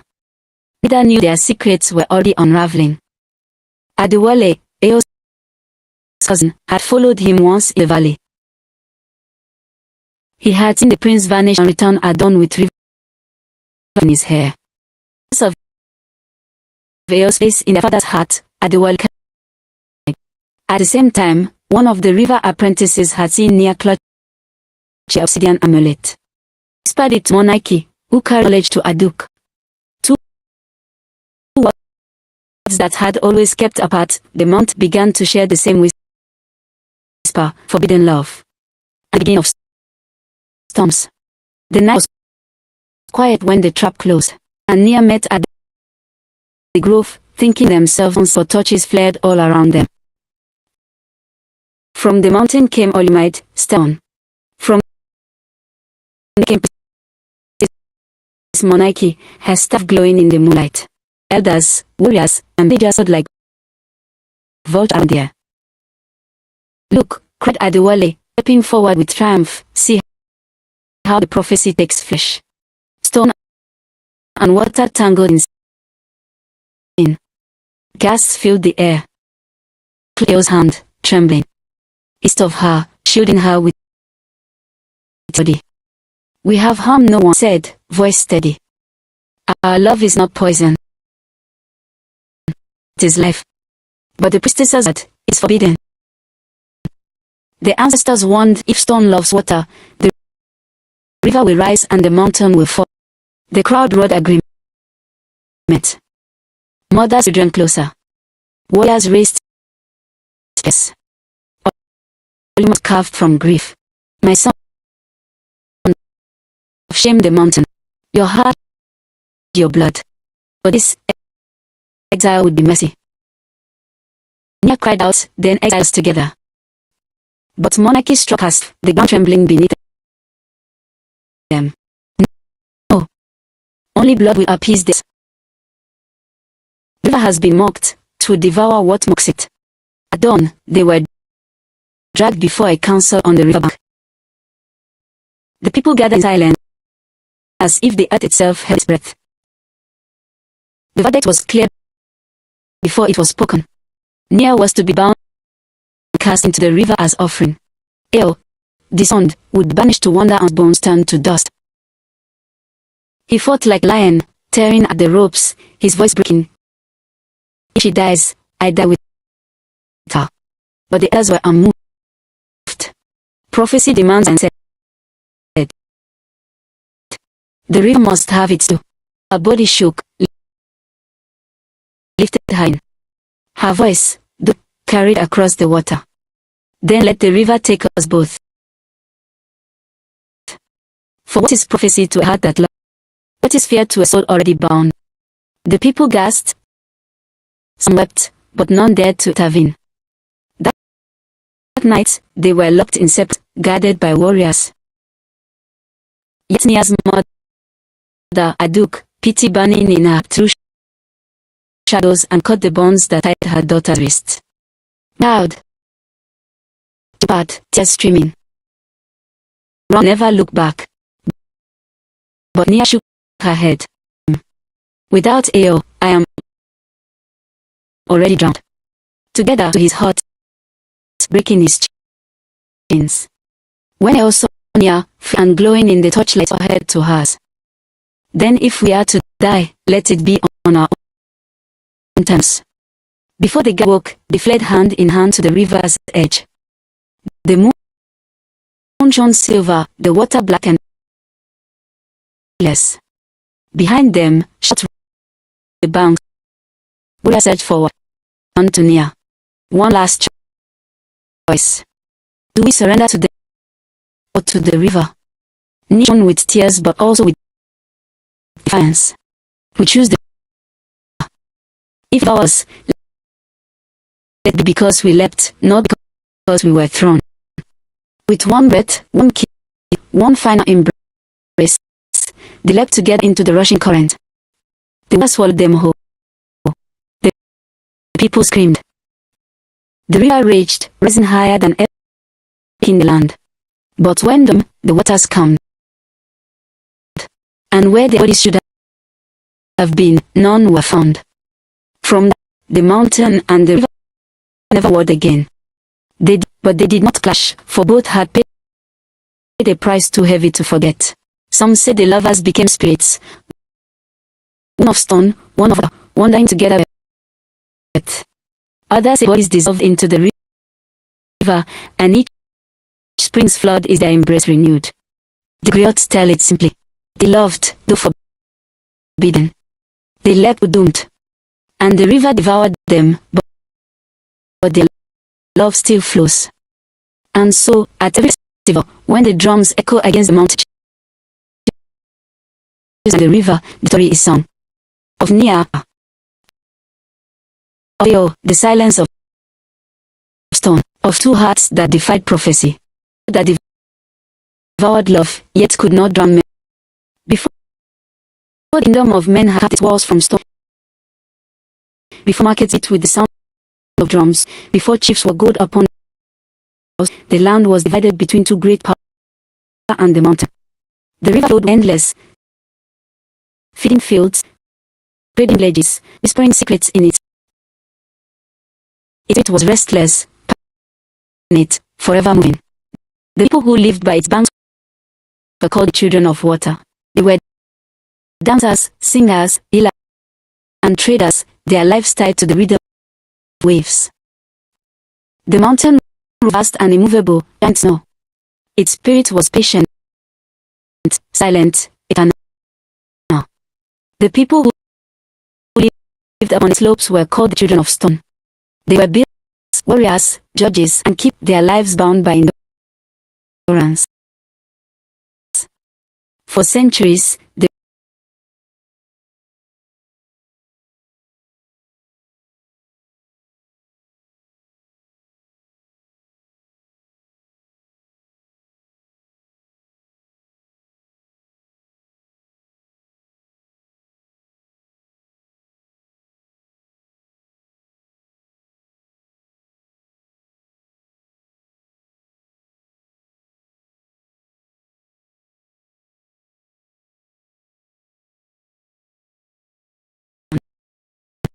from stone shall rise the sun, their eyes shall meet, their hearts shall bind.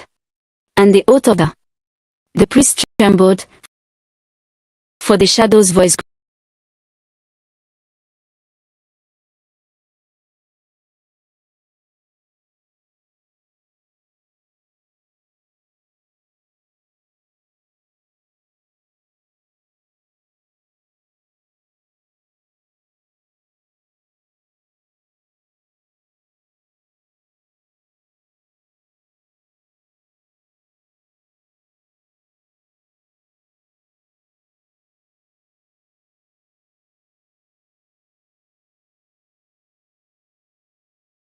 Toward the mountain. Desire is a fire that devours, stronger than steel. But faith is patient. Mercy is stubborn.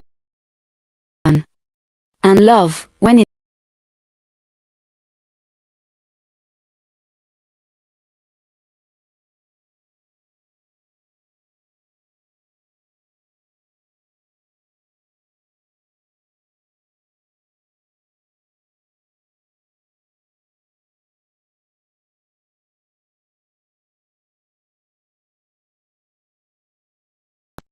his mother had labored long, her breath rattling like dry leaves before she finally placed the child in the arms of his father, she might.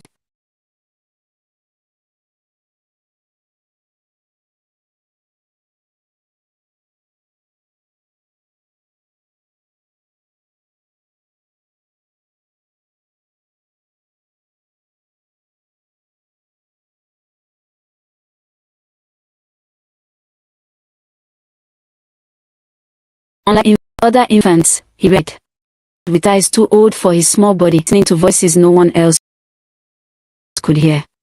When he learned to walk, he did not stumble often. He was steady, deliberate, as though the earth itself guided him. When he learned, his words came slowly, but each one carried weight. The people of the mountain whispered,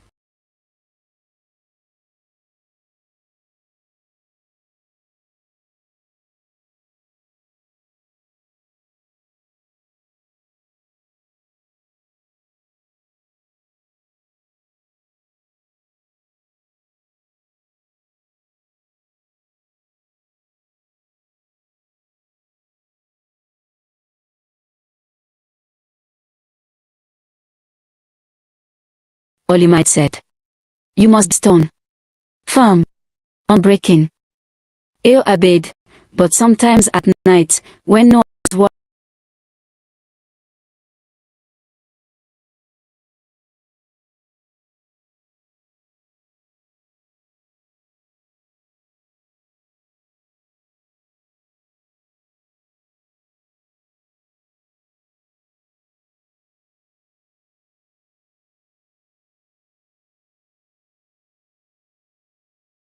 marked it as dangerous. One elder muttered, "The prophecy speaks in his silence. Watch him well." But A was only a boy. He hunted with his raised on the slopes, carved his first blade from obsidian. He laughed rarely, but wait, the sound carried far, and people mocked the sing. Still, whenever at the river, his heart beat strangely, as if remembering a tear told. Far below the mountain shadow, the river its endless song.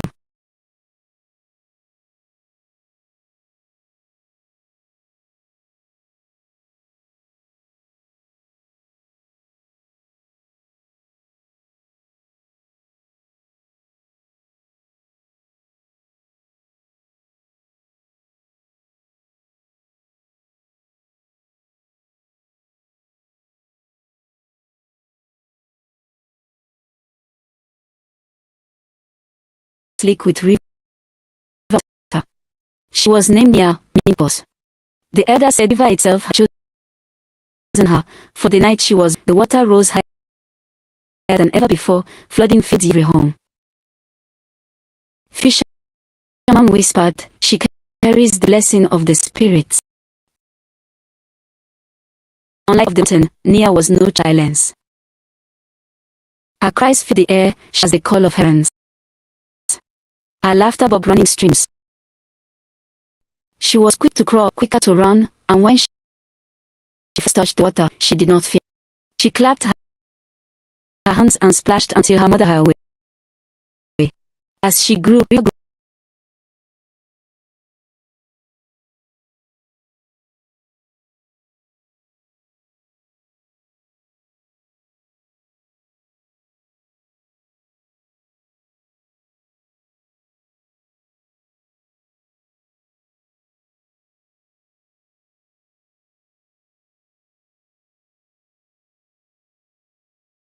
the prophecy whispered down generations, from water bright as dawn, in her indeed too much brightness. When Nia turned 7, she began to drift in the water. Sometimes they were soft and kind, like mother's humming. Other times they were sharp, commanding, demanding she walk deeper. She told her mother of these dreams. Adu grew pale.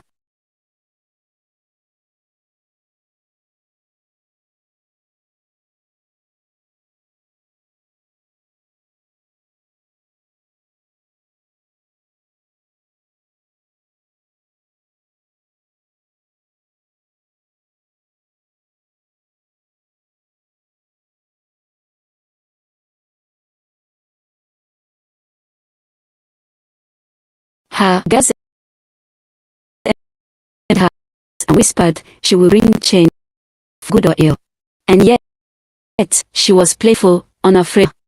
She raised her friends along the banks, balanced on canoes with arms wide, though waters others feared to. She was the river made flesh, free, unbound, impossible to contain. But freedom, like water, can wear away even.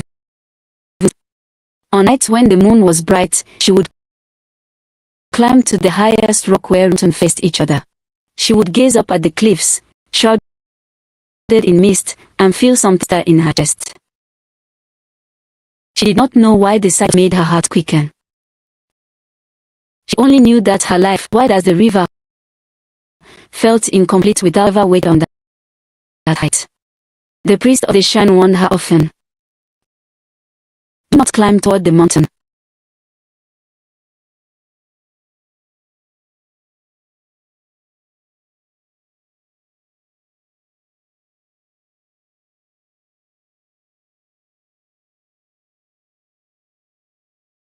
I mean,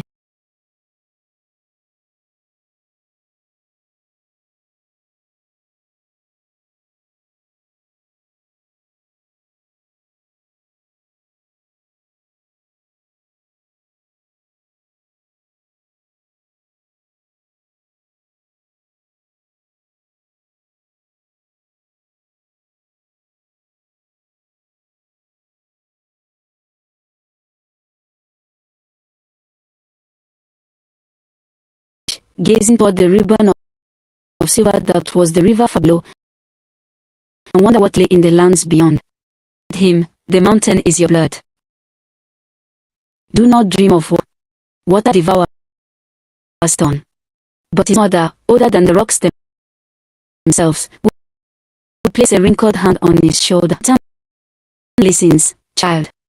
And sometimes, it listens to the river.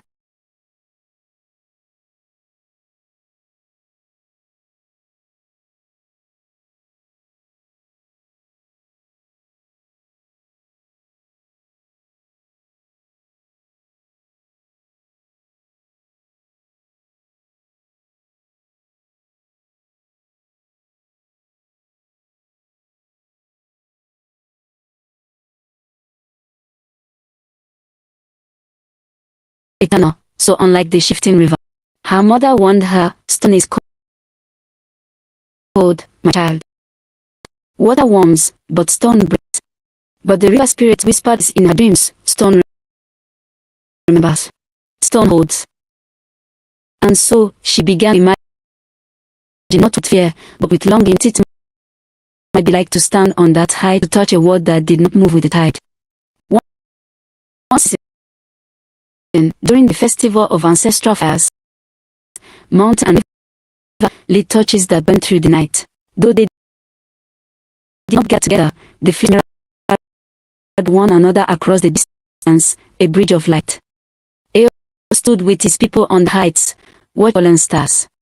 Nia stood with her people by the waters, staring up at the stars glittering against the cliffs like a second sky. Neither knew the other. Neither spoke the other's name. And the mountain and the murmur of the river spirit season stunned. Eo grew into a young man of strong arms. He carried the mountain's patience, but also its loneliness. Into a young woman of fierce laughter. She carried the river's joy, but also its restlessness. The priest of both shrines whispered louder. The prophecy was not merely echo, it was nearing breath. For stone and water do not meet gently. When they meet, they shape, sometimes into beauty, sometimes into ruin. The season of heavy rains came, when the river swelled and the mountain shrouded itself in mist. Paths washed away, animals fled higher ground, and both peoples, river and mountain, braced against nature's fury. But storms are also messengers. One morning, Eo descended farther than ever before, searching for a lost goat that had strayed up cliffs. His father's in his mind, "Do not wander too low." The river devoured, but the animal's cries were faint and pitiful, and Eo's heart could not abandon it. Down climbed, down where stone met mud, where mud of water and earth. And there, at the edge of the river's swell, he saw her. Nia. She stood ankle deep in rising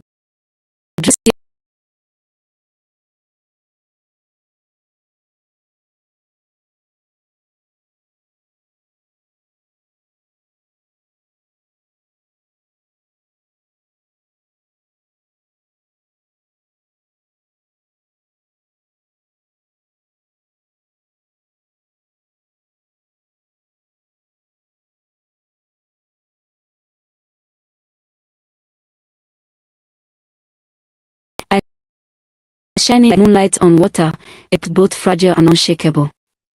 Nia turned, sensing him. Then, for a moment, the storm faded. The river's roar, the goats' bleat, children's cries, all melted into silence.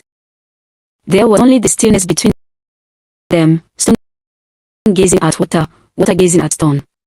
Eo stood. Words were strangers to him even among his people. Now, facing her,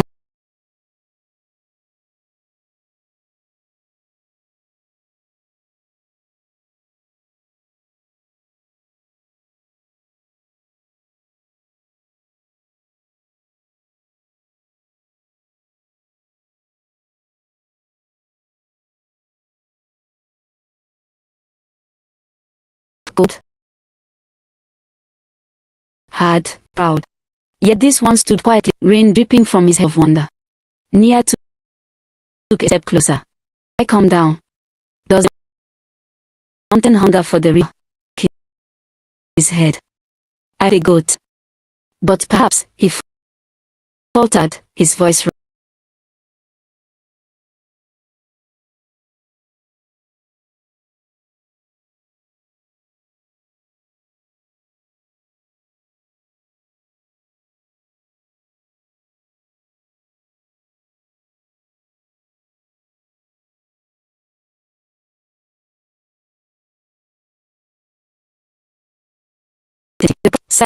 Whispered again in the heart of those who watched unseen. For sun shall rise, the sun, silent as dusk. From what rise a daughter, bright as dawn. When it, kingdoms would try. And so, with a glance and a few words, the first thread was tied. Son had met other. Neither knew it yet, but neither would ever behold the other. At first, their encounter was nothing but a story to keep. Ailed no one of the girl with eyes like moonlight. Nia told no one a boy whose silence spoke loud.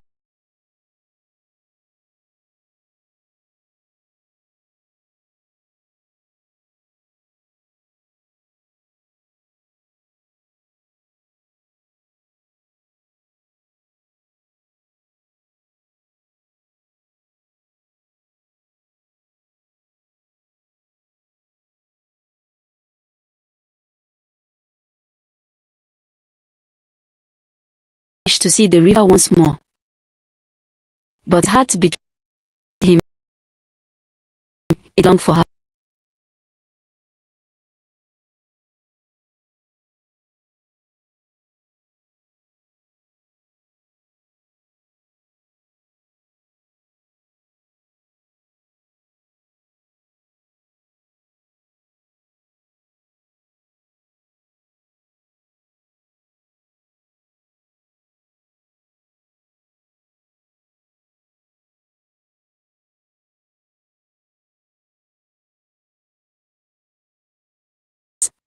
Ao spoke of the mountain hawks, how they rode the winds without moving their wings. The river had herons who stood so still, seemed carved of stone.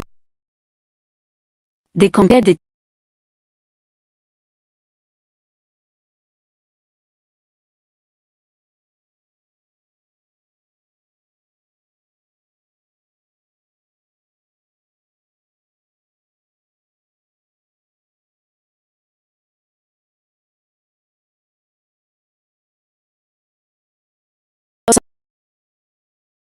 They sat by the river.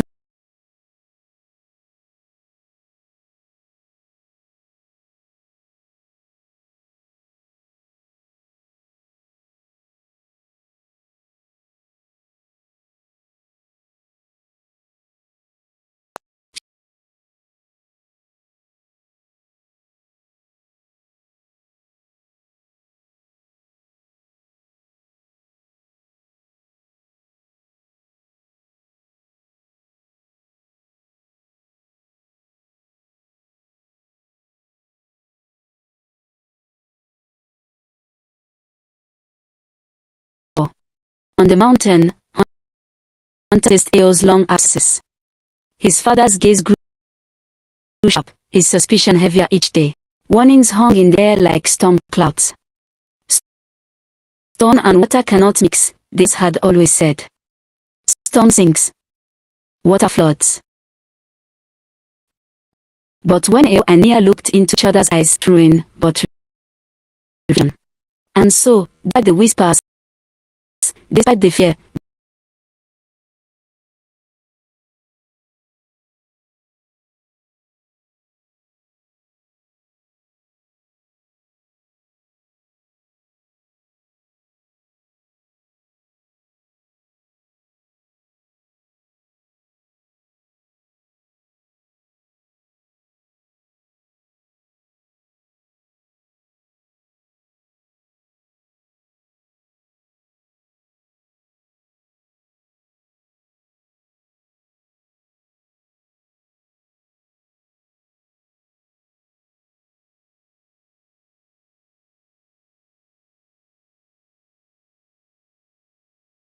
perhaps not always.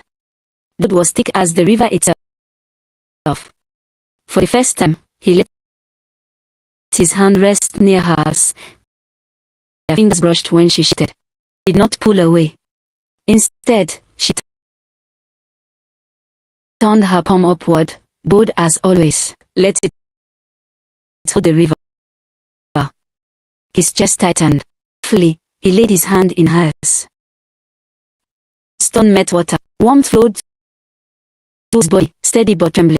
Nia's eyes softened, the laughter leave his. You are not cold, she whispered. You are fire, hid it on. He murmured, voice low, as storm hidden after. Their hands remained clasped long after they sat watching the river roll, feeling the pulse of each other's blood in their joint grip. When at last she laid her head on his shoulder, he closed his eyes.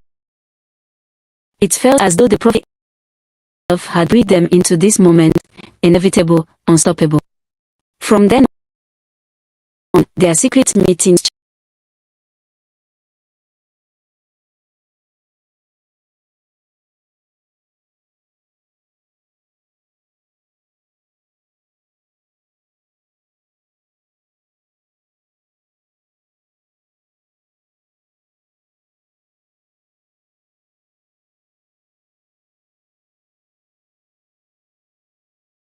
both knew, though they dared not speak it loud, their love was no ordinary love. Step by step, and brought come without a price. The days of secret meetings stretched into weeks, then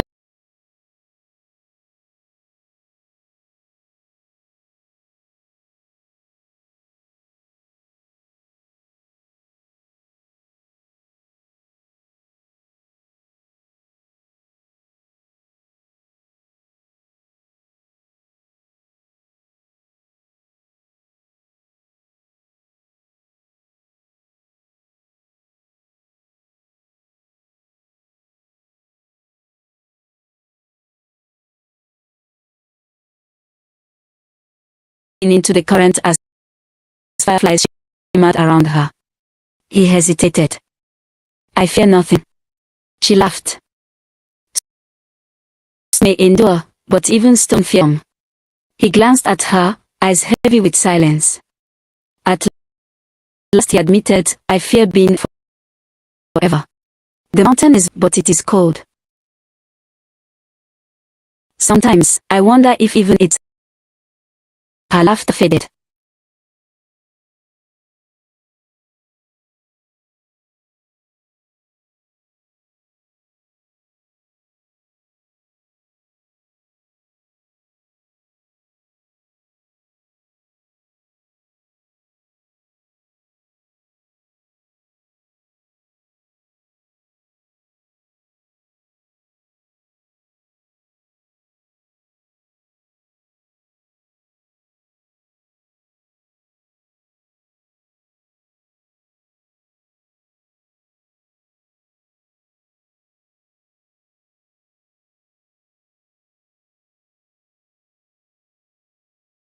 Break it, but to shape it.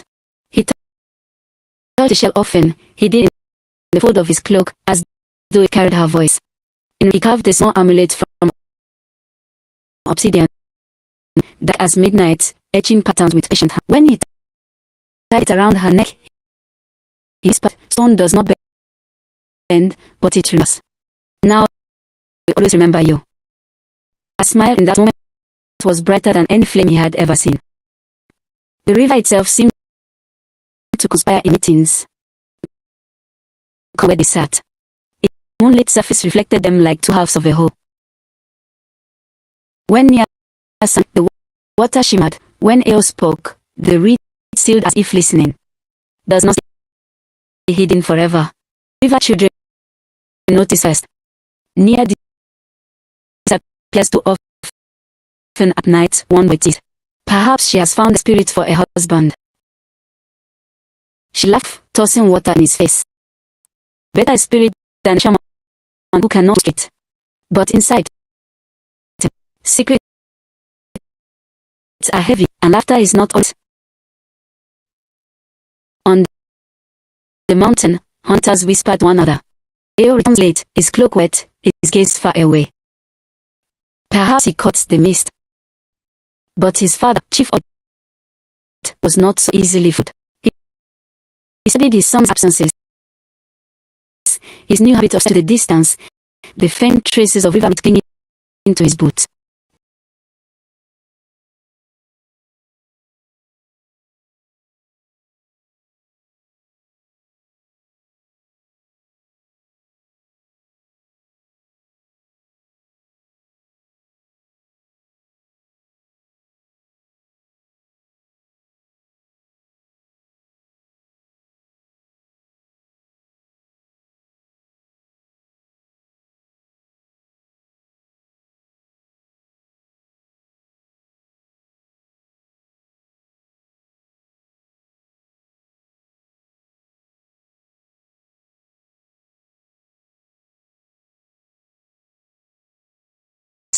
The prophecy says, one month. The prophecy breathes, another replied. And yet the young lovers knew nothing of these omens. One night, when rain laved the sky, they sought shelter in a hollow cave where river storms mountain rock. Water and the air. Nia wrapped her arm around herself, shivering. The river healed tonight. Leo moved closer, his body warm despite the chill. Mountain stands firm. She looked up at him in the flicker of light. Do you ever wonder, she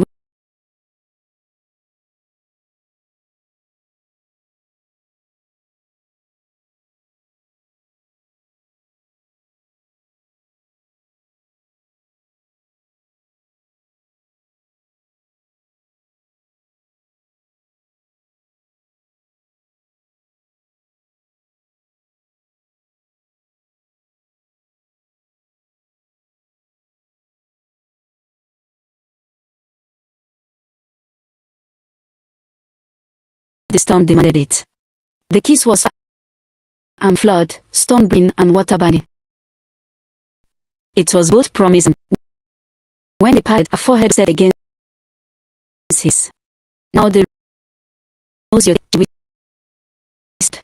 It will not let you go. Mountain, his voice trembling, will never release you either.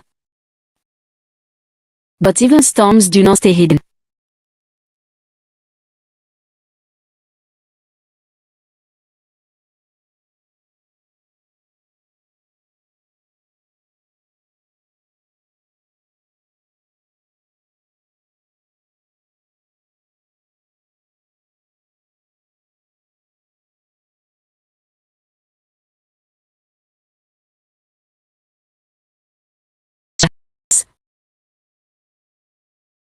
And fathers had proverbs about danger. Mountain and the river.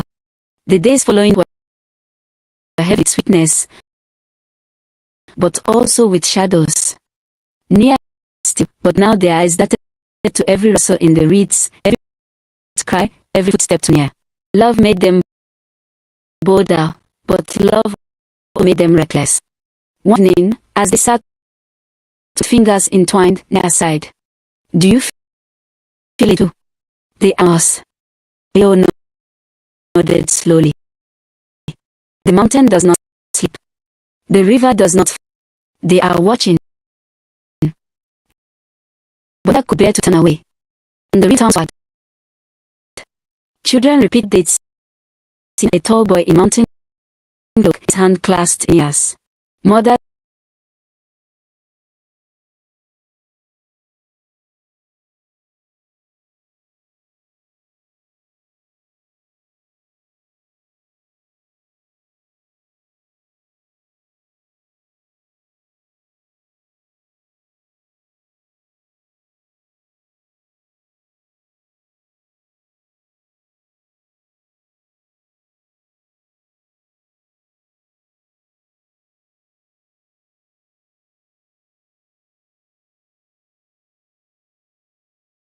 her eyes bright.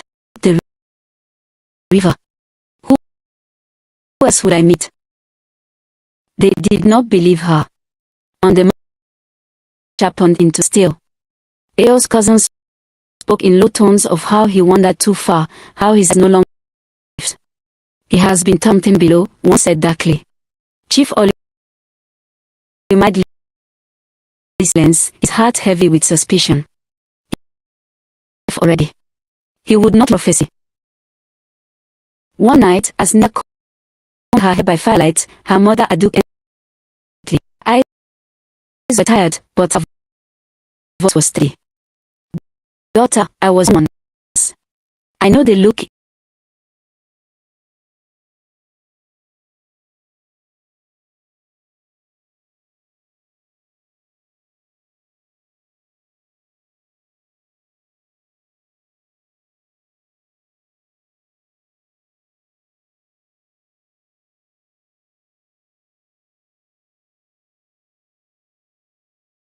Duke whispered. It was not a dream. but the truth lay bare. Silence. Only the crack of the fire. Tears filled Nia's eyes. Mother. I love him as I love the river song. Aduk's hand trembled, but she placed it on her daughter's cheek. Then may the ancestors shield you, child. For love is enough to hold back prophecy.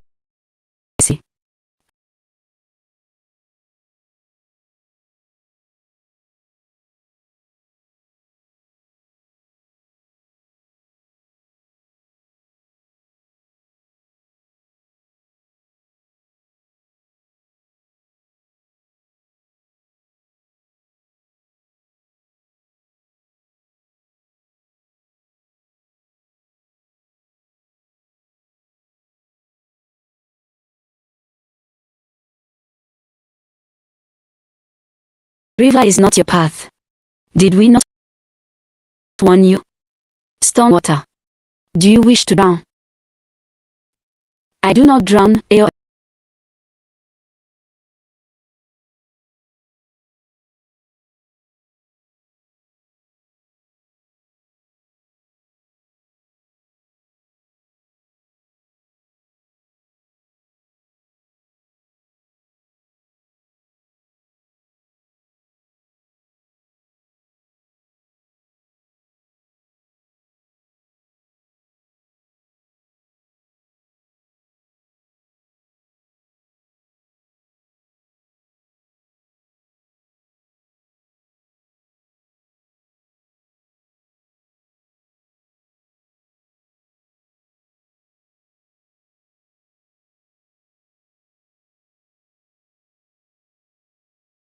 And the attention she drew.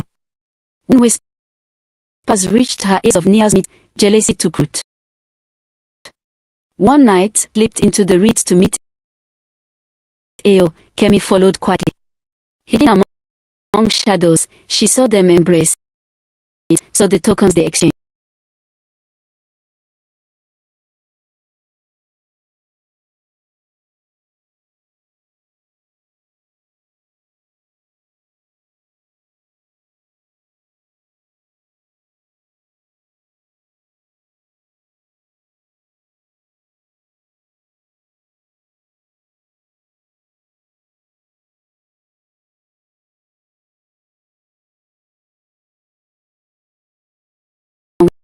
Feared, the high priestess said.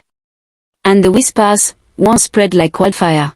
Unaware of Kemi's betrayal, Eo and Nia continued to cling to their stolen hours. But the air around them grew heavy.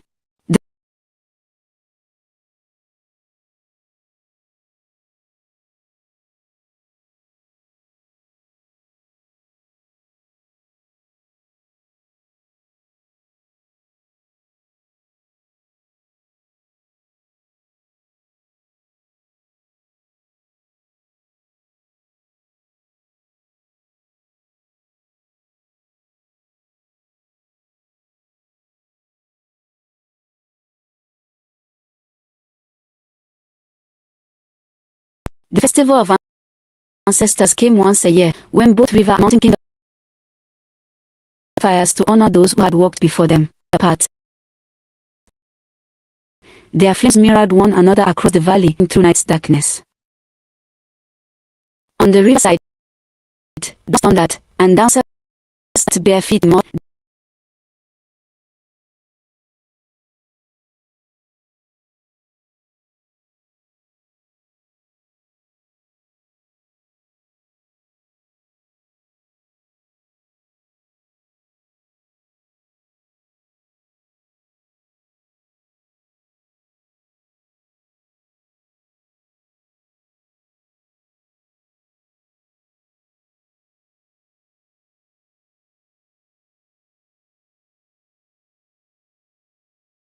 And yet, across the distance, they seemed to answer each. Nia was radiant that night. She wore a dress woven with river reeds, dyed deep blue and green. Around her neck, hidden beneath beads, lay the obsidian amulet Eo had carved. She pressed it often against her skin, as if it pulsed with his heartbeat. Her Friends circled her, laughing, teasing, to dances. But her eyes kept drifting to the far cliffs where touched. She imagined him there, tall and solemn, carrying his people's strength. Indeed, Eo stood among the holding a carved staff his father had given him. Yet it was not on the shrine, nor ocean. His eyes saw the river below, where faint flashes of firelight revealed glimpses of movement, color, song.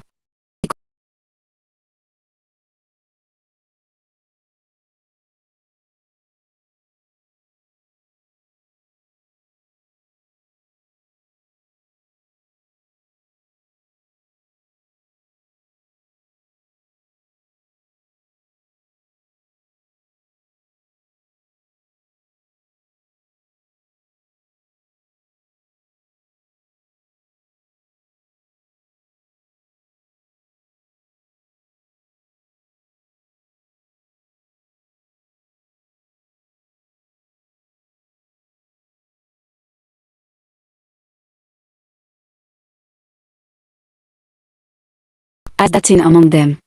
Suspicion was already sharp from whispers of Nia's absences. Now it grew teeth. Where is the wonders at dusk? A man muttered. Where is Nia? Another whispered, too loud. Nia's heart thudded. She fears the weight of the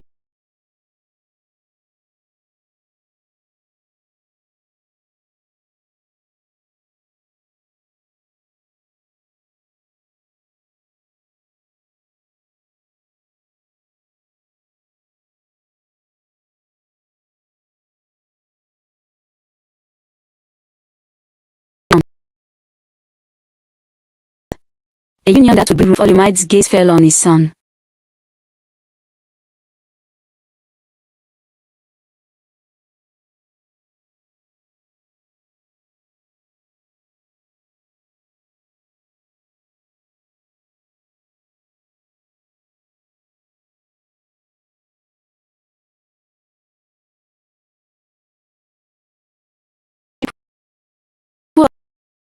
And Mountain did not yet know the names, but they felt the truth circling, walking into prophecy.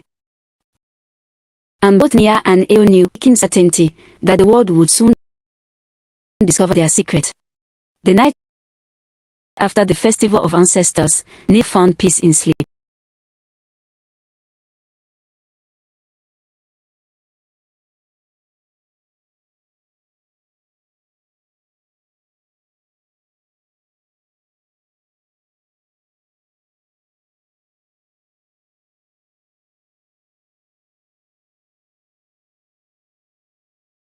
The sounds of griots, the weeping of mothers. But the river did not chant, devouring the banks.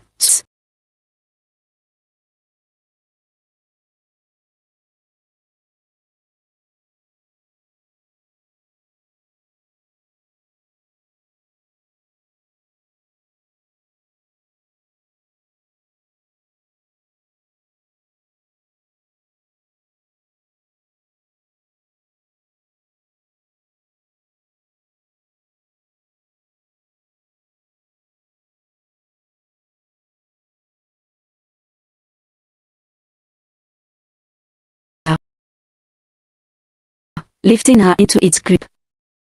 Surfaces, her mother Aduk, he died.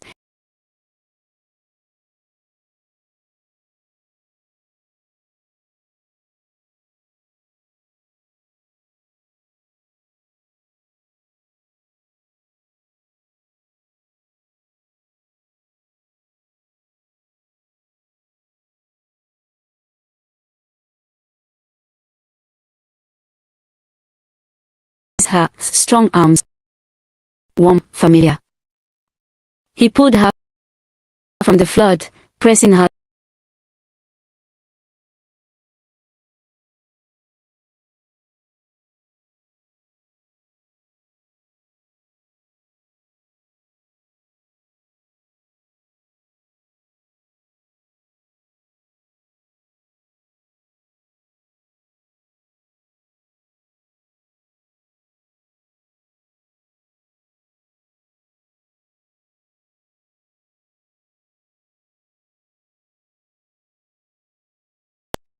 It was a warning.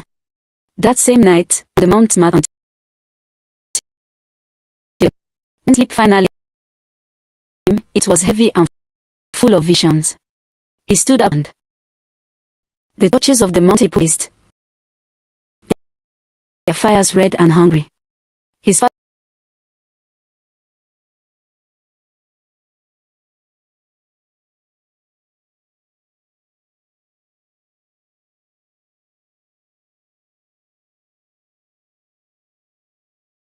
does not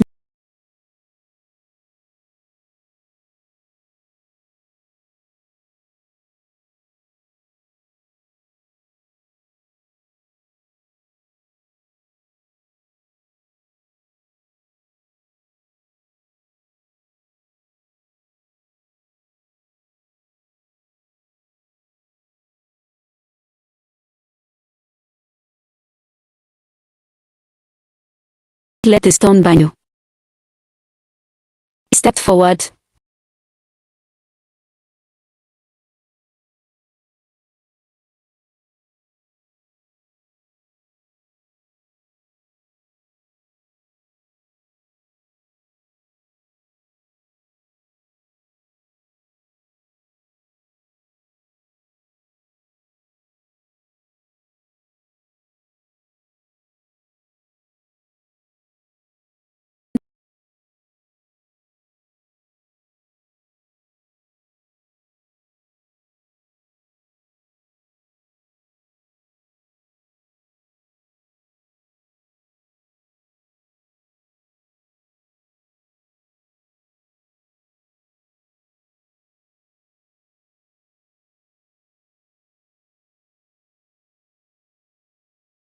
But still, stone does not marry water. At first light, unable to endure the silence of their dreams, they both hidden grove met. The dawn painted the sky gold, and mist rose over like the breath of spirits. Nia was already there, her eyes swollen from weeping. Eo rushed to her, pulling his arms. For a moment they clung to each other, wordlessly. Nia whispered, "They know. The ancestors, they see us. They will not." Eo cupped her face, his thumbs brushing. "Dreams are not chains," he said fiercely. "Alive, Nia. Our love is better than shadows. But even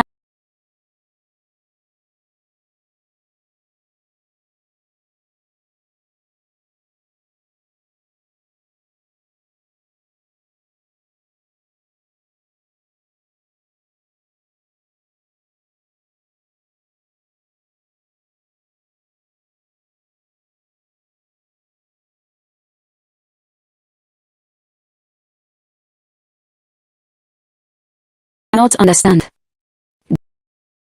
They will destroy us both. Maybe we must stop before it is too late." The words tore from like blood. Eo staggered back as if shocked. "Stop. After all we have risked. After every word, every touch, every dream we shared." His voice cracked. "Do you love me?" She wept harder.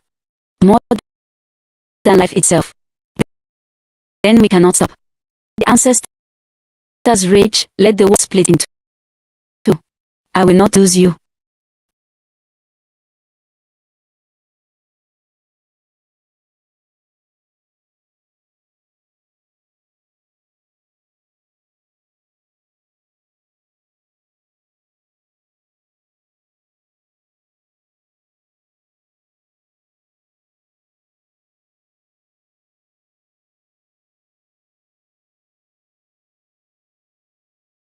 Each time they met, shadows of their dreams closed. Each time they parted, the fear of discovery was faster than village. Nia began to notice the change first.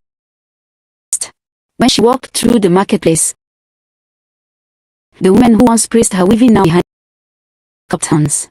The river tastes lingered near her too often, their eyes sharp, their voices loud.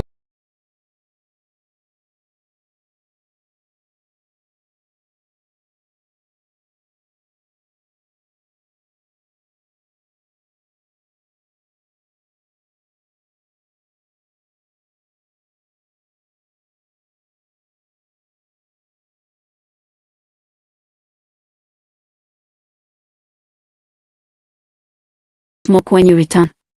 Nia froze. The spoon trembled in hand. She forced a smile, but Aduk's eyes out. Mothers always know when a daughter is hiding behind her lips. Ao's troubles mirrored.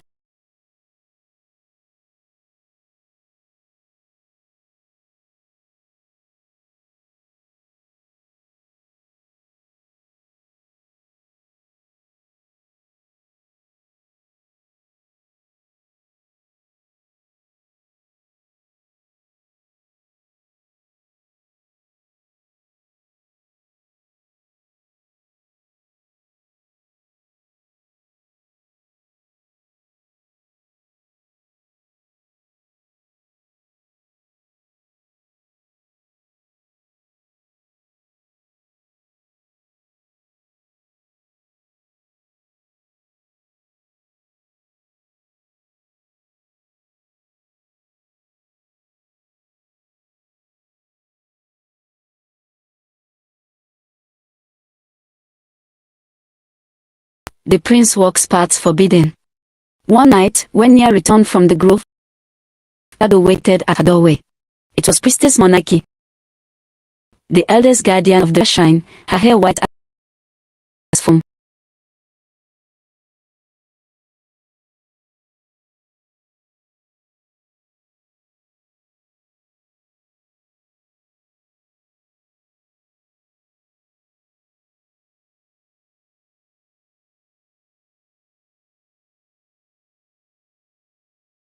Monarchy stepped closer, her presence overwhelming.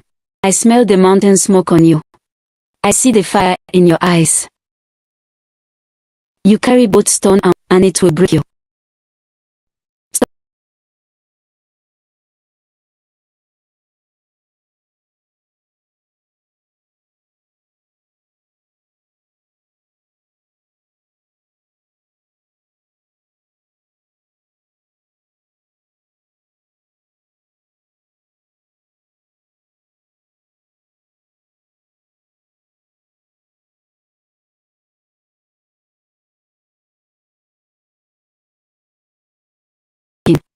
When Nia met Eo again in the grove, she told him everything, her mother's suspicion, the priestess's warning, the whispers in the mouth. He listened, his jaw tight, his fist clenched. They are closing in, he said, but I will not let them take you from me. Let them whisper.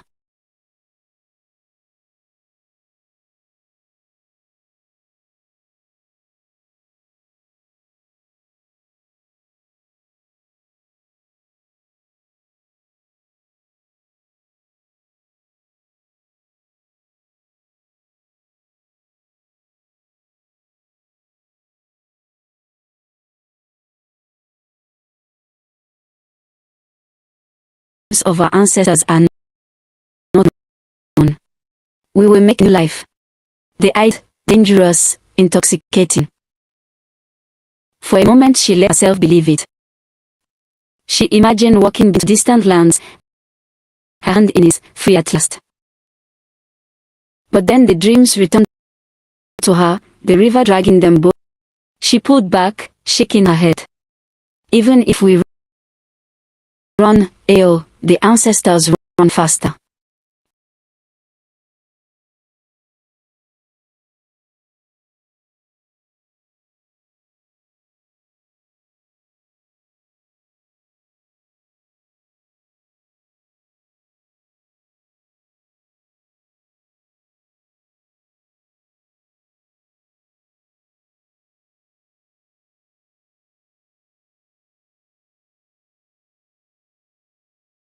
To Aduk. Two words that had the mountain and the river began to share the same whisper, and whispers at the beginning of storms. The night was quiet when trap Ao and Nia met at the grove, keeping themselves unseen, but toys fled all around them. From the mountain came light, stern as stone. From the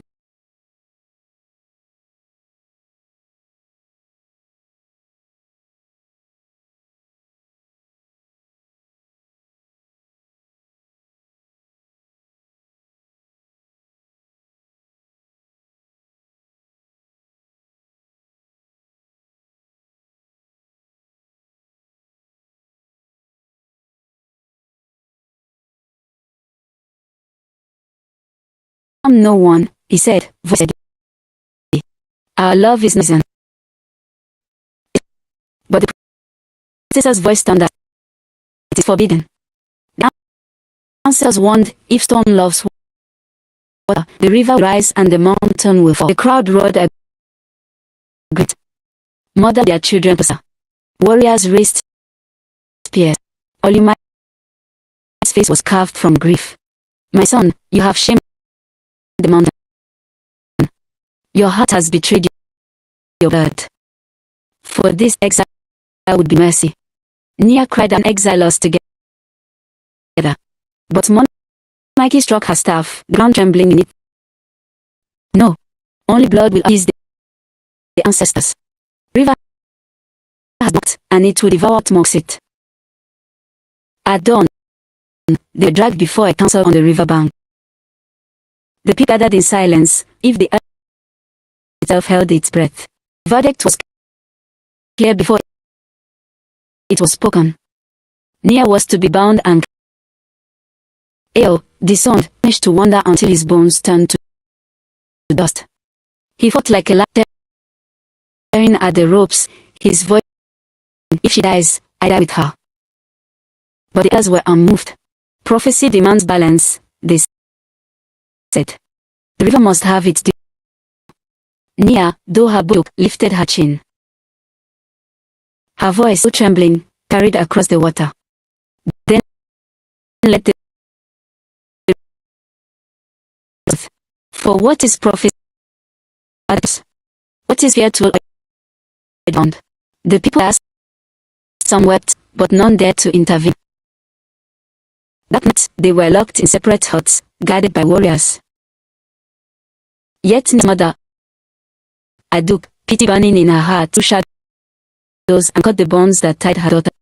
Run, child, she whispered, tears streaming. I never looked back. Nia shook her head. I can't leave him. Without you, I am already drowned. Together, they stole to his heart, breaking his chains. When I saw Nia, free and glowing in the torchlight, he hit his forehead to hers. Then if we are to die, let it be on our own terms. Before they fled hand in hand to the river's edge. The moon shone silver, the water blessed. Behind them, torches lit the banks, warriors forward. They held to Nia. One last choice. Do surrender them or to the river. Nia's shown yes, but also with defiance. We choose the river. If it devours us, let it be because we leapt, not because we were thrown. With one breath, one kiss, one final embrace, they leapt together into the rushing current. The water swallowed the whole. The people screamed. The river raged, rising higher than ever before, shaking the land. But when dawn came, the waters calmed, and where their bodies should have been, none were found. From that day, mountain and the river never warred again. They did not unite, but they did not clash, for both had paid a price to forget. Some say the lover be one of stone, one of water, one dying together beneath the earth. Others say their bodies moved into the river, spring is there, is renewed. The griots simply. They loved forbidden. They were doomed. And the river devoured them, but their love flows. And so, at a festival, against the mountains and touches the river, the story song of Nia, the water, of Eo, the silence of stone, of two hearts that, and of a river that devoured love, yet could not draw me. Before the kingdom of its walls from stone, before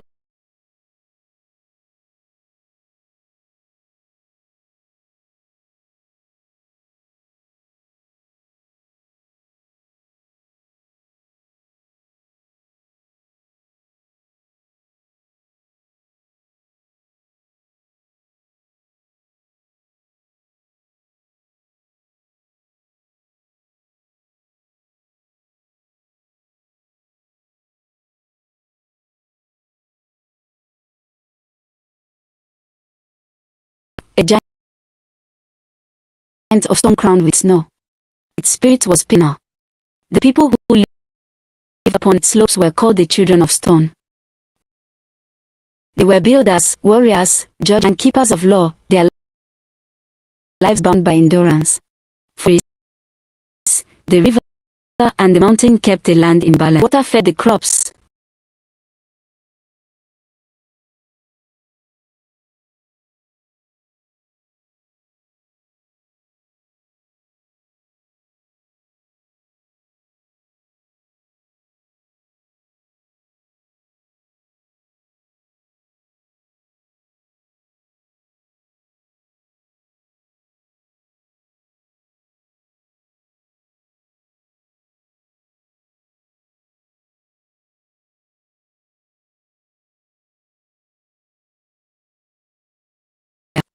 The ice shall meet, the hearts shall bind, and both of balance shall shatter. The priest trembled, for the shadow's voice grew heavier. One shall drown, a beat. One shall be remembered, and one shall be cursed. The land shall drink their sorrow, until songs turn to tears, tears to dust. The shadow vanished. Silence claimed the From that day, they to meet blood, never to join water on. They built boundaries, enforced laws, and raised children warnings. Do not love across the not climb toward the mountain. Desire the fire that devours. Oaths are chains stronger still, but faith is patient. Prophecy is stubborn, and love, when it comes,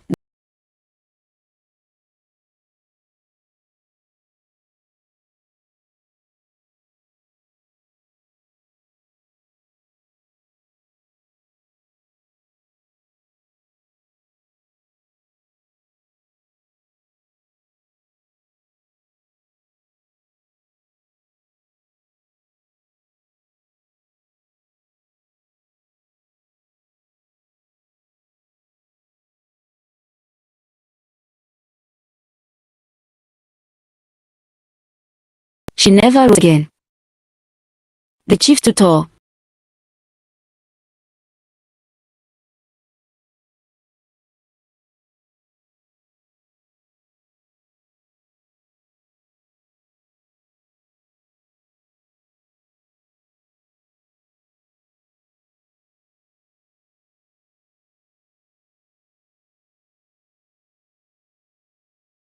He wore the eyes too old for his small body, so listening to voices no one heard.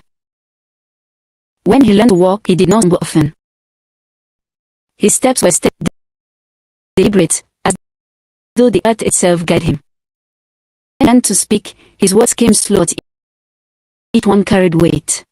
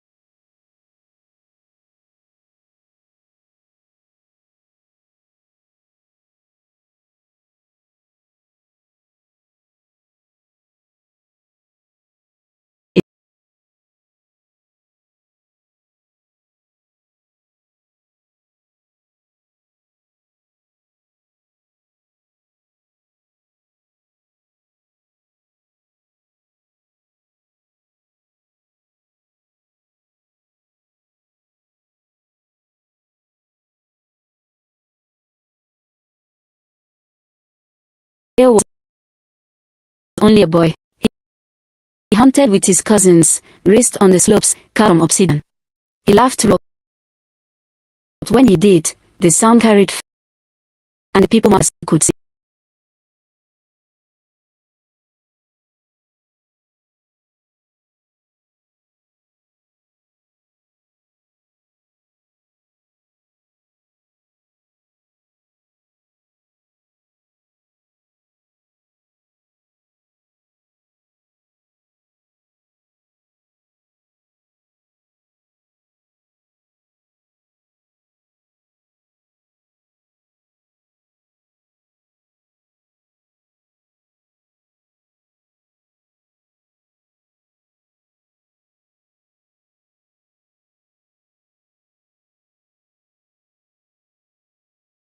She was named Nia, meaning purpose. The elder said the river itself had chosen her. For the night she was born, the water rose than ever before, flooding fields, sparing every home. Fishermen whispered, "She carries the blessed spirit." Unlike the of the mountain, Nia was no child of silence. Her cries filled the air, sharp as the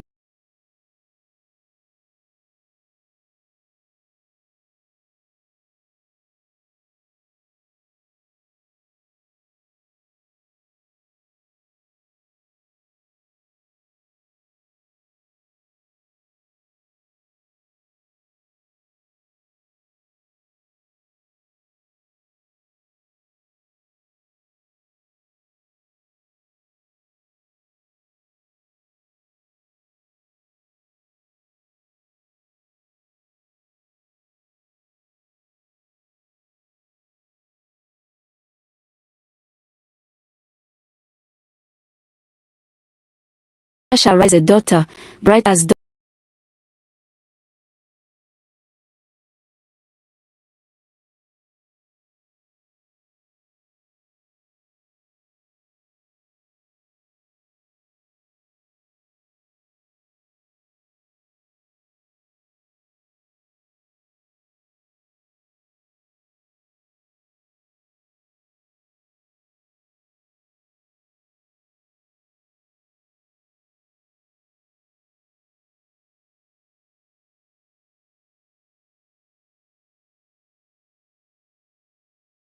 When they call. As the years passed, her beauty bloomed like lilies on the river's surface. Her eyes gleamed in reflections of the moon, and her voice carried like songbirds at dawn.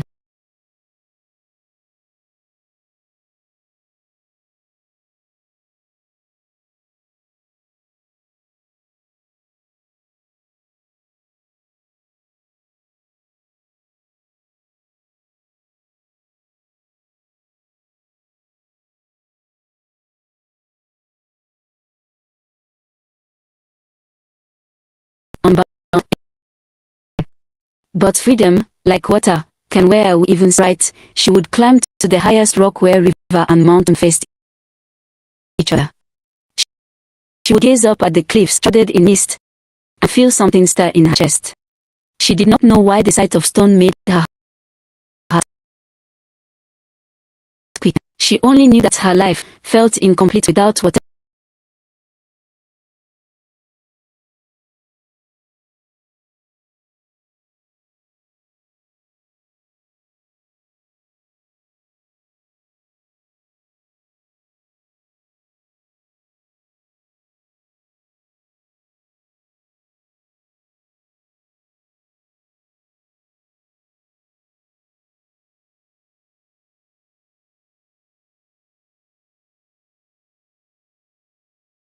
How he saw gazelles without a sound, how he was waiting for an eagle to descend. His silence was not emptiness, it was patience. Patience is its own kind of power. Yet somehow the wind swept down from the plain, carrying laughter from distant villages. Eo felt a strange longing. He would stand on a cliff's edge, gazing toward the ribbon of sea that was the river far below, and wonder what lay in the lands beyond. He told him, "The mountain is your blood. Do not dream of water."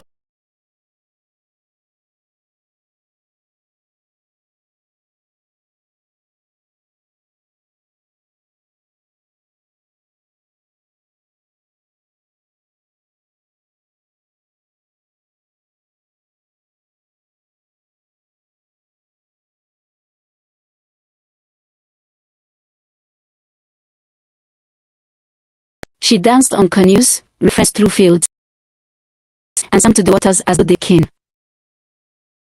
Yet, even in joy, sometimes she would climb trees higher than she should, peering toward the distant rise of the mountain. It looked so eternal, so unlike the shifting river. Her mother warned her, "Stone is cold, my child. Water walls, stone breaks." But the river spirit whispered otherwise.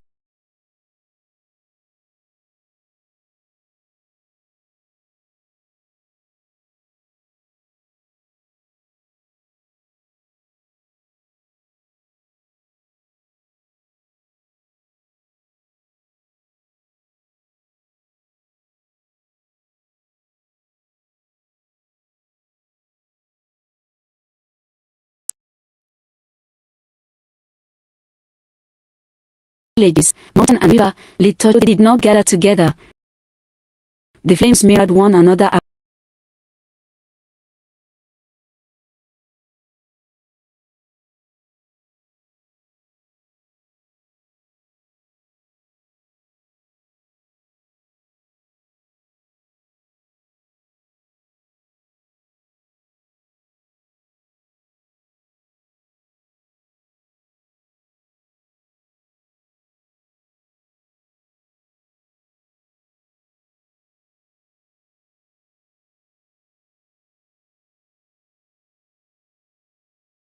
slowly.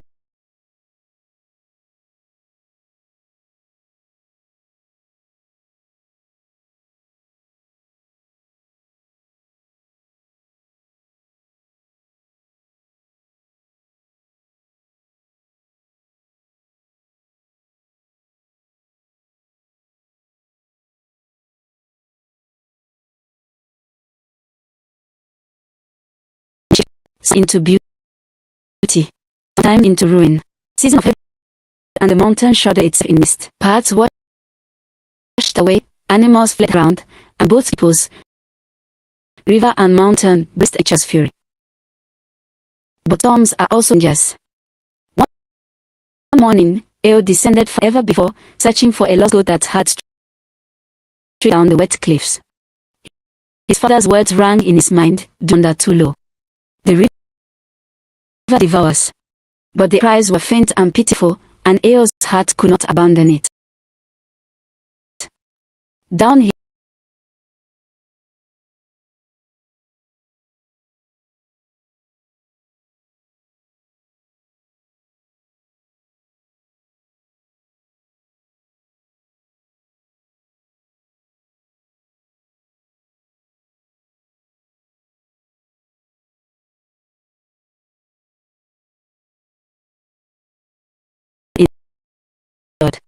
her voice was low but commanding. Soft her song, it reached into rhythm. The children's sobs quieted. Eo froze. He'd seen many girls of mountain, but never one like this, head like flowing with eyes shining like moonlight on water, a presence that felt both fragile and unshakable. Near town, since their eyes locked, for a moment faded. That's what the ghost bleat, the children's cries all melted into silence. There was only them, stone gazing at water, water gazing at stone.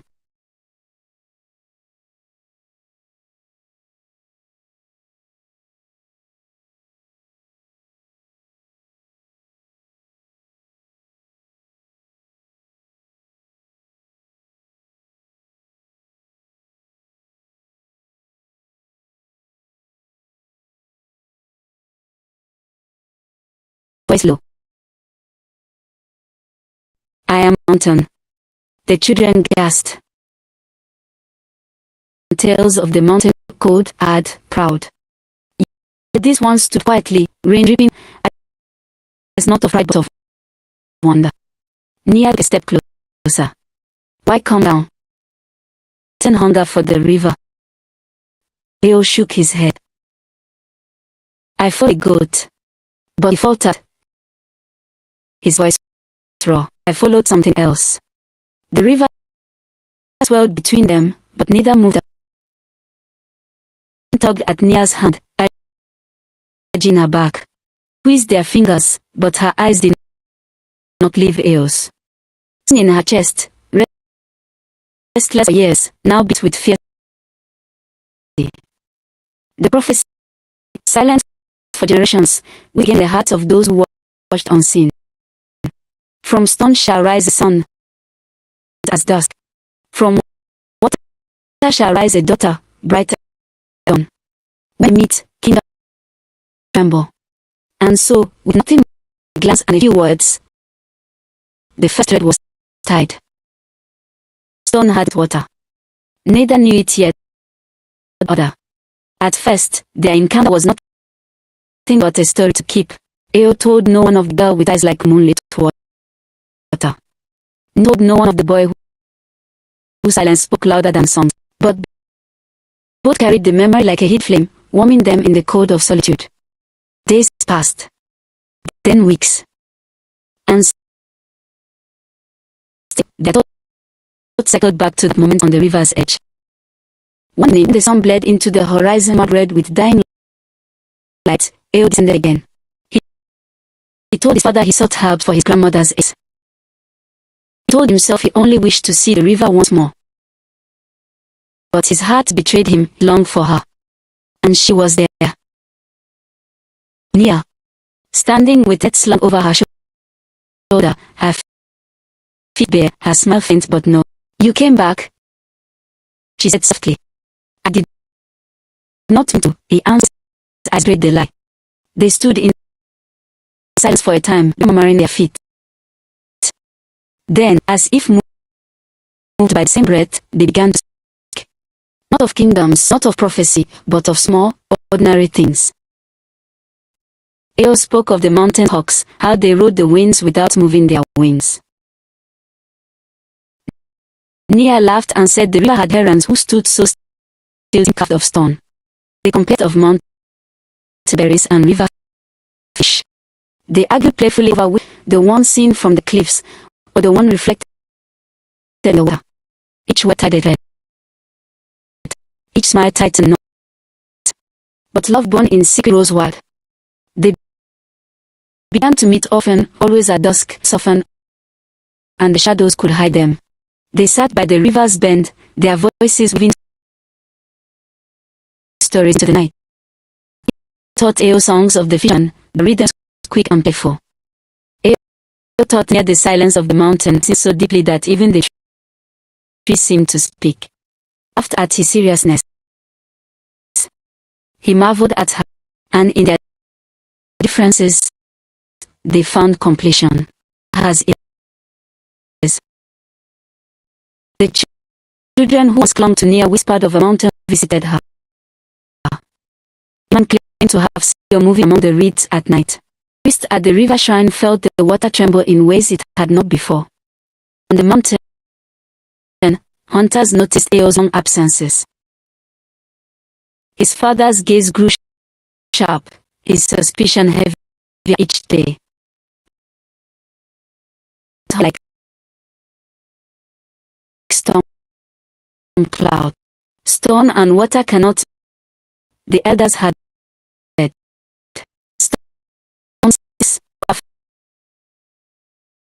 But when Eo and Nia looked into each other's eyes, but reflection. And despite the whispers, despite the fear, they chose to meet again. And again. And the moon was high, fat and golden. They met the river's bend. They ate earth and wildflowers, and flowers drifted like stars come. Nia had brought the god of palm wine.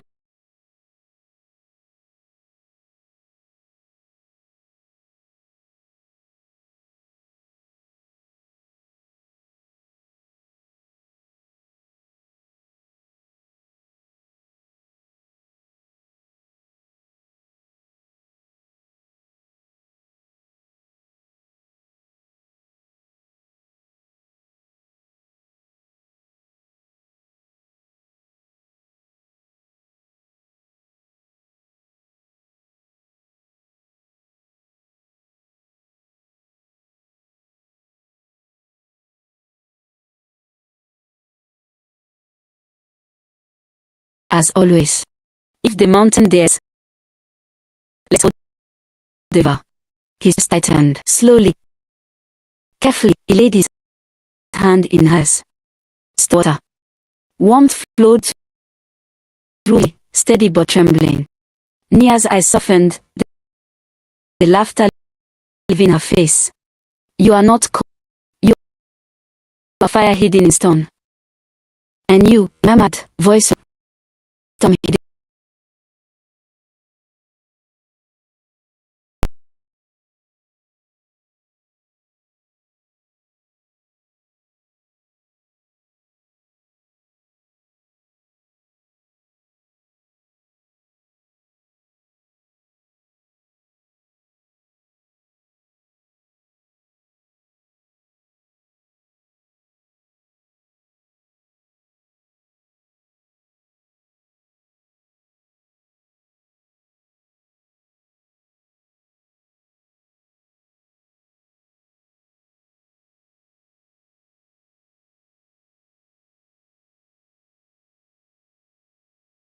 softer when they parted. But both knew, though they dared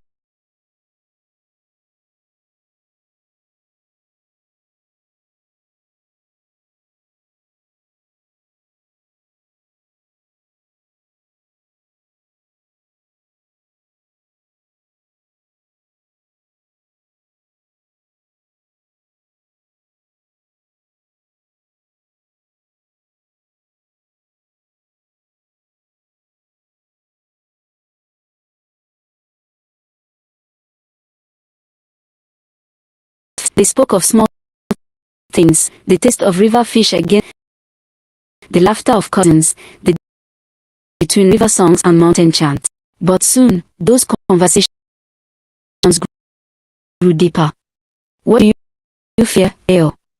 Nia asked, one into the current as fireflies shimmered around her. Fear. He hesitated. I fear, she laughed. Stir, but even stone fears the storm. He glanced at her, eyes heavy with silence. Last he admitted, I fear being alone forever. But it is cold. Sometimes, I wonder if even its silence can hear me. Her laughter faded. She reached out, brushing his arm with her fingers. Then let the river answer your silence. You will be alone while I breathe. And his heart, so long bound in stone, cracked just a little. They began to exchange little rituals of belonging. Eo brought pebbles from the high cliffs, smooth as polished jade, whispering that each carried a piece of mountain strength. She, in turn, offered him river shells, delicate, spiraled colors the mountain had never seen. Once, she placed a shell in his palm and said, keep this close. It will remind you that water's on stone, not to break it, but to shape it. He touched the shell often, hidden in the fold of his cloak, as though it carried her voice. In return, he carved a small amulet from obsidian, dark as midnight, etching patterns with patience. When he tied it around her neck, he whispered, stone does not, but it remembers. Now the mountain will remember you. Her smile in that moment was brighter than any had ever seen. The river itself seemed conspire in their meetings. Its current ran from where they sat. Its moon swept them to her. The water shimmered when Eo spoke, as if listening. But fate does not stay hidden forever. The river will notice first. Nia disappears too often at night, teased. Perhaps she has found a spirit for a husband. She laughed it off, tossing in his face. Better a spirit than a fisherman who cannot row straight. But inside, her chest tightened, and laughter is not always enough to hide weight. On the mountain, hunters whispered one another. Eo returns late, his cloak wet, his gaze far. Perhaps he caught the mist. Father, if all he might, was not so easily fooled. He studied his son's absence, his new habit of staring into the distance, the faint traces of river clinging to his boot.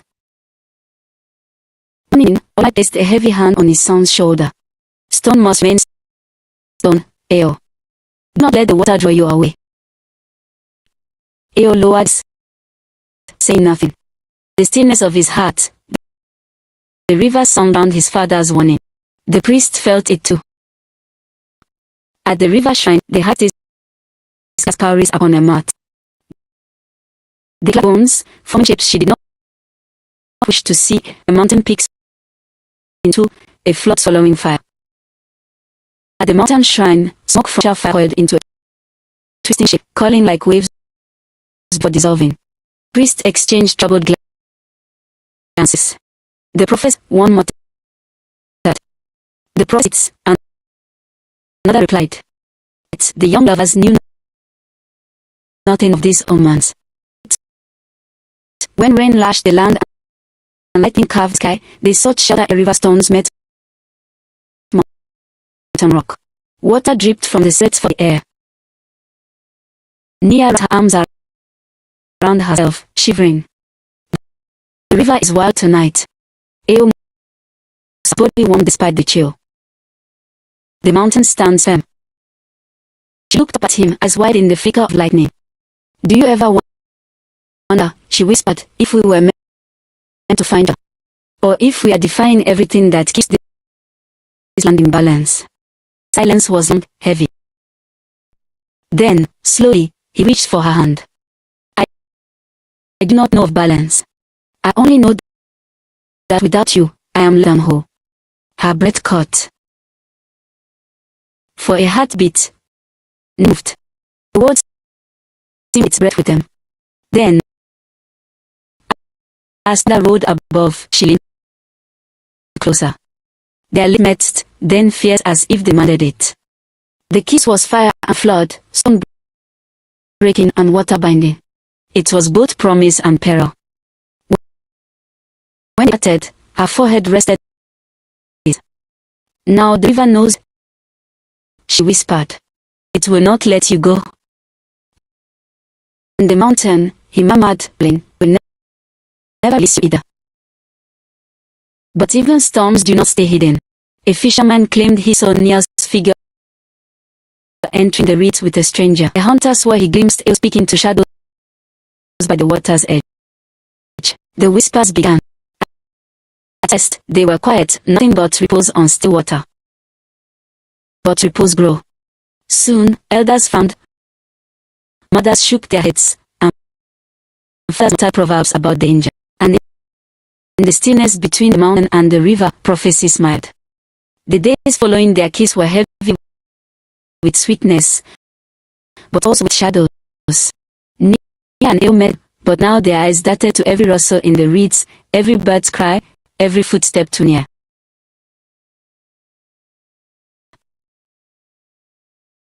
But of all, one evening, angers entwined, Nia sighed. Do you feel it too? The eyes on us.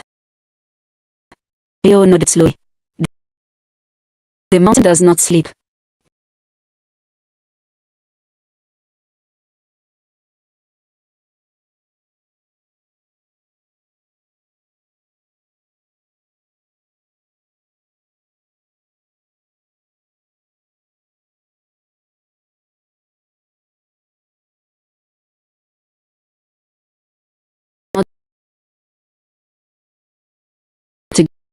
Perhaps she caught a spirit, one fisherman muttered. Blood, then ruin will follow. The river priest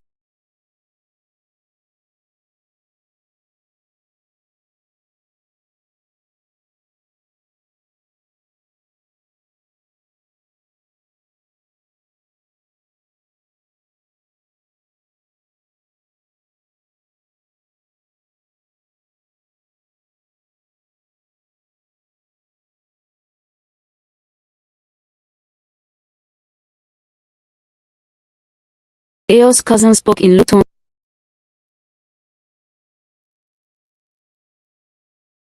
How he wandered too far, how his eyes no longer. He has been touched by something below, once darkly. He listened in silence, is heavy with suspicion. He had lost a wife already. He would not lose his son to prophecy.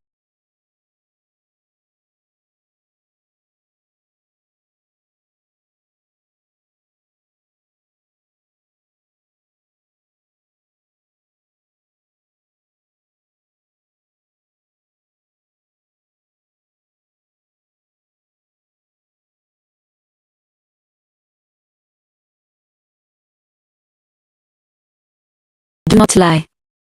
The river speaks in your face. Who is he? Trembled. She wanted to speak, to name him proudly.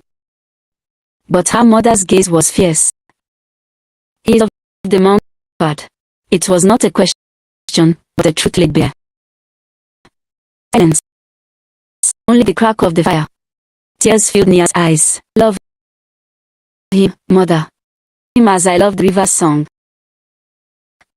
Aduk's hand trembled, but she placed it on her. Then made the answer just as showed you, child. Love is not enough to hold back prophecy.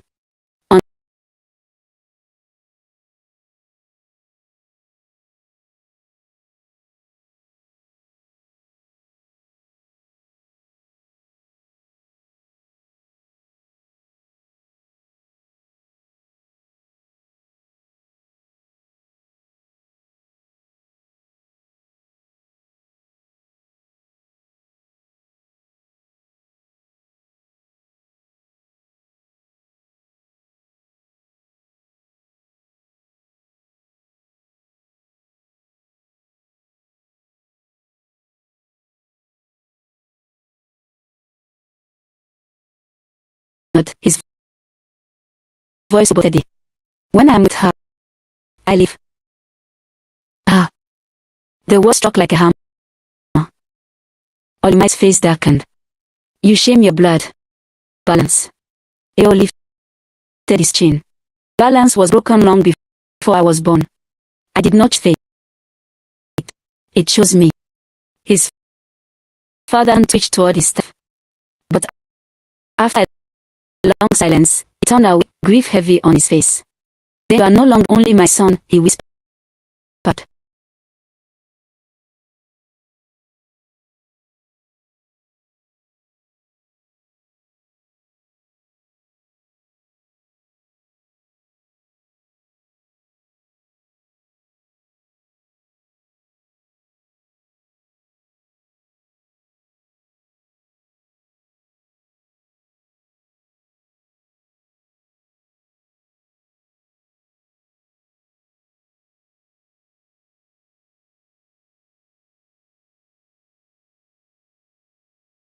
Of what such love might bring. By dawn, how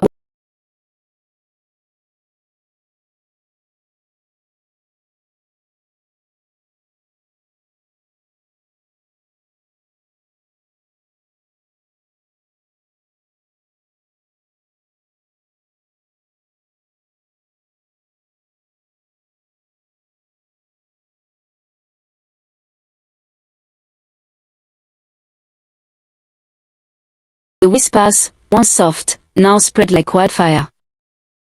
Eo and Nia continued to cling to their stolen hours. But the arm grew heavy. The reed seemed to whisper louder. The river knew in peace, it churned as though restless. Eo pressed his forehead to evening. They will come for us.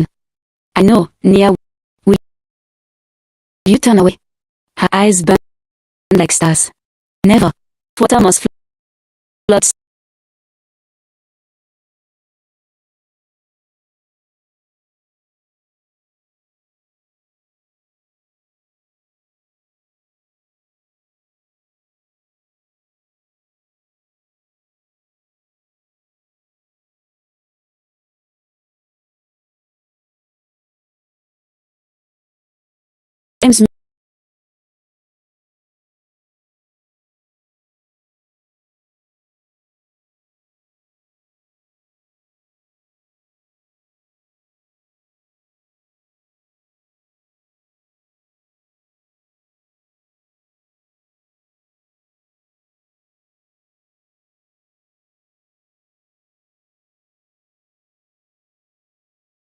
On mountains, torch blazed along the ridges, a chief stretching toward the stars. The people marched in some procession, carrying carved masks and stone edges.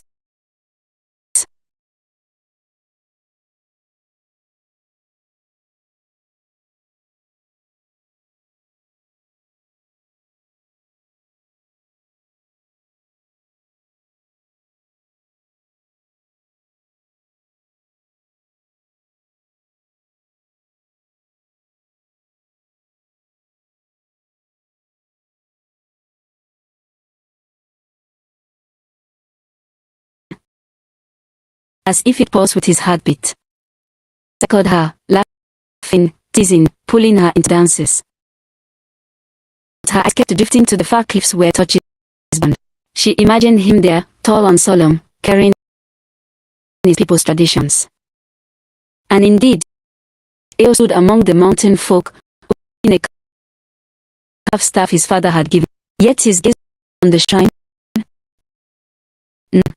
His eyes saw the river below, where faint flash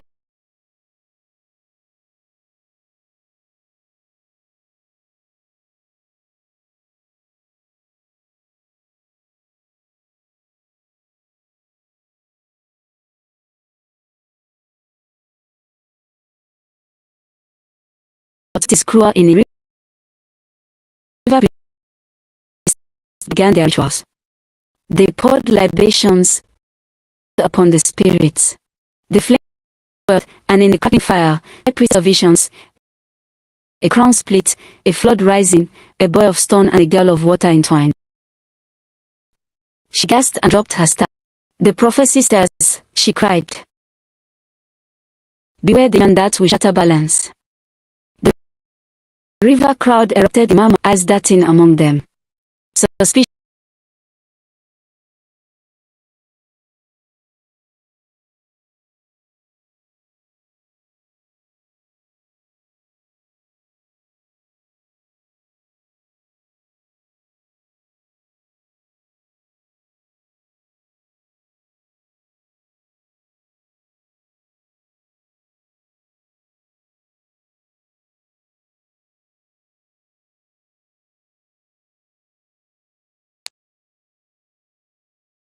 The valley priest too cried once. Their smoke rose in streams, curling like water over rock. A danger comes. Union that will bring ruin. All might, his gaze fell on his son. He did nothing, but his fingers tightened.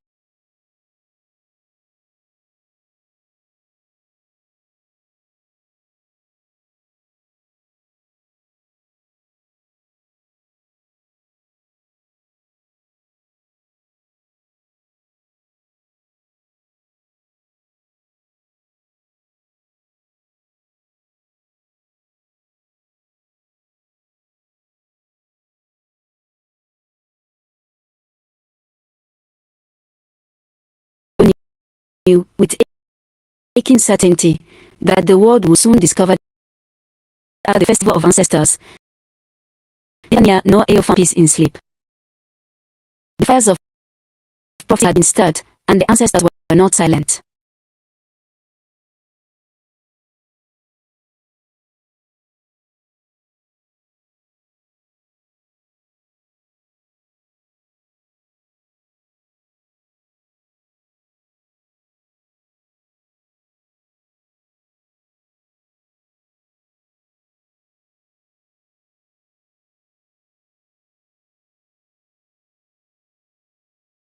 Devouring the banks, swarming horses, bearing canoes.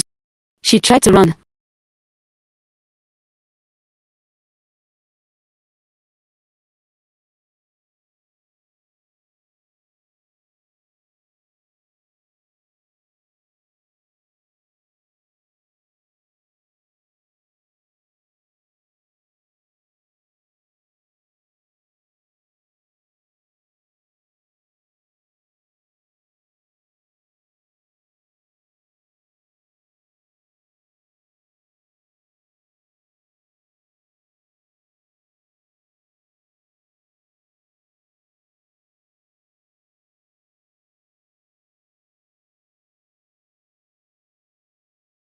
Not with love, but with accusation.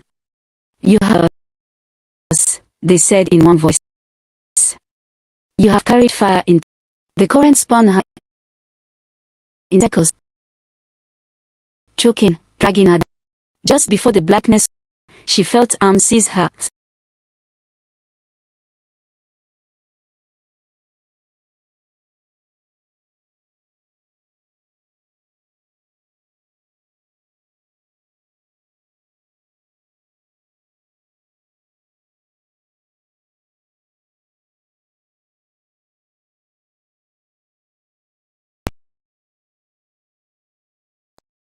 She shook with a scream, clutching the obsidian amulet against her, drenched her skin.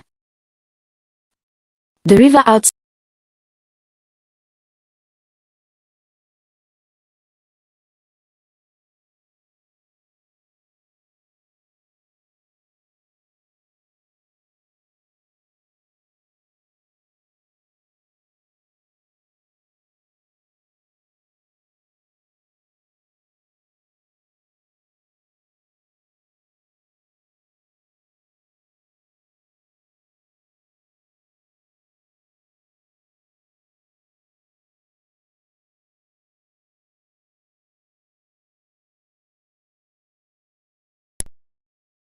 Stone does not bend. Stone does not yield. Stone does not marry what? He opened his mouth to press.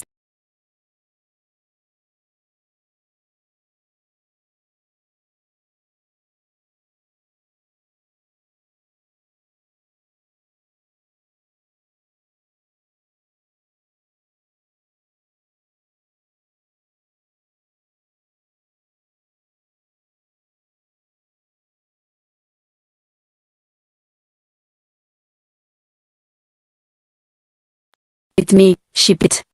Do not let on bind you, but turn. When he reached out, his fat hand clumped on her, heavy as iron. If you take her hand, all you might turn it, you will be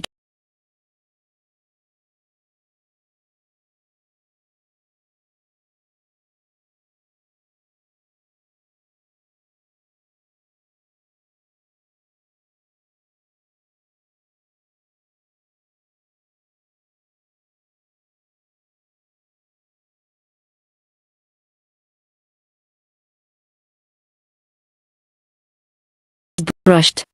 Him collapsed. He fell, tumbling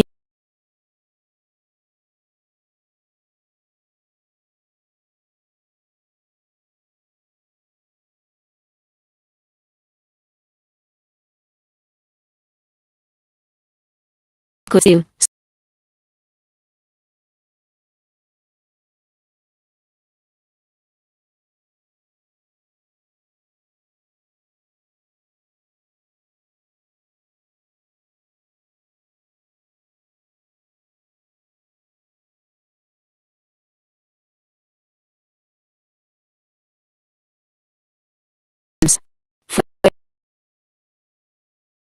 Each other, wordless. The ancestors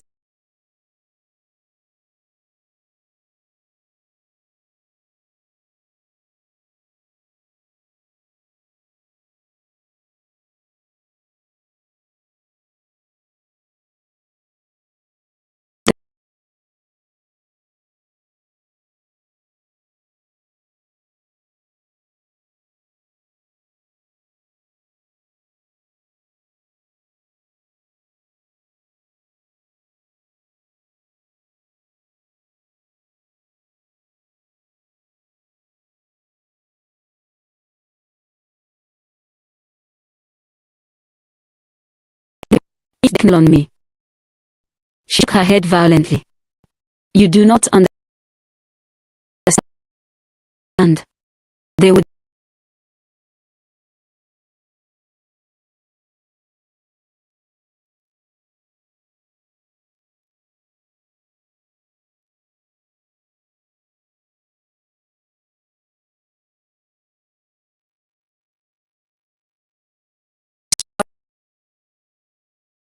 destroy us. Maybe before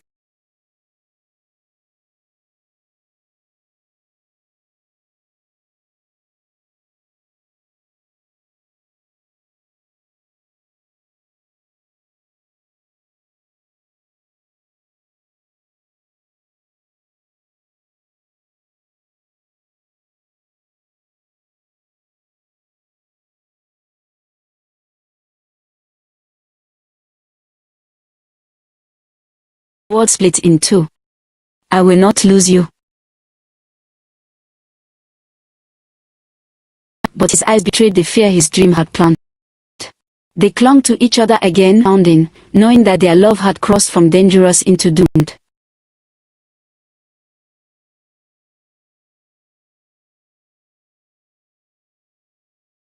And the ancestors were the grave, but also their prison.